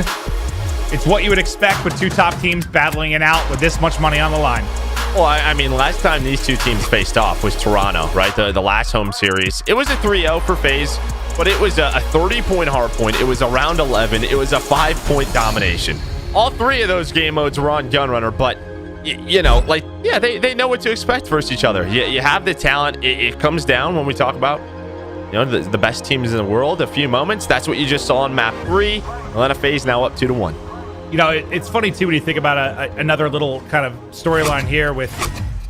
I was playing. If you watched the episode Talking in Circles, I basically played Warzone with what? It was Simp, Prestinni, and Clay. And we were sort of joking about, like, if you aren't familiar with last year, like, these guys were all on the United roster. That won the world championship, right? And then United isn't involved in franchising. All of these guys end up splitting and going their separate ways. And I kind of asked the guys, like, is there a little bit there to want to win a championship before the other one? And Clay was like, yeah, man. Like, if Simp and aBeZy come in and win this, like, they're going to do what took me so many years in the span of 2 years. It's just crazy to think about that. Like, Clay, guys, poured so much time, his heart and soul into this game, one of the greatest ARs in the history of it. And Simp and aBeZy might get the same number of championships that fast. Like, it's just wild to think about. So there's some pressure on him to try and shut down the Young Bucks, and Simp and aBeZy probably want to shut up old man Clay and get this W and show they can spread their wings. But man, it's just crazy to think about the old United roster and kind of where everybody is spread out. Yeah, just such a talented group of individuals. But as you said, I mean, aBeZy and Simp, you know, they formed this Atlanta FaZe team. I think it was just sort of who did you guys want to play with, right? I mean, that was sort of it. They were like, you put those two on any team and you know you have a contender. They're in a position now where they are one map away for an opportunity to win another world championship, go back-to-back. A big deal for them. Yeah, no, it absolutely is. And that's what's so cool about when you just look at the three teams. Just so much on the line, so many storylines, so much history. But we're going to take a look at the Astro social soundboard. We like to take a look at some tweets from fans, tweets from players, what they're talking about, and you're kind of buying into all the craziness going on with champs. From here, it's going to be from Clay. And this is about the MVP victory for Shotzzy for the regular season. I'm beyond proud of Shotzzy and what he's done this season so far. The job isn't done yet, but the way he shut everyone up, just grinded his way to the top, is hella inspiring. The resilience from this young guy is astounding. Let's bleep and go.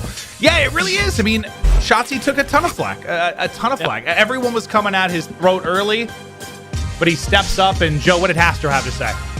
Oh, well, he just paid a lot of money for to get Shotzzy on his squad, didn't he? Right, that transfer fee, and it paid off. Well, you think about Huke and the investment he's made into him, now Shotzzy as well. He's built himself a very talented roster, and I'm sure he is pumped for Shotzzy winning that MVP. And yeah, Astro, I mean, the risk is paying off. We've already had our regular season MVP. Our postseason MVP will be tomorrow. And that's going to be after the match. After we do our crazy best of 9 between whatever two teams are still remaining, we'll debut that. And it's cool. Like, when you think of what's similar to like the NBA or something, like you have your regular season MVP, which is awesome. It's like the body of work over the whole year. But then that person that really steps it up and goes huge when it comes to championship time. And sometimes that's the same person. More often than not, though, that's not the case, and it's going to be interesting to see who really goes wild, because as much has already been on the line with the playoffs to this point, now with one match under our belts in championship weekend, all eyes are going to be on that best of 9 to close it out. Who goes big? Who goes home? Who takes home that $1.5 million first place prize? I'm excited, Joe. And this is big for Dallas to get to Game 4 and Game 5, because this is where they have winning records versus Atlanta FaZe. Hardpoint Gunrunner, they are 3-1, 13-10 overall. And then if we do go to a map 5, which is Ramaza, it's only 1-0, but hey, you have that map win. You know, you have some confidence under your belt. But, you know, some of the times when we talked about the early struggles and those Game 1 struggles for Atlanta FaZe, this was that map. This was the map. But the last time these two teams faced off, Atlanta FaZe was able to win it. That was at the Toronto home series, but as I said, it was like a 20 or 30 point map. It was very close, and both of these teams, one of their better hardpoint maps overall. Yeah, well, now you think even more with what you just said, with this like starting to look better for Empire later in the series. That map 1 victory, get their second win on a Zerk was huge. Helped guarantee they could get deeper into a series. But let's get right into it. Clay Simtech able to connect, but unfortunately he gets caught sprinting. Priestahh will put him to rest before he's almost instantly traded out. But they're just fighting for map control, trying to get into the point. Empire will try to make sure no one sneaks through the cracks from FaZe to flip these spawns. Yeah, Clay locking things down. Getting some early time. But you had iLLeY pushed all the way up, but Priestahh and MajorManiak with that double M4 setup. And, you know, we talked about it last week a little bit, but Priestahh, you know, you have such a talented lineup where, what, it was Cellium on the, you know, the flex position. Now, no, they were like, Priestahh, you can run it. You know, he's a lot more comfortable. He's been putting up some better stats.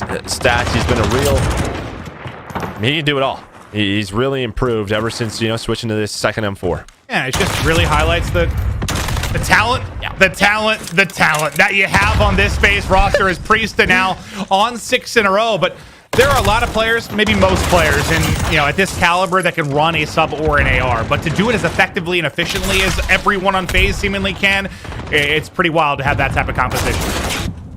Yeah, it's like, all right, you know, you have Cellium, you're like, you cool with this? Yeah, no problem. I can do whatever you need me to do, and that's, love that. But into the second hard point, set up at Depot is Dallas Empire. They have early control. The two are going to go down, and MajorManiak won a big one towards the back, but it's Shotzzy, the MVP, inside, takes down 3. You just see the talent on both ends. Well, it looked like with MajorManiak making that play, you have the spawns. It looked like Crim was going to get 2 easy ones, but Shotzzy just puts down everybody around the point. But now will the spawns be enough to get in? Looks like the kills are going to come through for Empire. No break in for FaZe. The final 20 seconds over to Empire. Minecart now for FaZe. They are set up nicely. There's still one player lurking in Cellium. They'll finally be able to pick him off, but they'll build this out to approximately a 30-point advantage. They now try to rally across the map, and we'll see how much Simp can delay this, because he's really the one player on the other side. Not a whole lot of delay. And now with this setup, right, this is one of the talking points we have with Atlanta FaZe in their hardpoint game. You have the early rotation. Can you hold it? Dallas, they're going to try and push from the warehouse side. iLLeY not able to win that opening gunfight. Now it's Huke's turn.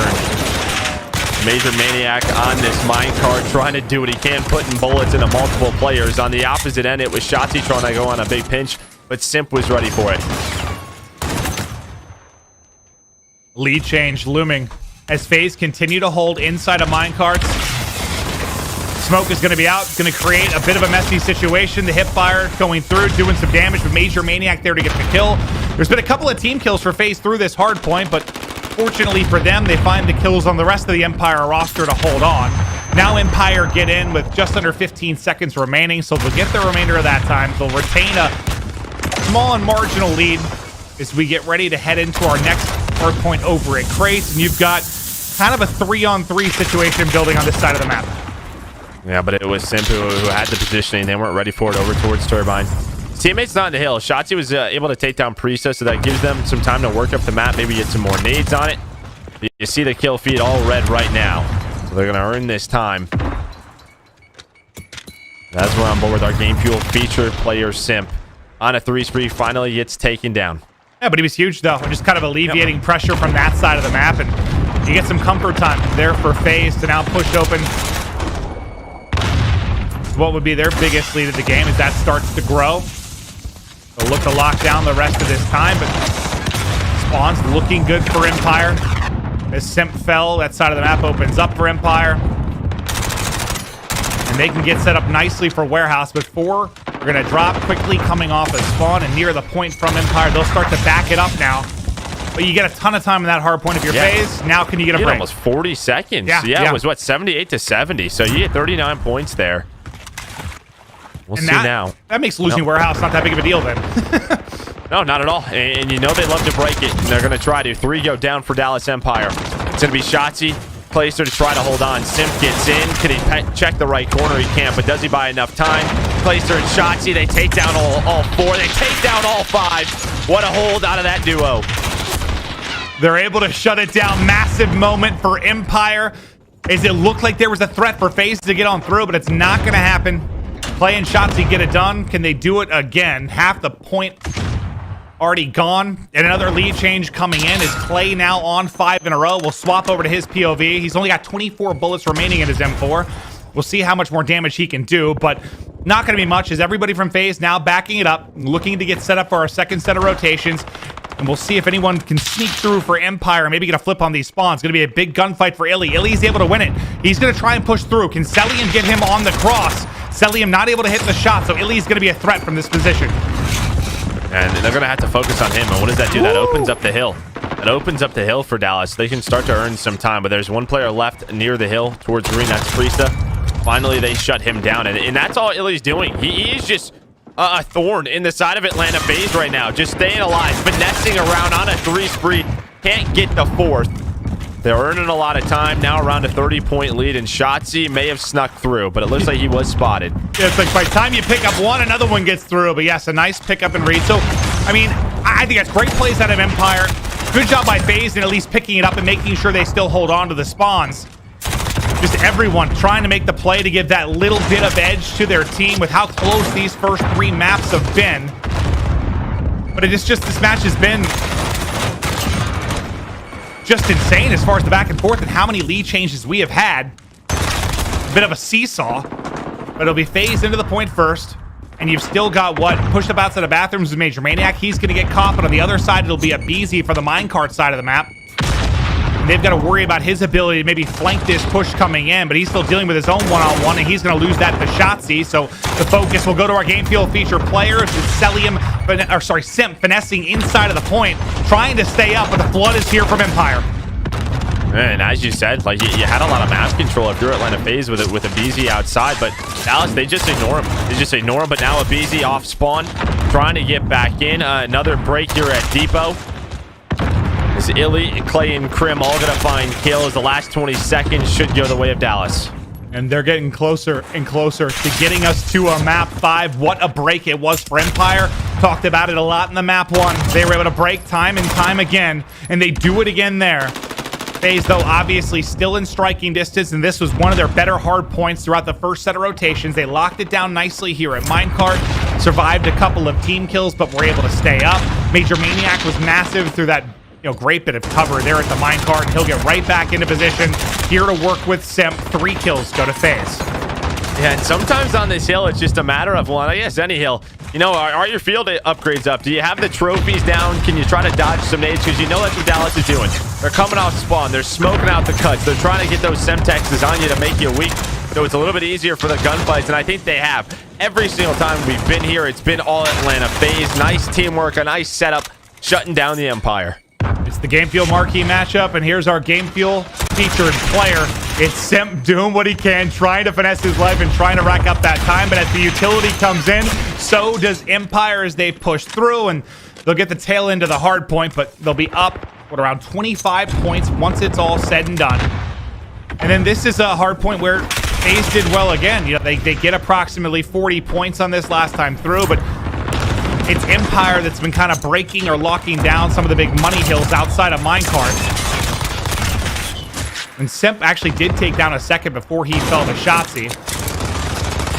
What kind of job can FaZe do? Because this time you don't have Simp pushed all the way out towards Turbine, so the parallel spawn, the flood going to be here faster from Empire, and Crim goes all the way around. Multiple players lining up for him. Can't stay up, though. I don't know who that player was. Cellium somehow got the rock, so yeah, he was able to play his life for some time. Takes down Crim because he was focused on him. But yeah, the map control is the big difference here. You're finally up towards crates. You're finally up towards bathrooms if you are Dallas Empire. Behind those 4 kills, Atlanta, they should have another lead change coming in. They should find these final 15 seconds. Yeah, it feels like our 40th lead change for this game. It's been so back and forth. 191, 191. Line with a couple seconds to go, and now Empire, they are set up. The pressure on FaZe to get the break.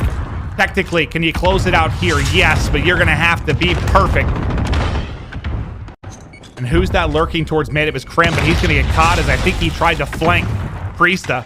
Now you've got a 5-on-4. You've got to go. Spawning out is Crim. He's trying to track back into the action as quick as he can, but it's Simp trying to take down everybody. aBeZy now in the mix as well. Behind multiple players at the mid boxes. Crim finally rallies back into the play, but he's going to get cut down instantly. But it's still Empire in the hard point. Feels like most of the kills go the way to FaZe. The close spawn is there, but now that's going to be 5 down. There's 1 player left inside. It's going to be Clay. Clay doing everything he can to stay up and contest for as long as possible before the rest of the players get here. But with 20 seconds remaining, the focus will be on the next point. and it'll be just about a tie game again. Yeah, but you know, I mean, first of all, props to Empire for staying alive as long as they did, because the early kills did go the way to FaZe. I thought Atlanta was gonna take the lead, but you do have aBeZy trying to lure through for Depot. And then it's going to be another nail-biting finish in this game 4. Who is going to clutch on up? aBeZy trying to do what he can. Well, we saw iLLeY in this position last time around. He's trying to stay up. He actually does get spawned there. So, yeah, MajorManiak and Simp are going to spawn there, but they have to focus on the hill. Shotzzy is here. He's got Clayster and Huke watching over him. They only need 15 more seconds to get us to a map 5. You did the first step of your phase. You got the spawns, but now you've got a break. Now you lost them. Okay, well, you did step 1, and now step 1 is gone. 11 points needed for Empire back into the point go phase.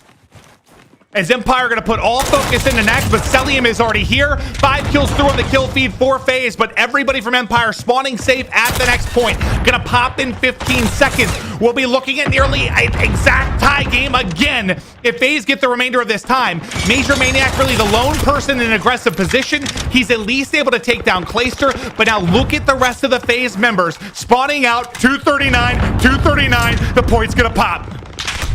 It's going to be one push. It's going to be one push. You have Cellium at the front door. He's able to win a big one. He takes down Crim. That's going to open up the contest. Look, Shotzzy's going to have to rotate on over.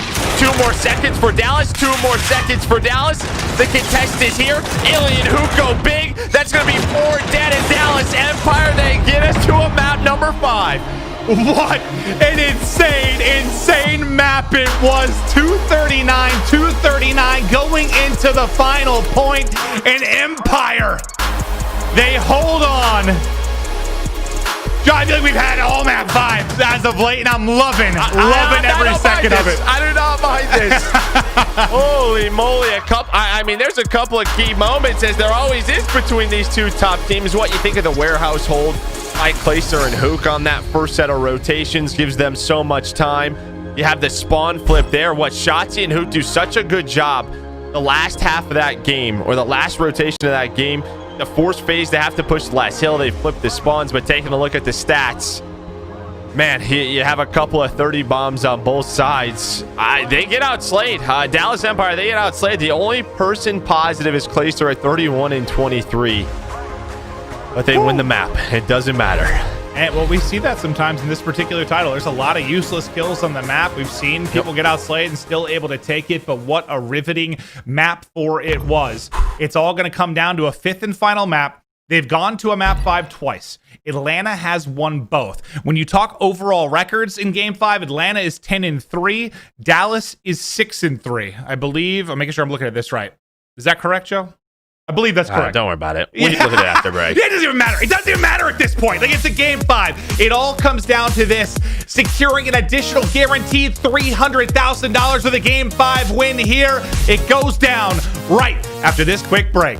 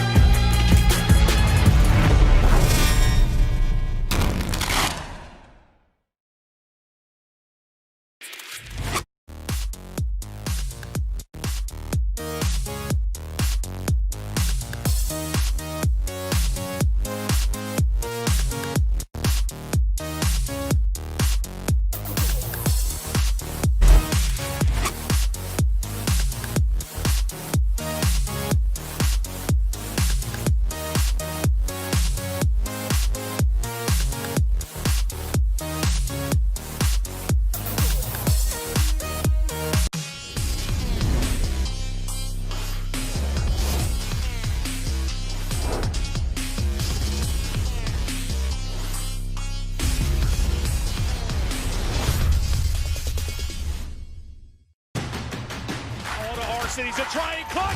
He can't do it. Really going on a rampage inside the hill. He heard him. He gets it. He got it. He got it.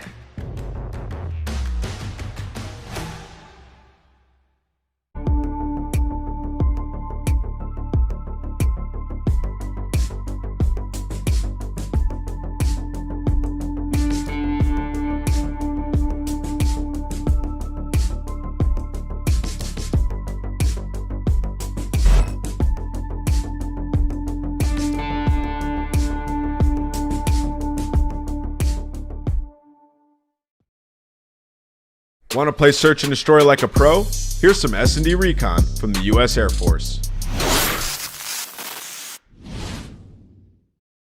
This time, we're scouting out Ramaza, the last map in the competitive S&D pool. On the ground, it's a maze of buildings and broken structures, perfect terrain for close quarters specialists. This maze sits under multiple rooftops that connect the main lanes of the map. Jumping on the rooftops is a great way to cut across the map quickly, or to secure power positions to pick off opponents from a distance. Bomb Site A sits on the bottom floor of the construction site. It's a tight, claustrophobic space, so expect any gunfights in here to be chaotic. Meanwhile, Bomb Site B is much more open. It's right in the middle of the plaza, surrounded by a ton of hiding spots, a scary site to take or retake without proper utility or team support. If you're on offense, put some early pressure on one of the bomb sites by taking a power position quickly. If you want to hit Bomb Site B, try pushing the ruins right away. This position gives you a ton of information on Bomb Site B. You can catch anyone in the house and anyone pushing from the lane or buildings on the right. If you're on defense, a smoke grenade is the best way to counter this position. Grab an SMG and smoke off the tunnel as you approach. This will buy your team the time to set up around Bomb Site B and even give you the chance to push for the kill. If you want to play a more passive defense, climb up the ladder on the construction site. This is a standard position to catch any attackers pushing the scaffolding. You can also jump down to keep an eye on the alley.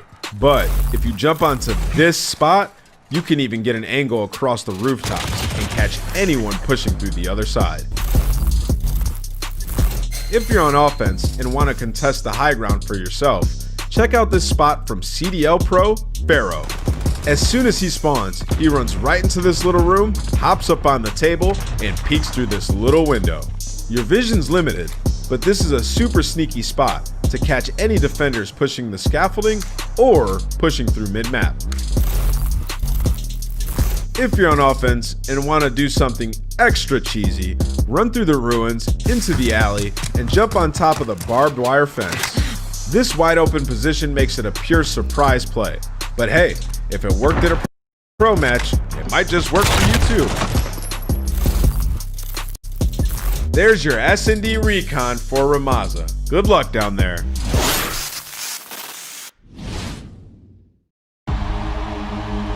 Welcome back to the winners bracket final. One map to decide who moves on into our grand final between these two squads.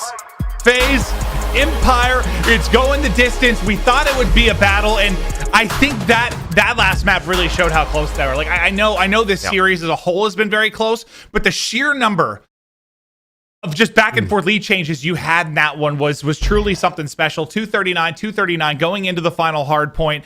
It was insanity. We hope you loved it. One more map. Yeah, and I just think both of those hard points you've sort of seen. I don't know, like that problem we've talked about a lot with FaZe is still sort of lingering around him. But hey, you know, they've been so good in every single game mode. We're headed to Search and Destroy. We're headed to Ramaza. Guess what they won last week? Game 5 Ramaza against Chicago.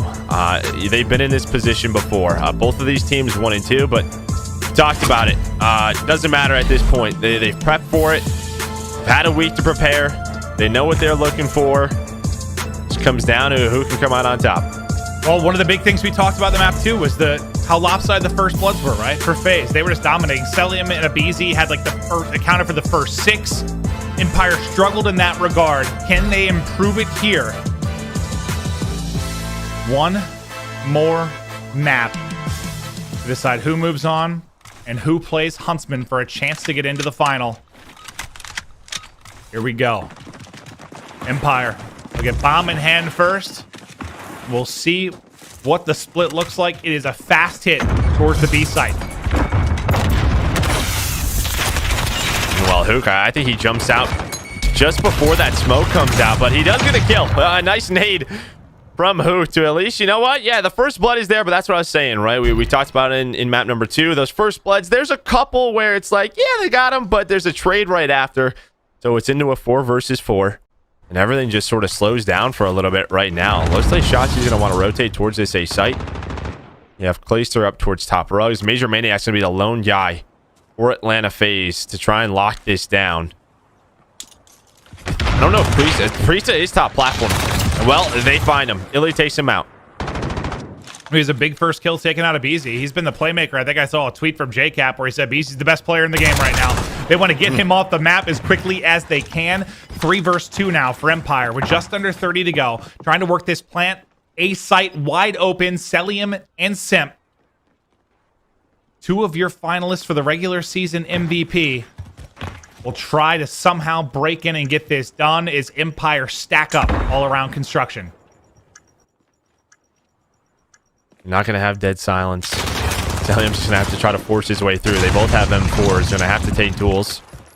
Dallas are a fundamental team. They're going to play around their numbers. Shotzzy, he's got dead silence. Shotzzy goes for the knife, but his teammate is right there. That's what you expect from there. Though, they have the 2v3. They play together.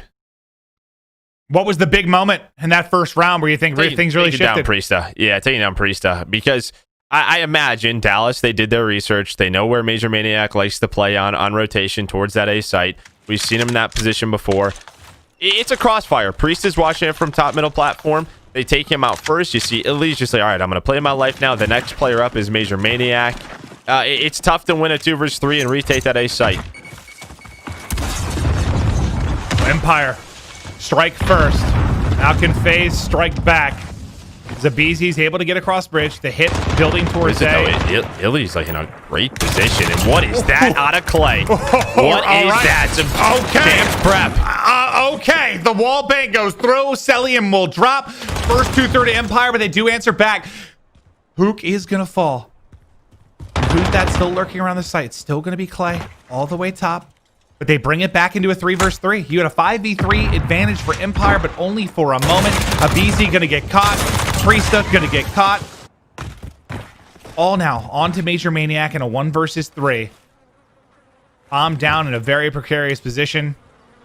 With just around 30 seconds to go. No dead silence to use. How in the world do you make this work, Joe?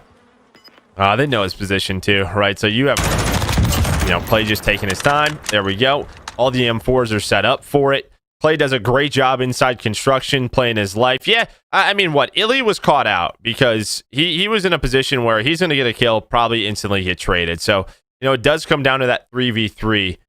But it's a nice rotation. Crim and Clay able to lock down that A site. Now it's time for Atlanta FaZe to respond. They need to get in this game. Clay's absurd kill might be the difference. That just shut down the push for sure. But Empire take firm control over the opening of this search and destroy. It's a B hit to start. This time they're going to favor towards the A side of the map as Crim lurks back towards the site. Ready and waiting as Priestahh nearly takes 2 down, but only 1 going to fall. That is your bomb carrier in Shotzzy. MajorManiak, who has had some legendary moments inside of construction, will be there. aBeZy's wrapped over, and now Empire trying to decide, do we want to wrap this back? And that looks to be the play. You see the bomb carrier and iLLeY now starting to move over towards B. And FaZe are in a tough spot. I mean, they're in kind of a 2-2 split. Almost like a 2-1-1 with Simp watching mid-map. That anywhere Empire hit, if they hit together, the advantage is going to be massive, and Simp's going to get caught. Clay's got the angle from top rugs. Now they've got a 3-on-1 towards B. Cellium's the only one there. It almost feels like the way Dallas is playing this, you see Crim and Clay, like the angles they're taking. They're just trying to catch them on rotation. They'll slowly work their way up. You have Huke. Is he gonna get this player? He has dead silence. He's gonna time it well. This is a great flank from him. Opening up the map, takes down aBeZy. This should be a 3-round lead. Unless there is some heroics from Cellium on the site. It's all on Cell. Last alive gets the bomb planter, but gets dropped after his Empire. Pick them apart, and you got to admire the patience there. They could have made it, a fast rotation, taken numbers and just a quick hit to B, but I think you called it perfectly. They try to catch rotators, and then Clay from top rugs gets a big pick onto Simp. The patience, massive and huge. Yeah, that pick just can't happen if you are Simp, right? I mean, you'll take a 4 versus 4. You'll try to retake it, especially at the B side. I feel like we've seen a lot of retakes happen there. You had the players inside of A. But with him getting taken down, you sort of said it, right? It's a 1v3 at B. What is Cell supposed to do in that position? He's got to wait for his teammates, and they get cut down. Well, aBeZy has been so good in search. Somebody locked the door. The door's locked. Knock, knock. Okay, now what was that? I don't know. I don't know what I'm watching, but aBeZy is going to get dropped. Instead of hammering on through, it's going to be a manual open of the door. Very polite-like, as he gets through and is greeted by Empire players instantly. That's a big win. Big win, and you need a round win massively right now if you're FaZe. They have a 3 versus 2. They cannot throw this away. They've spotted one of the 2 players as they get Crim's position. And it looks like they're going to wrap this out. Just have to try and not get caught. At the same time, Empire is going to be rotating across as well. Crim spots one for a moment. Clay should have eyes on a player as well from mid.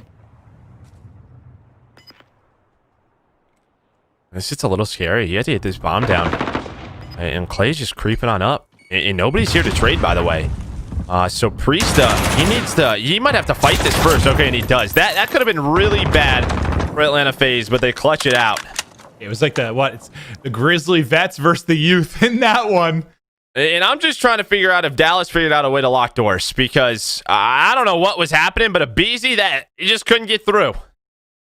Yeah, at first I thought maybe he was just like stutter stepping there, just like biding his time. But then when he just like opened it manually, I was like, okay, something was wrong. Yeah, it's a new feature they added with the most recent update, the lock and key. Joe, you just close the door. One operator on your team can have it. I actually wouldn't doubt that. No, not the case. But now, FaZe finally get around on the board. Empire trying to get through. aBeZy's taking some damage. He's also able to take down one, trying to flood through for the second. Players dropping all over. aBeZy, Cellium, Simp, Priestahh, all lighted up. They dominate in this round. Now iLLeY will swap to his POV because he is going to be the last alive. Oh, and it's a big gunfight win, but I'm not exactly sure what magic he can muster.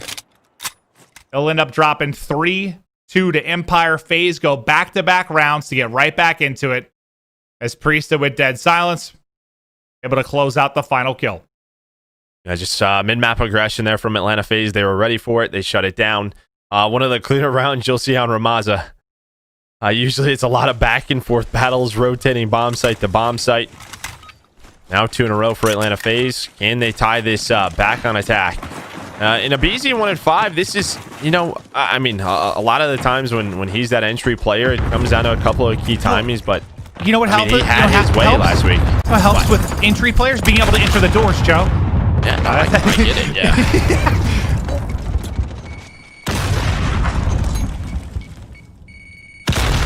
The push will slow down for a moment. There's a massive stack here from Empire. You've got 4 players here. Priestahh will get the first blood, but iLLeY will drop aBeZy as his frustrations continue.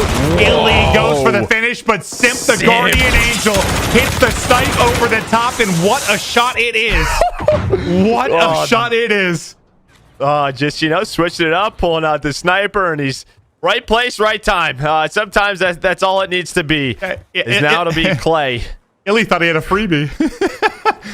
Defend it. Gets good timing. Again, you're in a position where if you're Priestahh, you're the only one here. And I'm wondering what those comms are. And now Clay has time to finesse. I don't know if I like this from Atlanta FaZe. It almost happened last offense too. 4v3 falls apart. Now Simp last alive. 17 seconds to go. Bomb inside of A. Doesn't really have time to do anything. His position's given up. And Clay goes huge with the finesse. And the big gunfight went on to Priestahh. But yeah, it just sort of feels like FaZe kind of threw away their 4v3 advantage. Yeah, like why is Priestahh all alone? Why is he in a 1 versus Clay where he could be in how many different positions inside of construction? I feel like you got to button that up. At least have someone close to him for a trade. But it doesn't come in. Clay's able to take both one-on-ones and, yeah, shuts the round down. Empire inching closer to a finals appearance. 2 more rounds, and we'll stick with Clay because he is 7-2. Mr. Map 5 right now. This MajorManiak is able to hit on the nade. aBeZy picks up one as well. You've got big numbers advantage this time. can you actually close out the round if you're FaZe? You can't throw away stupid deaths. Well, you can throw away stupid deaths. You can't have stupid deaths. Yeah, as I said, they're just trying to find Crim. He was all by his lonesome. iLLeY's just going to go for the bomb plant. You do have MajorManiak still up top bridge. He's just sort of playing a position, waiting for his teammates to rotate over. Clay's going to have no idea that he's here. iLLeY, though, able to take down one. Again, no trade possible. No trade possible. Is this happening again? 2 versus 4 it was for Empire. Now into 2 versus 2. Is this happening Clay, again? Are you kidding me? Are you kidding me? Clay wins another big one. Now down to a 1 versus 1. 20 seconds to go, and MajorManiak's got to go. He's just got no time. I mean, iLLeY's just going to have to try and mess this one up. The door's going to be open. He's going to hear that. Guess what? That's going to be the round. That's the noise he needs to see. Needs to hear, sorry. And yeah, that's it. I cannot believe that out of Clay to play his life finesse around. But what is happening if you were Atlanta FaZe? I do not know. The comms need to be better. Yeah, I mean, nothing to take away from Clay. He has won these 2 rounds for them with absolutely insane plays. You can see he is gassed up, fired up. But yeah, if you're FaZe, you've got to be frustrated. It's just not been good search and destroy from them. And now in a 5-2 hole, FaZe are in trouble, and Empire need one more round. It's iLLeY and Clay leading the way with 9 apiece, and it might all come down to this. Hopefully this door. All right, so the nade's gonna open up the door for aBeZy. That's nice. And that'll turn into a kill. Okay. That'll turn into another round. And yeah, it's all down to iLLeY again. Well, it's like the only rounds FaZe can win are when they just smoke the entire roster in a couple of seconds. Because if they don't, if they're put in any situations late round where it slows down, they're getting outplayed. They're absolutely getting outplayed. So yeah, it's just got to be as fast and frantic as possible. They live in the chaos. It's what we've said from the beginning of the year. I didn't think that'd be the case at this stage, but for whatever reason within this map 5 it is. But FaZe stay alive. They claw it back to 3-5.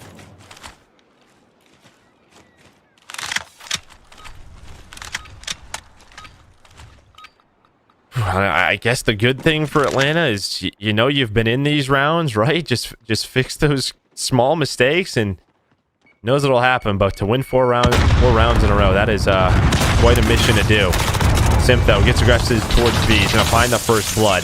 Trying to finesse and play his life and at least take down another one he can. Gives his team man advantage. Look at the flank. It's MajorManiak. It's Priestahh. They work Clayster. Nice teamwork now. Yeah, but even though you have numbers, FaZe is never safe in this scenario. Never safe in this scenario. Now, never safe in this scenario. Now 1 versus 1. 1 versus 2. Sorry, Priestahh versus Crim and Shotzzy in another round where FaZe had numbers. Empire clutching up. Priestahh, no dead silence, will turn it into a 1 versus 1. Priestahh versus our MVP and Shotzzy. Both players take damage. The challenge comes in from Shotzzy, and the regular season MVP gets it done. Empire take it 6-3. In 3 of those rounds, they had no business winning. But when it is crunch time, when it is clutch time, Empire go huge. And they can celebrate an added $300,000 guaranteed dollars as they are into our championship finals. They just clutch up, don't they? Just so many great plays from the Empire side. That time it's Shotzzy who goes big. iLLeY and Clay had a great map. I mean, even looking at map number 4, just some of the moments that they had. For Atlanta FaZe, you can have this rematch tomorrow. He's just going to have to take on Chicago here in a little bit, but you got to regroup because... So 1 sec. I'm sorry to cut you off, but they threw away what? A 3v5, a 2v4, and what was the final situation? 4v2? Well, sorry. 4v2? Sorry, I'm like saying it the wrong way, but they had a 5v3, a 4v2, and a 4v2? I think so. Something like that. I don't know what it was. Just like stop and... I don't know, dude. Just get together. Dude, like, play your numbers. You can let them plant the bomb, right? It's not a big deal if they plant. They were just so separated in those situations. No trades were available. I started, dude, as soon as I started to say no lead is safe, Shotzzy just starts killing everyone, but you got to be kidding me. Like, that is just unbelievable. I mean, both sides of it. The clutch moments, the clutch plays from Empire to the blunders that you had out of FaZe. Like, what in the hell was that game 5? And maybe maybe it's the pressure of being in a game 5 with this much money on the line. One team, the pressure too much. The other, they step up, they clutch up, they get it done. That was unbelievable. And that's only the second time Empire has beaten FaZe all year long. Truly, like, unbelievable stuff. But now let's take the look at the scuff play of the game. It is going to be our final round. Another round where it looked like FaZe were in control, and you blink your eyes, and that is not the case anymore. Yeah, so some tough timing right there for Cellium. But, I mean, just look at this. Just 1v1 after 1v1 after 1v1. Just simple mistakes in great plays out of Dallas. I mean, that's what you want. You want your players to win these situations. And it's Shotzzy in a 1v1. Priestahh knows he's in trouble. He's going to be there for the quick trade. He adds the MP5. Shotzzy wins it. And they get themselves to the grand final. And now we have a rematch. Atlanta FaZe versus Chicago Huntsmen. That one went all the way to a Game 5, Round 11 last week. Might have another treat on our hands. We absolutely might. And just one more note on the Game 5. You kind of mentioned that both teams were only 1-2 going into this. And that might be part of what it was for FaZe. Just not a lot of repetitions. And maybe Empire just better search team at their core. I don't know. Is that just... Well, I think this is, again, this is the difference in you have a week to prepare for a match. Guess what? Atlanta FaZe, they had a Game 5 Round 11 in a tough scenario. Dallas is going to study that match up and down, all over the place, because in a Game 5 you're going to go back to your strategies, right? You're not going to switch a lot of things up, and that's what happens. And even for Atlanta, you played it well, didn't you?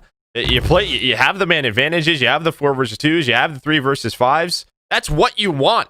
That's part of the tough part of search and destroy, is getting those early kill leads, but you have to be able to secure round victories, and they just didn't. They did not. So that's a frustrating one for them. But as I said, you have to regain now, because you have another match. Yeah, that's what I was going to ask you next. Like, props to Empire. They get there. I'm excited to see if they can take this whole thing. And either way we get an epic rematch, or we get what could be Crim versus Scump, which I'd be excited for if that was the case too, because that's been a wild one all year. Back to the living rent-free in his head back to the beginning of the year. But yes, if you're FaZe, you kind of said it for a second there, but you have to regain. Like, how do you rebound from what must have been one of the more frustrating map 5s that you've ever had in some of those rounds? And now, how do you collect yourselves over the next, 30 minutes and prep to play another powerhouse team in Huntsmen? Well, the good thing is you've won a series versus Chicago. Well, you've won versus Chicago last week. And we've talked a lot with their coach and Crowder, and he just sort of says, They kind of laugh at each other in these positions, right? You're still alive in the tournament. That's all that matters. They know they made mistakes. They know that they lost that match to themselves. So they were in the positions, like I said. I don't think it's anything you can go back and really waste a lot of time on. You just got to focus up, delete it. Well, we'll see if they're able to do that, because they don't have long before they have another incredible match. And you and I had, obviously, the opportunity and the pleasure to cast that last time around. What are maybe, I know the other commentators are going to cover it and the analysis are going to go through it, but from you, Joe, as one of the greatest Call of Duty players of all time, what really stood out to you maybe from the FaZe Huntsman matchup that we had previously? Oh, geez. I'm trying to remember. Well, they all kind of blur together, because we've had some insane series this weekend. I'm actually just curious. I'm always curious during rematches, just how many, the vetoes and how they play out. How do the vetoes play? How many maps do you see your Maza search and destroy once again? Do you see an Arclov peak once again? That's what I always look at, is the veto process. Joe, I'm going to put you on the spot. Who's playing Empire in the final? I believe I was asked who I thought was going to be final. I thought it was going to be Atlanta, Chicago. I thought if Chicago beat London this morning, they were going to make it all the way. So I'm going with Chicago. I think that the momentum, they're going to run with it. Well, Joe thinks we're going to have Huntsmen taking over this next match. What a series it was, and Clayster in that Game 5. He was Mr. Map 5. He was absolutely unbelievable. We've got Lando now with Clayster. It's your instant reaction brought to you by PlayStation. Thank you so much, Maven. I'm Lando, and joining me is Clayster from the Dallas Empire. Clay, this was the 7th matchup of the season between the Empire and FaZe. Atlanta were 5-1 against you guys coming into this series. You've not only got history this season against Atlanta, but also with 2 of the other players on this team in Simp and aBeZy. Does it feel extra sweet taking down those 2 on your road to the CDL Game Day presented by Game Fuel Championship Final? Yeah, for sure. I think that, you know, I'm really good friends with Chris still. Me and aBeZy are still keep in touch and stuff, and I respect those guys so much. And so it just feels so good. Now, shifting over to like an in-game, not in-personal thing, like it feels so good to beat them here at Champs. I know the job is not done yet. We probably are going to match up against them in the finals again. But just to beat them here with a 1-5 map count is just kind of like proving to them like, hey, maybe you should have taken me with you when you guys made this team. Maybe you made the wrong choice in who you picked up. And it just feels really good to get that revenge back. And I mean, yeah, 1-5, whatever. But if you look at all the series we played against them, it's been so tight. And that one right there was so tight. So it's going to be a battle. They know how I think. I know how they think. And it's going to look like that every single time we play each other. I'll tell you what, man. It wasn't that long ago. The storyline was solely about, you know, can Clayster win a championship or can he win a title after 1,400 days? Now you're 1 series away from possibly becoming a 3-time world champion. What would a 3rd ring mean for you and Crim and a 1st mean for the young guys? Well, I never thought I would catch up to Karma, honestly. And then we won a ring last year, and we're in a good spot to win a ring this year. And it just means so much to me, man. Like, I was so close to quitting playing Call of Duty. And for me to have this resurgence late in my career, thanks to teammates like Simp and aBeZy last year and the Twins, and thanks to teammates like Crim and Shotzzy and iLLeY and Huke this year, and the orgs that have been backing me and just, like, really supporting me and kind of helping me through thick and thin.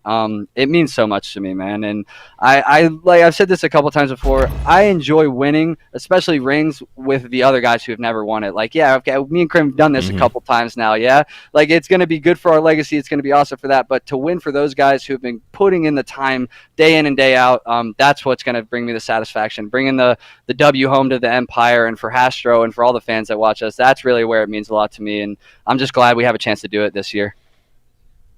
Now, I talked with you, I believe it was last week at playoffs, about how your team's confidence only rises as the series kind of continues on, as the stakes only get higher. You guys had so many major clutches throughout this Game 5 in particular, yourself included. Where does that confidence in the clutch come from? I think confidence in each other is where that comes from. Like, me and iLLeY were in a 2v5, and we both popped dead silence. Like, we both knew we were going to win the 2v5. Like, it's so weird. Like, we just have so much trust in each other. So much practice has gone into the game that we're just aware of everything that's going on. And, like, to have the confidence for both of you to use your specialist ability when in a 2v5, like, that just goes to show how good we are as a team. And, you know, I think I kind of destroyed a couple people. There's a couple rounds I finessed a lot. The clutching really has just come through for us this event, and that's what I told him. Whoever clutches more in search is going to win the searches in a winner's final at Champs. And what do you know? We clutched up a bunch. Even the last round we won, I think, was a 2v4. So shout out to everybody for stepping up when we need them to. I'll tell you what, is there a chance we hear a Post Malone single about this win if the Empire lock it up tomorrow? I hope so. We're trying to win it for him. I mean, he just joined, ownership group in Empire and Envy and all that. And for us to get a world championship under his belt, you know, a week after him joining, it's a pretty big deal. So we're doing this for you, Post. I love to see it. Well, that was your instant reaction brought to you by PlayStation. Clayster, thanks so much for joining us, and best of luck tomorrow. Thank you, bud. Have a good day. Absolutely. Well, folks, that's 2 series down and 1 more to go.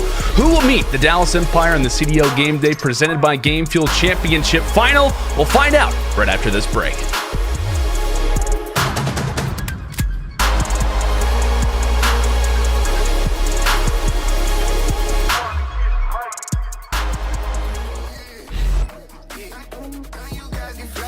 It could happen, Clay. You've got to be kidding me.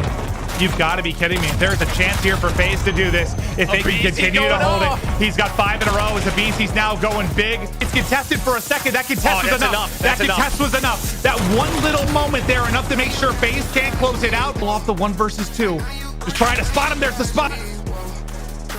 comes Shotzzy. He's pushing it out. He hits the shots. The clutch is in. Cellium connects as well. It's all going to be on Clay. 1 versus 3. There's the first gunfight win, but the dead silence in from behind is enough. Shotzy's going to have to rotate on over. 2 more seconds for Dallas. 2 more seconds for Dallas.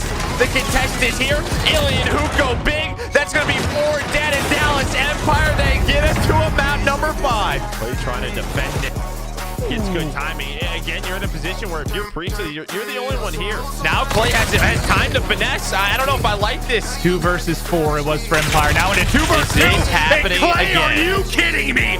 Are you kidding me? Clay wins another big one. Priestahh versus our MVP and Shotzzy. Both players take damage. The challenge comes in from Shotzzy.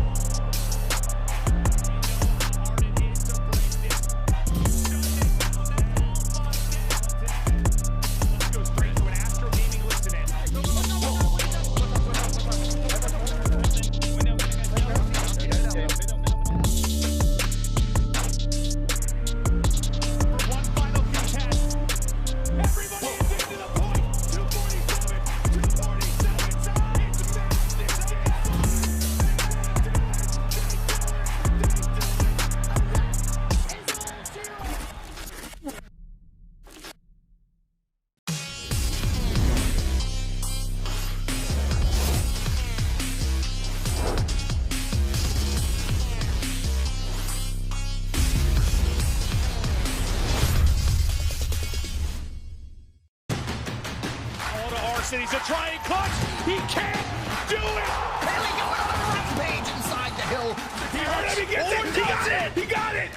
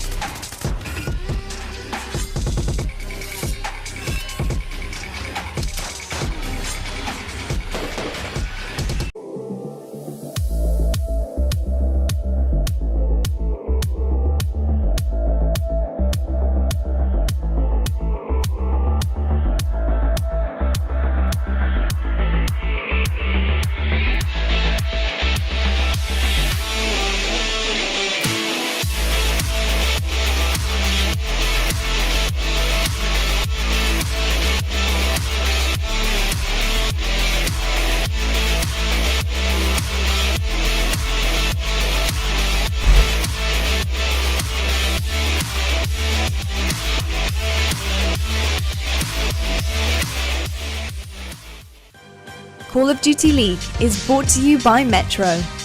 Watch the best at their best with unlimited data from Metro, all on T-Mobile's nationwide 5G network. Metro, everything you need to rule your day. Scump Gaming, the official controller of the Call of Duty League. The United States Air Force. Learn more at airforce.com. Save money at the restaurants you love with Grubhub Perks. Use code CDLChamps at checkout to get free delivery. Yeah, all my my chips out. This my game phase. It's going downhill. Hope you ride skates. You thought you win big. Now you irate. We not talking jump change. These are high stakes. I'm all around. Winning. I'm all around. Winning. Huntsmen clutch up. Battle of the Titans goes to FaZe. Dallas Empire. What a statement. It's Ravens redemption.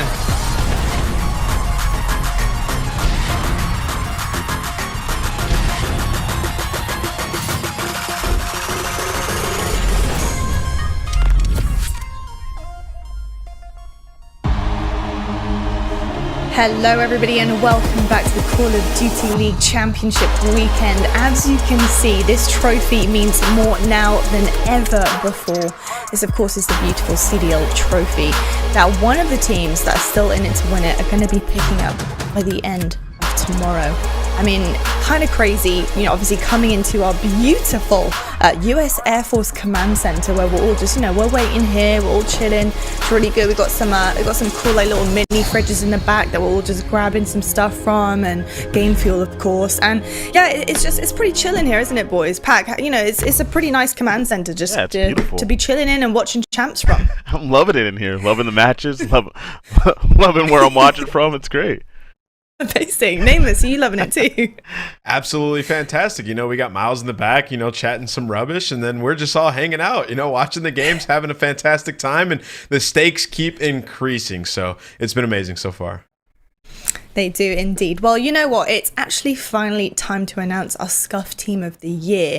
We have taken all of our candidates from the past Scuff Team of the Week segments that we've had, 28 of them to be exact. And you guys have been voting for your 5 players who exceed that incredible Call of Duty League respect and earn your place for the Scuff Team of the Year. So, with over 55,000 votes, here are your results. Ooh. After the end of the 2020 Call of Duty League regular season, we asked you, the fans, to vote for your very own Scuff Team of the Year, a super team built with 5 of the top performers across the 2020 season. The votes are in, and we got ourselves one hell of a roster. Our first player is Arcitys. Arcitys has been a standout member for the Huntsmen since the beginning of the year. He slayed out with both the SMG and AR in respawns and made plenty of clutch plays in the S&Ds.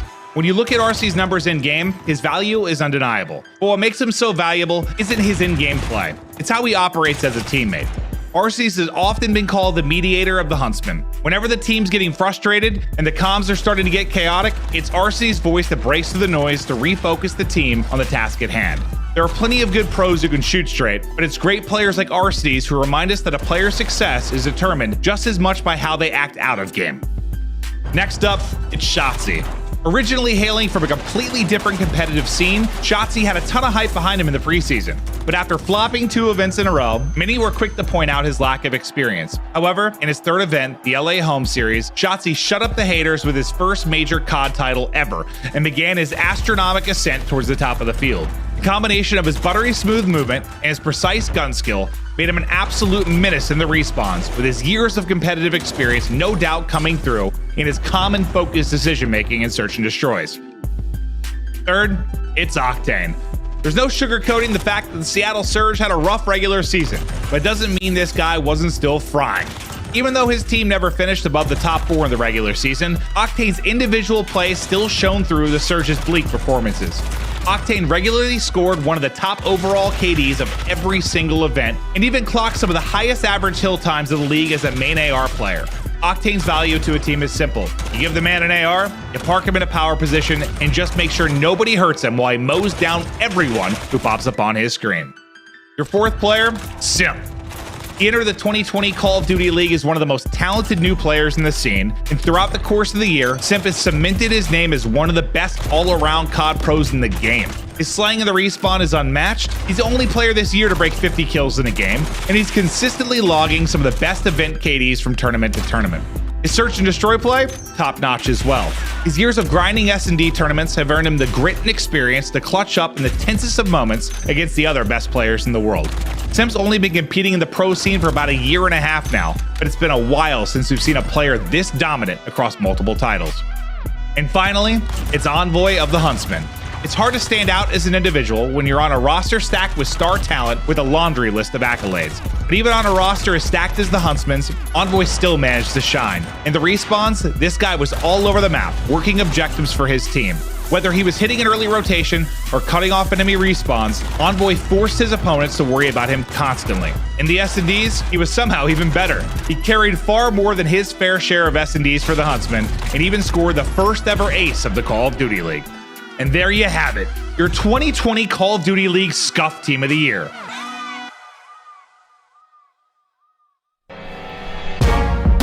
Well, there you have it, folks, your official Scuff Team of the Year, and some powerhouse names on that roster.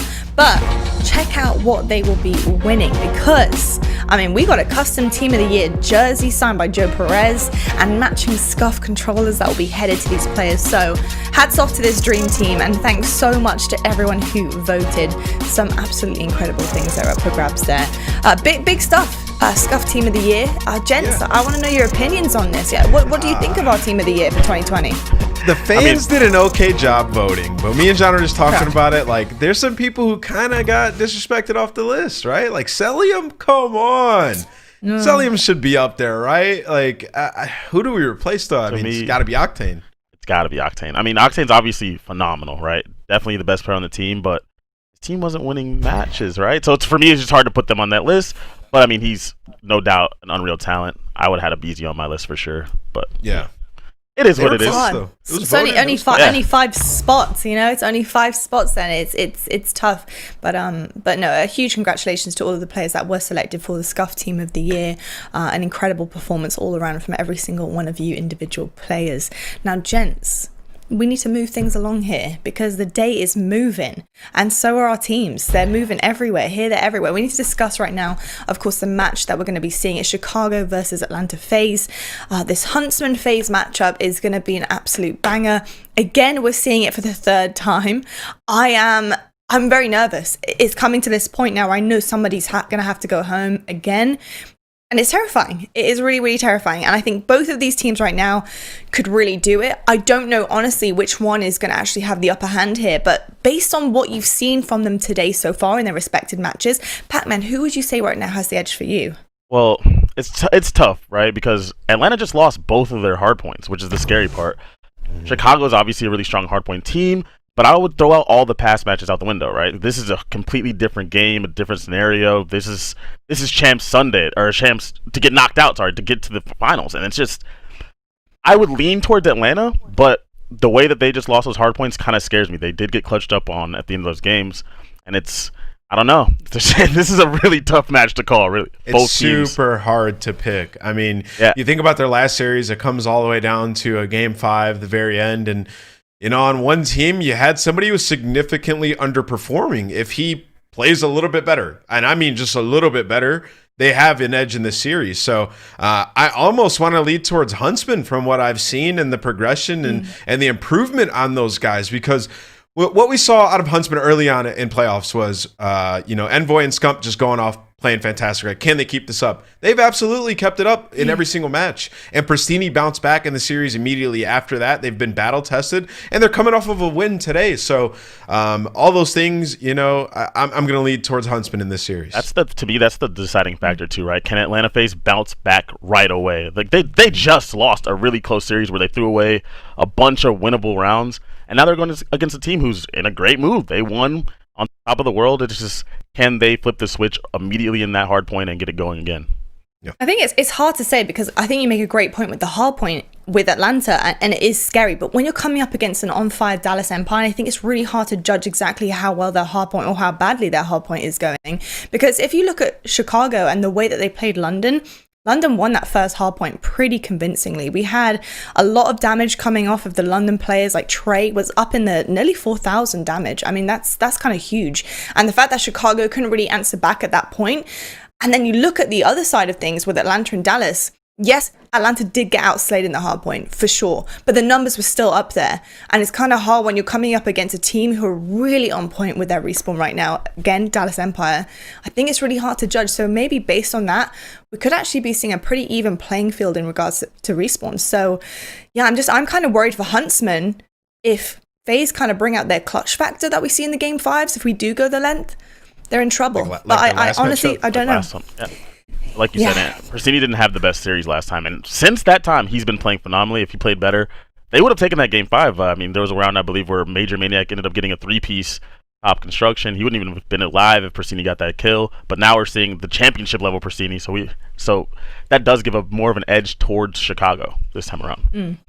Yeah, and I think just talking about Chicago Huntsmen as a whole team, you know, of course, absolutely phenomenal, and they have done an incredible job so far. And I think their journey through playoffs just kind of showed the resilience that they've had. Obviously, being in the elimination part of the bracket has been really, really tough. And I think for a powerhouse like that, who does, I think, feed off on confidence and momentum, I think their journey has already been pretty difficult from the start. Do you think that kind of gives them an advantage coming into it? Like, they're hungry for it. This is what they want. They know that they can't slip up at this point, Nameless.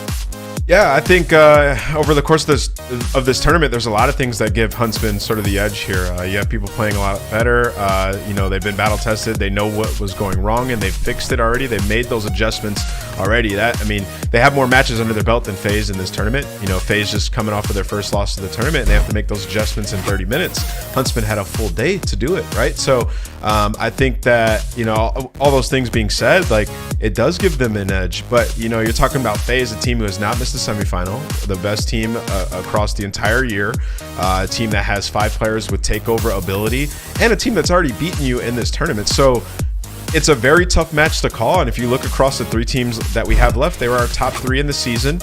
All these teams have gone game 5 against each other, and it only makes sense that these guys match up once again. Huntsmen have their opportunity to get revenge, and Atlanta have their opportunity to go and play Dallas again. So there's a lot of things on the line in this series. It's going to be an incredible one, that's for sure. We do know how hard it is also to beat the same team again. We saw Ultra lose to London. Yeah, it's super hard because now they can change their vetoes against you. They saw what you did. They know what worked for you. They can adjust to you.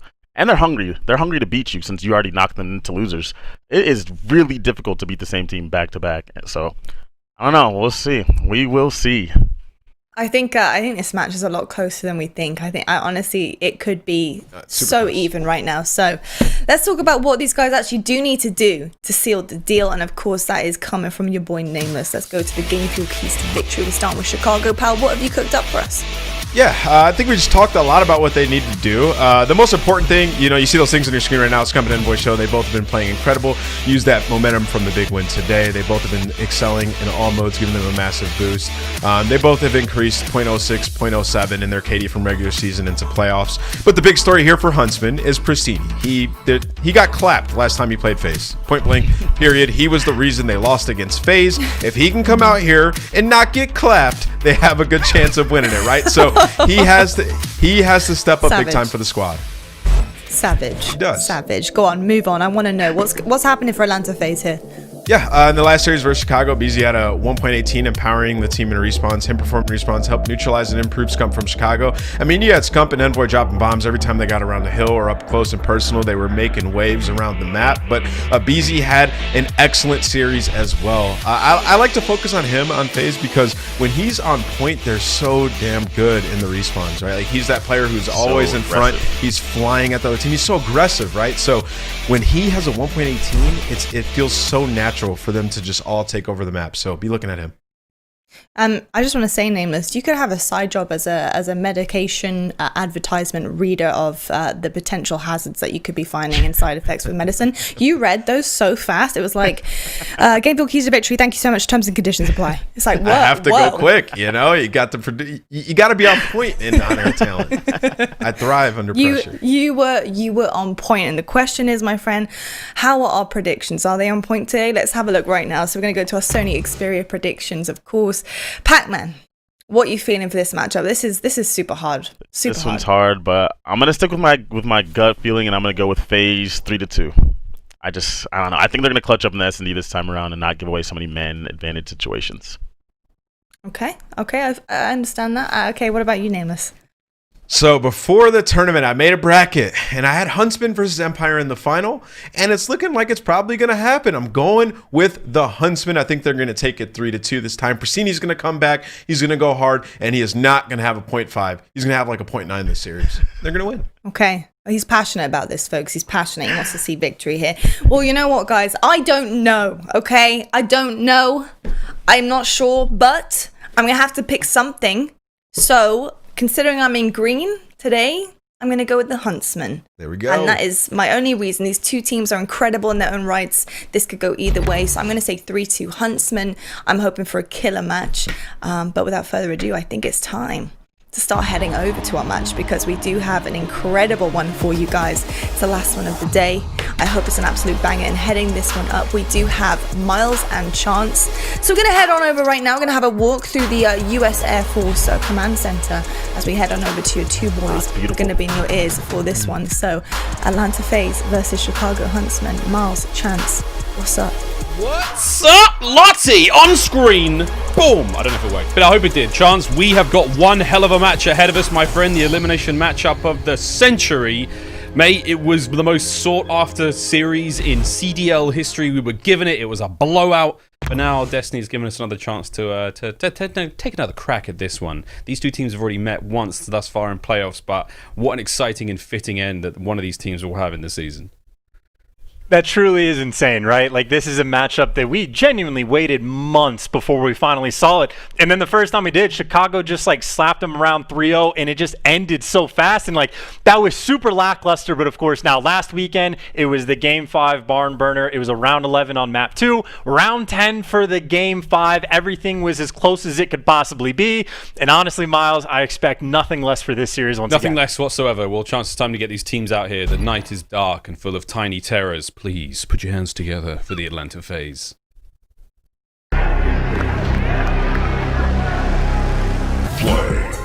Atlanta looking to make a statement.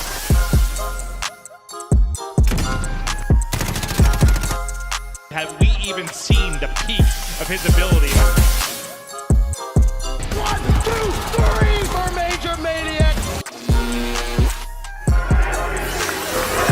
Cellium is the best player in the game. He might be the MVP if he keeps it up. On, baby. What an individual play from Priestahh. FaZe dominate the late game.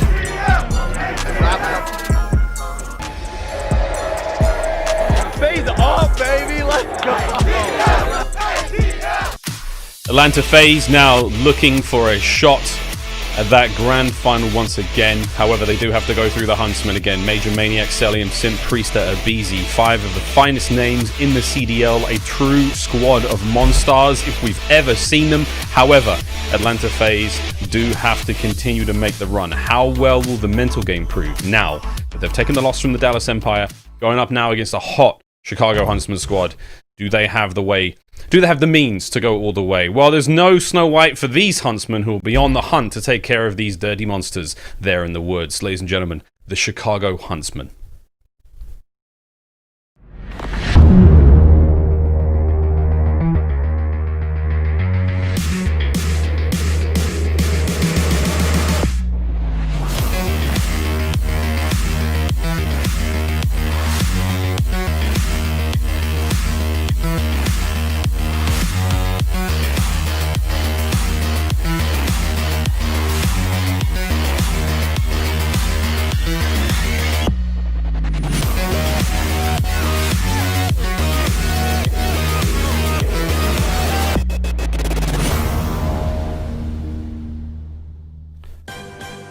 The Chicago Huntsmen again, some of the world's most famous Call of Duty players, and now a shot at true glory. It's been an up and down season for them, but formal Arcitys, Envoy, Scump, Prestinni again with your Afana T2P, the Sanderson twins, or the MVP candidate Dylan.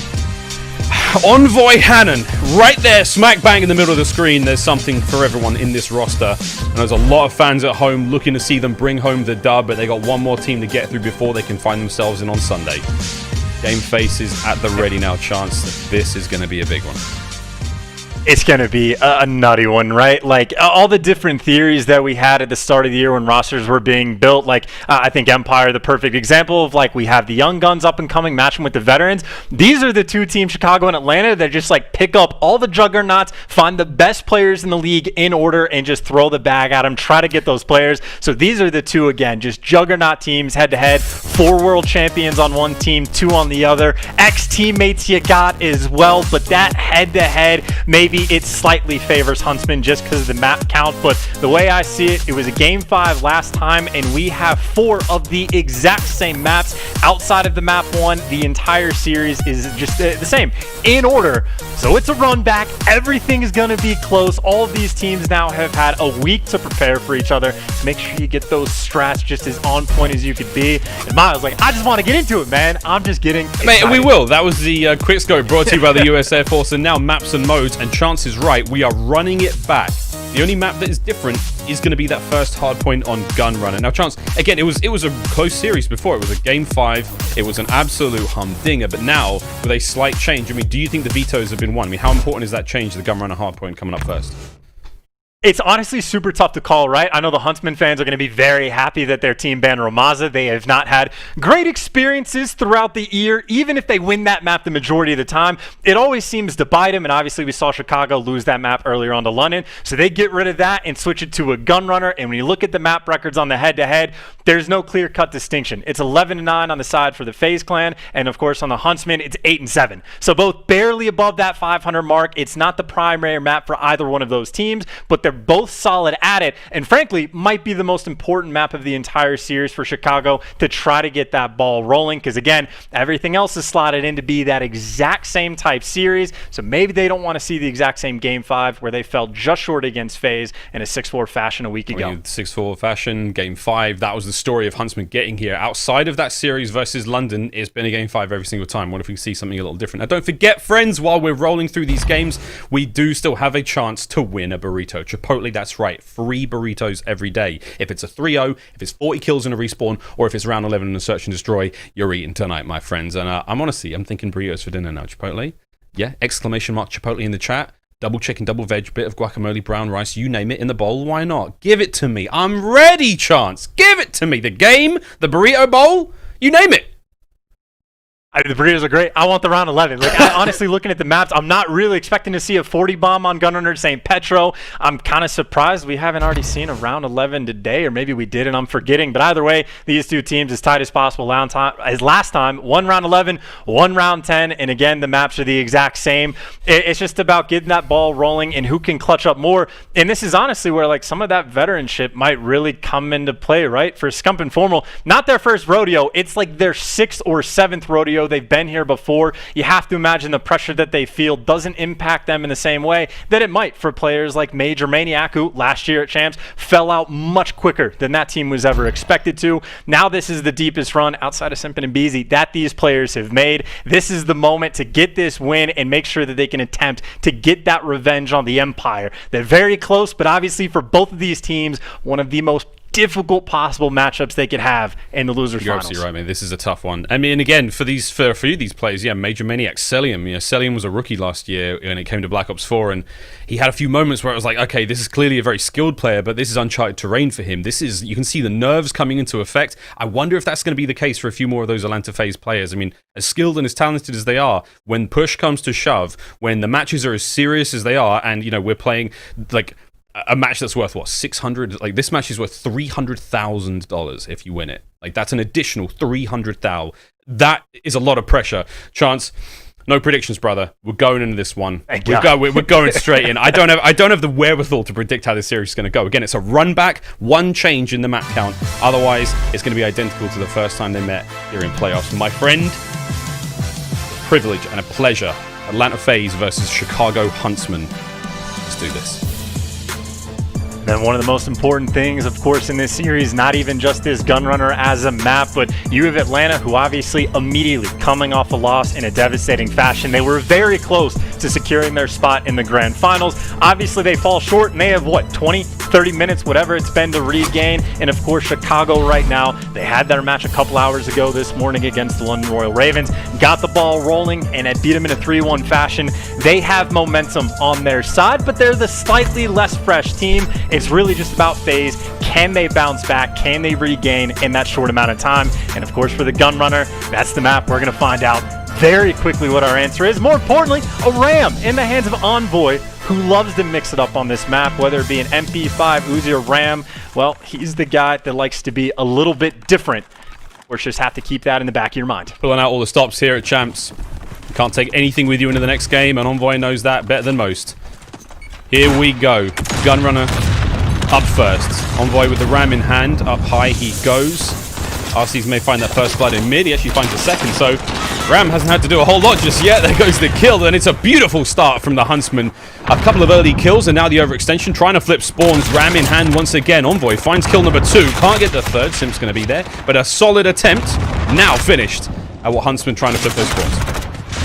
Huntsman maybe not able to get the flip, but maybe a little bit of an early lead on this P1 hill, trying to rack up as many points as possible if you're not able to get that break. And well, Scump, he's waiting to be the Slayer. You see Nafeed actually does not pick up that kill on Simp. FaZe able to stabilize in a potentially good spot, and Priestahh now setting up for the spawn kills. And this is where things for Chicago could get problematic. They need to deal with Priestahh and at least get him out of that spot, and that's job number done, taken care of. There you go, Prestinni's trying to make something happen, can't quite get it done. Priestahh will finally fall there to Scump. Scump now keeping the charge alive. Simp's cleaned out in mid-map, so Huntsman now with a lot more room to work with, a little bit more space to breathe. And it's going to be on Cellium to try to take care of the left-hand side flank. Formal cuts his head clean off now to aBeZy. Can Formal put another notch on the belt? Here comes the shots. Formal with the shots, not quite enough to get it done. Hardpoint flips open now, and it's going to be Atlanta FaZe get the first taste of time here. But here comes the push right through that front door. It is going to be from the Huntsman. They're winding up for the punch. Cellium trying to catch something here. Shots in on Scumpy, goes down immediately. That could be enough to get the break now. Can we see Huntsman trying to make the play forward? Simp keeping the side door safe. Shots in from up high. Arcitys goes down. That's 2 on the point already for Simp. Any more to be had? Here comes Scump. Cell gets 2 as well. It's a great hold from Atlanta FaZe. Great hold so far. Job well done. Maybe 1 or 2 players around for Chicago Huntsmen. Maybe just trying to throw their bodies at the hill and just hoping for a bit of contest. And even keep in mind, rotation battle potentially. Arcity's already set up anew, and you have Priestahh hovering around mid-map. The Huntsmen, though, inside the hill for the contest. Can't quite get enough as aBeZy drops everybody in short order. But then, hey, Scump comes out of the wings, gets the final kill, and actually those final 8 seconds of Skrapz do go the way of Chicago. Arcitys, by the way, 2-kill streak on this rotation. So Huntsmen, after all that, end up taking the lead going into new. Good multitasking from Huntsman. Arcitys still keeping the run going. Takes care of Priestahh, takes care of Cellium. Great work out of one half of the Silence and Twins, and now we see the kills start flying through. Huntsman, good chunk of time still here. Arcitys getting it all done on his own. Over to Scump we go. In computers, slip slide. Simp's going to be a little too hot off the trigger there to take care of him, but still, back over on the hard point. It's all Huntsman, baby. This has been relatively uncontested. Now Simp's bringing the gunfights forward to Chicago. Trying to find 1, trying to find 2. aBeZy on the right flank. Can't get any more done. Prestinni there on the defense. He makes his way forward. 8 and 9 overall. A lot of criticism goes his way, but Prestinni playing his heart out to get his squad this far. And Huntsman walking out of minecart chance. 15 seconds remaining. Looking good. Hey, just a beautiful hold and beautiful rotation. I mean, you start out this map on bad side, you almost flip spawns immediately, and then after the first 2 hills, you even have the lead on the rotation. Cannot be understated how big of an opening start this is for the Huntsmen, who again, this Gunrunner, this is their map pick. They didn't want the Ramaza. That means it is a must-win for them. And right now, FaZe inside of the hill, Simp trying to start to get a little bit hot. 13 kills to his name, leading the lobby. Simp starting to really heat things up. Scump finally takes him down. That's 13 and 6 overall for Simp. Scump on your screen. Now making the approachment towards the hard point. From up high he's going to go. It's a 1v1 against Cellium. Just gets the better of him there, but still decent amount of time in the lead. It's going to be the Huntsman. FaZe now trying to push their way forward. That play from Simp cut down by Prestinni. Not going to let him get anywhere near that left-hand side of the minimap. That's where the next hard point will be spawning. You see the gunshots raging now over the final 20 seconds here of Cargo. It's a nice bit of work from the Huntsmen there. Prestinni with the 3. Cleans them on up. We're going to get the remaining 10 seconds potentially. And they got spawns for the next one. I will say, this is obviously very patient play coming in from the Huntsmen as well. Anytime that they need to get a break, we saw it on P2, we saw it there. They're happy to take their time. If they only have one push, they're going to make sure that they can execute perfectly. Now for the Huntsmen, though, it's about perfectly making sure you get the hold. Try to lock down this money hill for a full 60 as FaZe is pouring a ton of pressure through the wood side of things. Formal in the hill, able to pick up 2. Tries to look for the next 2 players pushing around back when he's going to fall. I mean, someone for the Huntsmen needs to pick up those kills. Scump, you see in the feed, able to pick up 2. So far, so good. He makes the back of the map safe, but can he find Cellium? No. Cell manages to infiltrate, finds the first kill, slips and slides and stays alive. Any more damage to be dealt here from Cell? No, he goes down. MajorManiak now making his way through mid. A nice 2-piece for his own. He hasn't had too many kills so far in the map, but again, the rotations are on point. aBeZy, the tip of the spear, now driving into the heart of the Huntsman, and he immediately hits the front door as well. Priestahh is there to back him up. Priestahh now the remaining member of Atlanta FaZe here on the hard point, and it's been a decent break, a little late. Again, 10 seconds now remaining. Arcitys going to find the kill. And the final few seconds go their way. Huntsman still with a commanding lead chance. And we go back over to another hard point. Just beyond 50 points at the half, and keep in mind Cellium right now playing his life on the right side of the map, actually able to lock down those spawns for FaZe, and of course the Huntsmen, well, it is the two-folded goal that they have right now. Rack up as much time as possible, obviously that's always ever present, but trying to flip those spawns to get to that right side of the map, and well, at least on step number 1, they get some bodies inside the hill, but you see FaZe again. Cellium is now at the top left of the mini-map trying to set up for spawn kills, as you see Formal doing anything he can to just try to get through that front line. All he can to just slip on through.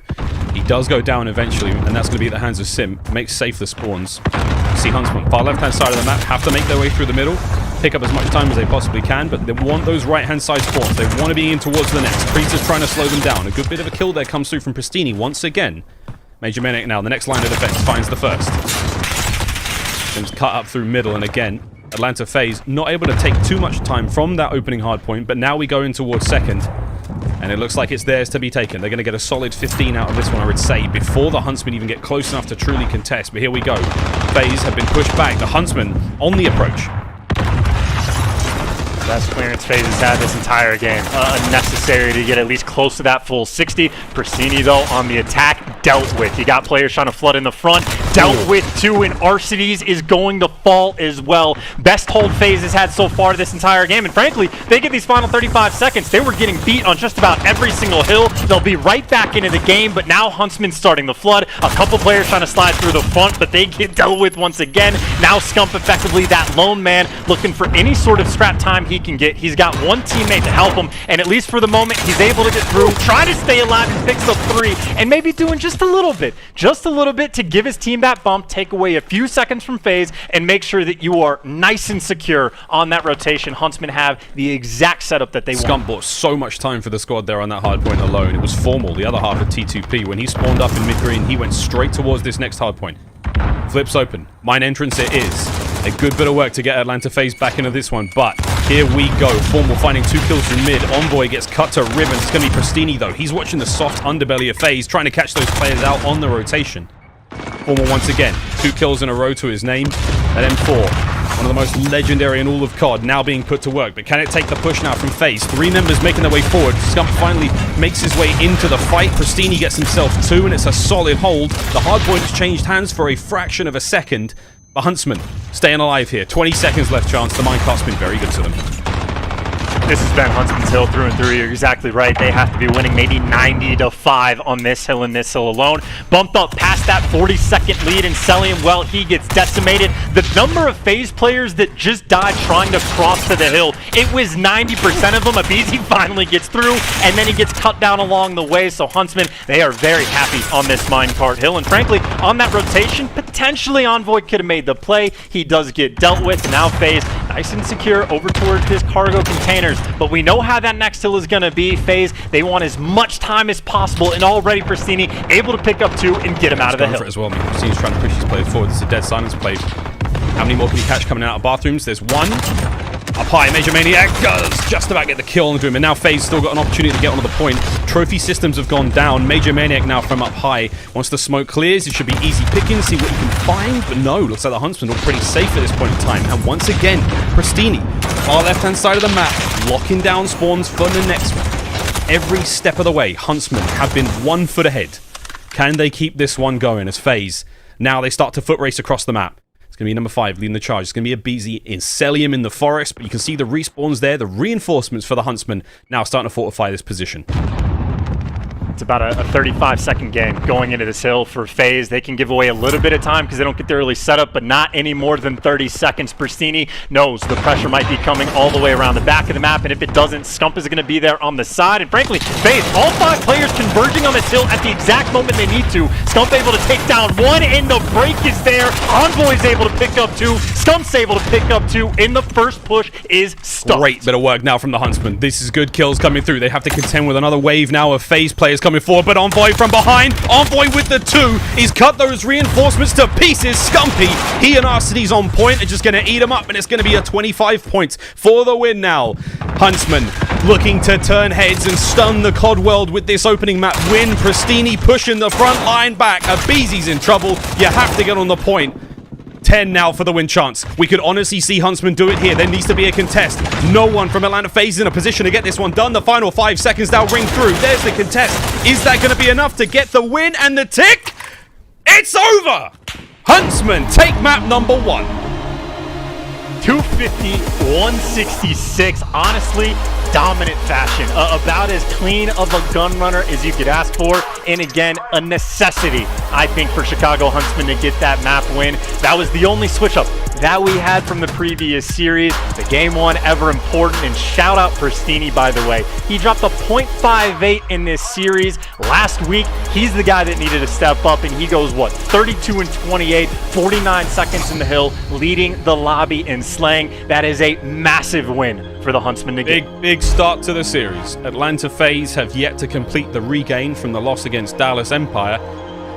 Huntsmen flying high right now. That's a convincing victory as well. 166 overall, as you can see the stats on screen. Oh boy, mate, we're in for a treat here. Search coming up next. I mean, I don't want to get too ahead of myself, but last time they met was around, it was a game 5. Huntsmen have read the script. They've taken a pass at that one and they've said, no, thank you. We want to do things a little differently this time round. And so far, so good. Brilliant start to the series. Atlanta FaZe, though, not out of this just yet. We do have that Arclov Peach. Arclov Peak. Search and destroy. And it's going to be a peach. How about that? I was going to say, going to be an absolute Georgia peach of a map, Miles, as good as it's going to be. Even if, actually, no, we even got Atlanta. There you go. Maybe we'll have that little thing going their way. But again, the next 4 maps that we have in this series are all runbacks from just last week, right? So the reason that map 1 was so big is it already changes the pace. Last time it was Atlanta got off to the hot start on Ramaza. Chicago said no mas. So now what they're looking down for the rest of this series, Chicago comfortable on a St. Petrograd hardpoint for map 4. They won it earlier today, and obviously they beat Atlanta the last time they played against each other. We're going to an Arclov Peak next for Search and Destroy. Well, on the weekend, or at least throughout playoffs, the Huntsmen are 3-0. It's been their best Search and Destroy map the entire tournament, and obviously they also beat Atlanta the last time they played. So already Chicago's looking down a series of maps where they absolutely know that they can get the win. And of course for Atlanta, that bounce back, still a necessity. Not easy to come back after losing to the umpires, even though if they are being judgmental. It's a long way to go for FaZe. A long way to go. Arclov Peak coming up next. Well, speaking of Empire, Chance, obviously Empire have picked up a brand new super fan, and what I believe is also, I think, a co-owner in the Dallas Empire, Post Malone. We saw him getting absolutely lit on Instagram. He's pumped to be a part of the COD League now. He's very, very excited about this one. I think he's screaming like, let's go crazy. He's a big fan, man. What can I say? I'm waiting for some. Let's get some more tats on that, man. Let's get some Empire tats. We can see that envy crown right across that forehead. I'm telling you, man. But we're very happy to see Post Malone join the squad. And again, Empire sat there in that championship match in the finals. We're going to put another team alongside them after this series. And predictions are out the window. I'm sure all bets are off. We're ready to rock and roll into this one again. Arclov Peak. Search and Destroy. It will be a Georgia Peach. I'm sure about that one, mate. But Chance, I mean, you brought up stats from the previous map, the previous series, I suppose, from the playoffs. Where do you sit these two teams now going into the Arclov Peak?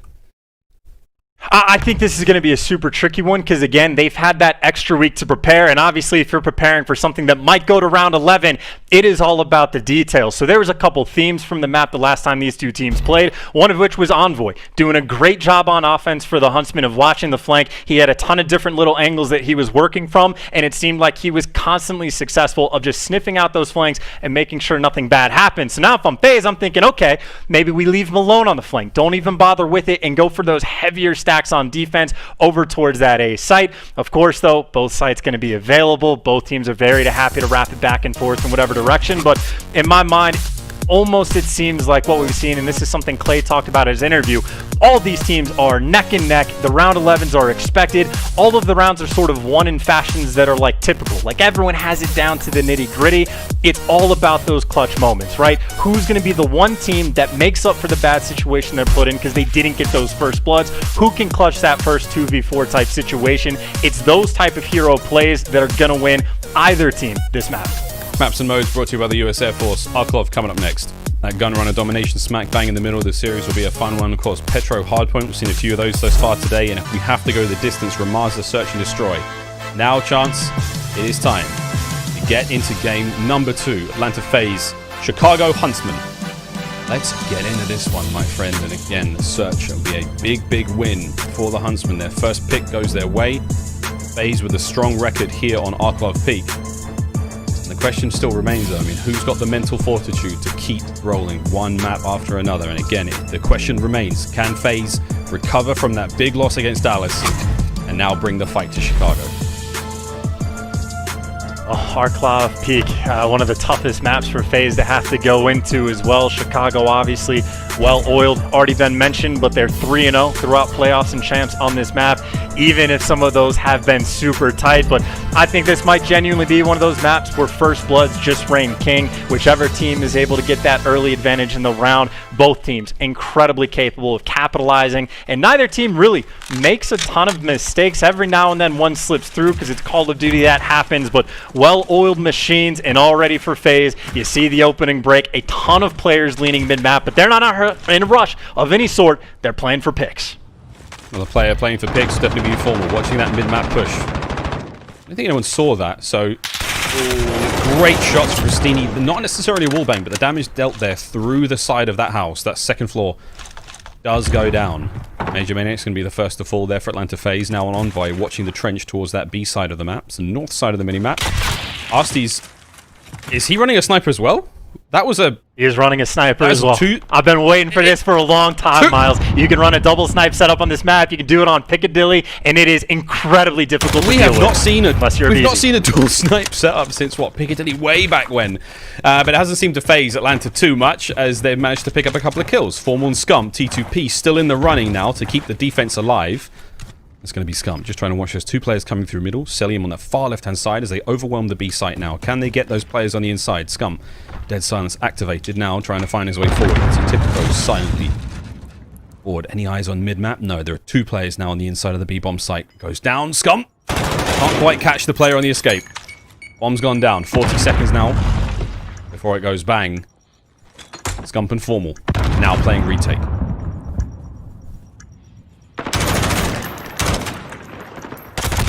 The shots were there, but again, Atlanta FaZe clean the round up decisively. Again, a 3 versus 2 situation there. Chance, not an easy one to win.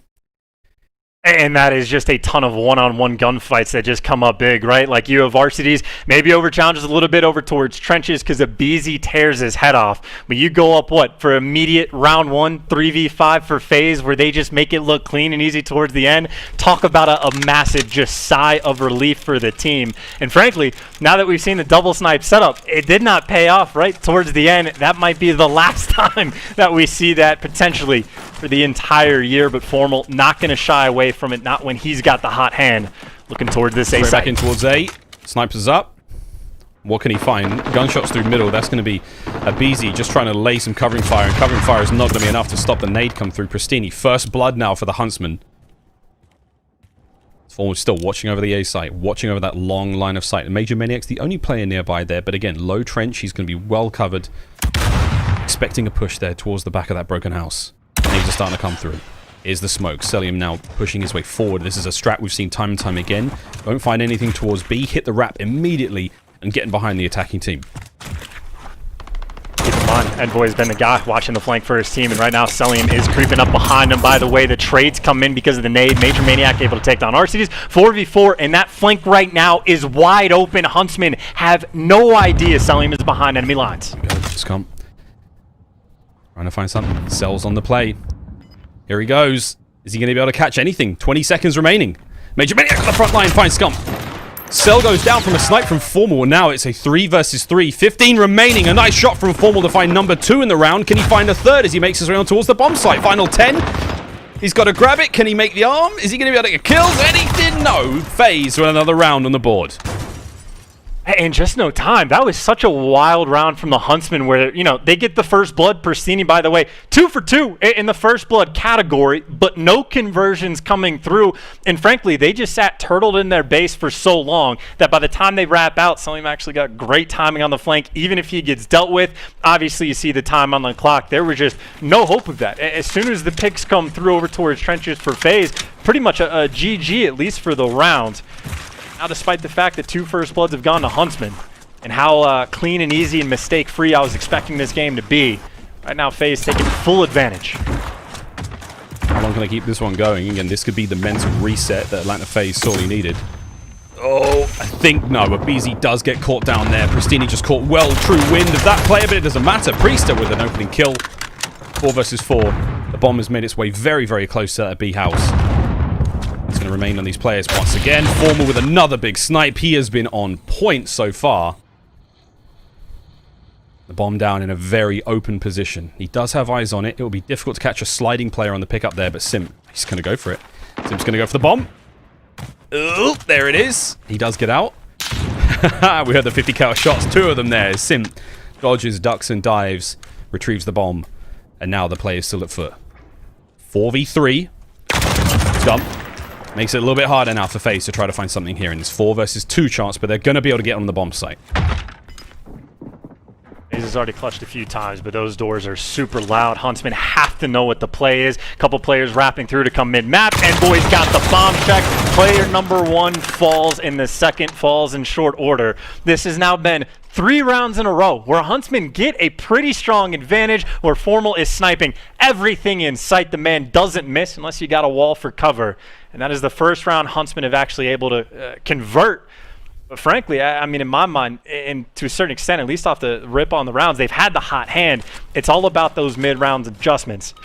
Whereas now that they are back on offense, just got to make sure, get those first bloods again. Whether it be Formal with the snipe or if Prestinni can just keep finding them in various ways. He's been trying to tie this game up. We go again. Envoy with the early cover there behind the front of the bar. Shots over towards these players, making their way in and towards Broken. He's going to be able to just peek out, maybe help here. There's a push. Damage dealt, not quite enough to get the wallbang though, still. Decent mid-map presence now being fully controlled by the Chicago Huntsmen. A site looking dangerous still. Formal actually does manage to take care of Cell over towards B. So if that doesn't tell you the play's happening towards B, I don't know what will. But now it's on FaZe to try to find some way of picking up these kills through mid. Champs Formal and Champs Scump hit different. Flank, by the way. Arcitys, he's watching his Simp, by the way, just running straight at him. Able to dodge the nade, back to full health, and frankly, he's up close to the MP5, and he's able to take him down. Simp with the moves, but even still, 3v3 in the Huntsmen at the site, able to get that bomb down. Goes down. MajorManiak with a nice wallbang there on a Scump, just right through the side there of the hotel. But here we go, 3v2. Prestinni still has that dead silence. Formal watching the backside of the B house. Prestinni now in a 1 versus 1. That's huge from Formal. Takes care of 1. Priestahh makes it a little bit harder on a Prestinni though. So now it's a 2 versus 1. Formal gears up. Gets himself an M4. He still has dead silence to work with. However, those open doors, Formal doesn't care. He's going for the chow. He's just going to go straight in. Doesn't catch anyone. 15 seconds remaining on the clock now. Formal. Breach and clear. Finds the first. There's 12 seconds remaining. He probably doesn't have enough time to get this, but he's got to check the bomb. Go for it! Just about! I don't think Simp got there in time, and he does dip off the bomb. Formal. Great bit of work. Whether it's the snipes, whether it's the M4, whether it's the timing of the clock, great stuff out of Huntsmen. Champs Formal hits different. Straight beams, he chows everything, and the man does not miss. completely on point. West Coast doesn't make a bit of difference. And again, it cannot be understated. This is 4 rounds in a row where Huntsmen have been able to develop like a clear-cut advantage, whether you're getting the bomb down in a 4v3, which granted MajorManiak with the wall bangs makes the thing a little bit easier. But they've been like out-strategizing at least off the rip against FaZe. FaZe has just had a bit more of that clutch factor, but frankly, that seems to have ended. They need to get some of these first bloods, and they are aggressive toward this. Yeah, FaZe don't care. They're going straight in. This is an overwhelming push in towards A. The stun's going to slow aBeZy for a moment, but they're all in. All 5 players of Atlanta FaZe now hit the A site. Bomb goes down. The kills start, though, and it's going to be the Huntsmen to get the party started. aBeZy with that bomb down. Playing retake right on point. Can Formal Sniper once again find something special here? No need. Prestinni's going to find the kills. I mean, honest to God, Formal finds another shot there. It's going to be 30 seconds on the bomb, but it's a 4 versus 2. There are not enough members of Atlanta FaZe here. Even with big shots like this from MajorManiak, they just still have the numbers. Can they keep the defense holding? MajorManiak finds another one. There's 20 seconds left. Envoy's up next. Can the Major get it done? No, he won't. Cell now. Final 15 chance. Finds the first. Cellium can't quite get any more, and there is... Wait. No, he's not there in time. FaZe with another round. Too clean, absolutely too clean. The defensive hold. Cellium gets a little bit of credit because he gets that final kill, but MajorManiak, you even called it out, like there's not enough players, there's nothing they can do, and he just plays it perfectly, holds the angle, takes the first player down, and frankly, the spot that he's in, really the Huntsmen don't have a ton of angles they have to challenge him from. They have to go back to the exact same spot. MajorManiak wins his second 1v1 gunfight and just seals the deal. So even though all the kills didn't go their way, even though Formal is still sniping everything in sight, they got the bomb down with the aggression, and they clutched up once again. This is a gauntlet for both these teams. Here we go. A slower one now for the Huntsmen. Going to work in off of an opening kill. But no, it's going to be Simp running out and about in no man's land. Absolutely fearless. Takes care of Prestinni on the opening kill. Quick bomb retrieval. Envoy does have it. Now a slow and steady push on the defensive side now, in on towards A. But you can see, Huntsmen are there. Formal now brings the boomstick to the front line. Can he catch anything? And again, A, we expect a lot of snipers here. FaZe have not really been able to counter him. 40 seconds remain, chance. And it's a slow and steady assault now from the Huntsmen. You can see the Huntsmen actually just trying to distract. They're just shooting at air, effectively trying to get a player to peek out and challenge, but Formal wasn't given anything to work with, and with 30 seconds left, you got to get the bomb down, and well, the flank might not be there, but MajorManiak with the challenge, able to take down one, 3v4. 3v4, bomb's going to be going down. You've still got Formal watching the flank. Arcitys that play on the far forward side, but again, the damage being dealt by these stuns and smokes, and here we go. Surely a push from FaZe. Great shot through the smoke from aBeZy. That's a huge kill. Now Priestahh making his way through the trench. Making a lot of noise. Formal still by the broken house. Arcitys may not have heard anything, though, as the defenders start to fall, and there's ample time to get the defuse. The retake was nearly perfect. FaZe with the round. And something that really is just standing out to me is the week of preparation that these teams have had. It seems like Chicago on offense is incredibly concerned about these flanks coming through. Even the last time they played, Envoy had to bring out 3 or 4 different spots just to kind of keep that defense. And even still, every time on offense, Chicago is basically just turtling up in their spawn and trying to wait for this flank to come through. The timing has never been on their side, whether it's Cellium getting through or Simp even finding that first blood. But right now, the opening strat that Chicago has had, it has not really been paying off for them. FaZe have been on a tear. And again, there's always just someone that's able to find a way to get through, get that pick, and just make their job that much easier. A couple of clean rounds there from Atlanta FaZe, now giving them the advantage. But an offensive round now. Once again, they're all in on A. 5-man push. Exactly the same as last round. aBeZy does have that dead silence to work with. He's going to make his way forward, but the nades are there. The read, the hard read from Chicago obliterates aBeZy. Bomb's still going to go down. Arcitys playing this slow. Just watching that opening entrance from the trench there, and Formal once again, the snipe from top hotel. Again, a very popular position for this snipe to be in. Priestahh with his head on a swivel. Shots everywhere. And he's doing the best he can not to expose himself to the sniper Formal, but it's not enough! He's going to get taken out as well! 25 seconds now left, chance, and Scump in from behind. He's going to find more and more kills, and it's a perfect retake, this time from the Huntsmen. 5-0, 20 left on the clock. A great round. In the deja vu of the exact same scenario, right? FaZe defending after they get the bomb plant with the man down. And the setup was almost the exact same as well. Priestahh on bomb, MajorManiak in the cut, and you see the challenge at the end. Arcitys gets the kill. Scump was right behind him for the double challenge. And honestly, in that situation, I really just feel for Priestahh. Like, that's almost like Formal has hit every shot available. You know you're gonna die. You're trying to keep a head on a swivel as much as possible. And literally, he peeks out just for an extra half second. Formal immediately just drops him.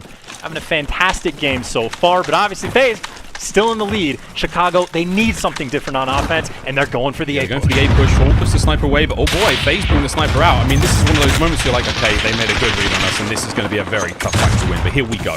It's all or nothing. Glory isn't given, and the Huntsmen are going to go take it right down through the middle of A. No kills just yet. Scump, he may be able to find one there. Oh, he swings for the fences, and sadly, it's a team kill. Envoy with a team kill. That's unfortunate. But it's not enough to slow the push down. Envoy finds another. Arcitys now finding kills of his own. Prestinni gets into the mix. That's going to be a nice 3 versus 2. Simp with the snipe. aBeZy at the fence as well. And just like that, Chance, it's all teammates. Simp, aBeZy, Arcitys, and it was Prestinni, but he's dead now. The older United roster goes at each other. Arcitys levels the playing field. aBeZy versus Arcitys. 30 seconds. No bomb in hand. aBeZy with the power position. And this is just going to be a straight up 1v1! Arcitys wins it! And we're all tied up 4-4.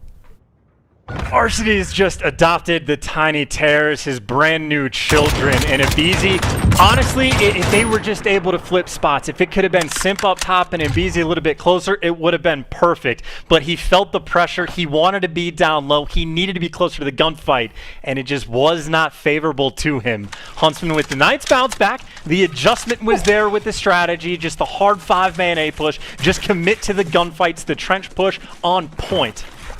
That 2v2. Beautiful stuff from aLLeY. He's got the whole E-United squad as signatures on his gun. Envoy. Oh, wow. The tag's there. Takes care of Simp. Arcitys now with a big nade onto aBeZy. And this is a fantastic opening start. MajorManiak with a perfect read there on the snipe from Formal. Sadly not able to get the shot off, but slow this one down now. Atlanta FaZe are in trouble. Actually, Arcitys with a snipe there. But slow this one down for FaZe. They're very, very spread right now across the map. One in towards the field by B, one in the middle of the map, and again the bomb carrier. Wow, MajorManiak leveling the playing field as much as he possibly can. One more kill and it's even Stevens. Let's keep in mind, round one, we saw the double snipe set up and FaZe immediately, right off the rip, clutched a 3v5, potentially on their way to doing the exact same thing once again, but of course, time is ticking on Arcitys as it always does. Formal actually, not the double sniper setup, he's got the M4 up top. Scump able to find a kill as well and Cellium by his lonesome, and Envoy with the cheeky spots. He's got 17,000 of them on this map, and there's another one at his disposal. Much cleaner round coming in from the Huntsmen on defense, who have now won 3 back-to-back-to-back. The adaptation is there. The mental game from FaZe starting to waver. The off angles from Envoy, the blistering skill from Formal. That little bit of magic from Arcitys. Whatever it is, you name it. Huntsmen have got it right now. One more round. They take the lead in the series. FaZe not out of the woods just yet. You can see now on the Huntsman, the offense, looks like a bit of a lean in towards that B site. But again, the read is on point from Atlanta FaZe. Can they capitalize? Simp with the exceptional shots down range. First blood. There's a lot of adjectives. Exceptional is definitely one of them. That works. Good lord. Just the, you think Envoy has the perfect read. Simp, though, next level awareness. And either way, the slow approach through mid-map for the Huntsman. A man down. Not wanting to see another round 11, trying to make something happen. And Prestinni already by the doors in for FaZe. It doesn't look like anybody's inside the building. A ton of players over by A, and Arcitys is actually able to pick up one. Arcitys finds one, and it's very slow and quiet, creeping towards the bottom of the bar. The stun's going to make things a little noisier. Perfect nades now from aBeZy. Damage dealt and everything. I mean, he just has to check every corner now. There's so many angles to play from in this position. Again, Dead Silence tells you just that. He can be quiet. Prestinni has backed on out. He made a lot of noise. Quick transition over towards A. In this 4 versus 4, Simp's on the defense. Eyes are up. The gun's up. The damage is dealt, but he's not going to be able to get the kill. He's not going to be able to get it. Wait, he finds one. Simp now. The teammates are there. Priestahh backs him up. 4 versus 2. Simp, once again, he just pops his head out. He's playing whack-a-mole right now, and it's a bad day gone wrong as Arcitys now tries to get involved. Shots are there. And it's 1 versus 3. The clock is ticking, and it's done. It's burritos for everyone. Round 11. Here we go. Burritos for all, but around 11, the exact same thing happened last time these two teams played. Chicago came out with the win in that one. Of course, for FaZe, well, they won map 1 last time around. It doesn't pay their way. They need the bounce back. And frankly, for Simp, phenomenal plays over on top of that bomb site. The timing was almost perfect for the Huntsmen, but Simp stuck around for just long enough, able to pick up 3 on the round. Now FaZe back on the attack. They've seen it a few times from them. They're going to shove it down towards this A site. aBeZy's been picked off in trenches once or twice, though. They need to be a little bit more careful. The nades absolutely found no one, but Arcitys now with a snipe. Nades are up. Trophies are up. You know the fight's here. This is it. It's all or nothing. Slight moments of panic while everything just sort of rings out. And again, once the guns stop, that's when the real fight begins. Priestahh with the bomb going down. He's going to make this. Whoa, there it is from aBeZy. The first kill comes through. Arcitys now still with that snipe in hand. Nade still going over the top. The trophies are doing their job, saving these players from those projectiles. And Arcitys, though, he's been going pretty hard in the pixels thus far in this tournament. Snipe in this dying moment would be exceptional. But again, Simp in the trench finds another kill. 4 versus 3. Priestahh backing him up.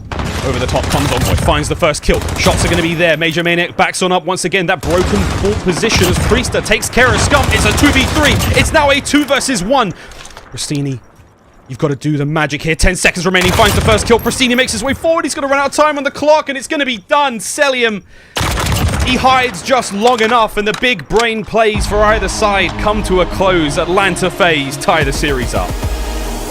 A-site dominance towards the end on offense. That was like 3 rounds in a row for FaZe where they just bully their way to get that bomb down today. And they've had it twice where they're doing so with the man disadvantage, one of which they clutched. This time, though, no one falls. aBeZy doesn't get caught by the nades in trench. The clearance they had with the nades off the rip to take down that hill and make sure that is at least clear. You get that bomb down as quick as possible, and if FaZe can do it in a 3v5, they can certainly do it in a 5 versus 5. The round 11 win in FaZe, you talk about the clutch they needed to have. There was at least 4 rounds, I think, that game where they're getting picked apart left and right, and they still found ways to convert. For them, phenomenal bounce back, and for Huntsmen, that might be a map that ends up haunting What a them. saga. Don't forget to text GAST 102 to 88822 to redeem yourself a free burrito. We're eating good tonight, friends. What a map, though. Chance, I hate to pull this one away from some fine grub, but we are going to look at our US Army tactical play now. It was round 11. FaZe, I mean, it did come down to the wire. Numbers played their advantage. Chance, you know, the gunshots were there, the skill was there, but I mean, what happened in the end here? I mean, just so many things that FaZe does right. They have enough bodies on the map that they can basically double stack trenches, and Arcitys just flies out. Might have been a miscommunication. He might have thought him and Scump were challenging out at the same time, but even if they did, both probably would have fallen. It was the guy that had to run up top, Envoy, to get the clearance, and then by the time that Prestinni is actually here to make the play, just simply no time on the clock. And Cellium, the perfect play that he made before is just, hey, waste time, hide behind the box, buy yourself an extra couple seconds, and get that guarantee. But it's just a similar thing. Not enough time for the Huntsmen to appropriately retake the site. Just not enough on the clock, and FaZe again as clutch as always. Tied up 1-1 here in this electric series as clutch all round. It seems to be the case, but now we're going to a domination when we return after this very, very quick break. Map number 3 in this elimination matchup here at the CDL Championships. Hope you're enjoying the show. Hope you enjoy that burrito. Live from Verdansk. See you in a minute.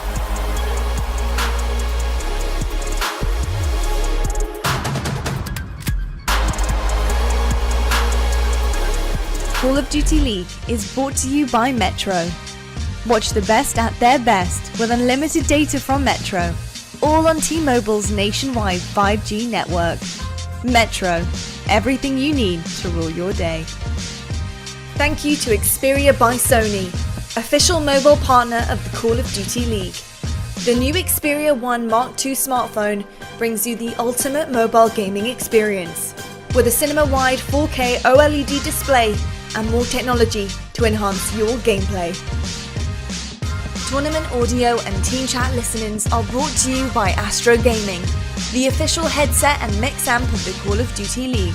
Join the Astro family and order the CDL A40 TR headset and Pro Team speaker tags today at astrogaming.com. Mountain Dew Game Fuel, the official energy drink of the Call of Duty League.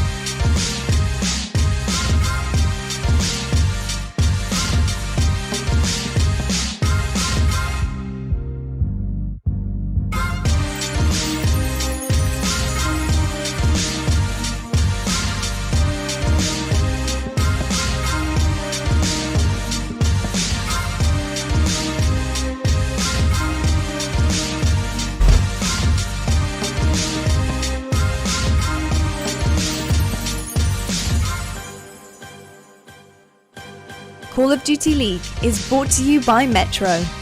Watch the best at their best with unlimited data from Metro, all on T-Mobile's nationwide 5G network. Metro, everything you need to rule your day. TeamSpeak, the official broadcast communication partner of the Call of Duty League. The US Army, what's your warrior? PlayStation 4, the official platform partner of the Call of Duty League.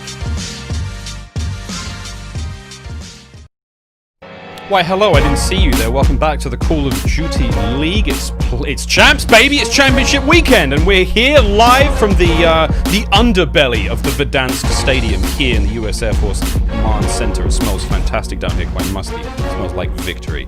But we're ready to rock and roll into our next map soon. But before we get into that one, we have a quick video of some of the best and worst of the Astro caster comms from this season. Hold me, Chance. Hold me. Oh.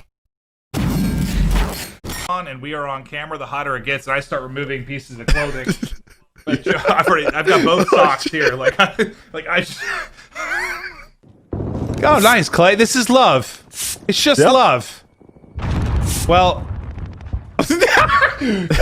what's happening in that room? I don't know that I want to know. You can throw whatever you want. Eggs, doesn't matter. It can taste good. Ranch dressing, I've seen that done before. Ooh. Delicious as always. Pizza, you can't go wrong. That is a lot of hair on the man on the left. It only took 2.5 hours to trim me down only 2.5 to what vaguely resembles a human being on the right-hand side. Yeah, it is draining my soul. Look at the size of this thing. It's huge. Did you just pick up your ring light and show? Massive, man. that thing, it's like a tanning bed. Like, I'm pretty sure I'm going to be tan once this is done. Dashy and I have something special. I'm bald Dashy. He's Dashy. There's a connection there, and I have to agree with whatever he says. That is my walking duo. We've been dominating in Verdansk as of late. You know, I was thinking like that first image of me with so much hair, Chance, we've taken all that hair and put it on both bald Dashy and bald Dashy from that final image, and we would be completely covered. There'd just be two Dashies in that point in time. We would have no idea which one's which. We'd have to see them on the sticks, and even then, same. All right, let's get into the game. Right. We got some stats before we roll into this one, brother. This is going to be a goodie. And we do that, have domination coming up next, and these are the map and mode records of these two teams overall. I mean, again, we're almost seeing like the opposite series that we saw last time around, where previously it was Chicago that won the round 11 on Arclov. This time it was FaZe, the first hardpoint map. Last time around, it was FaZe that won by like 80 points. This time it was Chicago that won by like 80 or 90 points. It is literally just the storyline has been flipped. Of course, for FaZe, they don't want that to continue. They want to pull off this domination and win it again, as on this exact same map just a week ago. They pulled it off on Gunrunner, 167 to 150. Wow. No cigar. But here we go into this one again. This is to take the lead in the series of what will be an absolute gauntlet. Again, we thank you for joining us. Many fans, old and new, Call of Duty fans alike. whether you're just passing by here on YouTube, whether your friends have streamed at you to watch this because Envoy's a beast, bro, Simp's absolutely you the dude, whatever it may be, we welcome you. Game 3. Let's get into this one, Chance. I'm rip-roaring ready to go here, brother. I just, give me that gun runner, give me that gun runner. I feel the exact same way, but I just, maybe without that like angry type of growling energy, but I feel the exact same way. And if there's any player that I'm keeping an extra special eye on, it's Prestinni, right? Again, last time they played last week, he dropped a .58 overall in the series, but he was getting a ton of those first bloods we saw in the Search and Destroy. And map number 1, he was the Fry Master, dropped I think 31 kills, led the lobby. And I think a little bit of pressure still on him, because obviously for Chicago, they got to kick it up just an extra little notch to make sure they get the Gunrunner win. How great can you go? Is the question again. These two teams are trying to push themselves past what was a fantastic season, really, for both of them. I mean, up and down for Chicago. Atlanta FaZe never missed the semi-finals, 2 home series victories, you name it. I mean, they were great. Arcitys in mid. Priestahh finds those opening kills, so towards the B flag we go, and it's just going to be back and forth. But it does look like FaZe have the numbers here to maybe make the cap stick, and it looks like they could get it done. Forward gets involved a little later. aBeZy is going to be there for the team kill, but also the cleanup. Now, if you can hold these members back, they can finish the capture on B. There it is. FaZe now starting to accumulate some real points. And they're putting pressure on A as well, so eventually they might be able to run it up. One of the things we saw from Chicago earlier is they are great when they get control of making sure that they can get those holds. Unfortunately, though, if you don't have control, it might be FaZe trying to do the exact same thing. The B flag does go away, the Huntsmen, but you have FaZe 2 bodies over around this A flag. One of them gets dealt with. The second falls in short order, but aBeZy is here to try to put that pressure on. But it looks like Chicago, nice response. They get that B flag back and secure, but still that A pressure ever present right now from FaZe Clan, pouring it on. FaZe Clan really trying to make something work here, and again, you can see the push down from behind from MajorManiak. Be interested now go into an Astro Gaming listen in with Atlanta FaZe. Yeah. Hold left if you can, whoever's left. Watch your page and see him. Watch your Prestinni down. I'm back in there. I'm back left then. Nice, Chris. I'm finessing A, I'm finessing A. They might fall behind us? Yeah, they might. There's gonna be another guy on the A though. I'm holding secret. I'm holding secret. Yeah. Play kills right here. I'm stunned left. Got it. Help me, P3. Go right, Tyler. Yeah, one to stun me. I look half. Yeah, they're trying to stun me. I'm good. I look half. Yeah, Tyler, hold that. I have help on the cross too. Yeah, one's on me left. One's crossing force. One's hitting force. Forest dead. I saw him. I don't see anybody green. Short. One of you hit out. One of you hold right. One of you just go right. Reach out. Short weak. I'm making your pipes. I have your pipes. Nice. Ivor secret. Nothing right now. One's you heading mid. Heading pipes. I mean. I pipe right now with you. Pipes dead. Nice. I'm taking him to Cali. You can on B. One scheme. They're heading. They could be rough. It was Mappy. On your secret. I didn't stun him. Tracks right now. Open crate on me. Pipes. I pipe. Down for pipe. Yo, 2 on me. 2 on me right. I got one. Stay alive. They're trying to hit me. Yeah. Yo, 2 mid. Dirt mid. Dirt mid right. One shot. Go. Foremost right. Force Matt. One's gonna be. One's gonna be here too. Listen, yeah, I spawn B. They're gonna spawn back. There's 2 ramp. I needed your ramp. One shot dead. Nice. One shot C.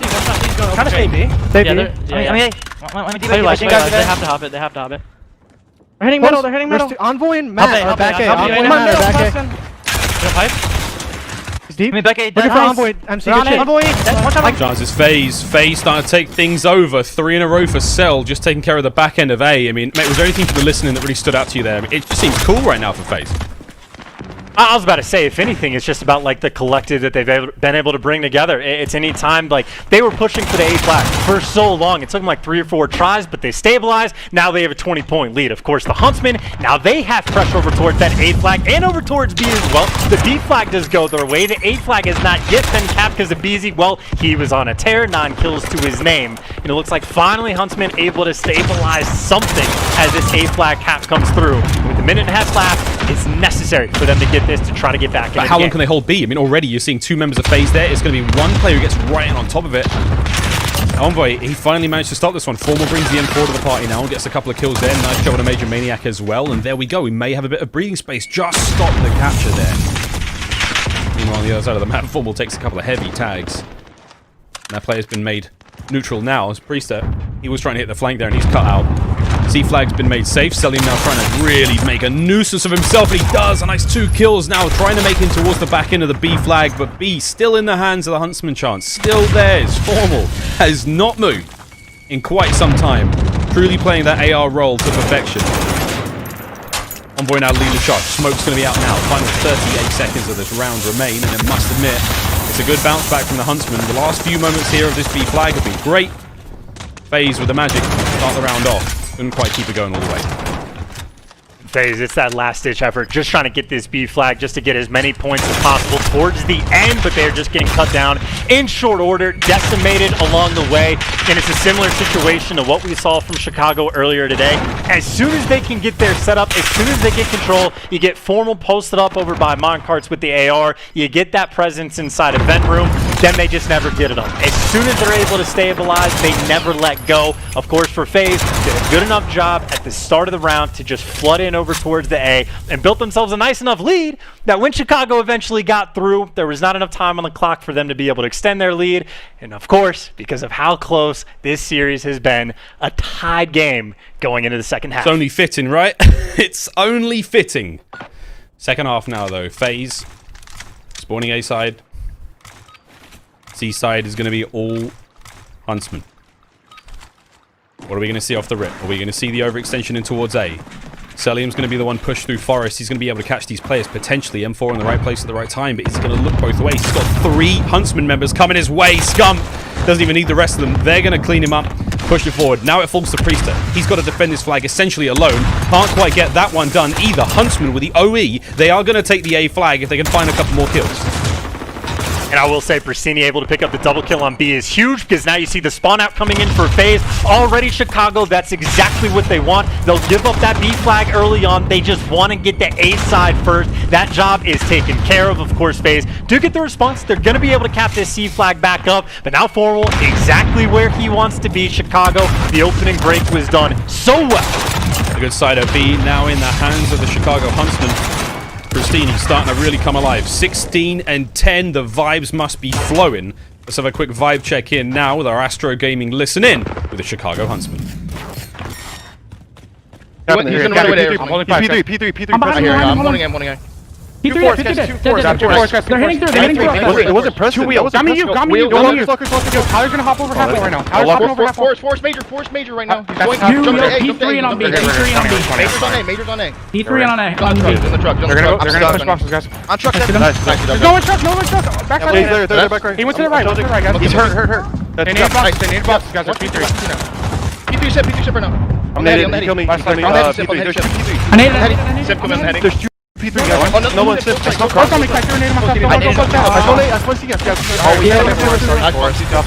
Yo, listen.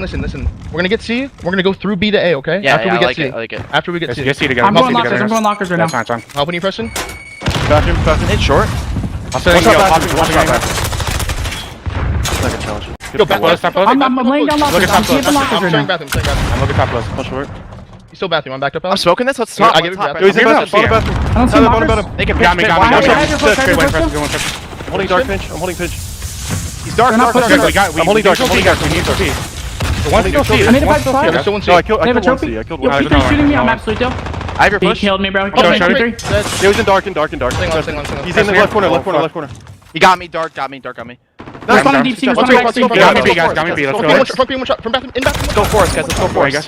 We heard the clean comms from the Huntsmen. They're Formal calling the shots. We're going to grab C, push through B and towards A. They managed to get towards B, but FaZe chance, they held the line. Yeah, I mean, the pressure game from FaZe is too on point. They had so much pressure at C that Formal's plan really never could take action in any capacity. And now, of course, for the Huntsmen, they are spawning so far away back behind the C flag. They only have one man that's towards A. He gets dealt with very quickly. MajorManiak able to pick up the kill. And now FaZe still, that pressure being poured on. They got Showers control. Simp is going to go get Crates control. He's going to control whatever he wants. He's on a 6 spree, on a tear. Absolute tear right now for Chris Lair. 16 and 10 overall. He's going to stop, slow down, tie up the shoelaces, whatever he wants. Make sure he washes your hands after leaving those bathrooms. He's about to commit murder! As he guns Scump and he gives him a couple right in the glizzy. And now we're going to see the push over towards B on the defense. Can Huntsmen now push out of this one? Can they get onto the B flag chance? A minute 20 now remaining, a minute 30. And I must admit, FaZe, they're just looking nasty, man. They're looking mean. Envoy's looking pretty good too, though. At the way it stands right now, 20-point deficit on this B flag. Not only do the Huntsmen need to cap this effectively, immediately they're gonna have to push through and at least get a neutral on A at some point. But you look at the feed, it is nothing but FaZe, even getting some team kills in for good measure. Formal though, trying to be the guy to make the play as that B flag does get captured. While he's doing that, Priestahh is on C. It's not over just yet. Priestahh's on C though. Formal still trying to make something happen at A. B's been made neutral. Final minute now. 50 seconds remaining. Formal could do everything in this situation. He can't. He's gunned by Simp. The respawns were there still. A flag is going to be nowhere near theirs. The final few moments, I mean, you have to go for the trip cap. You have to get it done. aBeZy's now going to be here. He's managed to slip through. No dead silence or anything. He's on the hunt now. He's finding Scump from behind. Gets one. 30 seconds now remaining. The clock is going to continue ticking. And this looks like FaZe may well take the lead in the series chance. And what a run it has been. Gun runner Dom. All FaZe. A couple of great moments from the Huntsmen, but they have certainly come alive. The final 20 now. It is over, mate. It is finished. We're going into another hard point. Atlanta FaZe finally take the lead. Oh, boy. Oh, boy. And look, I'll be the one to say it, right? Like off the rip, tip the cap to aBeZy, 29 kills. He might be able to throw up 30 on board towards the end. Just pay your respects. Played phenomenally. But Simp, shooting bodies. Miles, we've watched COD for a long time. There is a storied history of shooting bodies and then choking immediately after. And especially so if you come at the king, you best not miss. And Simp, he is bringing that challenge to the table, feeling confident with the 2-1 lead they now have. Going into the Petro, though, it's been a great bounce back map for Chicago. Simp needs to make sure he comes in guns a-blazing. Guns a-blazing. Man, I just feel like that's what we're dealing at right now is everyone is on form, like true form. Like this is some of the peak performances we're seeing out of some of these players, like the decision making's on point. Everyone understands how to play domination so well now. This hardpoint is going to be an this is going to be an incredible map. An incredible map. Again, we're running this series back. The first time these two teams met in the playoffs earlier, FaZe managed just to edge the series out 3-1. The maps are all the same. Aside from that first map with Chicago won, the maps are all the same. Chance, we're going the distance, man. Let's have a quick look at the stats, but we're definitely going the distance. I hope you're comfortable, COD fans. I hope you're really comfortable, because we're going to Game 5. We're going all the way. 5, but I'll say, like, as much as I want it, FaZe, at least for that, they seem to be feeling very confident. They seem to have the momentum in their favor. They had a ton of clutches in the search and destroy. That was a fairly convincing win in the domination once again. It seems like any time that they were on the bad side, the A pressure they were put on, just with that constant overextension, eventually was enough to break through. And frankly, just outplayed the Huntsmen in that regard.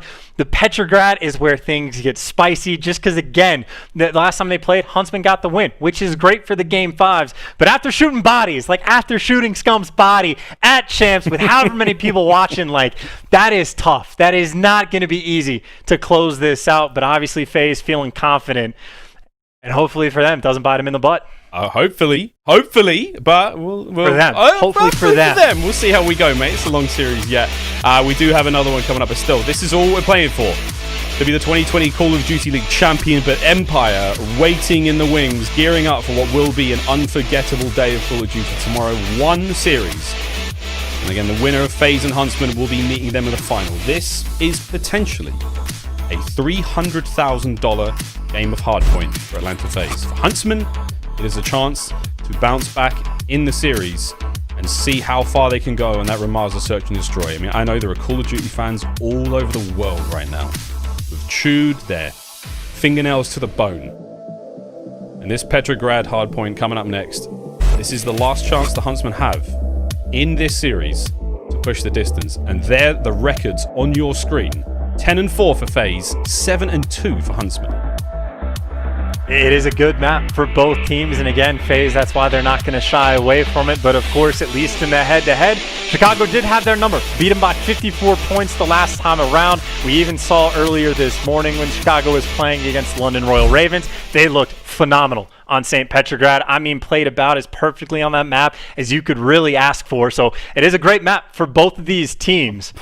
Of course, that just means even like the opening break could be a difference maker if the team that's on the bad side is able to get that flip off the rip. If someone's able to go crazy, because right now we just had aBeZy drop what 29 kills over in that domination, absolutely lights out. And we've had Prestinni having himself a hell of a series overall. Again, quite a few first bloods in the search and destroy, led the lobby in slaying in the hard point, and even put up for his team and was leading his team at the very least in slaying in the domination. So really, it's a different story than last time around, where he dropped the .58 and still saw the game 5. Now it's the rest of the team that needs to kick it up just a little bit on the bounce back St. Petrograd, just to see another Ramaza, the Ramaza potentially to end it all. Well, we're not there yet. Game 4. We're getting there. We're getting there. Petrograd. Hard point. This is match point for Atlanta FaZe. We're saying it like we've written them off already. Like we're definitely going to game 5. I think the COD gods demand it. I mean, this is champs after all. Come on, man. After the year we've all had, give us that game 5. Make it as crazy as possible. Once again, for the Huntsmen fans, make it as just... Let's do this. Match point for Atlanta FaZe. For them, a $300,000 game of hardpoint. 300,000. Very expensive map over here in Russia. And of course, Huntsmen on that good side off the rip. It's all about making sure you stabilize, and if not, get a ton of that early time, which obviously they're in full control. Make sure no one slips through the cracks and gets around and tries to flip those spawns. And MajorManiak, the player trying to do it. Prestinni takes him down, and now you got the M4s in the hill. Arcitys, big chillin'. Big chillin'. For how long can you chill, though, really? Because the pressure is still there. We're seeing Atlanta FaZe, the bodies are starting to make their way forward. Scump still chilling up top here in apartments. It's going to be Arcitys still down low. I mean, he's just playing this box so well. Simp with the MP5. Not able to get a lot done here at this kind of range. He just needs to wait for the M4s to shot. But again, there's a bit of a difficult situation right now for FaZe. Is like they've got to contest the hard point. FaZe gotten a kill yet, by the way. Stats, please. Stats, please. Stats, please. FaZe got the... Bro, we don't even need him. They haven't gotten a kill, FaZe bro. don't have a... aBeZy is 0-5. Prestinni on the 7th spree. No one has died in 60 seconds. Finally, Prestinni's gonna fall. But bro, you talk about the perfect opening break. Literally, the perfect opening break. 50 seconds before someone falls. FaZe, though, do a nice job after the hellhole that was the P1 of flipping those spawns and getting around back and trying to get the bounce back in the game. But good lord, Prestinni has had the hot hand. Slaying.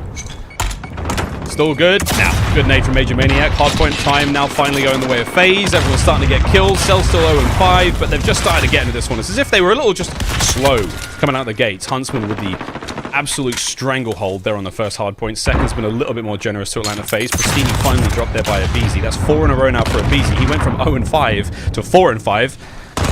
Cell can't quite break the seal just yet. If he can get one here, that'd be great for him. There it is, and it's a clean set of kills, but now the rotation battle in the way already. 20 seconds remaining. Priestahh's in first. Arcitys is on the hunt. Arcitys plays it slow and steady, and he wins the race. Now, back Flowers control, looking fantastic going in towards Hazmat. And I will say, for this to just be a 20-point game off the rip that Chicago Huntsmen just had, FaZe can count their blessings that they were able to get that flip early on, because 58 seconds on P1, you don't see it every day. And now, of course, over towards Hazmat, the issue for FaZe is, well, it's incredibly difficult to get a clean break. You just want to contest for as much time as possible. Maybe a few seconds have been stripped away so far by MajorManiak, but then the feed by the Huntsmen, they light it up once again, get that clean wipe, and now it's already Prestinni potentially thinking long-term, get a kill or two, and try to fly your way over towards Pool. He's not doing it. I mean, I think it's Arcitys, his twin brother, who's already managed to make his way forward. He's at the first hard point now. He's trying to make his way forward as well. Final 30 remaining here in Chicago. Once again, light up the kill feed. You're in a dangerous part of town right now, FaZe. I mean, this is Petrograd. They're deep dishing out the goods here. 2 players from FaZe managed to cut their way through the middle of the map. They're going to be able to get the final 15 seconds here as the spawns have been trapped, essentially, for the Huntsmen.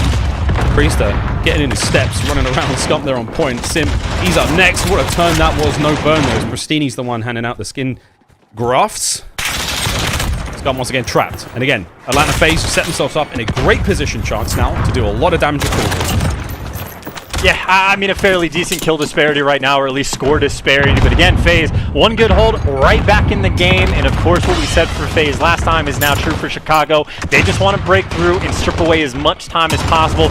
15, 20, 25 seconds is all they're looking for, and the pressure's here coming from the back. Cellium able to find one, but now the players going on the hunt. If not Envoy, would have been Scump, but the cover's there, and FaZe get the wipe. The AR showing up. Simp and Cellium and MajorManiak as the trio lighting up the kill feed. Absolutely holding Huntsmen down. That was the foot on their neck for now. Cell even takes one with him with a martyrdom nade there in the corner. MajorManiak up front though, and on the hard point he goes. Not able to get Arcitys as well. Scump now breaks him through the back of the bar. Shots are plenty now for the boys. The round's on him as he's trying to get himself on the hard point. Final 10 seconds now as the Huntsmen will deal what they can, and Simp just absolutely eviscerates Prestinni. But still, over to the restaurant we go, Chance. FaZe are in. They're ready to go here. Trophies are up, and here comes the push from the Huntsmen. Right now, Big chilling. The door opening up, though, actually makes things a little bit interesting. His teammate needs to cover it for him, and his teammates, you can actually see, putting in a fair bit of work. Envoy really the last man standing, him and Prestinni, and they're able to get through at least for the moment. And you talk about the kills being traded back and forth, but it looks like FaZe able to hold on just long enough as aBeZy, now the front man inside the hill. We can. 3 kills in a row. He's turned this series around quite well. 11 and 11. 20-point game now between these two teams. Here comes Huntsman. Wind up for the punch. And it's a bit of a miss right now. As you can see, the defense is held. That's going to be it. No more Huntsman really to be found here. Prestinni, I mean, it's a poke, but it's not going to be a whole lot as he goes down as well. Over towards the next hard point. Just eyes on next. Final 15 now will go the way of FaZe. I'm going to put him just above the Huntsman for now. But Arcitys, Envoy, lined up. Every possible angle covered right now. The only position they don't have eyes on is that top apartment spot. And that is exactly where FaZe can hit. Nearly half of the Huntsman's time has come on this very hill. 58 seconds the first time around. Early control the second. Smokes out though, and FaZe, of course, working from the good side. You see MajorManiak maybe not going to put a ton of pressure on it. Just watch over his teammates, but his teammates obviously in. aBeZy up top, able to take down one. His teammates get the rest, and the break is there. Huntsmen, though, they do get the good spawn, so a little bit of good news for both teams. He gets killed on the hard point. He gets slayed out, and you spawn closer to the next one. That's okay. We'll take it. Min-map spawns are pretty close for either side squad, so they're going to be able to get on towards this first one for the remaining 25 and at least get the contest, because FaZe, with the lead, Huntsmen have been a little quiet ever since we saw that early success here on this hard point. Number 8, Envoy, already in on towards the next one. Formal brings the M4 up close, lovely shots. MP5 now in hand. He is simply unstoppable. He finds another kill in such a dire situation. Formal is a god. He still goes down. FaZe with the final 5, but here we go, Chance. We're going to go over towards the cafe again. We saw brilliant turnarounds here from FaZe. Huntsmen, though, with the first foot in, how long can they hold? The two-front war right now, right? FaZe got the spread. They're going to be approaching from every angle. Arcitys trying to get nades over top to help out his teammates, but his teammates are falling around him. You see the feed. Nothing but FaZe so far. Arcitys, the lone man in the hill and challenges, already coming through. He's going to get dropped in FaZe just like that. The instantaneous break on P2. I mean, right in on it they go. Formal now bringing the MP5 up close. Not able to get anything done. Simp once again. Unbelievable performances as he's pulled this one around. Again, the whole team. FaZe started off this map so badly. Not a kill for 60 seconds, and now look at them with the lead. 20 seconds remaining here on Cafe. FaZe with a couple of pokes still left at this one, a couple of jabs still to be had, but they've set up a defensive perimeter around the center of the map. Not really going to be letting any of the Huntsmen out. And you saw there on the minimap, Envoy tried to make the play, couldn't quite get it done. Atlanta FaZe now with, what I will say, domination over Petrograd. Next hard point's going to be theirs for a sizable chunk, Chance. You got MajorManiak, you see on the bottom side of the mini-map. He's effectively watching all of mid-maps, that train push. So Huntsmen right now, they got to pick an angle. Where do they want to go? They finally able to clear out Restaurant, but 10 seconds on this hill have already gone by. And now the flood kicking in, a couple kills going their way, and now they're all in hazmat, trying to make the push through. aBeZy trying to slow them down just a little bit. And frankly, you see Huntsmen, they're hunting for aBeZy just to make sure the rotation is there. And now it's time for the contest inside the actual hard point. 2 in the middle of the map, and here comes the contest. Majormaniak Simp find the first kill. Prestinni's still alive, and it's going to be absolute chaos. A real mixer here on the hazmat. The contest is there. Again, that forces the game clock to tick down. No one gets any hardpoint time, but 20 seconds. It's the Huntsman's hardpoint for now. aBeZy stays alive. The trades are there. The Huntsmen have held the line for a while, but the spawns are so close right now for the Atlanta FaZe. Arcitys finds another one up close. We could see the lead change. We could see a few more kills, but no. Once the smoke has settled, the dust is cleared. It's going to be a FaZe hardpoint for a few seconds. But we go over to Pool Hall, Chance, and it's already Huntsman territory.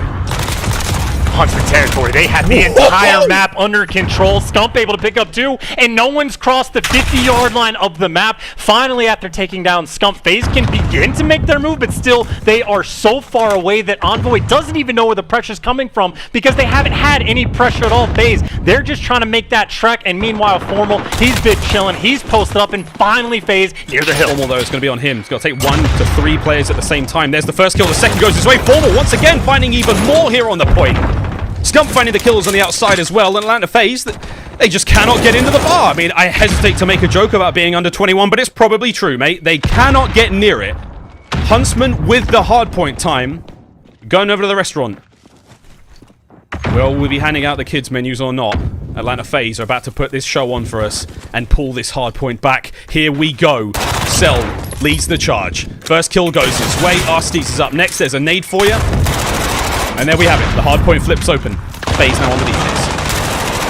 FaZe, of course, this game is very much, well, at this moment on this hill, more about not losing it than potentially winning. They can still do it here. They do have a lot of time on the clock, but you see Huntsmen, a lot of pressure in through these little side hallways. The contest starting in the back, but FaZe winning the gunfight. Cell able to pick up 3 along the way. Cell finds 3. That's insane. Watch that hardpoint clock in the middle. 35 seconds remaining. They're going to try to get as much of this out as they possibly can. Formal now on Scump, making the way forward. Shots are there. Brilliant work again from Cell. Kill number 4. As the shots are there on the inside of the map now, it's going to be the front line pushed forward. We could see a lead change as Cellium gets number 5 and 6. Unbelievable stuff from Cell to stay alive and now take the lead for Atlanta FaZe. 7 in a row. Cellium cannot die. He will not be stopped. Kill number 7 before he goes down. Chance rotation underway. FaZe in position. This is for the series. Huntsmen, they get 1 shot at this. They're going to have 3 players flooding in through the front, maybe 4, maybe a couple flanks come in, but you get 1 shot for this break or you lose the game. Scump waiting for his teammates. Waits for it. aBeZy on the flank. Good timing, but not enough. The King cuts him down. 24-24 overall now. The crucial moments. This is 5 seconds for the win. The contest has got to be there. Huntsmen, you got to go. You have to wait for the time. Scump's in on the contest, but no, FaZe! They get it done! They get it done! FaZe are going to Sunday. Looking for their revenge. You talk about the comeback that FaZe was able to get. They just got bodied on Hazmat, and then of course the pool hall doesn't go their way, and then Cellium in the restaurant. Top 5 play of the week, maybe top 5 play of the year, goes on a 6 spree. They were down by what? 45 points on the restaurant hill, and they make the comeback so hard on that Chicago, they pour the pressure on restaurant because they're scared of losing the game there, and FaZe says, thank you very much. We did our job so well. We get the free rotation over towards new. They only got maybe 10 or 15 seconds on the hill the entire game, but they managed to get the final 15 seconds of the game on that P1. FaZe, miraculous comeback, clutch as they have been all year long, not just in the search and destroys, but especially in that hard point. Came back from the depths of hell, Miles, played out of their little minds. Out of their minds. Absolutely out of their minds. If war is hell, then Cellium is the devil. What a run. What a run. History does not repeat itself. FaZe with 3-1 of what was a tight series in the first half of the playoffs. Commiserations to Huntsmen fans. Again, Huntsmen fans across the world. It was an incredibly hard-fought series, but FaZe, just that magic, that clutch factor, the decision-making, just the blistering skill, it was just going right for them, and that was it. There was nothing more that can be done. We were truly in the presence of greatness today. What an insane series that was. What an insane day this has been, Chance. I mean, I don't even know what to say. Wow. What a run. I agree. It's been like a baffling day and a baffling series, I would say. Like, again, not just the searches, the number of clutches FaZe had to pull up, but really, it's just like from the Hazmat Hill. As soon as Chicago got that break, I was like, boom, right there. Like, map or hill of the game. Chicago are going to get this win. They're in just a great spot. But then Cellium, again, the devil inside the restaurant, the Reaper. The nice little 6 spree, the beatdowns that came on the end.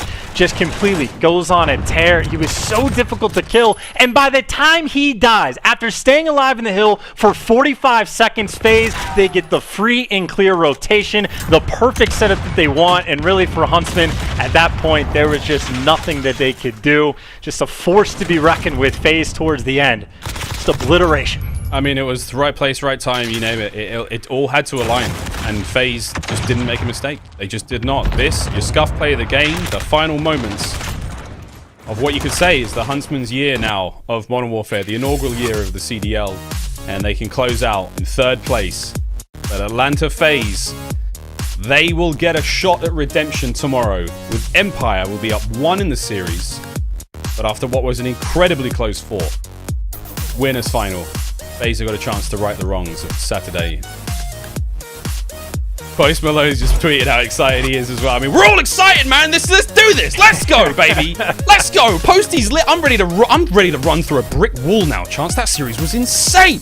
That was crazy. And the setup is there too. Like, again, that was FaZe, like, had to get the bounce back after losing the Empire 30 minutes before the series kicked in. They bounced back. Now they're looking for revenge. You get a day to take a break. Both these teams already, the coaches are going to be going to the drawing board, already going to be to start that game planning, to figure out what map set they want, all the little different strats. And you have 2 great coaches that are going to be going at it to make sure that they can mentally arrange themselves in the best way possible. If these guys can even fall asleep tonight to try to get their 8 hours in before the championship day. But one of the crazier champs we've ever had, right? Like, 1 day, 1 series for the tournament winner for a $1.5 million prize pool for that #1 spot at the end. Definitely a day for the Call of Duty history books. One hell of a day. I mean, that hard point in itself just got Atlanta FaZe $300,000. I mean, what a leap that was. What an unbelievable day of games this has been, man. I mean, just the first year of the CDL, we had it all, baby. We had it all. Tomorrow, though, Sunday, championships will be given out. We're ready to roll into this one, mate. Again, as I say, it is going to be a rematch. Dallas Empire, Atlanta FaZe, CDL game day, presented by Game Fuel. We're running it back Sunday, 4 p.m. Eastern time. It's going to be a best of 9, man. I mean, it's truly, I'm on the couch for this one. I can't wait. It's going to be a long day of COD, the most unbelievable test for these players to go toe-to-toe against each other to truly prove who is the best here on Modern Warfare. We're now going to hand this one over to Lando, who undoubtedly will be talking to one of the elated Atlanta FaZe players after that unbelievable series. From myself and Chance, that's all from us in the casting booth, mate. Thank you so much for what was a crazy, crazy year. You're the man. Lando, take it away, brother. Thank you so much, Miles. Yes, it is your instant reaction brought to you by PlayStation. I'm Lando, and joining me is Simp from the Atlanta FaZe. Simp, the team manages to fight back post the Dallas loss earlier today. Talk to me, man. What did the team do during that short period of time to make sure that you guys could rebound? I mean, honestly, we didn't do much. I think we kind of threw away the winners finals against Dallas. I think honestly we kind of choked both hard points. We let them get the back spawns on the last hill of the game, which is just unacceptable out of us. So we didn't really we knew that was the only role we messed up for the most part, and search and destroy. So we just had to make sure we tightened up our hard points and just got on to the next series. Right. Well, you guys obviously managed to put the Chicago Huntsmen to rest in this series. You clutched up down the final stretch in the last hard point that we get to witness, and now it is down to yourself and the Dallas Empire. Again, it'll be a rematch from what we saw earlier on in the day. What does the Atlanta FaZe need to do to ensure a better performance this time versus Dallas? Just tighten up on our hard points. I think domination, we have a really good. I think it's our best game mode right now, and I think search and destroys can always go either way, but as long as we know what we're doing and we talk to each other, we can always take those. So I think if we just tighten up in the hard points, we'll be able to beat them. Well, Simp, you stormed into the scene last year, kind of toward the end of the season. You won champs MVP. This is your first kind of full official season now, and you find yourself in the CDL game day presented by Game Fuel championship final. You'd be the second player ever in COD history to win your first 2 world championships that you've ever competed for, the other player being Karma. Does it feel like destiny that you and the Atlanta FaZe lock this one up tomorrow? In a way, I think a lot of us right now just know how good we are and how close we are to getting that actual ring. So I think we're all just pretty excited to get in tomorrow and just try and make history happen. Right. Well, there's a lot of doubt on this team. I think it's fair to say coming into the year there was a lot of positives, but there's also a lot of doubt. Talking on, could this team kind of make it to the brightest stage? Could this team of young guys who obviously really wanted to play with each other, could they make it to the biggest of stages? Considering you could talk about the lack of veteranship when we talk about how long that you guys have kind of played together. Does it feel like you're finally shutting up those people who have kind of said that from the start? I mean, I kind of feel like we've been shutting them up all year long, to be honest. I feel like we're the only team that's been almost in every finals throughout the entire year, and I think we've been the most consistent team. So just with that, I don't think anyone has a reason to say what they do about needing a veteran or leadership or anything. I think we all know how good we are at Call of Duty, and at any time, any of us could take over in comms and actually direct each other. So I don't think you necessarily need a leader. Can I ask you one last thing about the body shooting on Gunrunner, or should we just leave that one to the side? Oh no, for sure. Well, I gotta ask you, what was the reasoning behind it, my man? Just trying to get in the heads a little bit, or is it just that the weapon was firing well today? Just a little mind games, like that map. We pretty much knew we won when I started doing it. So I also know Prestinni's an emotional player in a way, so I was trying to get in his head a little bit, just for it to be there. And I shot Seth's body just because I got the kill and he was there. It wasn't anything crazy for that one. I was just kind of having fun. Sure, man. Well, I'll tell you what, from what the kind of the little bit of the E-United memorial kind of little moments that we're having back and forth, it's definitely been fun. Well, that is your instant reaction brought to you by PlayStation Simp. Thanks so much for joining us, and best of luck tomorrow. Thank you. Absolutely. Well, folks, the CDL Game Day presented by Game Fuel Championship Final is set for tomorrow. Up next, it is Lottie, Pac-Man, and Nameless with the CDL HQ to break down what we saw today and what to expect tomorrow.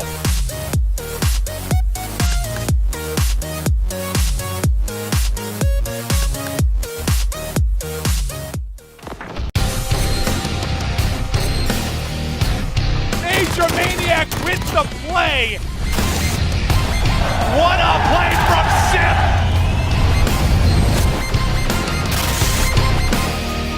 Cellium goes huge. aBeZy! Lightning strikes twice! What an individual play from Priestahh.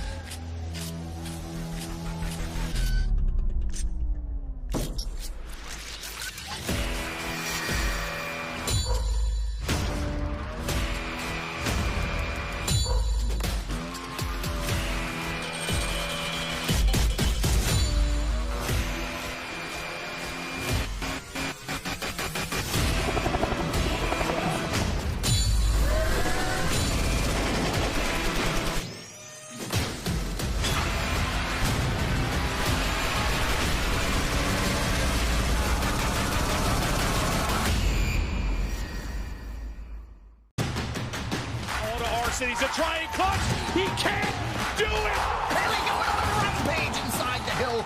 He heard him. He gets it. He got it. He got it.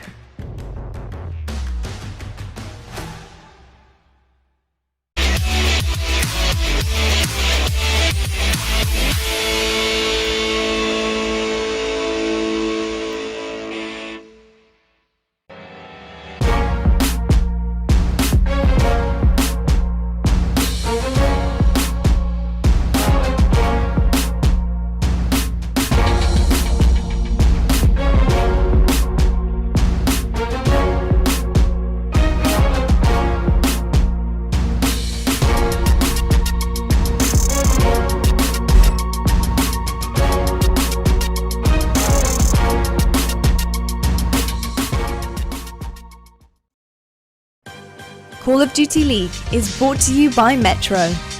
Watch the best at their best with unlimited data from Metro, all on T-Mobile's nationwide 5G network.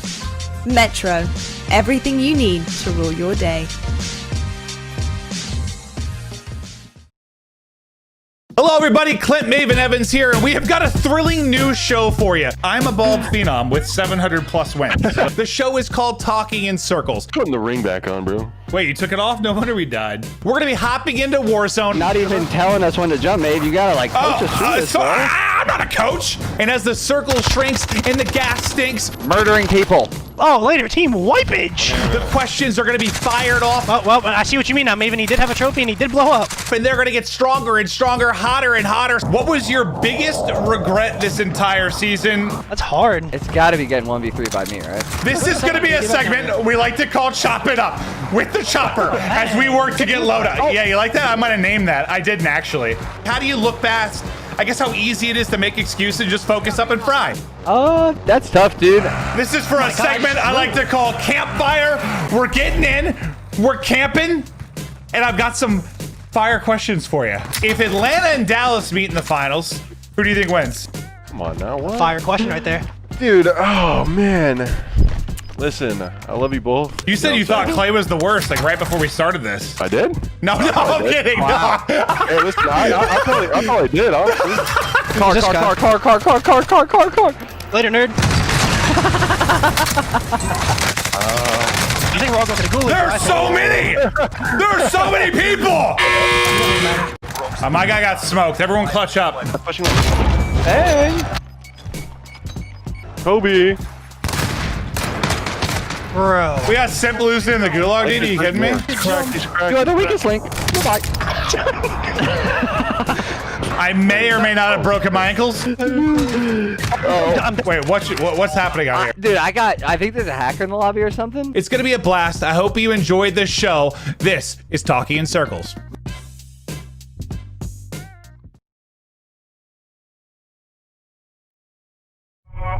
It all starts right now. What happens when the bright lights of the stage become the warm glow of your monitor? When the echoes of glory don't come from the adoring masses, but from a set of headphones. Do you let change consume you, or do you answer the call? Stand up, prove it doesn't matter where or when or how. It's madness! This is your team's call to glory. This is the Call of Duty League Championship. The time is now to reach out, touch greatness. The battle of the tight. What a rampage this is. Oh my! For the truth, they close it out. Make them stop and say, hear your team's name reverberating in eternity. And now, glory is just a heartbeat away. The time to put your stamp on this new era is now. So soak in every moment, because this is your call to be the best, to be the first, to prove once and for all, the road to glory wasn't given, it's been earned.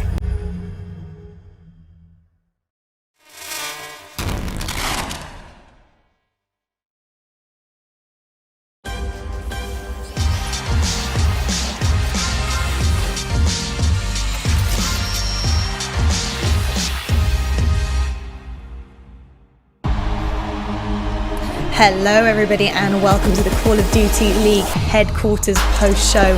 As you can see, again we have these gorgeous shots of the Call of Duty League trophy, and that of course is because it is the champs weekend. Huge stuff on the line here for the guys, so much to play for. And as we're dropping into Verdansk Stadium right now, you guys need to have a reminder of what is on the line. We have millions of dollars up for grabs here, and our teams are going to be battling it out for first place going into tomorrow.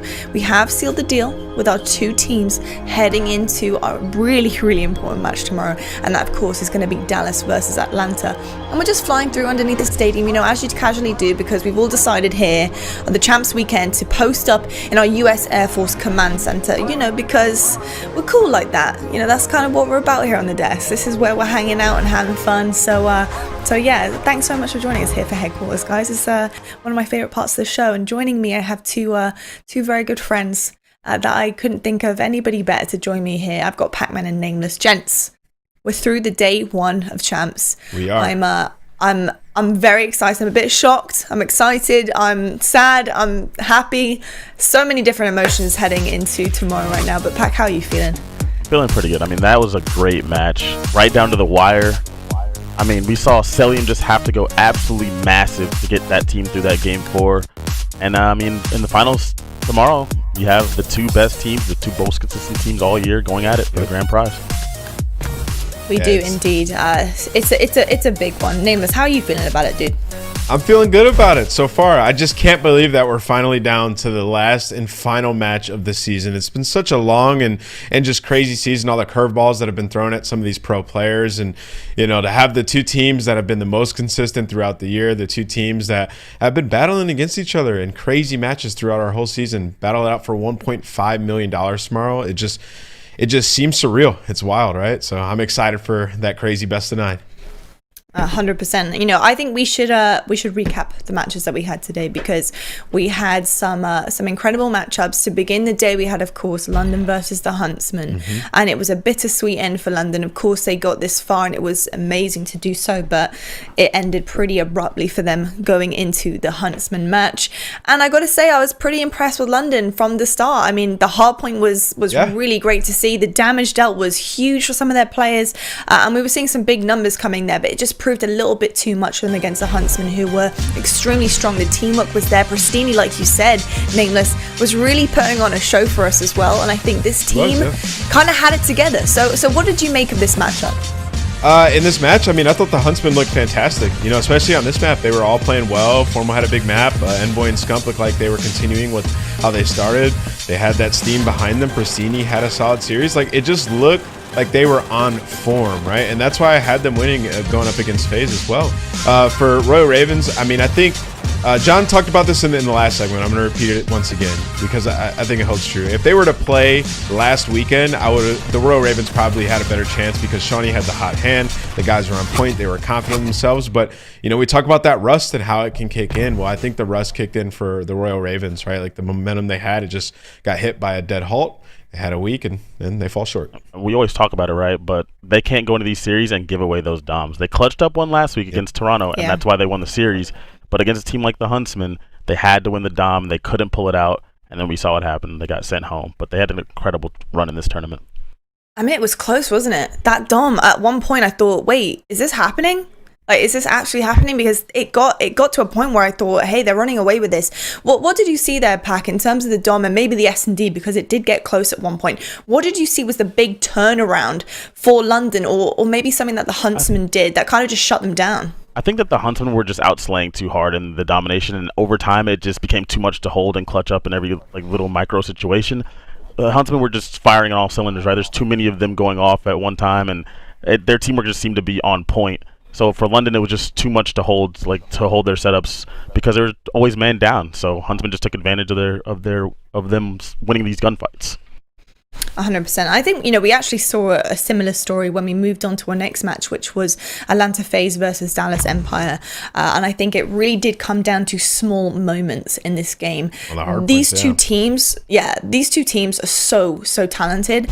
And I think it was like fractions of seconds that kind of separated them from the win and loss.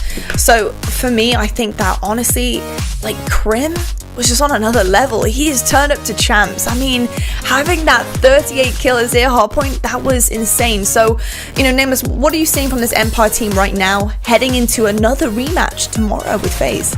Well, the big thing for me in this series was the clutch factor on the side of the Dallas Empire. I mean, there was multiple times they were in 2 versus 4s or situations that they should not come out with the win. You know, they end up coming out and getting the W. And I know there's a lot of talk about whether it was the map or whatever, because FaZe haven't played this map that many times throughout the season, but I don't think it was the map. I honestly think it was simply them losing composure or getting nervous, however you want to call it, in the situation, because when you have numbers, you should execute. These are some of the best players in the world, some of the best search and destroy players at that in the world as well. When you're in those number situations, you can't lose them. And Empire was rising to the table. They were taking them out and they were winning it, which is very impressive and scary on the side of FaZe. Yeah, I think it is very scary, especially when you look at Atlanta FaZe's kind of record on the flip side of things, their record with clutches and their game 5 record, which is pretty outstanding for their season. And they weren't able to kind of finish that with Dallas Empire. Pack, like, you know, looking at that statistic and the fact that they do have the clutch factor but couldn't bring it against Empire, are they in trouble here? Because they're kind of known for that. I look at it actually opposite. Like, I think that's a good sign for Atlanta. I think that they were in position most of that time to win those maps. I'd be more worried for them if they were just getting outplayed, but they weren't. They were getting themselves in man-up advantage in situations, and they were giving them away. That's uncharacteristic of them. That's worrying, but the fact that they were still playing the map correctly and getting the advantage in most of these rounds is impressive, and I think that's something positive to look forward to for the team. The scary part for that team is what we brought about last week, is we don't know how they practice during this week, because that's the worst Atlanta FaZe hardpoint that I think that we've seen, right? They struggled in they lost 3 of 4, and the one that they won, Cellium had to go superhuman at the end for them to win the game. So that's what's more worrying for me in the long run for FaZe tomorrow. And if I could quick comment on the end of that, tomorrow's really interesting too, because vetoes are going to be way different. It's a best of 9, right? So it's a longer series. You can't really take control in certain aspects in terms of vetoes throughout it. And then also players have to be on point for a very long series. And, you know, if you look back to the history of these teams, they tend to be, you know, back and forth. So it could very well go the distance. So I'm looking at players like Crim and like Clay. Can they keep it together for that long of a series? I mean, we're seeing, you know, sometimes when, you know, they're down 2-1 in the series and then Crim has a banger of a game 4 going off. And it's like, that's the Crim that we love and remember. But can he do that throughout a whole series? I don't know. It's very tough, and you know, a lot of these questions will be answered tomorrow. But it's a different dynamic. We haven't had a series this long all year long. I know it's going to be kind of crazy. It's a first for many. So you know, it's about who has the stamina here, and I think these 2 teams are very evenly matched. So I think it's going to come down to the wire at the end of the day, and who can kind of keep up with it. But talking about tomorrow, we do have your schedule presented by the US Army, and you all know what's on the table here, folks. Of course, it's CDL Game Day presented by Game Fuel. It's Dallas Empire versus Atlanta FaZe. That is how it has happened. The end of the season is so close. Tomorrow, we're having the match we've all been waiting for, the CDL Championship match. I'm so excited about it. It's going to be incredible. I'm kind of sad. I don't even want it to end, but I do. I want to know who wins. So it's I'm a little torn between all of this. But you know, I want to talk about tomorrow and what we've got our eyes on, because I know it's a big day. It's a big day for a lot of players. So I want to know specifics, what you guys are kind of looking forward to tomorrow. So I'm going to start with you, Pack. What are you kind of keeping your eye on? I mean, with a series that's full of young guns, super talented youngsters in the scene, I'm looking at Crim and Clay. Like, can they do what Ann said and step up for an entire best of 9? Clay has been playing tremendous Call of Duty. Crim had his best map that he's had maybe all season against Atlanta in the winners finals. These guys have been going so big, and I just want to know if they can do it for a whole entire best of 9. I don't know if it's even possible to go that hard against a team like Atlanta FaZe for that long. But they had to do it, right? This is why they're here. This is why they're in the big stage in the finals. Okay, I like it. I'm totally in agreement with that. So, Nameless, what are you looking at? I'm looking at the clutch factor, especially on the side of FaZe falling in that game 5. There was a time during the season where they were winning game 5 after game 5, and we were like, "What is going on? How do they continue to do this?" Well, they lost that one, and they had the advantage in a lot of those rounds. So I'll be looking at that, but more so in the entire series on the side of both teams. That is what is going to get you over the edge in a best of 9, right? You're going to have so many maps and so many situations in that many maps that you're gonna have to clutch up more often than not, right? Like there's gonna be those little situations where a player has to go big. There's gonna be those situations where you're in a 2v4 and you have to clutch it and you have to get over it and do it again, right? Who's gonna be able to consistently do it throughout the series? We'll find out. We will indeed. We'll be finding out tomorrow. I'm really nervous. I'm really excited. I can't believe that best of 9. That is huge. That is so long. Oh, these guys better have their kind of like sweats on, because this is gonna get intense. That's for sure. Well, for me, I think really it comes down to the pressure. You know, I think there's a lot of pressure on the shoulders, even if you don't want to believe it as a player and that you've been in this situation and these scenarios so many times. I think there's still that pressure because you're so close to achieving what you set out for the whole year to do and been working so hard on. So for me, it's the question of the young guns as well.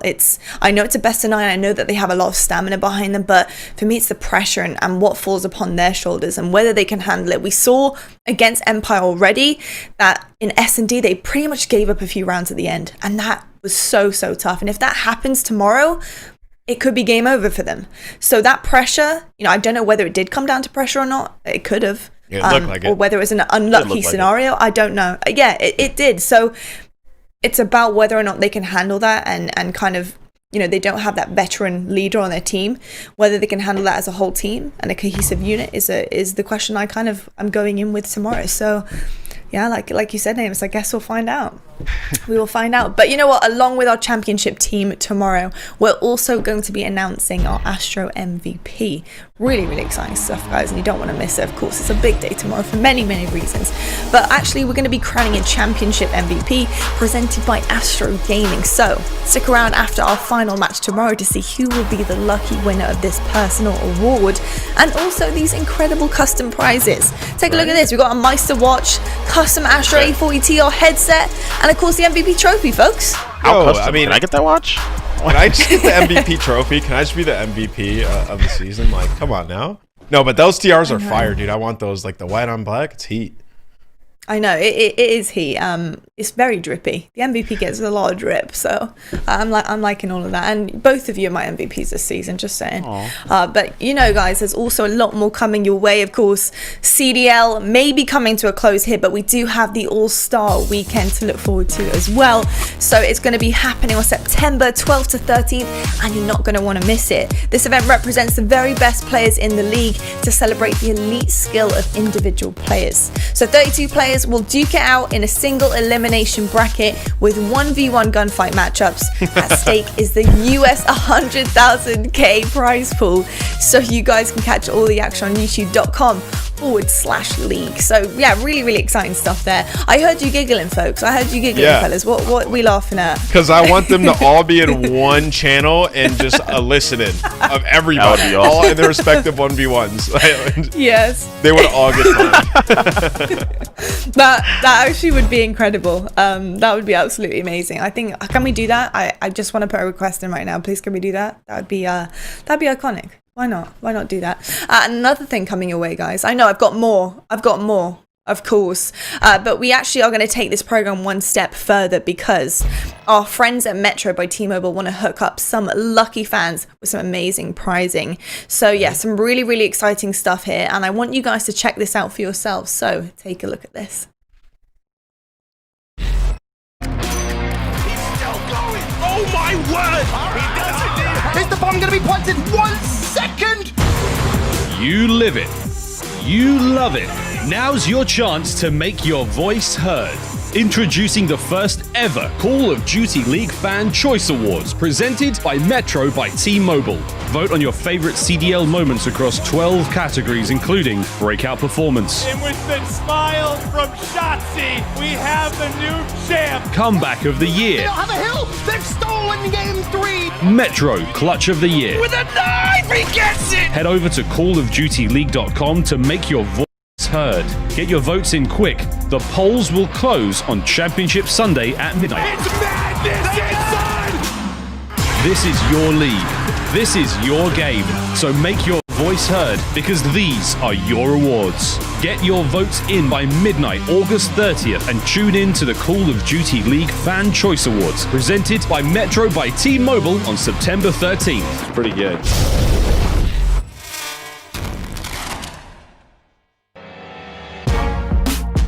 To take this program one step further, our friends at Metro by T-Mobile want to hook up some lucky fans with some amazing prizing, including the Ultimate Call of Duty League fan loadout. Restrictions apply. For official rules and details on how to enter the Metro Call of Duty League Fan Choice Awards sweepstakes, go to callofdutyleague.com and navigate the Fan Choice Awards page. So there is so much happening, even after this incredible championship weekend, of course, that is coming your way. We got so much up our sleeves here at Call of Duty League. It's going to be really, really fun. So make sure you guys mark your calendars, get ready for it, because it's happening, it's coming your way, and you guys are going to be able to be the real winners too. You're adding to so much more than what's happening here this weekend, which is amazing. So, gents, I can't believe we're doing this. We're signing off the day one of champs. Wow. Huge. It's been wonderful. It's been amazing. It has been wonderful. It's been a pleasure watching the matches with you guys. I'm really, really excited for tomorrow. I think it's going to be absolutely epic. So gents, thank you so much as always. Pack, also I've heard that you're leaving us tomorrow. I am. I'm so sad about. So Teep is actually going to be coming on to the desk. Pack is otherwise engaged doing something. What are you doing, bro? Why can't you join us? He's Come on. Put my private business out there. I'll still be watching. I know you will. I know you will. But thank you so much, Pack. You've been an absolute dream. So I hope you guys have a great night. YouTube, thank you so much for watching. It has been absolutely amazing, and we'll see you guys bright and early tomorrow for CDL Game Day presented by Game Fuel, and of course our CDL Championship match. Good night.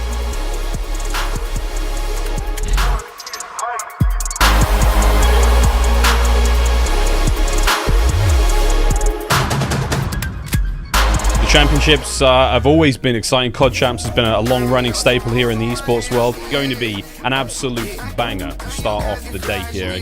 Huntsmen have to contest. They've got to get on the point. The Ravens have managed to make it clean. And with that, a few more seconds, the Ravens could call map number 1 theirs. Scump breaks right through the bottom door, finds Shorty. The shots are there from Wuskin. The trade come through. Wuskin versus Formal. 1 versus 1. And Wuskin wins it.